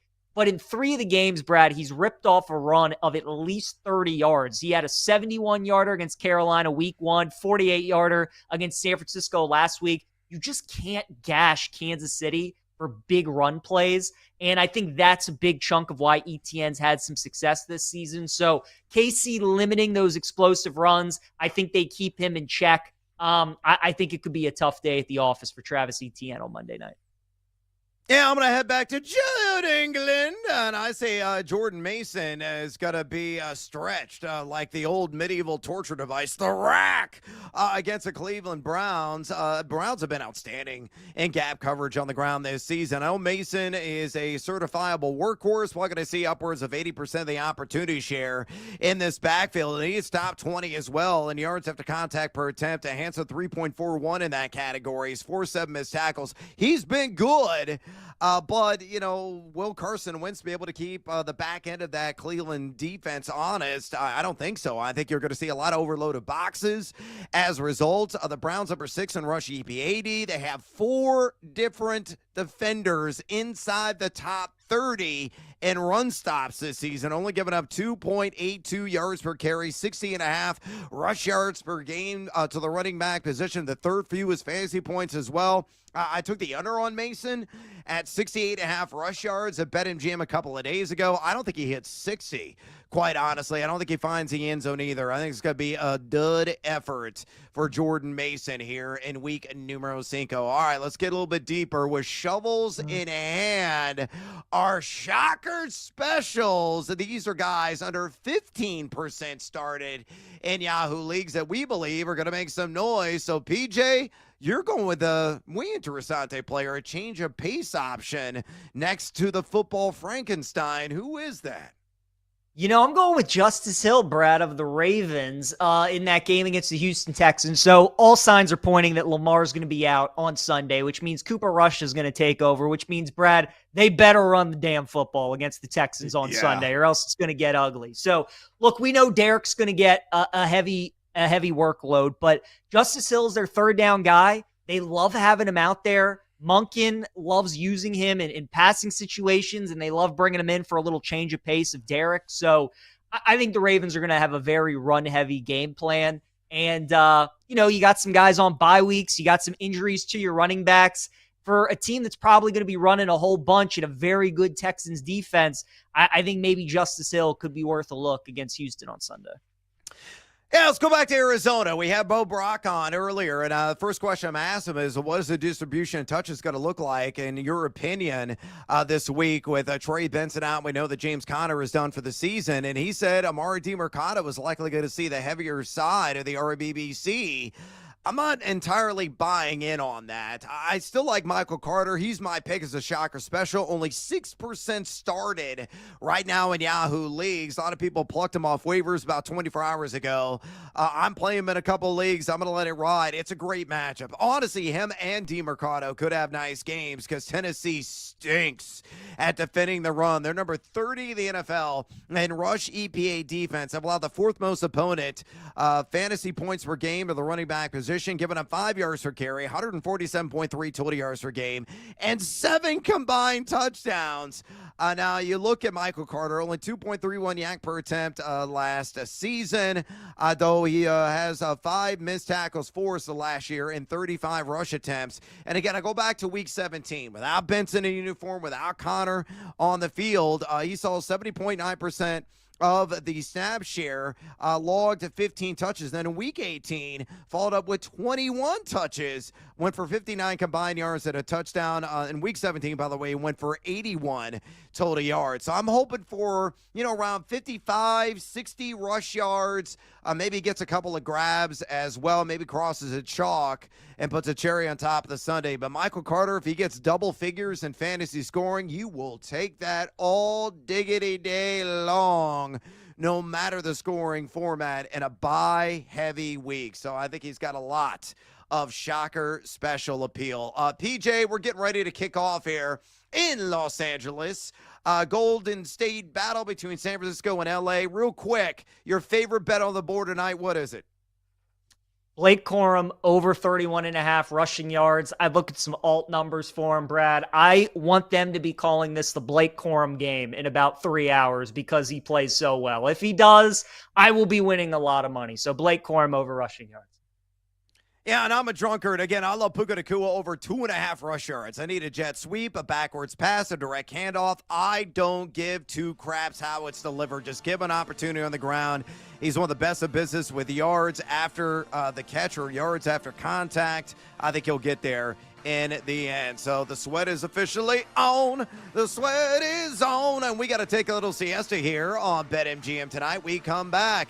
An impromptu edition of Over Under. Stick around. This is BetMGM tonight on the BetMGM Network. Stay tuned.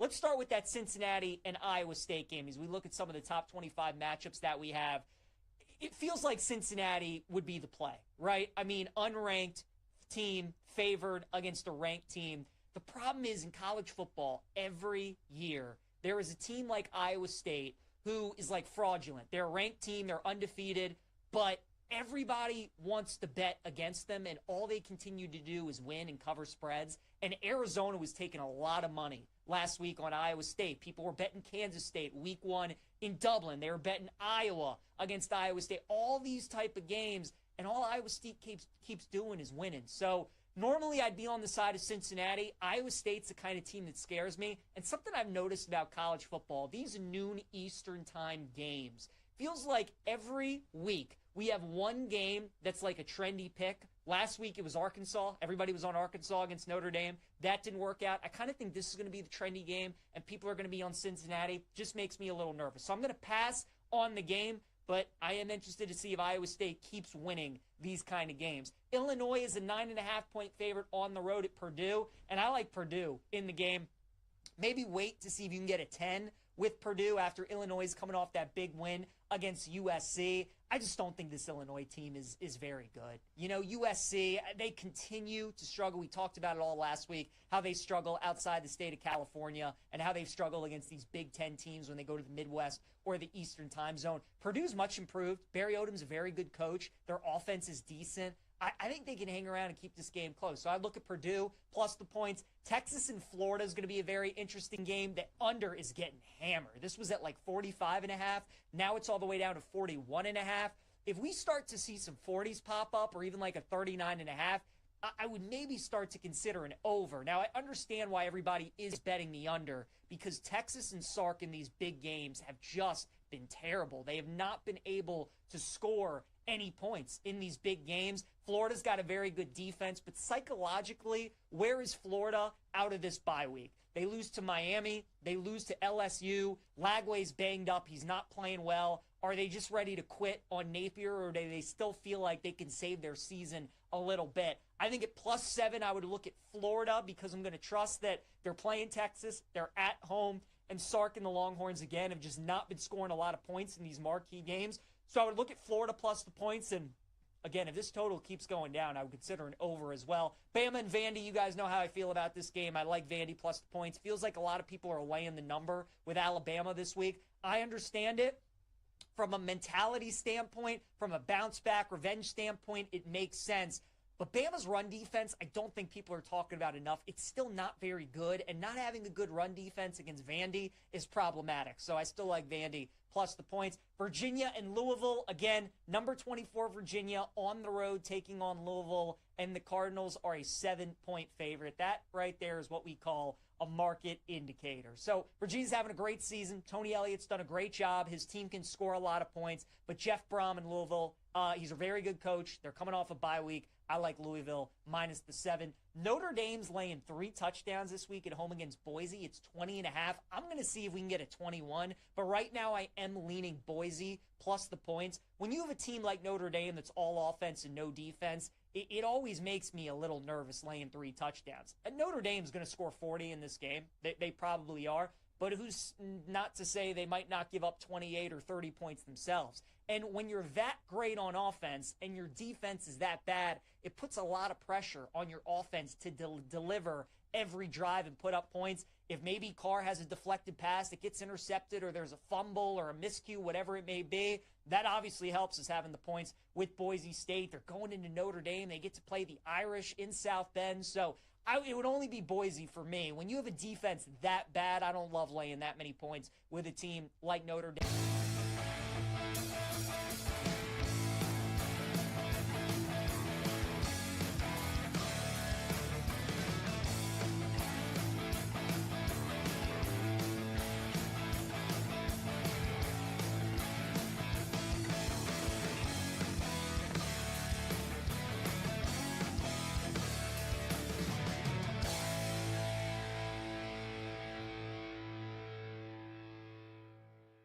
Will Jalen Hurts have the stats to potentially justify a bet? You could get him like 18-1. Welcome back to BetMGM tonight. Brad the Big Noise Evans with you alongside the Glass Man, PJ Glasser in the house, filling in for the off tonight. Ryan Horvath also going to be off tomorrow. We'll rejoin forces on Monday. And my goodness, how about San Francisco? Got a bunch of backups in there right now, and they're balling. Well, obviously, Christian McCaffrey's not a backup, but he's touching the ball left, right, rinse, and repeat. There's Jake Tonjes getting a reception inside the red zone. I'll give you an update right now. Again, 0-0, no points to the board. This first drive of the game, just minutes into this contest. They're in Los Angeles. Christian McCaffrey, 2 carries for 7 yards, already 2 receptions for 30. Kendrick Bourne, almost on a single play payday, cashing over on his receiving yards prop. It closed at 39 and a half, and he had 1 catch for 35. Jake Tonjes with a catch for 6 yards.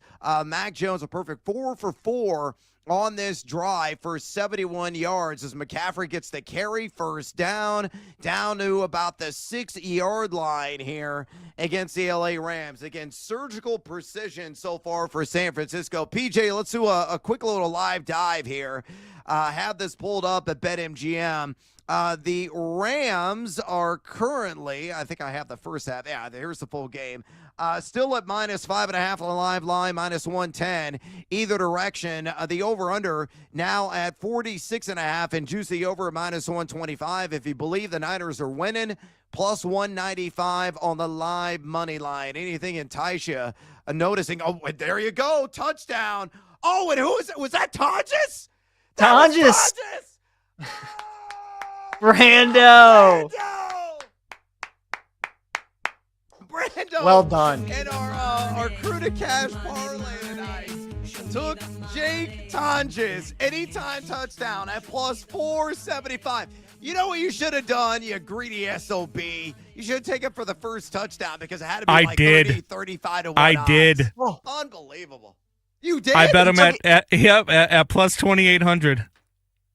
Oh my goodness. Okay. 28 to 1 odds. Well, congratulations to you. The Cubs get the victory, and then moments later, Jake Tonjes, opening drive of Thursday Night Football, cashes in in the anytime touchdown market. It cashes in at 28 to 1 for our EP Brandon Combs on the first touchdown of the game. Pour yourself a drink, bartender. Let it flow, baby. We're celebrating already here on BetMGM tonight. PJ, your opening thoughts on that surgical drive by San Francisco. Brando, well done by you, sir. 28 to 1. That's a heck of a hit. I mean, look, this is why I took the Niners plus the points. I understand they have all these injuries, but you still got Shanahan calling plays, and you still got McCaffrey out there. And Brad, you asked me off air, over under 29.5 touches for McCaffrey tonight. Yeah. Over. They're going to keep feeding him. So, what a great start. Great scripted stuff by Shanahan. They had a 1st and 20, Brad. They had a holding penalty, and then Bourne was able to pick up like 35 yards, which really helped them on the drive. But this is a big early drive here for Los Angeles, right? Let's say they go 3 and out. They have to punt it back. Then all of a sudden, San Fran has the lead. They have a little bit of momentum. And then I think maybe we start to consider betting the Rams on the money line at a pretty short price. So for people out there like me who took San Fran plus the points, if we're able to get a stop on defense here and maybe the Niners put together a little bit of a drive and we can maybe get a cheap money line on LA, get us a nice middle, that's how I'm looking to attack this game. Yeah, I think that's a great call, man. The live dives are going to be maybe profitable for us tonight as the script unfolds there in the City of Angels. Again, San Francisco up 7-0. 5 for 5 was Mac Jones on that drive. Again, he was dressed as like Two-Face with that bi-colored suit that he was rocking at the red and black entering the stadium. And he was looking like an arch villain, to say the least. So we're going to see Matthew Stafford can answer. And McCaffrey already 5 touches on that first drive. But Jake Tonjes get the touchdown, plus 475 instantaneous cash for our boy Brandon Cobes. And he also had it for the first touchdown of the game at 28-1. Bravo to you. All right, we need more Brandon Combs. It is on demand at this point here on BetMGM tonight. So here's what we're going to do. Brandon has picked 5 guys that he is going to toss out. And we're going to play a little impromptu game of over or under. We have no flipping idea who he's going to pick out of the grab bag. But he's going to toss out that player prop. PJ, we're going to have a little conversation, and we'll get through the segment, and we'll keep everybody updated in the process as well in Niners and Rams. So, Brandon, you're up, my man. Who is our first over-under? All right, boys, let's go out overseas. Let's go to Europe. I don't know why they keep playing football games here, but they do. Let's go with our guy, Dylan Gabriel. Over or under a half a touchdown pass against the Minnesota Vikings? PJ, you take honors first. What do you think? You know, I'm going to actually have to go under. You're making your first career NFL start on the road in Europe against a Brian Flores defense with one of the worst offensive personnels in the NFL, right? I mean, Cleveland really doesn't have much around them. Brad, you talked about how much you like Junkins in the game. I think it's a very run-heavy game plan, lean on the defense. Now, could Gabriel have a 3-yard touchdown pass? Sure. But if we're getting nice plus money on that under a half, that's probably the way that I would look, Brad. Like, what a tough way to start your NFL career on the road in Europe against the Vikings defense and one of the best defensive coordinators in Brian Flores. So I'd probably go under. Yeah, the biggest issue for Minnesota is defending the run. That's why I love Quinshon Junkins in this game. Behind that offensive line of Cleveland, I think has performed decently. Took the over on 72.5 rush yards. I bet him in the anytime touchdown market at plus 160. But on the back end, they are numero uno in drop back EPA defense this year. They have been quite rigid defending the pass. So, yeah, I'll side with it. Give me the under on Dylan Gabriel, a half a passing touchdown. Brando, who's up next? All right, let's stay with quarterbacks here. Let's go Jackson Dart. Over or under 181.5 passing yards versus the New Orleans Saints? All right, I'll take this one first. Again, the Saints are near bottom of the barrel in pass EPA defense as well. But you have no Malik Neighbors. That is a shortcoming. What version are we going to see of Jackson Dart? The one last week that was, kind of shaking off the rust, going through the motions, actually seeing real schemes instead of vanilla nonsense that he saw in the preseason, which he was dissecting with surgical precision. I got a feeling the Saints are going to win this game. I got a feeling the Saints are going to have a lead late in this game. So I'm barely going to take the over on that low threshold. I think he's going to flirt with 200 passing yards. PJ, what say you? Over or under? What was the number again, Brando, on Jackson Dart? 189? 181.5. Okay, 181.5. Again, I'm over. PJ, you got to follow. I'm going to go under, Brad. That's a low number. So I think it's low for a reason. He's making his first career NFL road start. They ran him a lot last week. I think they're going to run him a lot again, lean on Scatabo. So I would probably go with the under. I think Dart's a guy I would look at in the touchdown pass department, not necessarily the yards. So I would go under on that number. As the Niners got a sack, 3rd and 20, Brad. Come on.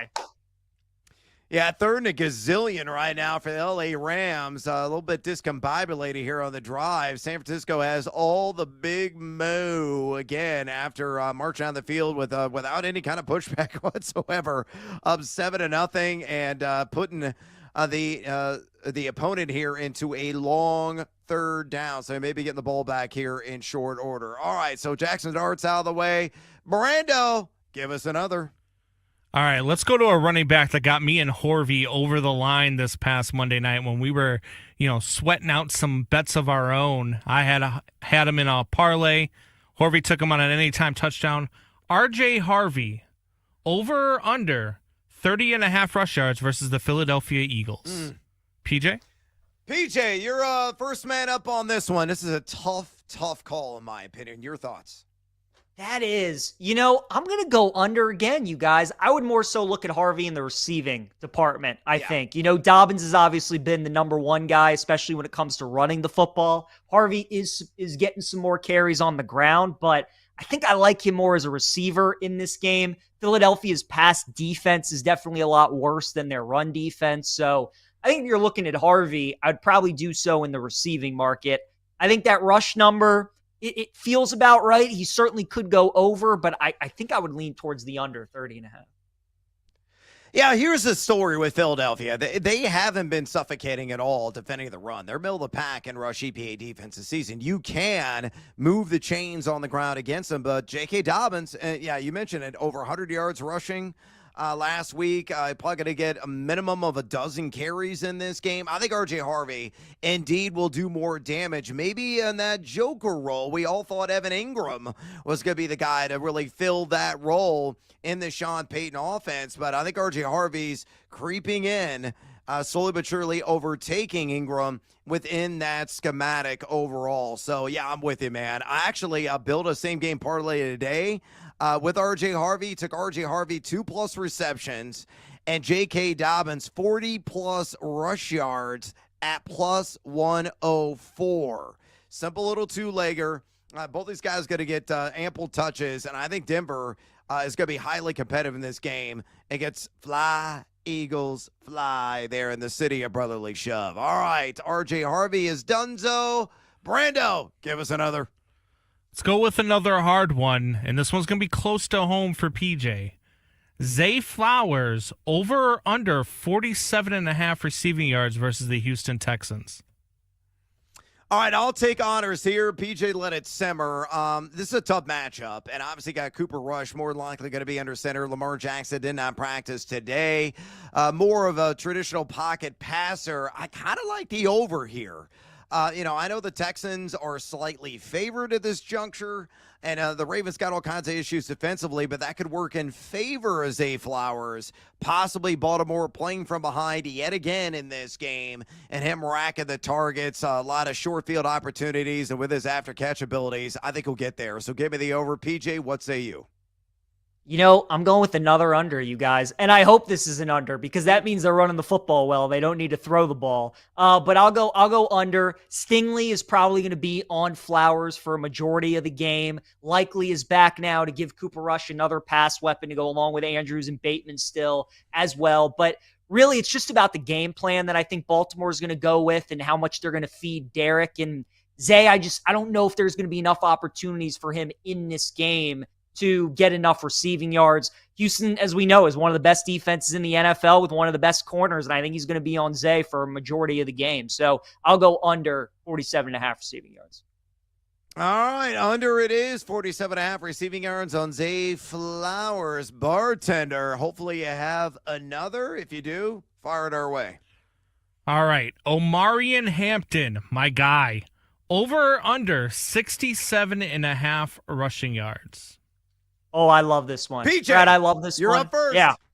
Yep. Absolutely love this one. As a matter of fact, I bet it this morning.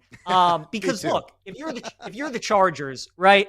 No Joe Alt now to go along with no Slater. You go from having one of the best O-lines to now a depleted one. Herbert's been throwing the ball way too much. They got away from it in that Giants game. I think Jim Harbaugh, Greg Roman this week, they make it a point to feed Hampton the ball, who's been getting better and better and better each and every week. Brad, I like that over, man. I'd look at some alts. I think Hampton against that Washington defense could maybe run for over 100 yards. So I think he's going to have a big day. I like that over. Yeah, Washington on paper is not that bad. I mean, they're number 8 in rush EPA defense so far this season, but Amari Hampton has been ultra efficient with the rock in his hands. He is top 10 in yards after contact per attempt. He's top 5 in total missed tackles force. He's got no competition for touches. So it's probably going to be upwards of 18 to 22 grips of the pigskin, and the damage that he inflict there on the ground. Yeah, man, I already took the over. I bet at the original number at open, which was 65.5. There at BetMGM. I also have him in the anytime touchdown market. I parlayed that with the LA Chargers to score the victory, and that is at plus money. I think I got that like plus 115, plus 120. I'm all in on Amari Hampton. I ranked him top 10 in fantasy this week at my site, thegamingjuice.com. Check out all my fantasy football rankings there right now for free at thegamingjuice.com. So I'm with you, man. You and I, kumbaya, going hand in hand on Amari Hampton. Hey, guess what's happening? The 49ers are driving again. They were pinned back, near their own end zone, but they're almost at midfield. CMC doing some damage here on this drive. A couple of receivers, I don't know who the hell they are. I think it might have been Demarcus Robinson that caught it. The Rams a bit on the ropes right now, PJ. San Francisco looking like very live and barking dogs. I like it. I just took a quick peek at what the Rams 30. money line was in the first half, and it was plus 170. So I thought that was interesting, but now I'm starting to look at the full game money line, Brad, and it keeps going down, minus 145 now for the Rams. They're down to a 2.5-point favorite. Yeah, kind of crazy. We'll keep you up to date on some of the live times when we come back here on BetMGM tonight. More fantasy talk, fantasy football, Flames, Lames, and Shackers specials coming up at the wide receiver position right here. BetMGM tonight on the BetMGM Network. Will Jalen Hurts have the stats to potentially justify a bet? You can get him like 18 to 1, 20 to 1 range. The team keeps winning. All he does is silence critics, but it's not sexy. Will he have the numbers to justify a bet? I don't think Jalen Hurts will. I also don't think Josh Allen will. The Bills have moved into their next era of football, which is that they are happy to let James Cook get touchdowns. They are happy to play 6 offensive linemen. Like Josh Allen right now only has 7 passing touchdowns through 4 games. His rushing stats, he's got fewer yards per game than you would expect. He does have the 3 rushing touchdowns. Like, I definitely would not bet Josh Allen at this number. I wouldn't. If I was going to place one wager for MVP right now, I would say my number one, particularly at the BetMGM price at 15 to 1, would be Jordan Love. The second one that I would do, I take advantage of this 2-game absence for Jaden Daniels. I believe Jaden Daniels is available at 35 to 1 at BetMGM. The NFC is going to just be a way easier conference to rack up a bunch of late season. They also play in that really weak division. But yeah, Jordan Love to me, like I would have Jordan Love ahead of Mahomes right now in MVP odds, I think, because Mahomes is not going to win it.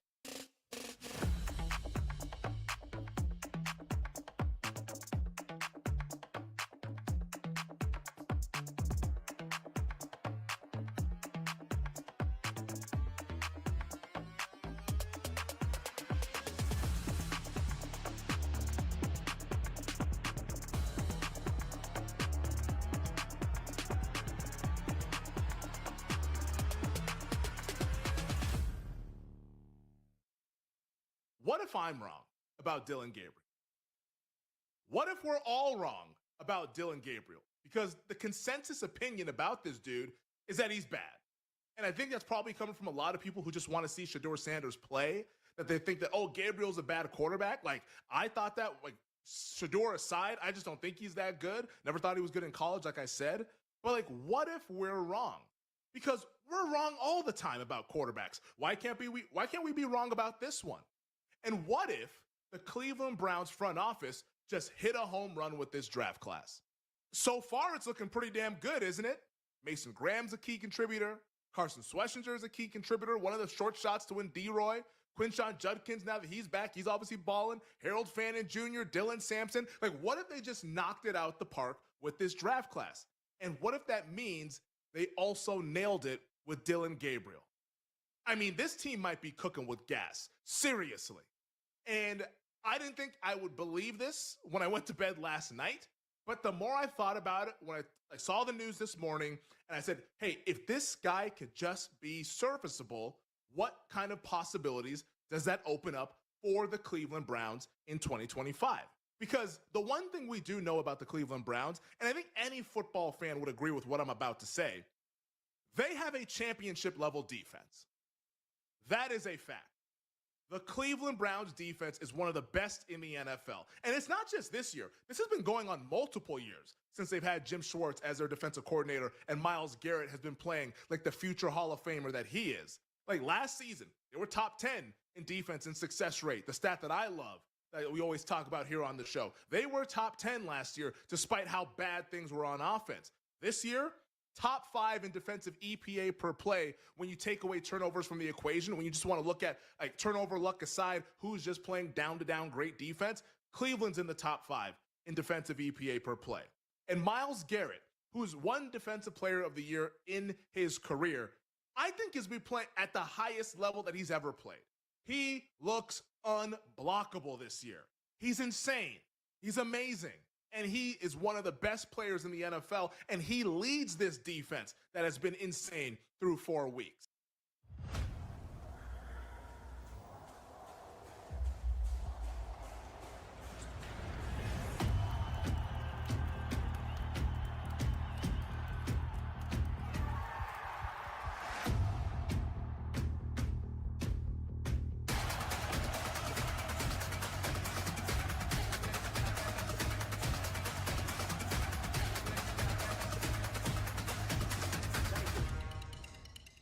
Some of the favorite stuff I'm on this week is Detroit Lions ladder stuff. So like Detroit Lions to cover 17.5 points, Detroit Lions team total over 40.5, Jared Goff over 350 passing yards, Jahmyr Gibbs to score 2 touchdowns, stuff like that. The Lions are one of the few teams, maybe the last team actually left in the NFL that just keep scoring until the whistle goes. The Bills don't do it. The Ravens don't do it. The Chiefs don't do it. The Chargers don't do it. None of these really. The Eagles won a game where they didn't complete a pass in the second half, right? So a lot of the good teams just stop scoring points. The Lions don't. And the Bengals are this unique type of bad where they can't run, so they shift to the pass. Welcome back to BetMGM tonight. Brad the Big Noise Evans with you. PJ Glasser, also known as the Glass Man in the house. We're going to be talking some more fantasy football here momentarily. Some fantasy flames, lames, and shocker specials at the wide receiver and tight end position. But my God, we have been impressed with the San Francisco 49ers. They're striking it rich yet again right now. PJ, we're getting oh so close to plus money territory on the live money line with the LA Rams as the Niners are driving under 30 seconds remaining in the first quarter. They're already up 7-0. And right now already deep into enemy territory. Christian McCaffrey is getting everything. He's already got 10 touches in this game, 6 carries for 18, 4 grabs for 43. He's nearly cashed the over on his receiving yards prop in the first quarter. Oh, beautiful ball by Mac Jones. Mac Jones, nearly impeccable. He's 9 for 11 in this game. Demarcus Robinson almost caught that and got the feet down, but out of bounds.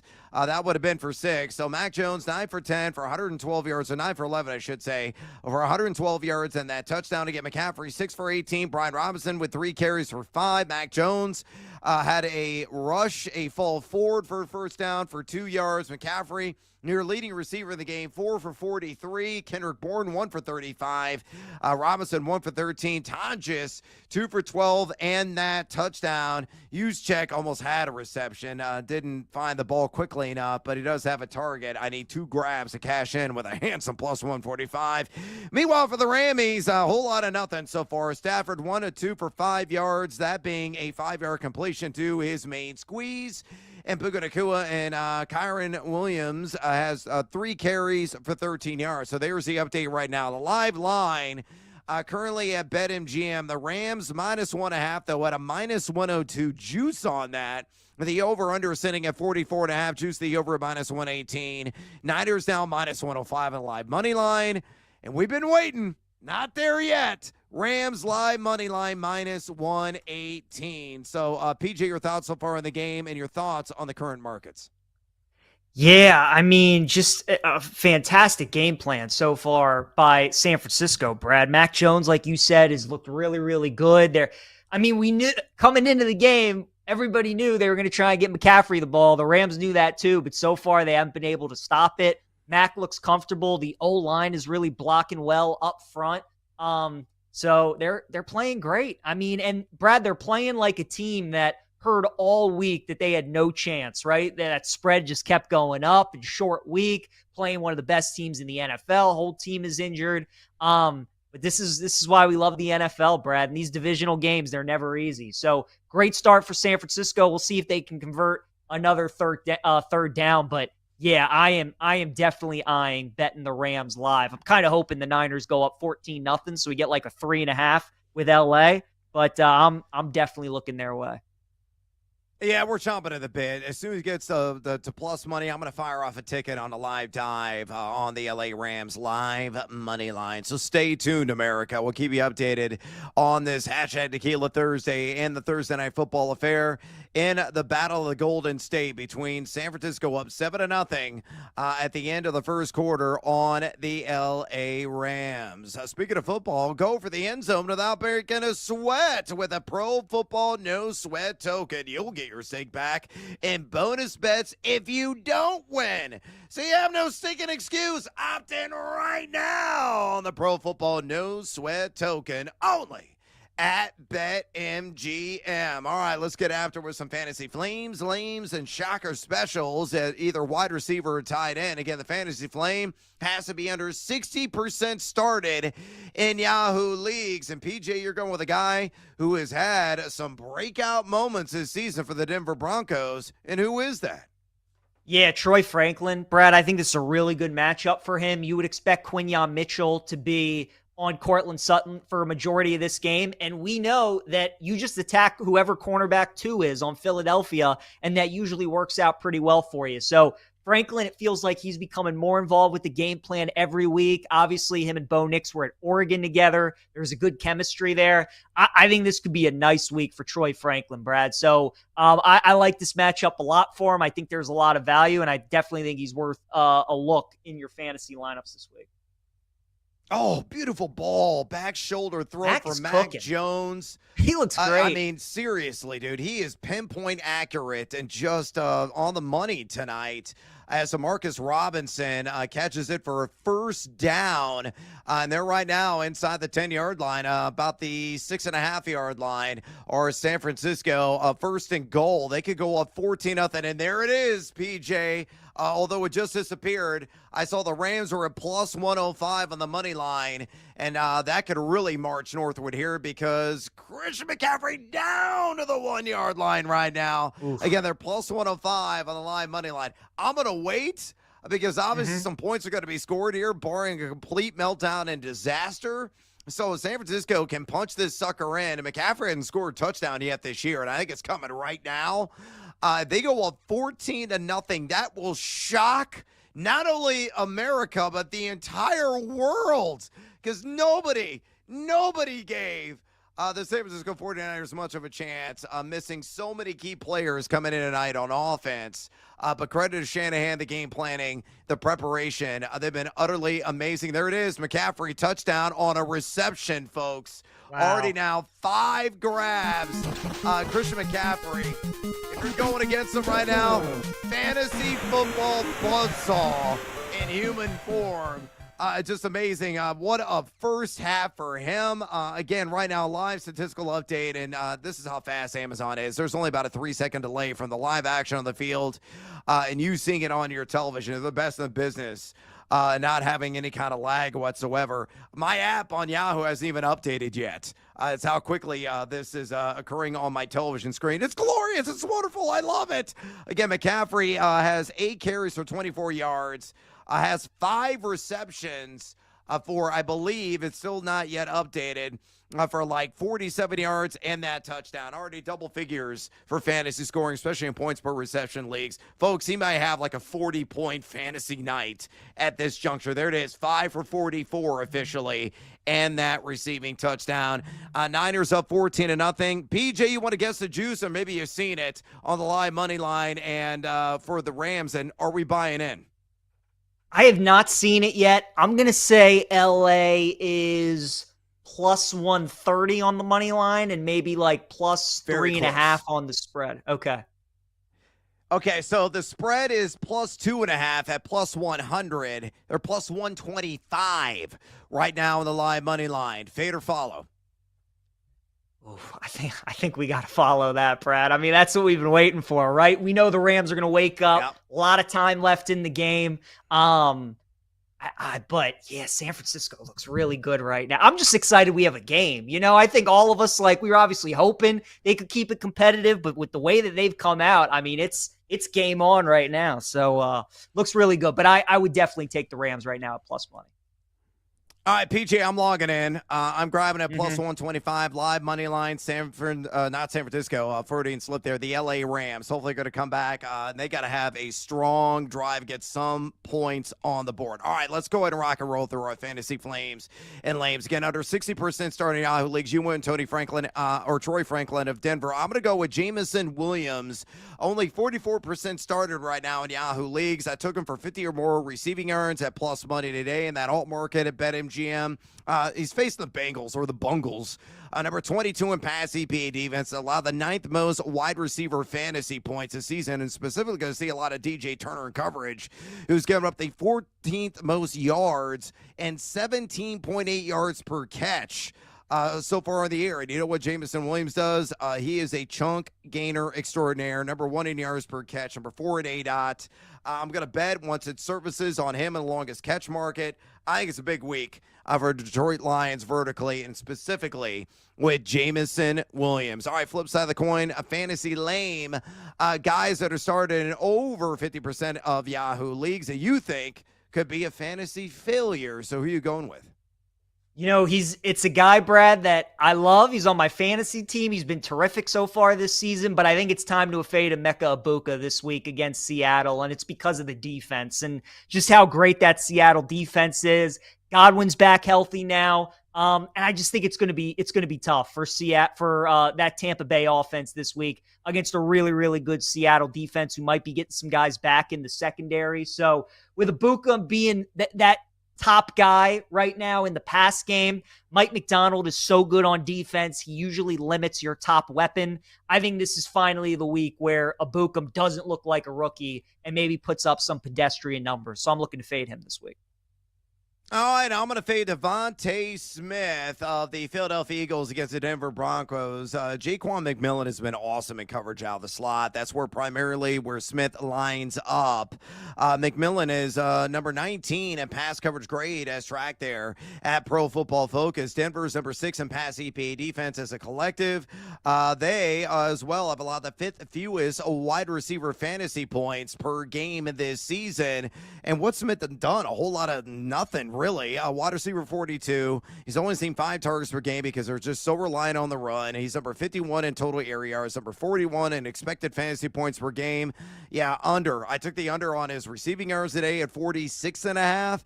I love that. It might be like 2 to 3 catches around 35 to 40 yards, not a TD, and that's it. All right, shocker special quickly, PJ. Under 15% started. Who you digging deep on? Alec Ironmaner, Brad, of Tennessee, the wide receiver. I'm going to look at him this week. Touchdown in 2 of his last 3 games. I think he's become Cam Ward's favorite target on offense. So we're looking at Ironmaner this week against Arizona. I love Mason Taylor of the Jets. Their tight end coming off his best game to date. 7 targets, 5 catches, 65 yards last week in Miami. You get the Dallas Cowboys. They're dead last in pass EPA defense. They run zone 85.1% of the time. That dude is a zone buster. He's like Steph Curry, but on the gridiron and in pads. So I'm all about Mason Taylor this week. I think it's going to be a top 10 week in fantasy among tight ends. All right, we're going to take a little siesta here on BetMGM tonight. From the pro circuit, we go to the junior circuit. We're doing another edition of Fade or Follow. Stick around right here, BetMGM tonight on the BetMGM Network. Some of the favorite stuff I'm on this week is Detroit Lions ladder stuff. So like Detroit Lions to cover 17.5 points, Detroit Lions team total over 40.5, Jared Goff over 350 passing yards, Jahmyr Gibbs to score 2 touchdowns, stuff like that. The Lions are one of the few teams, maybe the last team actually left in the NFL that just keeps scoring until the whistle goes. The Bills don't do it. The Ravens don't do it. The Chiefs don't do it. The Chargers don't do it. None of these really. The Eagles won a game where they didn't complete a pass in the second half, right? So a lot of the good teams just stop scoring points. The Lions don't. And the Bengals are this unique type of bad where they can't run, so they shift to the pass, but they also can't really pass. So you just get in these pass, punt series. They're like, oh, you just used 37 seconds of game clock and then punted and gave the ball back. Like the Lions are happy to score 50. They did it twice last year where they got to 50, including one game where they scored a touchdown on every possession. And they've already done it once this year in week 2. They got the 52 with 0 punts. So some of those Lions ladders I really like.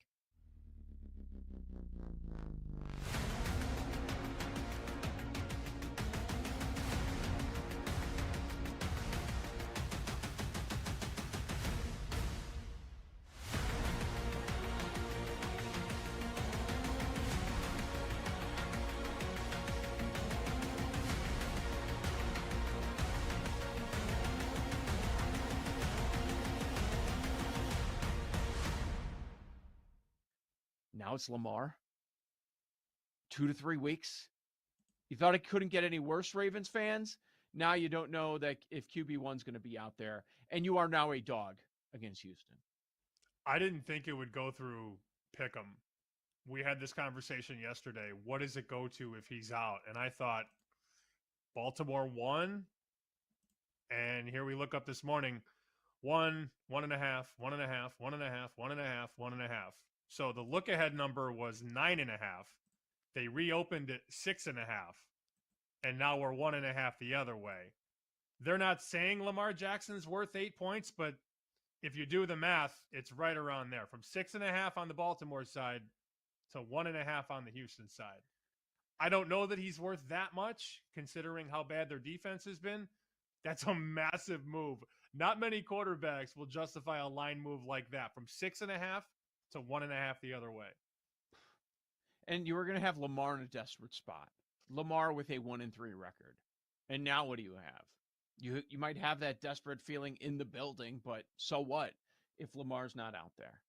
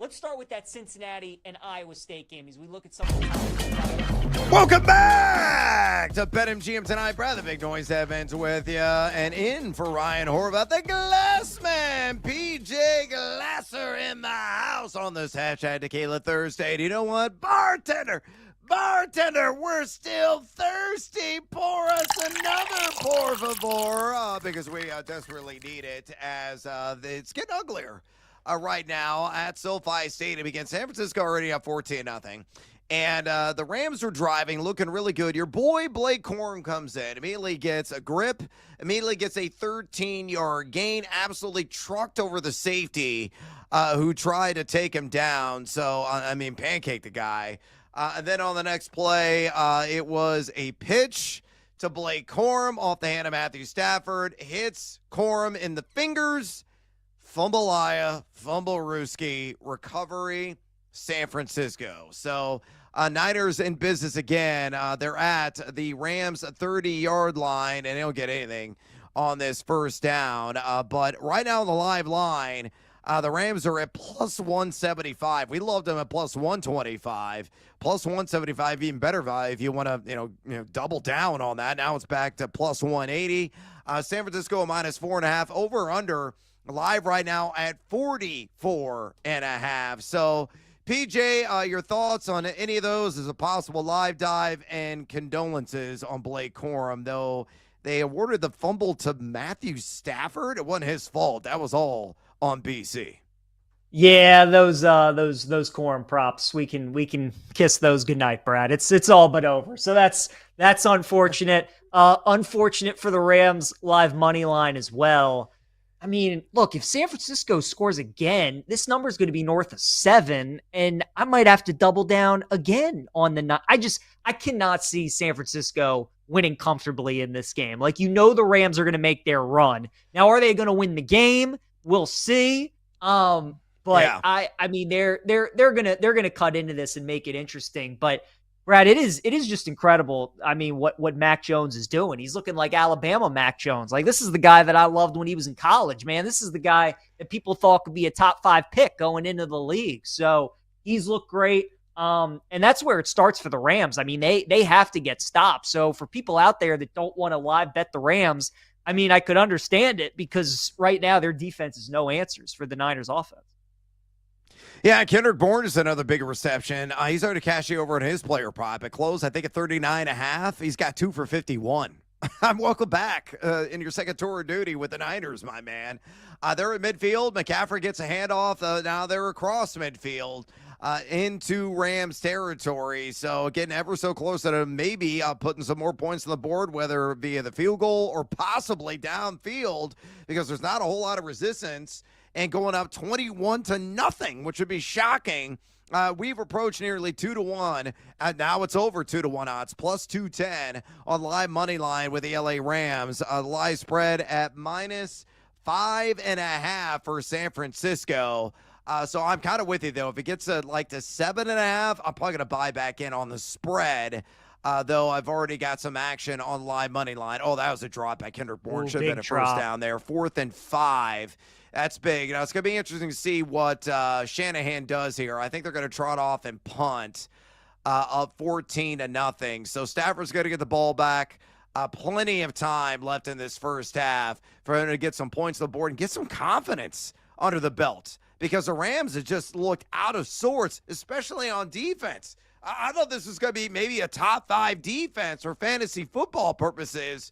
And in some leagues right now, they're getting you a negative return. So just shocking developments going down in SoCal tonight on Thursday Night Football. And that's why we call it a hashtag Tequila Thursday. Again, swallow the worm if you're on the LA Rams. So they have a chance to chip into this lead. All right, we'll keep you up to date. All the action there. We got to do, though, some college football conversation. Also, a friendly reminder before we dive into that, we're here to answer your various fantasy football questions. Also, anything sports betting related you want to talk with us about, whether college, the NFL, the MLB, playoffs, all those are fair game. All you got to do to contact PJ and I is you pick up the phone and dial us, fools, at 833-732-3875. 833-732-3875. 888-332-3875. You can also hit us up on the X or the Twitter at BetMGM Tonight. Again, bring the noise on X at BetMGM Tonight. With that out of the way, let's get after it with another edition of Fade or Follow. Will you fade or will you follow? Whose car are we going to take? On BetMGM Tonight. All right, here's how this little game works. Again, PJ in for Ryan Horvat. I'm going to give you the matchup, PJ. I'm going to give you the favorite in the game. Then the numbers nerd's going to come out, give you a bunch of advanced analytics, some statistical background. Then I'm simply going to ask you going to fade or are you going to follow the favorite? You give your game breakdown, you give your pick, and then we'll move on to the next game. So simple as that. Let's go in and get after it with the first matchup in the SEC between Texas A&M, gig 'em, laying 14 at home against one of my alma maters, Mississippi State. Kind of a surprise team in that conference this season. A lot of people expecting them to really be the dregs of the keg, but they're looking like probably going to be bowl bound this year. All right, the numbers nerd says this. Football Power Index at ESPN has TAMU at number 16 in the country and Mississippi State at number 37. According to Pro Football Focus offense efficiency rankings, Texas A&M number 30 in the country, Mississippi State number 57. Defensive efficiency rankings at PFF, Texas A&M number 35. Mississippi State at number 47. So with all of that data bounce around in your dome, what do you say? Fade or follow Texas A&M minus 14 against the Bulldogs of Mississippi State? I would follow on this one, Brad, and I'd lay the number with A&M. Mississippi State's been one of the most improved teams in college football this season. A lot of people thought they would be the worst team in the SEC, but they've been really good. They beat Arizona State at home. They took Tennessee to overtime at home last week, so they've been very impressive. The problem is they haven't played a road game since week 1 of the season when they played at Southern Miss, and they struggled in the first half of that game. Now they got to go on the road to College Station against a very good A&M team. This line's actually got bet up to 15.5 now, Brad. So there's some money coming in on the Aggies. I think they're the right side. I think they're going to roll. This feels like a 31-10, 31-13 kind of game. So I like A&M. I'd lay the points.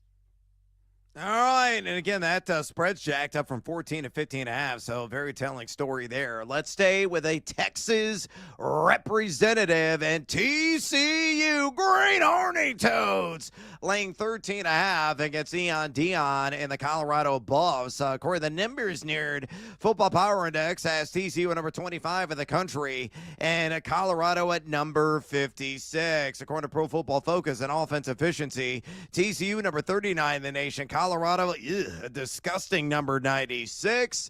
In defensive efficiency, TCU number 31, equally disgusting, number 90 in the category for the Buffs. So with all that information, TCU minus 13.5 against Colorado. Fade or follow? I would fade this one, Brad. I'd actually look at Colorado plus the points. The fact they're keeping it there at 13.5, I think, is pretty telling.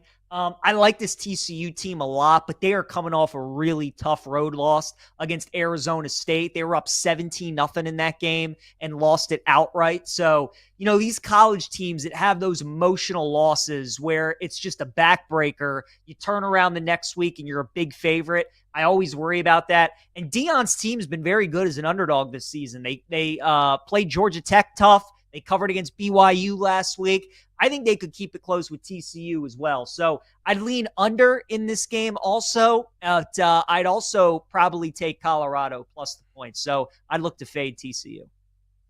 Looks like the Rams to get a critical first down on 3rd and 4. Puka Nacua with the reception. I think he got on the catch, but it looked like there was defensive holding on that as well. All right, so fading TCU and rolling with the fighting Neon Deons. All right, let's go to the Big 12. Kansas minus 4.5 at UCF, taking on the Knights in this one. Football Power Index scoring the numbers nerd. KU number 31 in the country. UCF at number 49. Offense efficiency according to PFF. Kansas number 19. UCF at number 74. Defense efficiency much better for UCF at number 20. 23 in the nation. Kansas respectable as well at number 35. You have the background info. What's your call here? Fade or follow Kansas minus 4.5 on the road against UCF. Yeah, rock chalk, Jayhawk on this one. We're following Kansas, Brad. We're laying the number. They're coming off a tough loss to Cincinnati. I just don't think this UCF team is any good at all. So I'm looking to fade them. Leipold's the better coach. He's got the better team. I think they're going to execute. They're going to bounce back. UCF, their defense, I think, is a little bit overrated. Their numbers might look a little better than they are because of the teams that they've played. Now they're going up against a solid offense, and I think they're going to struggle to keep pace in the game. So I would look at Kansas, and I'd lay the 4.5 with them. All right, let's get another one out there. Duke, one of Ryan Horvat's favorites. I think he's bet him in every single stinking game this year. It's been good at times. It's been really bad at times. See the Illinois game. I remember. Duke -3 on the road in Berkeley, taking on the Cal Golden Bears, a football power index score. The numbers nerd. Duke number 42 in the country. Cal just number 72 in this ACC matchup. Offensive efficiency, Duke at number 14 in the nation according to PFF. Cal number 81, no bueno. Defense efficiency, Duke, no bueno 82 in that category. Cal much better at number 58. Again, cross-continental flight. Oh, what a catch. What a catch there. Oh, my goodness. Who caught that? Ferguson, tight end. It's Ferguson, the tight end. Yeah. Holy cow. How about that first down as they march across midfield? Again, I think they're about in field goal range right here. So this might be a good buy low spot on the LA Rams. Really good opportunity for them to get some points to the board before halftime. So again, getting back to our fade or follow in college football. Duke -3 at Cal. PJ, fade or follow? I'm going to fade this one as well. I like Cal plus the points, Brad. I like the fact we're getting the key number of 3. I mean, it's just a brutal travel spot for Duke, right? Traveling all the way across the country to Berkeley to take on Cal. They're coming off a really good road win against Syracuse. I think they're a little overrated right now in the market. This Cal team I like, man. JOS is a really good quarterback. But look, in the ACC and the Big Ten, when you get these cross-country road trips, you usually always fade the team that's on the road. Taking the home team, especially they're a dog, is usually very profitable. So I like Cal. I like the number. I think they win the game outright. So give me the Bears +3. All right, Jordan Wayington with a nice 22-yard gain as he gets another reception there. Now they're inside the red zone, nearly at first down. May give it to him, depends upon the spot already. That was 1st and 10, 2:50 and counting, and the LA Rams knocking at the door. All right, to recap on the Thursday edition of College Football Fade or Follow. PJ is going to follow Texas A&M and lay the 14 or now 15.5. He is going to fade TCU and go with Colorado +13.5. He's going to follow Kansas and lay the 4.5 on the road against UCF. And he's going to fade the Dukies, baby. Likes Cal at home +3. PJ, I'm going to throw one out at you. Just give me your thoughts. Selfishly, Illinois is laying 9.5 on the road against Purdue. Are they going to look ahead? Fade or follow my Illini -9.5? I would look Touchdown, by the to, way. yeah, Kyron Williams. Should have been Blake Corum's touchdown, but whatever. I like Purdue +9.5 against Illinois, Brad. Unfortunately, I would look at the Boilermakers. I just think it might be too many points. Purdue's much improved. And Illinois coming off that big win against USC, I just think them winning by double digits is a little bit too high. So Purdue's been good as a dog. They've been playing people tough. Their offense has been putting up points. I think they can keep pace with the Illini. All right, yeah, I don't blame you there. A lot of people picking against my Illini because there's a look-at spot with Ohio State on the immediate horizon. I have a ton of family coming into town for that one. It's going to be crazy at Casa de Evans. So hopefully Illinois will not let their guard down and take care of business there on the road. PJ, you ventured a guess with the live juices on the money line for the LA Rams now after that touchdown down 14-7. I'll go -140 right now on the Rams. Correct. correct. It is Wow. indeed. And the Rams are favored now, -2.5 as well. Crazy how that flipped in a hurry.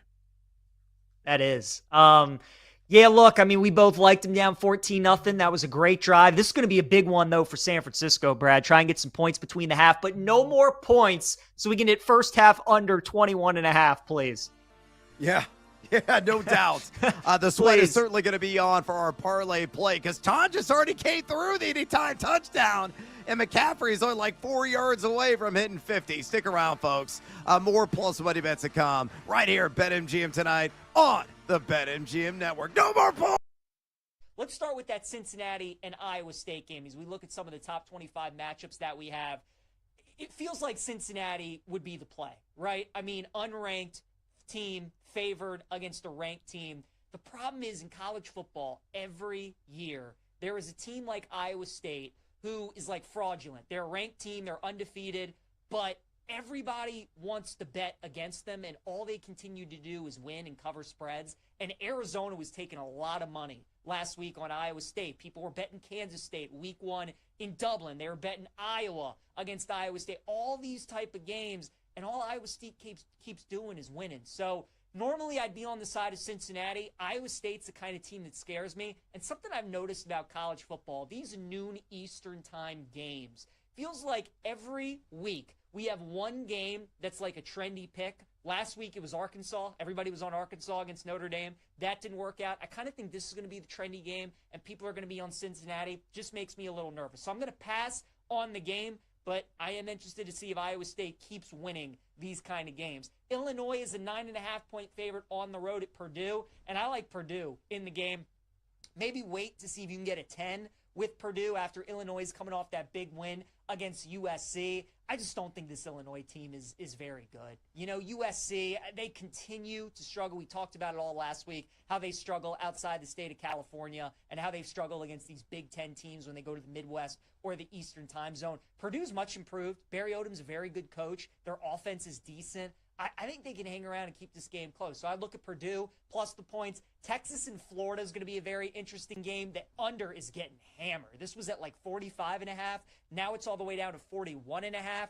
If we start to see some 40s pop up or even like a 39.5, I would maybe start to consider an over. Now, I understand why everybody is betting the under because Texas and Sark in these big games have just been terrible. They have not been able to score any points in these big games. Florida's got a very good defense, but psychologically, where is Florida out of this bye week? They lose to Miami. They lose to LSU. Lagway's banged up. He's not playing well. Are they just ready to quit on Napier, or do they still feel like they can save their season a little bit? I think at +7, I would look at Florida because I'm going to trust that they're playing Texas. They're at home. And Sark and the Longhorns, again, have just not been scoring a lot of points in these marquee games. So I would look at Florida plus the points. And, again, if this total keeps going down, I would consider an over as well. Bama and Vandy, you guys know how I feel about this game. I like Vandy plus the points. Feels like a lot of people are laying the number with Alabama this week. I understand it.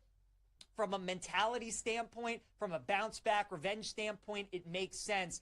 But Bama's run defense, I don't think people are talking about enough. It's still not very good, and not having a good run defense against Vandy is problematic. So I still like Vandy plus the points. Virginia and Louisville, again, number 24 Virginia on the road taking on Louisville, and the Cardinals are a 7-point favorite. That right there is what we call a market indicator. So Virginia's having a great season. Tony Elliott's done a great job. His team can score a lot of points. But Jeff Brom in Louisville, he's a very good coach. They're coming off a bye week. I like Louisville minus the 7. Notre Dame's laying 3 touchdowns this week at home against Boise. It's 20.5.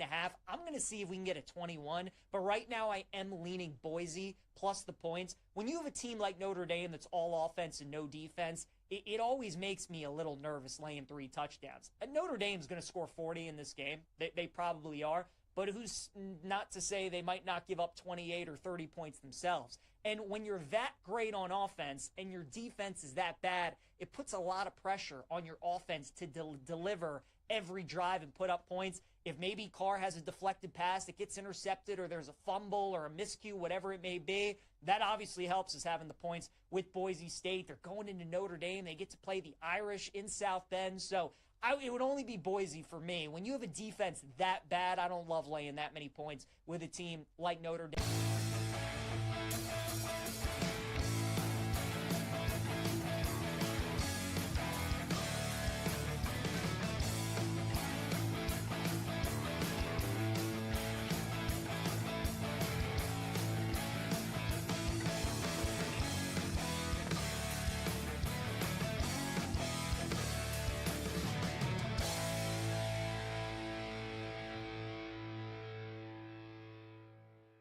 Will Jalen Hurts have the stats to potentially justify a bet? You could get him like 18-1, 20-1 range. The team keeps winning. All he does is silence critics, but it's not sexy.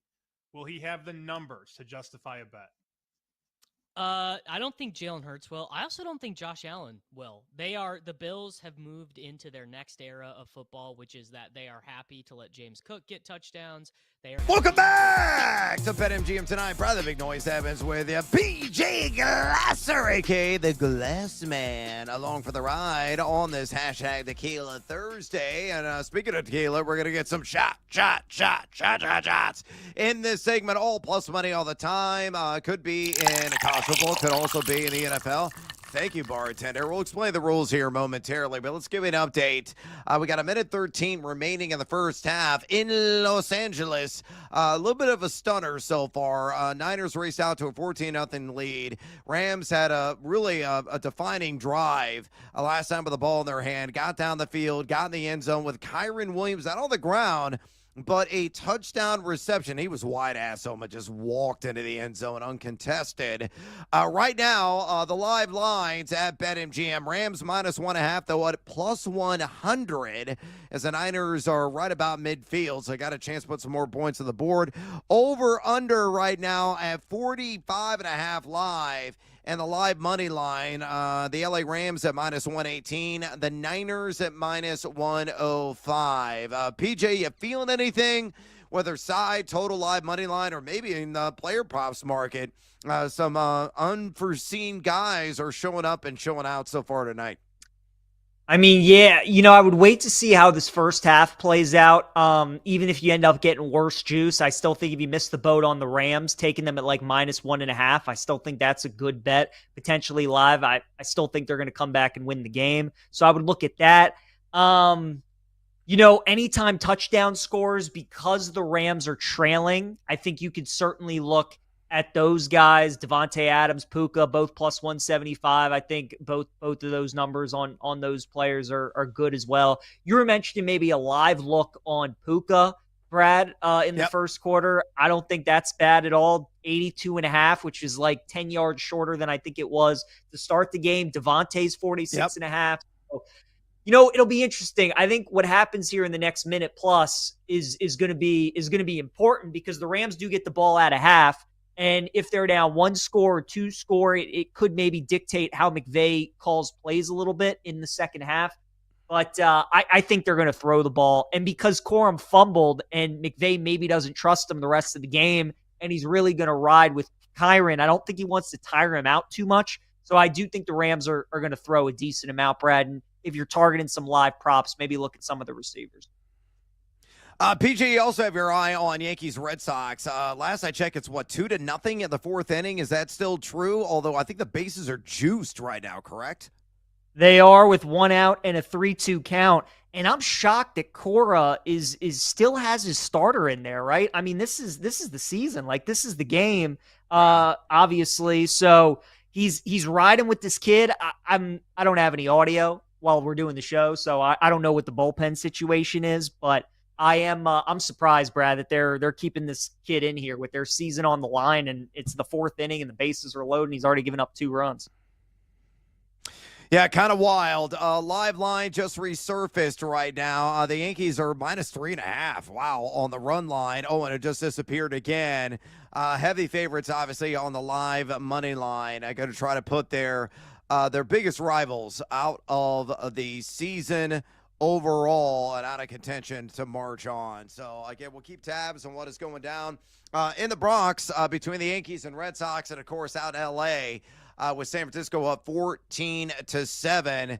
And I believe it is 3rd down and 10 right now for San Francisco. So LA has a couple of timeouts remaining. They may get the ball back here and could actually finish this half really strong after they got waxed in the first about quarter and a third of this contest. So I'm going to give this to you live. Mac Jones currently in shotgun. He got 3 wide receivers out left. We got a timeout.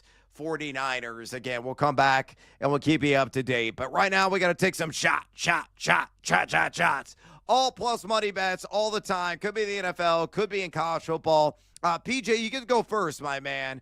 You're a scrappy leadoff hitter. The only requirement that I have after you give your bet is to ask the bartender to pour you a shot, and then I'll take it from there. So you're up first. What do you like at plus odds?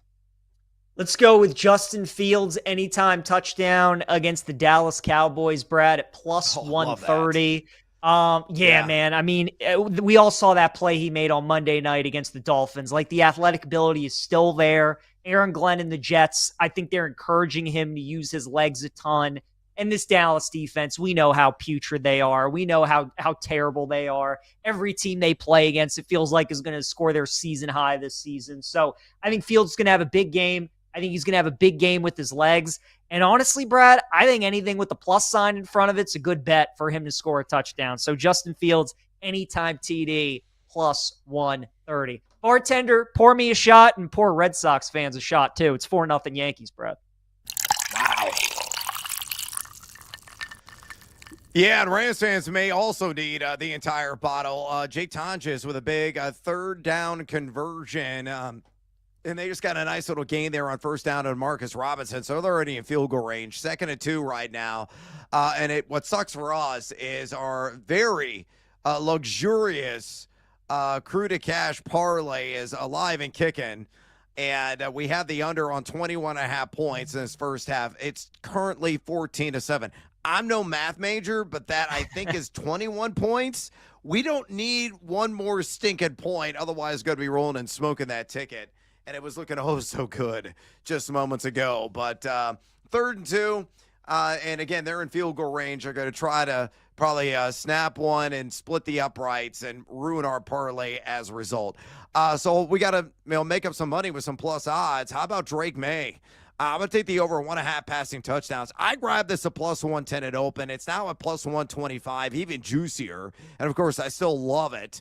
Taking on the Buffalo Bills in prime time. The Bills are number 8 in drop back EPA defense, but they have allowed a pair of multi-TD passers already this season. CJ Stroud and Tua Tagovailoa. Drake May has been pinpoint, man. He's number 7 in just completion percentage on the year. A decent number 14 in red zone completion percentage. He has thrown 2 passing touchdowns in 3 straight games. Make it 4 straight. Plus 125. Hell yeah, I'm in. Bartender, pour us another.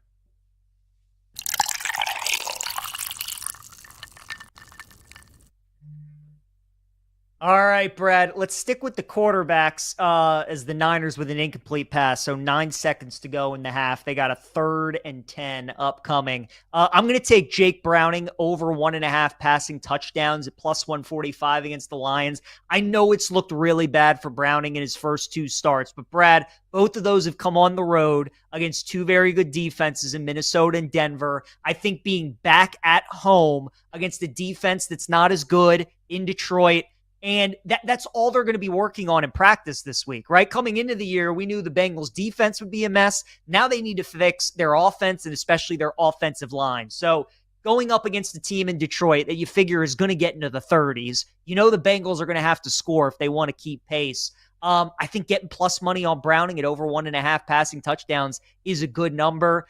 The O-line needs to give him time, but you still have those 2 stud receivers on the outside. So I like the price. I like the game script. I like the fact he's back home. Jake Browning, over 1.5 passing touchdowns at plus 145. Bartender, pour me another. All right, let's get to the same game parlay on the board, and the juice has actually changed on this, and it's gotten better for those of you that may be investors on it. Simple two-legger, give me Justin Herbert, 2+ passing touchdowns taking on the Commanders, and give me the Chargers to win straight up on the money line, plus 125 when he put those hands together there at BetMGM. Washington is an atrocious number 28 in pass EPA defense on this season. That is a team that's already allowed 7 passing touchdowns. 3 quarterbacks have already thrown for a pair in one game. That was Jordan Love, Geno Smith, and Michael Penix. Not exactly murderer's row of quarterbacks. I think Herbert is a la creme de la creme by comparison. He's thrown for a pair of touchdowns in a couple of contests this season, though he's only number 26 in just completion percentage, and even worse, number 29 in red zone completion percentage.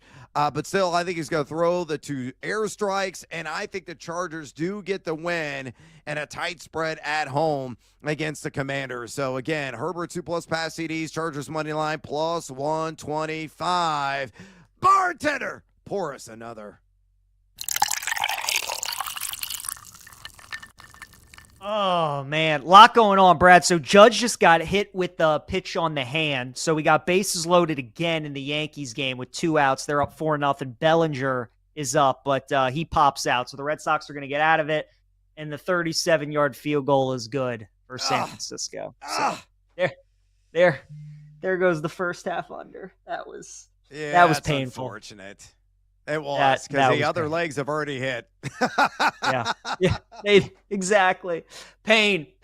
One might say that hurts, Brad. You know what else hurts is Jalen. And I'm hoping that he throws an interception at plus 145 against the Denver Broncos. Jalen has not thrown an interception yet this season. He's done a great job of taking care of the football. But going up against that Denver defense that likes pressuring the quarterback, has a very good secondary, I think they could turn him over in this game. And I like the price at plus 145. So, again, this is a price play for me. It's a matchup play going up against that Broncos defense. But I think Hurts to throw a pick, 145. That's a nice bet. Sprinkle a little plus money on. Bartender, pour me another.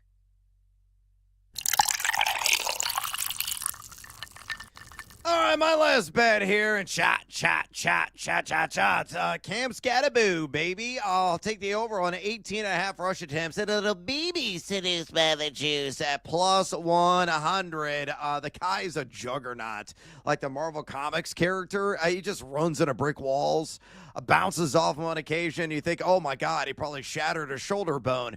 No, he just keeps on taking those lickings in the process. And I think it's going to be more of the same on the road in the Crescent City, taking on the New Orleans Saints. Now, I think the Fleur-de-Lis is going to get the victory, but this is going to be a hotly contested game against the G-Men. And to look at Scattaboo, 73.7% snap share that he saw last week. He had 25 rush attempts in that win against the LA Chargers. And you look as well at the opposition in New Orleans. They're giving up 19.3 rush attempts per game.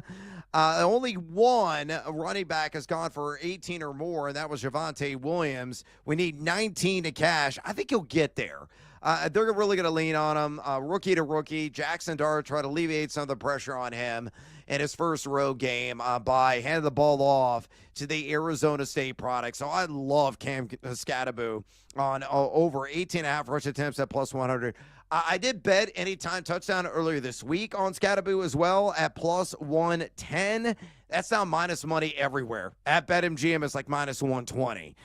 So your opportunity has gone bye-bye on any value tied to that specific prop. So nearly must start material in my mind for fantasy football devices in a buy-heavy week. I think Cam Scattaboo is going to be a top 15 fantasy performer at the running back position, largely because of the volume. Again, taking the over on 18.5 rush attempts. All right, PJ.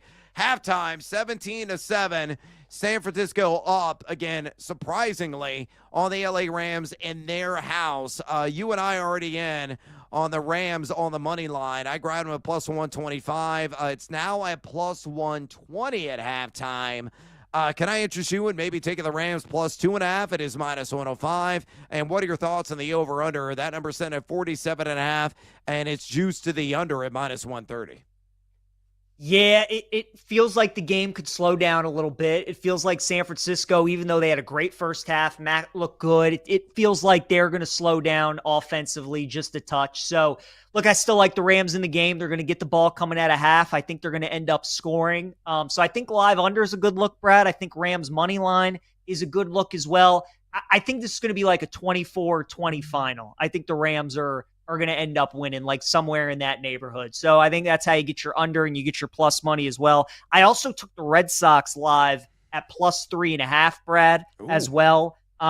Look, I mean, we know it's playoff baseball, right? We just watched the Cubs-Padres game. We saw how stressful those final couple innings were. I mean, these games come down to the wire. The first two games between these teams have been decided by one run. Like, the Yankees are not going to make this easy. Boston's going to battle. I think they're going to claw back into this game. I don't think they're going to win, but I think there was nice value there on the 3.5. I think they're going to lose by less than 3. So, Brad, not only maybe a little live dive in the NFL, but I like the Red Sox live here as well. All right, I'm going to avoid baseball because I'm still riding on cloud 9 with the Cubs getting the victory. I didn't have any action in that game. I was purely a fan, and yeah, the sweat was profuse late, but they did get the job done. And again, by the way, folks, I apologize to your fantasy rosters if you're running into Christian McCaffrey in a matchup this week. At a halftime, 5 grabs for 44 yards and a receiving touchdown, 13 carries for 45 yards. Dude's got 18 touches already. It's only halftime. He may flirt with 40 tonight when it's all said and done. All right, we got to take a little CS. So we come back. We're going to review our cards so far, give you some other thoughts in the NFL, possibly Major League Baseball as well. Stick around. This is BetMGM tonight on the BetMGM Network. Will Jalen Hurts have the stats to potentially justify a bet? You can get him like 18-1, 20-1 range. The team keeps winning. All he does is silence critics, but it's not sexy. Will he have the numbers to justify a bet?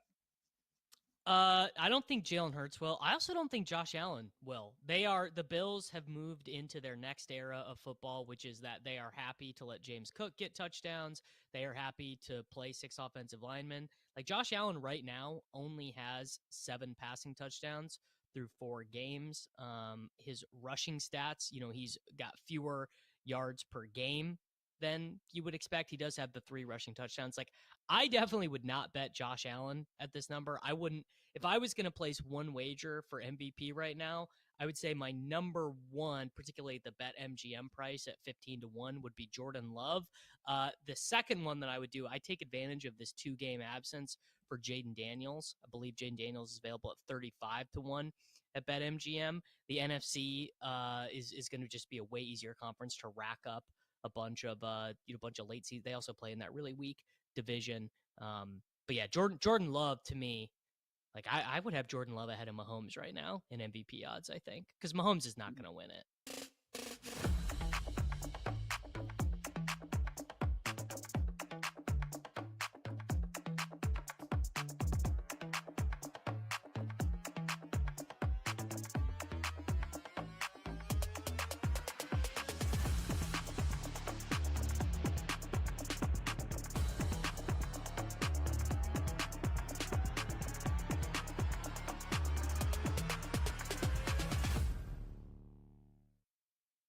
What if I'm wrong about Dylan Gabriel? What if we're all wrong about Dylan Gabriel? Because the consensus opinion about this dude is that he's bad. And I think that's probably coming from a lot of people who just want to see Shedeur Sanders play, that they think that, oh, Gabriel's a bad quarterback. Like, I thought that, like, Shedeur aside, I just don't think he's that good. Never thought he was good in college, like I said. But, like, what if we're wrong? Because we're wrong all the time about quarterbacks. Why can't we be wrong about this one? And what if the Cleveland Browns front office just hit a home run with this draft class? So far, it's looking pretty damn good, isn't it? Mason Graham's a key contributor. Carson Schwarzenegger is a key contributor. One of the short shots to win D-Roy. Quinshon Judkins, now that he's back, he's obviously balling. Harold Fannin Jr., Dylan Sampson. Like, what if they just knocked it out the park with this draft class? And what if that means they also nailed it with Dylan Gabriel?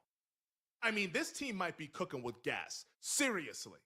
And I didn't think I would believe this when I went to bed last night, But the more I thought about it, when I saw the news this morning, and I said, hey, if this guy could just be serviceable, what kind of possibilities does that open up for the Cleveland Browns in 2025? Because the one thing we do know about the Cleveland Browns, and I think any football fan would agree with what I'm about to say, they have a championship level defense. That is a fact.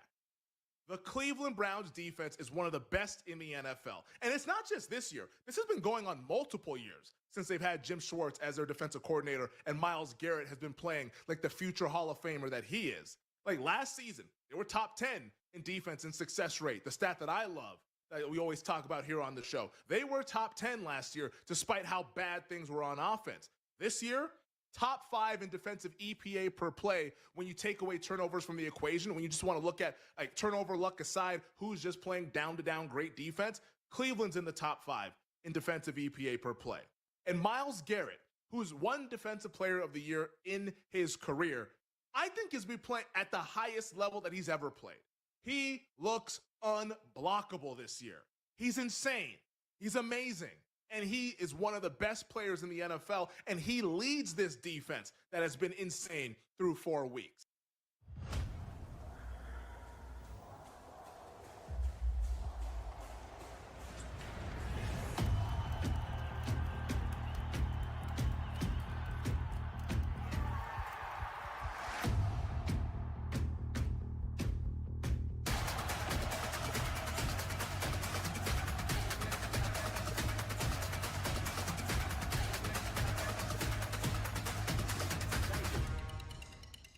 Some of the favorite stuff I'm on this week is Detroit Lions ladder stuff.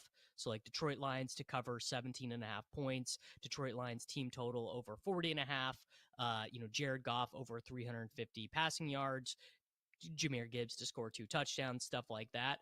The Lions are one of the few teams, maybe the last team actually left in the NFL that just keep scoring until the whistle goes. The Bills don't do it. The Ravens don't do it. The Chiefs don't do it. The Chargers don't do it. None of these really. The Eagles won a game where they didn't complete a pass in the second half, right? So a lot of the good teams just stop scoring points. The Lions don't. And the Bengals are this unique type of bad.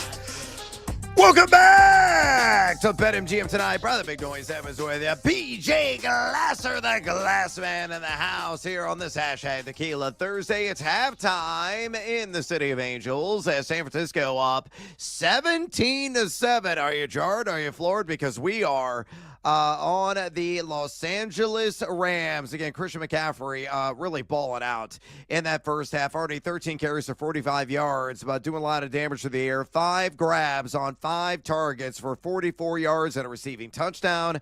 Jake Tonjes had the other TD off the hand of Mac Jones, along with 3 receptions for 23 yards in that first half. Mac Jones, masterful for the most part. 15-23, $179, 2 touchdowns, not a single pick in the game. Kendrick Bourne, your leading receiver. 3 receptions for 64 yards for San Francisco. Meanwhile, for the Rams, pulling up the box score there, Matthew Stafford, 9 for 13, 109 yards and a touchdown in the first half. Kyron Williams, 7 for 26 on the ground, but doing some damage to the air. 2 for 20 and a receiving touchdown. Blake Corum, 1 for 13, and he still did not get the fumble loss. It was his fault. It wasn't on Stafford, though. They still have in the box score as Stafford. Jordan Whittington, your leading receiver, not Puka Nacua, not Devontae Adams for the Rams. Whittington with 2 receptions for 33. Nacua, 3 for 24. Ferguson, 1 for 21. Again, Kyron Williams, 2 for 20 in that receiving touchdown. Devontae Adams, only 2 targets, 1 grab for 11 yards. And looked like he was airing his frustration there on the sideline. Or maybe he was demanding Taco Bell. I don't know. He's a big fan of Taco Bell. He's got him like everywhere he goes. And I wish I was Devontae Adams. I'll tell you that. So, again, 17-7 at the half in this game. PJ, your takeaways from the first half, and I'll give you the live numbers right now at BetMGM for you to chew on as well. Niners laying 2.5 at a -125 juice, over under at 47.5, juice to the under at -130. San Francisco -150 on the money line. If you like the Rams, are +120 to win this sucker straight up. So again, give me your thoughts on the first half and any live dive action you're contemplating. I mean, just a Shanahan masterclass, Brad, in that first half. It felt like everything he was calling was working. He was trying to get McCaffrey going on the ground and through the air. He was able to accomplish both. They were scoring touchdowns in the red zone. Mac Jones is playing outstanding. And the defense is playing very well also. They were able to cause a turnover. They're forcing some punts.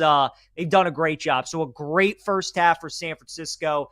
But, Brad, they know that the Rams run is coming. They know that the Rams are going to give them a punch, and they're going to come to play here in the second half. So, look, if you want to target Adams and Nakua receiving yards live, I think both of those options are really good. Stafford only had 98 passing yards in the first half. I think he's going to throw for a bunch here in the second half. So I think all those are good numbers. We talked about the Rams at plus money to win the game. I think that's a good bet as well, and that live under 47.5. So I think it's a great game to bet live. A lot of different options. If I had to choose one thing, it'd probably be the Rams on the money line. I think they still win the game.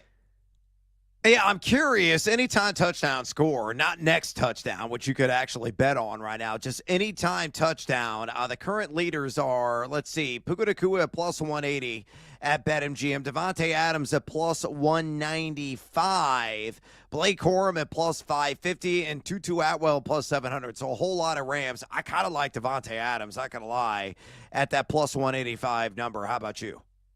Yeah, Devontae's a good look. You know, I wish it was Corum, but after that fumble, I don't think he's coming back in the game. So no. Adam feels like a good bet. I mean, they are getting Whittington involved a little bit, Brad, right? We saw that one drive where he had a couple passes. I mean, 8-1. That's a nice number. The Rams, that first play, I mean, Brad, they're going hurry up. They're going up tempo. McVay's not messing around. So I think they're going to throw a lot.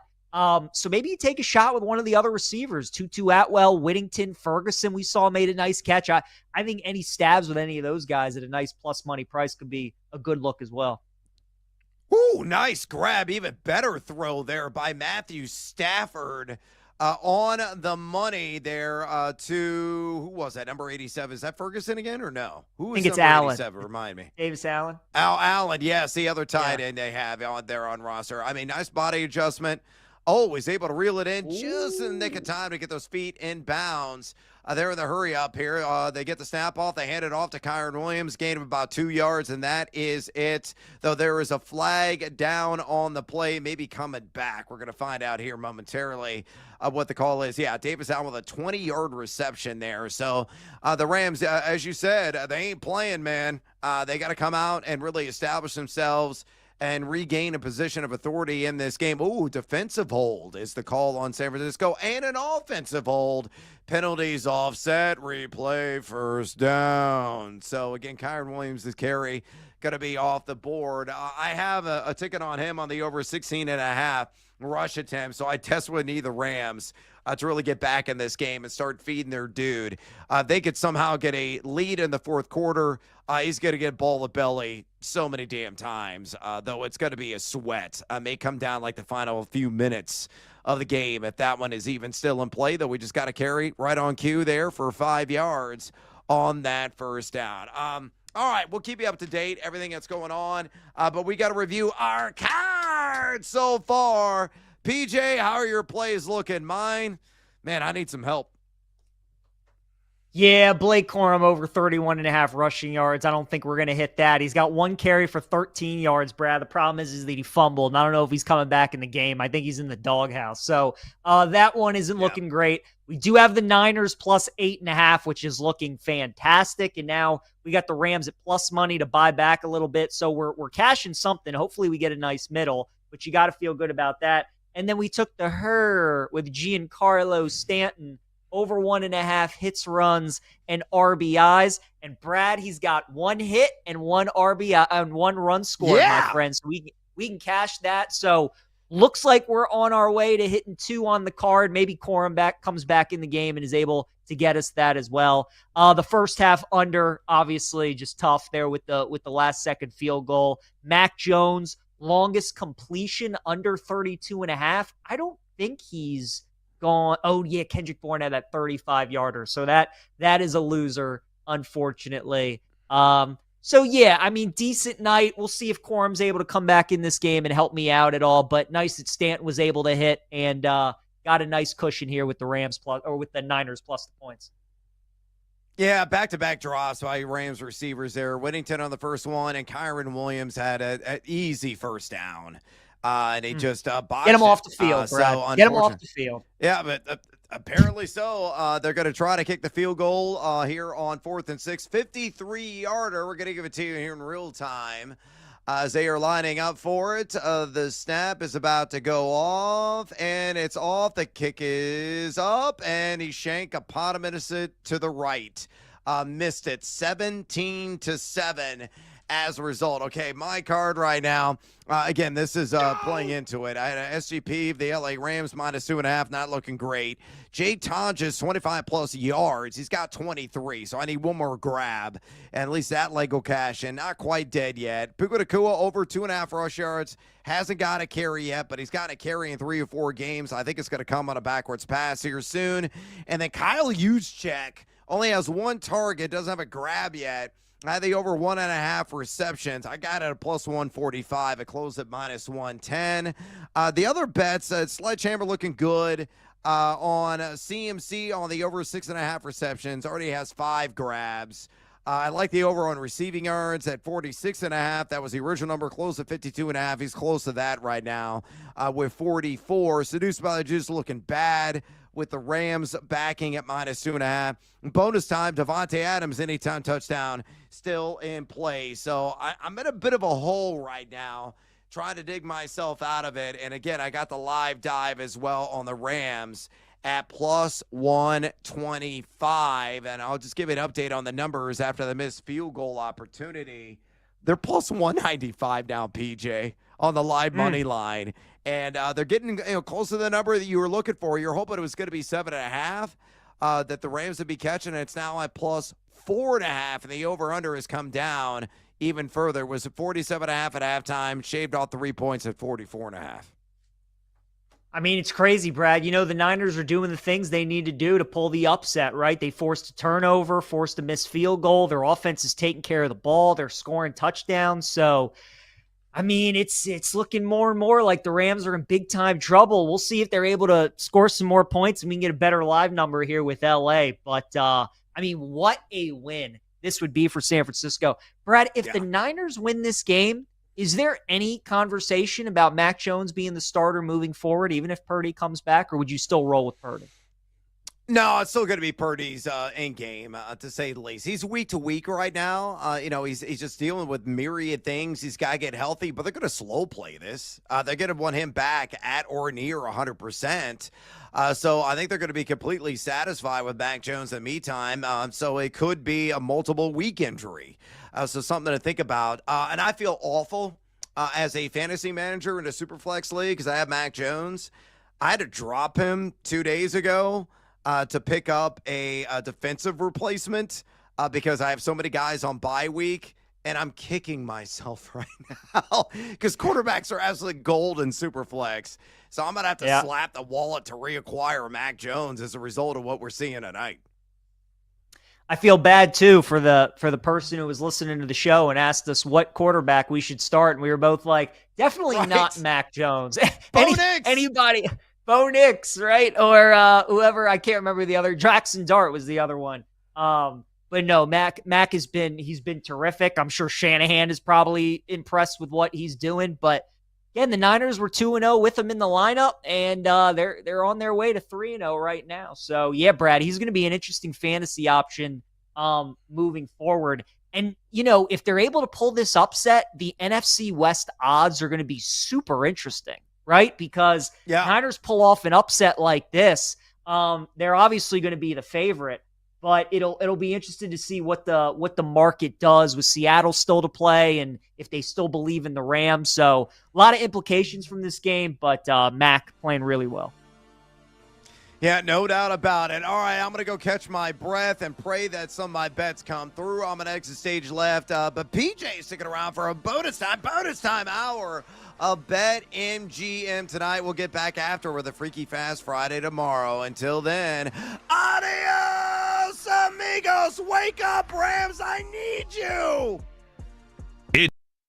Some of the favorite stuff I'm on this week is Detroit Lions ladder stuff. So like Detroit Lions to cover 17.5 points, Detroit Lions team total over 40.5, Jared Goff over 350 passing yards, Jahmyr Gibbs to score 2 touchdowns, stuff like that. The Lions are one of the few teams, maybe the last team actually left in the NFL that just keeps scoring until the whistle goes. The Bills don't do it. The Ravens don't do it. The Chiefs don't do it. The Chargers don't do it. None of these really, the Eagles won a game where they didn't complete a pass in the second half, right? So a lot of the good teams just stop scoring points. The Lions don't. And the Bengals are this unique type of bad where they can't run, so they shift to the pass, but they also can't really pass. So you just get in these pass, punt series. They're like, oh, you just used 37 seconds of game clock and then punted and gave the ball back. Like the Lions are happy to score 50. They did it twice last year where they got to 50, including one game where they scored a touchdown on every possession. And they've already done it once this year in week 2. They got the 52 with 0 punts. So some of those Lions ladders I really like.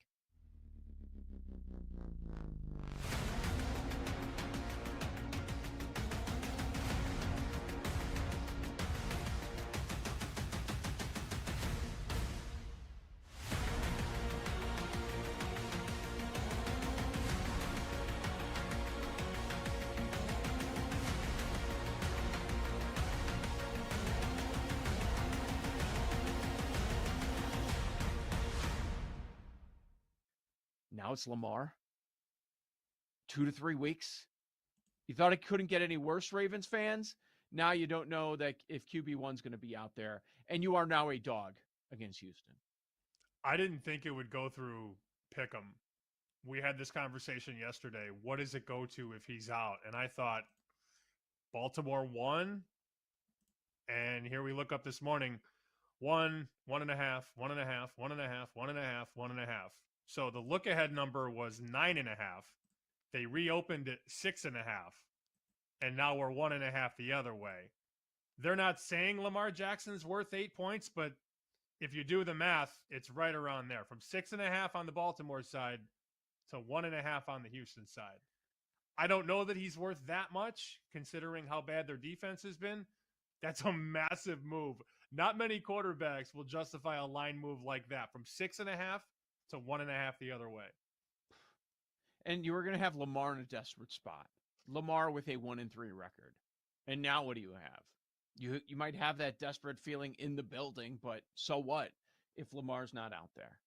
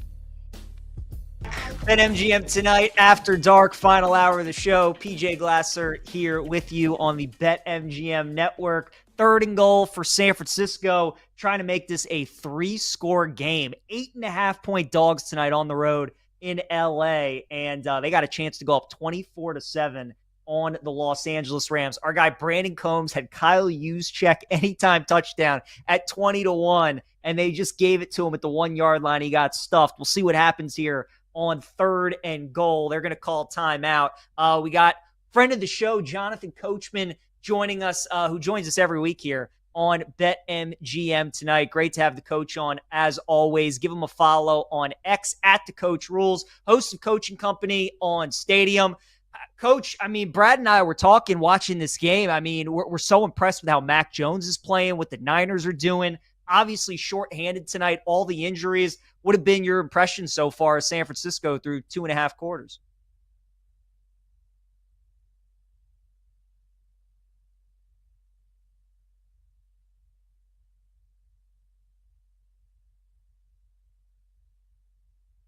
Yeah.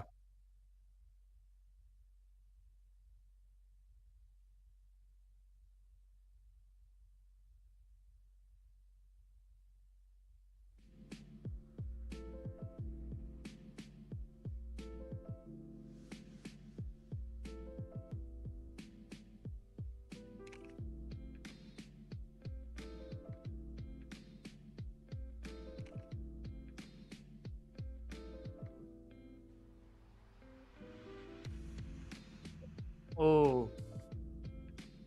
Yeah, he is, Coach. Obviously, no Brock Purdy tonight, so I don't even know who San Francisco's backup is going to this game. We're obviously going to find out here in a second, but Shanahan looking on. Obviously, that hurts. So probably going to kick a field goal and take a 20-7 lead. So, Coach, I mean, live look right now on BetMGM. The Rams are plus 210. It looks like they're going to have to go to their 3rd backup the rest of the game. Going to be down 2 scores. You like a live dive on the Rams? You think they come back and win this game, or you just think it's not their night? San Francisco is going to pull the upset. Live number is down to so it just got bet down from 5.5 to 3.5 because I think everybody's seeing the Mac Jones news. So 3.5 is the live spread, plus 160 is the live money line. Either of that interests you?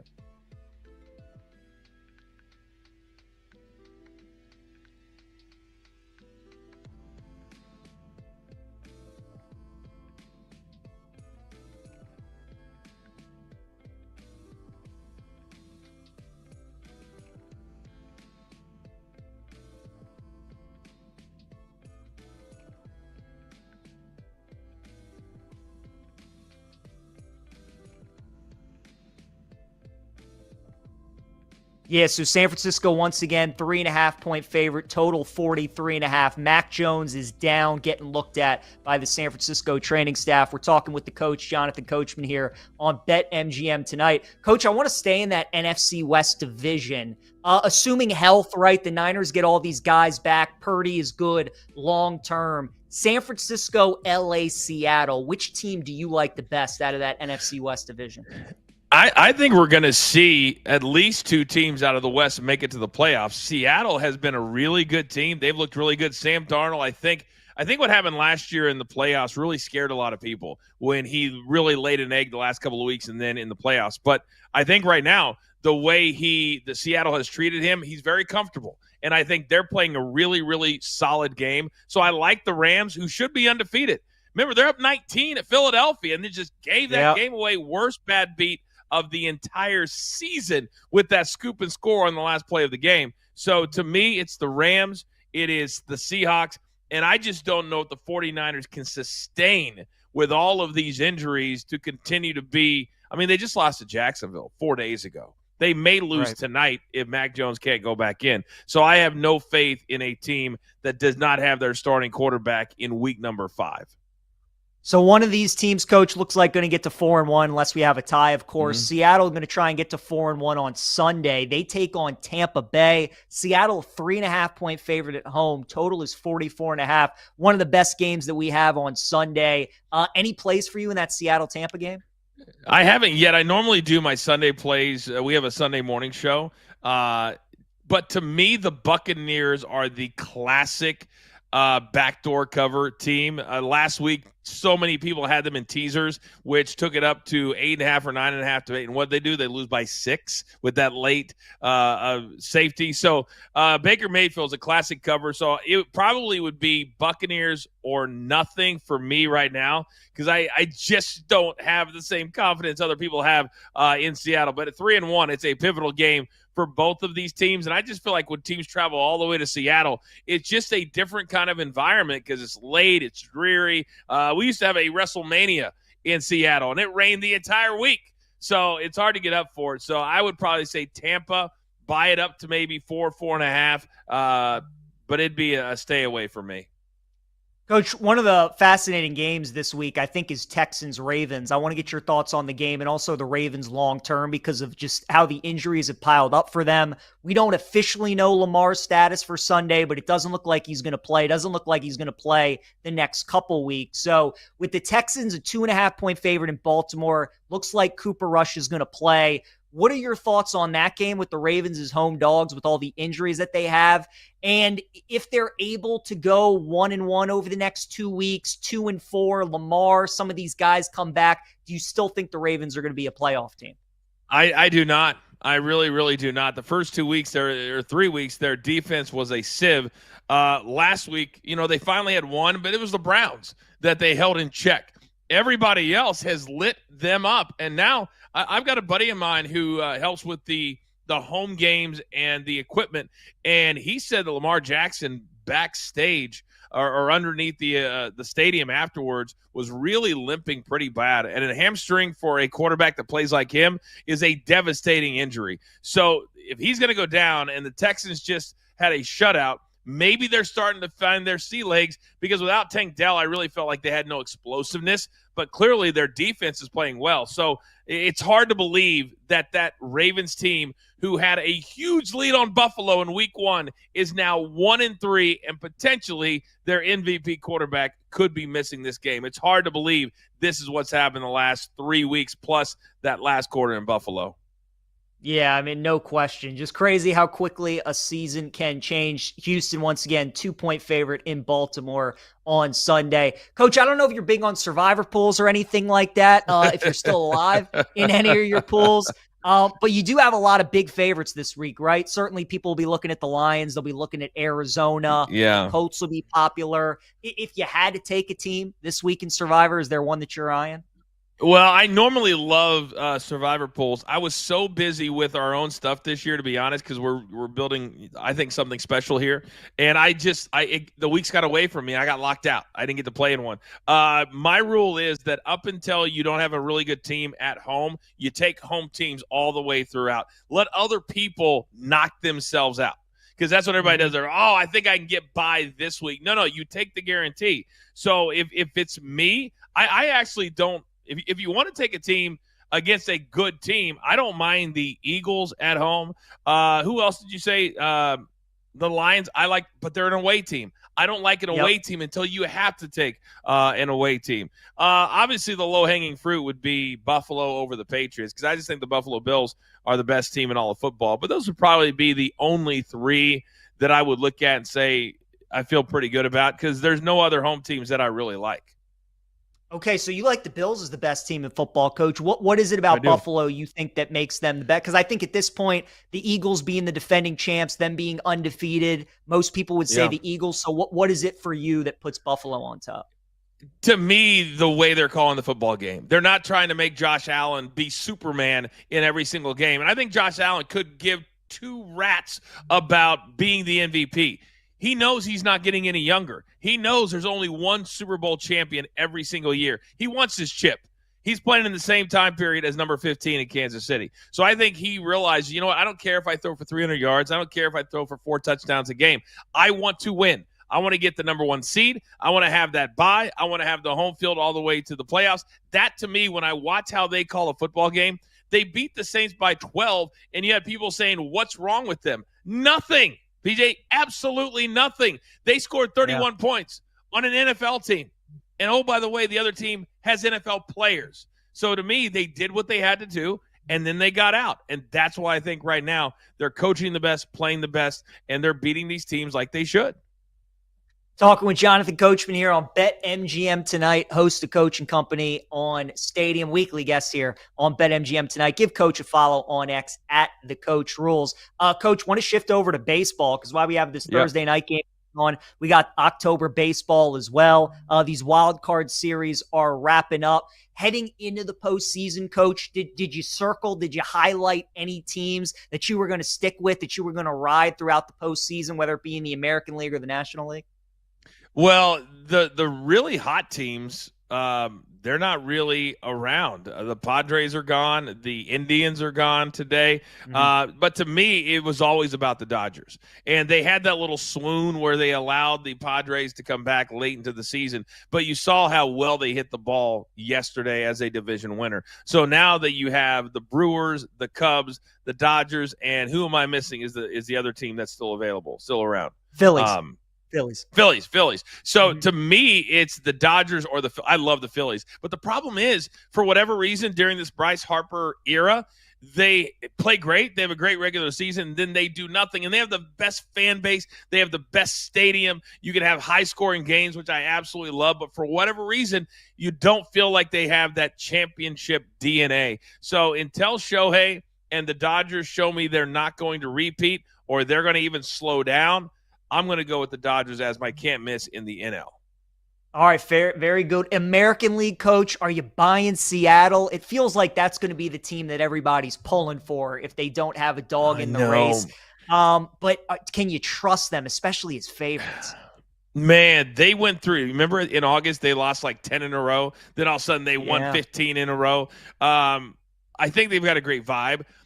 I just don't – I would love to see a winner in Seattle, but I don't think of Seattle as a championship squad or a championship city. Now, they did have Ichiro and apparently had a simulated game, touchdown Rams, and apparently Ichiro was in full uniform playing, and they were trying to scrimmage, which I think is very, very cool. So do I think Seattle can do it? No. Would I like to see it? Absolutely. If the Yankees can get by the Red Sox tonight, who's to say that the Yankees, with the way they've been hitting down the stretch, that they can't do something? Because they're going to face Toronto, who a team that they know each other very, very well. And Toronto does not have a championship DNA. So for me, it's the Yankees or it's the Seattle Mariners in the American League. Yeah, I'm with you there. Coach, as you mentioned, Rams touchdown, Puka Nacua, so that's a 20-14 game. We'll see what happens on the ensuing possession with San Francisco if Mac Jones comes back in the game. He's trying to shake it off and get back in there, but 3:45 to go, third quarter, San Francisco leading 20-14 over the Rams. Coach, real quick, I know you're a big golf guy. I'm a big golf guy as well. The Ryder Cup through the first 2 days looked like it really wasn't going to be all that fun on Sunday. Turned out to be dramatic and a ton of fun. What were your overall takeaways from the Ryder Cup at Bethpage? It was super exciting. I really felt like Keegan. If I was Keegan and I'm 39 years old, I would have let somebody else captain because I think he's going to regret it down the line not participating in the Ryder Cup in his backyard. Now, I think a lot of the fans were way over the top. I had some friends that were working it. Obviously, I work for the PGA Tour, and they said that what he was dealing with, meaning Rory McIlroy, was some of the worst venom. They had to turn the microphones down around his group so you didn't hear what he was dealing with. That, to me, was very, very sad. You can root against Europe. You don't have to say nasty things to him about his wife and his kids and his family and all that kind of stuff. But the first 2 days, it was as good a golf as I've ever seen a team play. And then I think the natural thing, they let their foot off the gas pedal, and they almost lost that damn thing. But the first 2 days, I did think they set the golf course up a little bit too easy. Birdies were flying, but give Team Europe all the credit in the world. They played great golf. No question. Coach, you think that's the best sporting event to attend is the Ryder Cup? It's not close, but no. It's the best sporting event. If you go in person, being somebody that goes to a lot of events and calls them, it's not fun to be eight or nine deep. If you're sitting in one spot, you're only going to see 4 groups come through. Some people just like to say, I love to go. For me, who's working it, it's not great to go and watch. It's great to go, if that makes sense.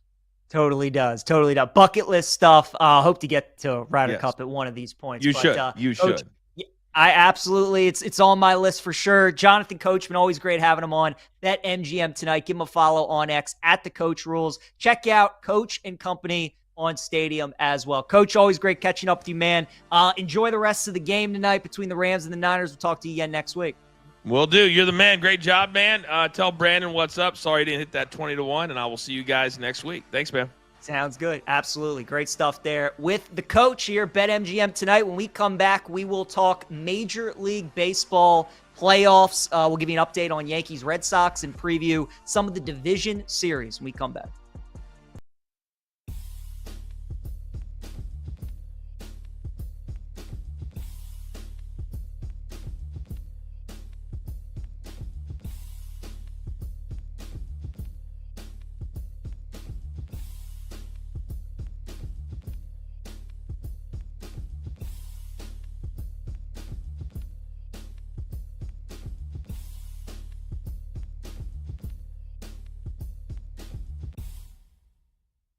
Let's start with that Cincinnati and Iowa State game as we look at some of the top 25 matchups that we have. It feels like Cincinnati would be the play, right? I mean, unranked team favored against a ranked team. The problem is in college football, every year, there is a team like Iowa State who is like fraudulent. They're a ranked team, they're undefeated, but everybody wants to bet against them, and all they continue to do is win and cover spreads. And Arizona was taking a lot of money last week on Iowa State. People were betting Kansas State week 1 in Dublin. They were betting Iowa against Iowa State. All these type of games, and all Iowa State keeps doing is winning. So normally I'd be on the side of Cincinnati. Iowa State's the kind of team that scares me. And something I've noticed about college football, these noon Eastern time games, feels like every week we have one game that's like a trendy pick. Last week it was Arkansas. Everybody was on Arkansas against Notre Dame. That didn't work out. I kind of think this is going to be the trendy game, and people are going to be on Cincinnati. Just makes me a little nervous. So I'm going to pass on the game, but I am interested to see if Iowa State keeps winning these kind of games. Illinois is a 9.5-point favorite on the road at Purdue, and I like Purdue in the game. Maybe wait to see if you can get a 10 with Purdue after Illinois is coming off that big win against USC. I just don't think this Illinois team is very good. You know, USC, they continue to struggle. We talked about it all last week, how they struggle outside the state of California and how they've struggled against these Big Ten teams when they go to the Midwest or the Eastern time zone. Purdue's much improved. Barry Odom's a very good coach. Their offense is decent. I think they can hang around and keep this game close. So I'd look at Purdue plus the points. Texas and Florida is going to be a very interesting game. The under is getting hammered. This was at like 45.5. Now it's all the way down to 41.5. If we start to see some 40s pop up or even like a 39.5, I would maybe start to consider an over. Now, I understand why everybody is betting the under because Texas and Sark in these big games have just been terrible. They have not been able to score any points in these big games. Florida's got a very good defense, but psychologically, where is Florida out of this bye week? They lose to Miami. They lose to LSU. Lagway's banged up. He's not playing well. Are they just ready to quit on Napier, or do they still feel like they can save their season a little bit? I think at +7, I would look at Florida because I'm going to trust that they're playing Texas. They're at home. And Sark and the Longhorns, again, have just not been scoring a lot of points in these marquee games. So I would look at Florida plus the points. And, again, if this total keeps going down, I would consider an over as well. Bama and Vandy, you guys know how I feel about this game. I like Vandy plus the points. Feels like a lot of people are laying the number with Alabama this week. I understand it. From a mentality standpoint, from a bounce-back revenge standpoint, it makes sense. But Bama's run defense, I don't think people are talking about enough. It's still not very good, and not having a good run defense against Vandy is problematic. So I still like Vandy plus the points. Virginia and Louisville, again, number 24 Virginia on the road taking on Louisville, and the Cardinals are a 7-point favorite. That right there is what we call a market indicator. So Virginia's having a great season. Tony Elliott's done a great job. His team can score a lot of points. But Jeff Brom in Louisville, he's a very good coach. They're coming off a bye week. I like Louisville minus the 7. Notre Dame's laying 3 touchdowns this week at home against Boise. It's 20.5. I'm going to see if we can get a 21. But right now I am leaning Boise plus the points. When you have a team like Notre Dame that's all offense and no defense, it always makes me a little nervous laying 3 touchdowns. And Notre Dame's going to score 40 in this game. They probably are. But who's not to say they might not give up 28 or 30 points themselves. And when you're that great on offense and your defense is that bad, it puts a lot of pressure on your offense to deliver every drive and put up points. If maybe Carr has a deflected pass that gets intercepted, or there's a fumble or a miscue, whatever it may be, that obviously helps us having the points with Boise State. They're going into Notre Dame. They get to play the Irish in South Bend. So it would only be Boise for me. When you have a defense that bad, I don't love laying that many points with a team like Notre Dame.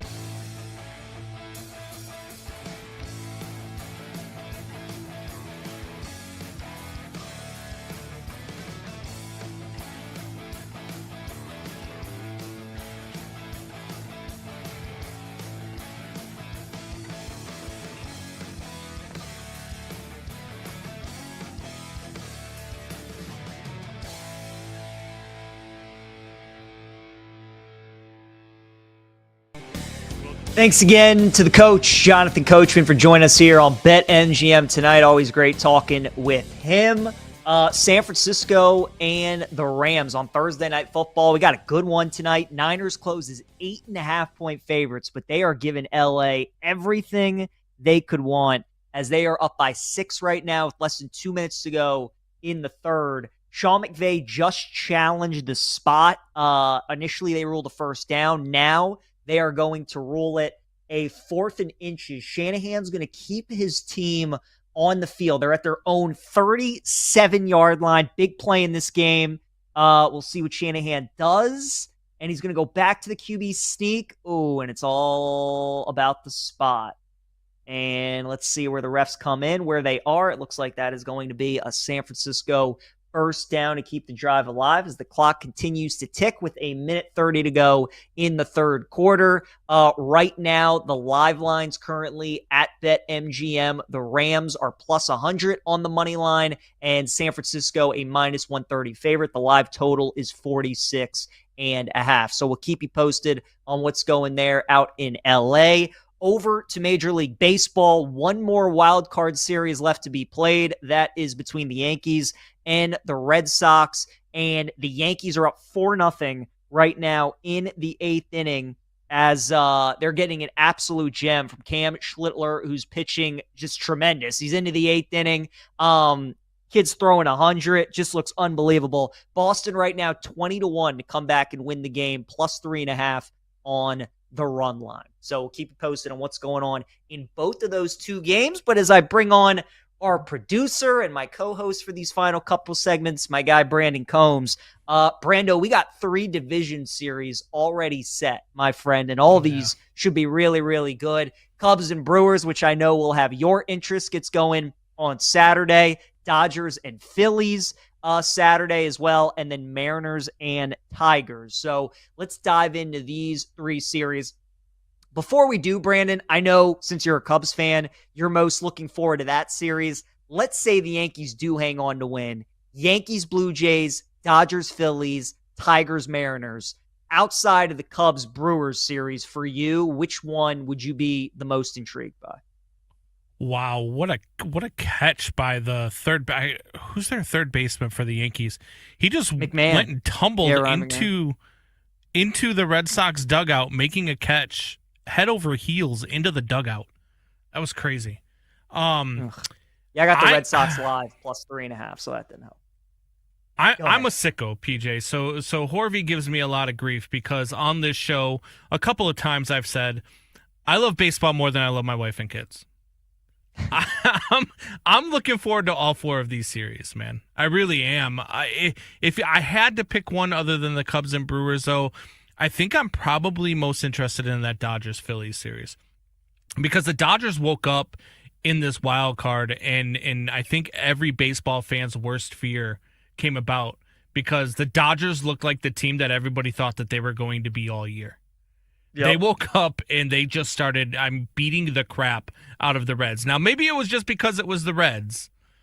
And maybe the Phillies can do that. The Phillies have a much better lineup than the Reds. The Phillies have an experienced pitching staff in the postseason, something the Reds did not have. So maybe it'll be a different story here. It's going to be fun to watch, though. I've said all year the Dodgers weren't going to the World Series. I've told everybody that. I think you and I were on a show. I talked about it.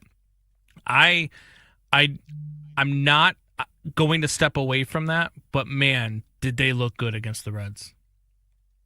I mean, they really, really did. Their pitching, their starting pitching in the month of September was unbelievable. I think opponents were batting like 194 against them. It was really just a question of what the lineup would do. And look, I mean, we all know the hitters that they have, but I mean, watching what they did against the Reds in those two games, at one of those games against Hunter Green, who's one of the best starters in the National League, Dodgers are definitely scary for sure. And if you're a Phillies fan, you have to be really scared of this matchup. We've seen the last couple of years, Brandon, these teams that have played in that wild card series. I mean, they've taken some of that momentum right into the division series round. Why these teams have been waiting around a week, right? I mean, think about it. Baseball, you're playing 162. You're playing every day for like 6-7 months. And then all of a sudden you're just waiting around for a week. You got to play another great team.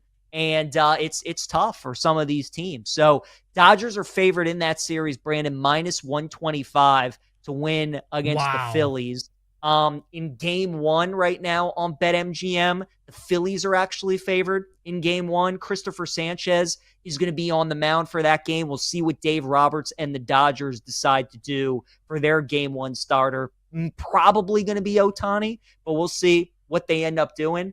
What's the number on the Phillies? To win game one or to win the series? To win the series.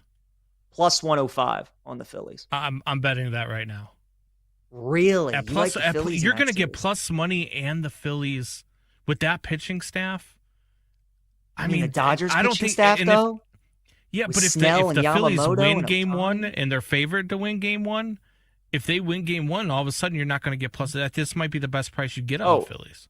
Well, 100%. I mean, if you like the Phillies in game one, I mean, if the Phillies win game one, they're definitely going to be favored to win the series. There's no question about that. Brandon, I think Zach Wheeler is such a big loss for Philadelphia. And even though the rest of their pitching staff is so good, not only is that guy one of the best pitchers in baseball, but year after year, he's usually one of the best in October. So not having him headlining your staff is just, I mean, it's so important. And like which Phillies lineup shows up, I mean, 2-3 years ago, they were hitting bombs in every game they played. Last year, they really struggled in that series against the Mets. So I was surprised going into the postseason that Philadelphia was favored to win the National League. I understand that the Dodgers had to play in the wild card series, but they still have all this talent.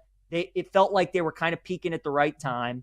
And, they won the World Series last year. And now here they are, and they're favored in this series against the Phillies. So I do like the Dodgers in this series. I think it's going 4 games or 5 for sure. I like the Dodgers to win it, but you're going to roll with the Phillies at plus money? Yeah, I think I would roll with the Phillies at plus money. I do. Look, what are you going to get from Shohei in game one? It's his first playoff start pitching-wise of his career. Yep. I don't know what you get out of him. And then if it's a bullpen game, let's say Shohei only goes 4 innings, and now you're in a bullpen game in the first game of the series. Like that's going to tax that bullpen. And that Dodgers bullpen isn't stellar. They haven't been great all year long. They've been very inconsistent. Their lineup too. You said what Phillies lineup shows up, well, what Dodger lineup shows up, because they've been very inconsistent hitting the ball all season long. So it's going to be fun, man. It's going to be fun. All of these series are going to be fun to watch. Another exciting one is that Tigers-Mariners, man. I mean, the Tigers had a 99.9% chance on September 1st to win the AL Central, and they didn't. I mean, unbelievable. Now, at the end of the day, they do end up winning the wild card series against Cleveland. They have a date with Seattle starting on Saturday. Mariners are minus 170 to win the ALDS. Brando, Tigers are plus 145. Since Skubal pitched on Tuesday, you would probably expect to see him for game 2 against Seattle. I would think to give him that 5 days rest, and then probably could pitch him again in game 5. Maybe Hinch decides to pitch him though in game 1. So we'll see what ends up happening there. But right now, BetMGM, Brandon, Seattle's a big favorite in game one. So they do not think Scooble is going to be out there. Seattle minus 210 and the Tigers are plus 170. Do you like the Mariners in this series to beat Detroit? I do. I have the Mariners in the World Series. You do. I do. I have my World Series when I did my bracket when me and Horvat did our brackets. I have the Phillies and the Mariners in the World Series. Okay, so you're going with the top two teams in the American League and the National League. My problem with Seattle, Brando, I just don't want to bet them as favorites.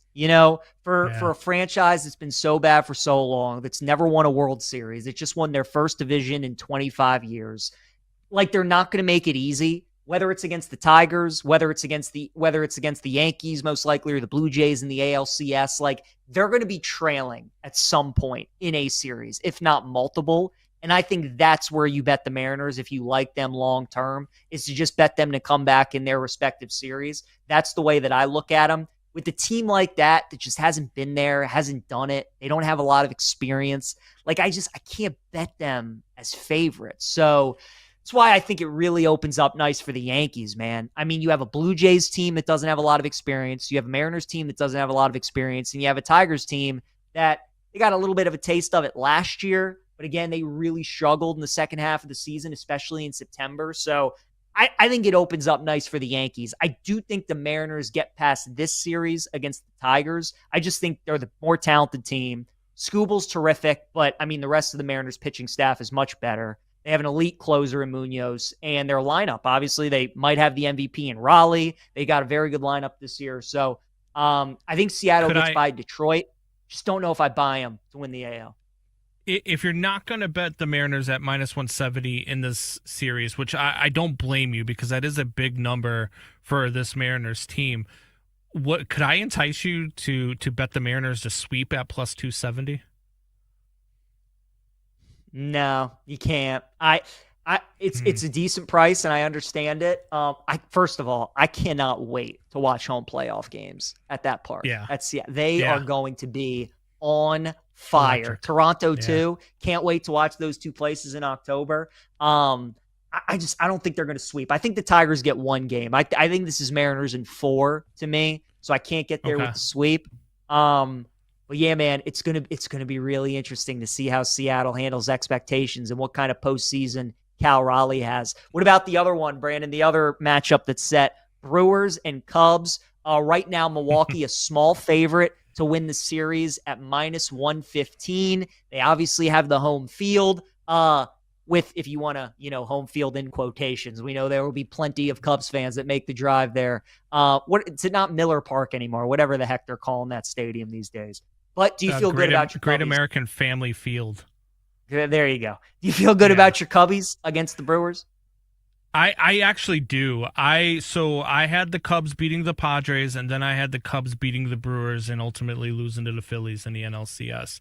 I like the Cubs against Milwaukee. Cubs play well in Milwaukee, first of all. They play really well in Milwaukee, and they play well against the Brewers overall. I believe they won the season series this year. Was it 7-6 or maybe it was 8-5, something in that aspect. But they play well against this team, and the Cubs can hit, man.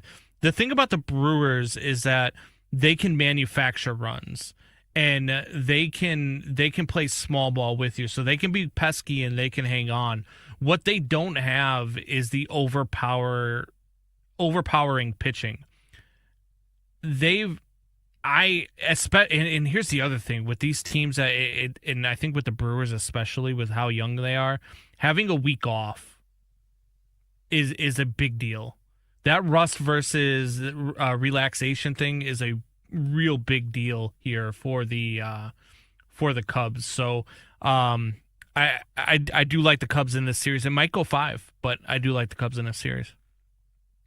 Look, I kind of think the Padres, you could argue, are built a little bit better than Milwaukee is for the postseason. So I could argue that maybe you guys played the tougher team these last couple days. It'll be a competitive series. The Brewers have had a great year. They're a good pitching staff. Brandon, I kind of think the Brewers and the Blue Jays, though, are very similar teams for me. Like, they had great regular seasons. I'm not buying them in October. I'm not buying them as playoff teams. I think it was a great sign that PCA had 3 hits today. If him and Tucker are hitting, just that lineup, totally changes for the Cubs. Bush has obviously been swinging the bat really well. Nico Horner's been playing great. So the Cubs lineup's starting to come around. Boyd's been terrific. You got a great start from Tyone today. Back end of the bullpen's been solid, and Council's a very good manager. And the fact that, again, these games are going to be played in Milwaukee and Chicago, big advantage for the Cubs in just about all of these games. So I do like the Cubs in that series as well. I feel pretty good about it, Brandon. I really feel good about all my picks. I really feel good about the Cubs. I feel good about the Mariners. I feel good about the Dodgers. And I feel good about the Yankees if they're able to hang on and get these final 3 outs as Kyron Williams gets into the end zone. I took the wrong running back. It's unfortunate with Corum. It's a Kyron Williams kind of night. So the Rams come all the way back down 20-7 to take a 21-20 lead if they're able to knock in the extra point, and still 10:39 to go in the game. So we'll see if Mac Jones and the 49ers can respond. And then, as I mentioned, Yankees up 4-0 going to the top of the 9th, trying to advance to the ALDS to take on the Toronto Blue Jays. So we'll check in on both of those games when we come back. Talk a little college football to wrap up the show. Will Jalen Hurts have the stats to potentially justify a bet? You can get him like 18-1, 20-1 range. The team keeps winning. All he does is silence critics, but it's not sexy. Will he have the numbers to justify a bet? I don't think Jalen Hurts will. I also don't think Josh Allen will. The Bills have moved into their next era of football, which is that they are happy to let James Cook get touchdowns. They are happy to play 6 offensive linemen. Like, Josh Allen right now only has 7 passing touchdowns through 4 games. His rushing stats, he's got fewer yards per game than you would expect. He does have the 3 rushing touchdowns. Like, I definitely would not bet Josh Allen at this number. I wouldn't. If I was going to place one wager for MVP right now, I would say my number one, particularly at the BetMGM price at 15-1, would be Jordan Love. The second one that I would do, I take advantage of this 2-game absence for Jaden Daniels. I believe Jaden Daniels is available at 35-1 at BetMGM. The NFC is going to just be a way easier conference to rack up a bunch of late season. They also play in that really weak division. But yeah, Jordan Love, to me, like, I would have Jordan Love ahead of Mahomes right now in MVP odds, I think, because Mahomes is not going to win it.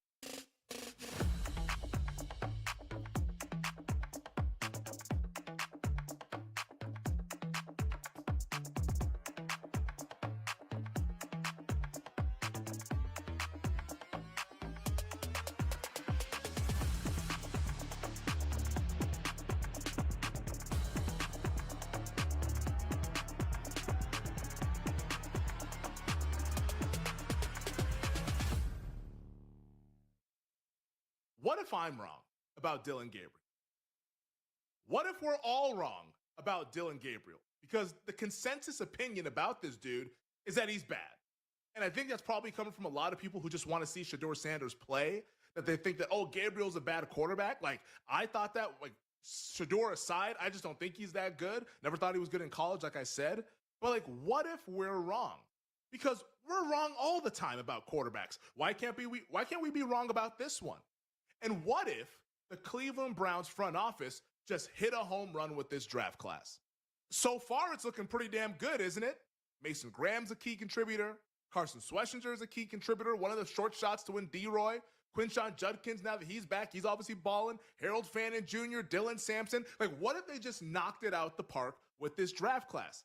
And what if that means they also nailed it with Dylan Gabriel? I mean, this team might be cooking with gas. Seriously. And I didn't think I would believe this when I went to bed last night. But the more I thought about it, when I saw the news this morning, and I said, hey, if this guy could just be serviceable, what kind of possibilities does that open up for the Cleveland Browns in 2025? Because the one thing we do know about the Cleveland Browns, and I think any football fan would agree with what I'm about to say, they have a championship level defense. That is a fact. The Cleveland Browns defense is one of the best in the NFL. And it's not just this year. This has been going on multiple years since they've had Jim Schwartz as their defensive coordinator and Myles Garrett has been playing like the future Hall of Famer that he is. Like last season, they were top 10 in defense and success rate, the stat that I love that we always talk about here on the show. They were top 10 last year despite how bad things were on offense. This year, top 5 in defensive EPA per play when you take away turnovers from the equation, when you just want to look at like turnover luck aside, who's just playing down-to-down great defense. Cleveland's in the top 5 in defensive EPA per play.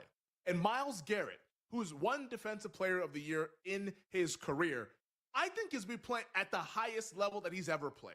He looks unblockable this year. He's insane. He's amazing.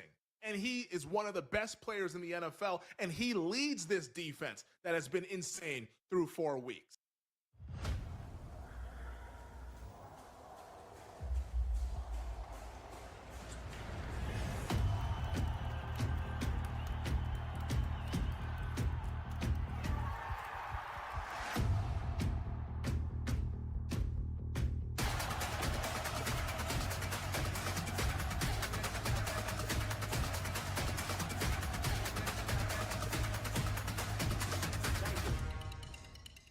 Some of the favorite stuff I'm on this week is Detroit Lions ladder stuff. So like Detroit Lions to cover 17.5 points, Detroit Lions team total over 40.5, Jared Goff over 350 passing yards, Jahmyr Gibbs to score 2 touchdowns, stuff like that. The Lions are one of the few teams, maybe the last team actually left in the NFL that just keep scoring until the whistle goes. The Bills don't do it. The Ravens don't do it. The Chiefs don't do it. The Chargers don't do it. None of these really. The Eagles won a game where they didn't complete a pass in the second half, right? So a lot of the good teams just stop scoring points. The Lions don't. And the Bengals are this unique type of bad where they can't run, so they shift to the pass, but they also can't really pass.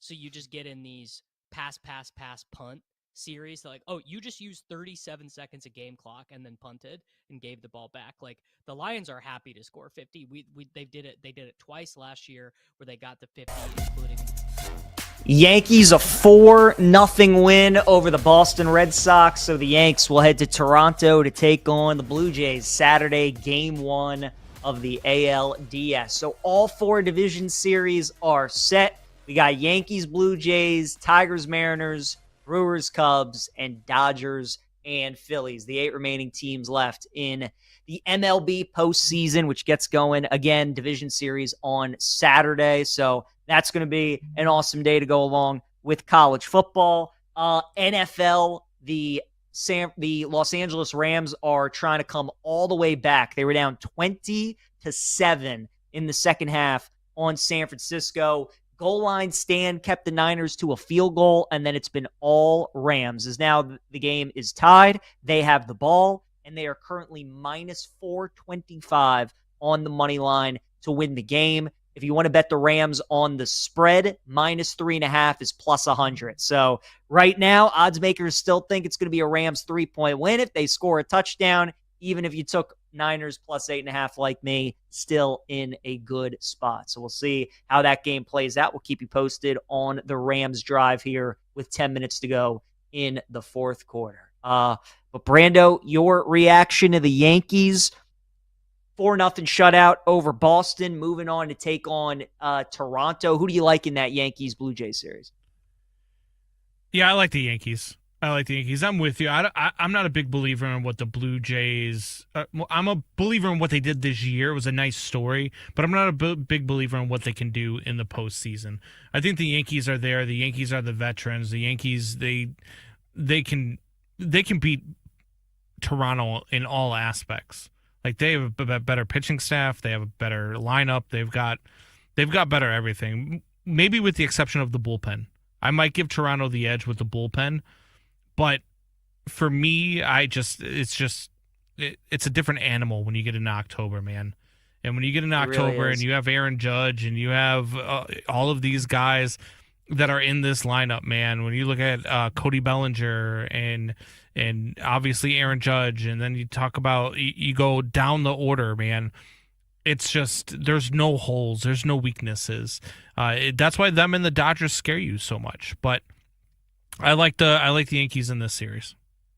Yeah, right now, Yankees-Dodgers are co-favorites to win the World Series, plus 410. Phillies, plus 500. Mariners, plus 550. Brewers, plus 700. Cubs, plus 750. The Blue Jays are plus 800. And the Detroit Tigers, 13-1 to win the World Series. So could very much have a rematch of Yankees-Dodgers from last year. We will see. Going to be fun to see how that plays out. As 9:11 to go, Rams starting this drive on their own 30-yard line. Again, they were down 13 points here in the second half, trying to come all the way back and avoid the upset against San Francisco. Yeah. So we'll keep you posted on what is going on there. Yeah, Brandon? I would like to say that you have my bracket and we have Horvat's bracket. And Horvat's not here to defend himself, but I'll get him on Monday too. But I got all 4 NLDS or wild card picks right, and he only got 2. So he had the Padres and he had the Guardians. So okay, yeah. All right. Well, good for you, Brando. Still a perfect bracket. Let's see if you can keep that going throughout the postseason. That'd be impressive, sir. Well done. I know your favorite time of the year. Just playoff baseball. So good. So good. Oh, it so really, really is. Oh, the best. College football, also a lot of fun. We do have a game tonight. New Mexico State and Sam Houston. New Mexico State was a 2.5-point dog. They're up 10-3 as that game just started the second half.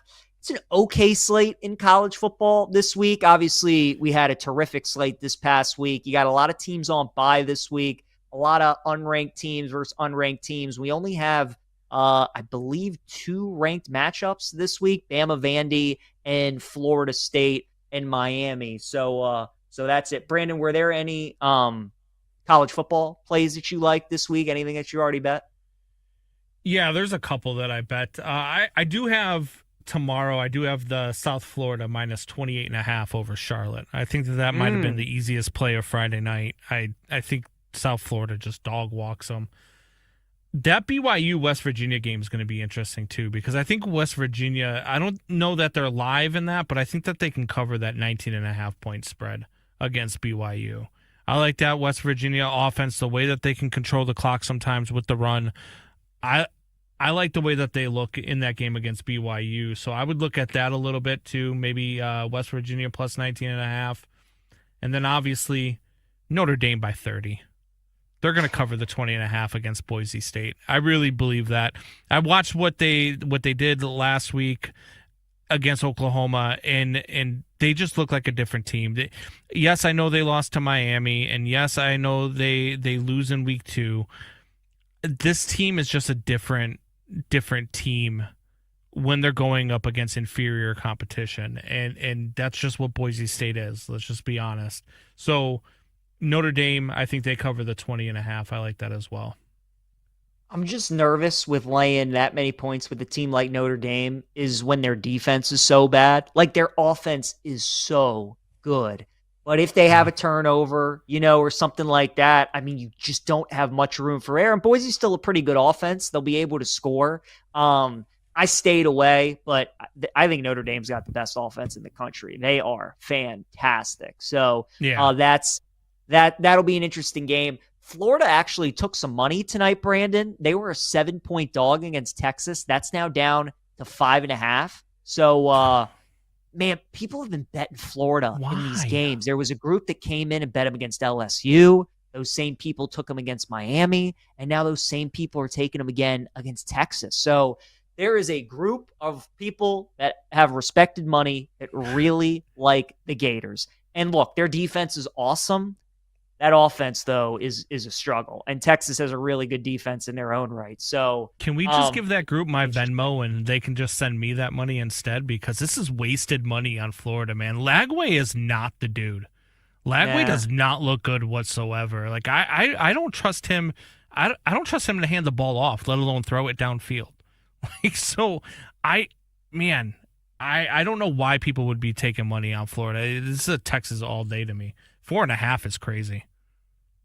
Yeah, that is super interesting. That line has moved. I'm trying to see if there are any other lines that have moved since this morning. That was definitely one that jumped out. Some of the plays that I like for Saturday, this is probably my least favorite card so far of the college football week, but I have bet Vandy. I actually got them at 13.5, Brandon. They're down to 10.5 now. I still like anything north of 10. Yeah. It feels like everybody's on Bama this week, right? And they all keep saying the same thing. Oh, they lost to Vandy last year, so they're not going to let that happen again. They're going to be mentally prepared for them. And I don't think that's not true. I think this time around, Bama will be more focused than maybe they were. They're at home, which definitely helps. But we know DeBoer's not good as a big favorite. And Brandon, the reality is Bama can be mentally prepared for Vandy, but can they go out and actually stop them? And I don't know if they're going to be able to, because teams that run the football, like Vandy, with all this zone read and jet sweep and this kind of stuff, that's what gives Bama issues. So I think Vandy's going to hang around. Diego Pavia, Vandy's quarterback, 11-2 against the spread. Good. He's terrific, and he's great. I bet him this week to win the Heisman, just because if they win this game, he'll be the favorite. I think he's live. And the way that he's played this year, I mean, he's already got 1,200 passing yards with 13 touchdowns to what was it, 2 or 3 interceptions that he's got. I like this kid a lot, man, and I think Vandy's live in this game. Not only plus 10.5, I think they're live in this game to win it. I think they're live on the money line, man, and I haven't bet it yet. I haven't pulled the trigger yet, but plus 325 with a Vandy team that beat Bama last year and a kid like Diego Pavia under center, man, that's a big number. That's a big number, and I know it's in Tuscaloosa, so it gives me a little pause for concern, but man, it's juicy. I mean, Brandon, think about this, right? San Francisco tonight was an 8.5-point dog against the Rams, okay? Their money line was plus 350. And here's Vandy, who's at 10.5, and their money line is shorter than what the Niners were, getting 2 more points. So I think that tells you right there that odds makers are like, if Vandy covers this spread, there's a good chance they win that game. So I'm with you. They are live in that game. And it's going to be fun. It's crazy to see Vanderbilt this good at football, but they are legit. Javi is the real deal, and that's going to be a fun game in Tuscaloosa on Saturday. I want to get involved in Washington and Maryland. I know the Terps. I know the Terps, and these are always the kind of games that they struggle. The problem is Washington is coming off their Super Bowl, playing against Ohio State at home. Now they have to travel all the way across the country from Seattle to College Park, and they're laying a touchdown. The spot is just awful for Washington, but I really want to fade Maryland. Ultimately, though, I'm going to stay away. Oregon State, I like them against Appalachian State, Brandon. Oregon State's 0-5 on the year. They're 0-5, and they're only a 1.5-point dog on Appalachian State. So that's what we call a market indicator. I think that's telling you a little something right there. But that's really it, to be honest with you. I like Cal at plus 3 against Duke. They're down to 2.5 now. I bet that. Miami, Florida State. What do you like in that game?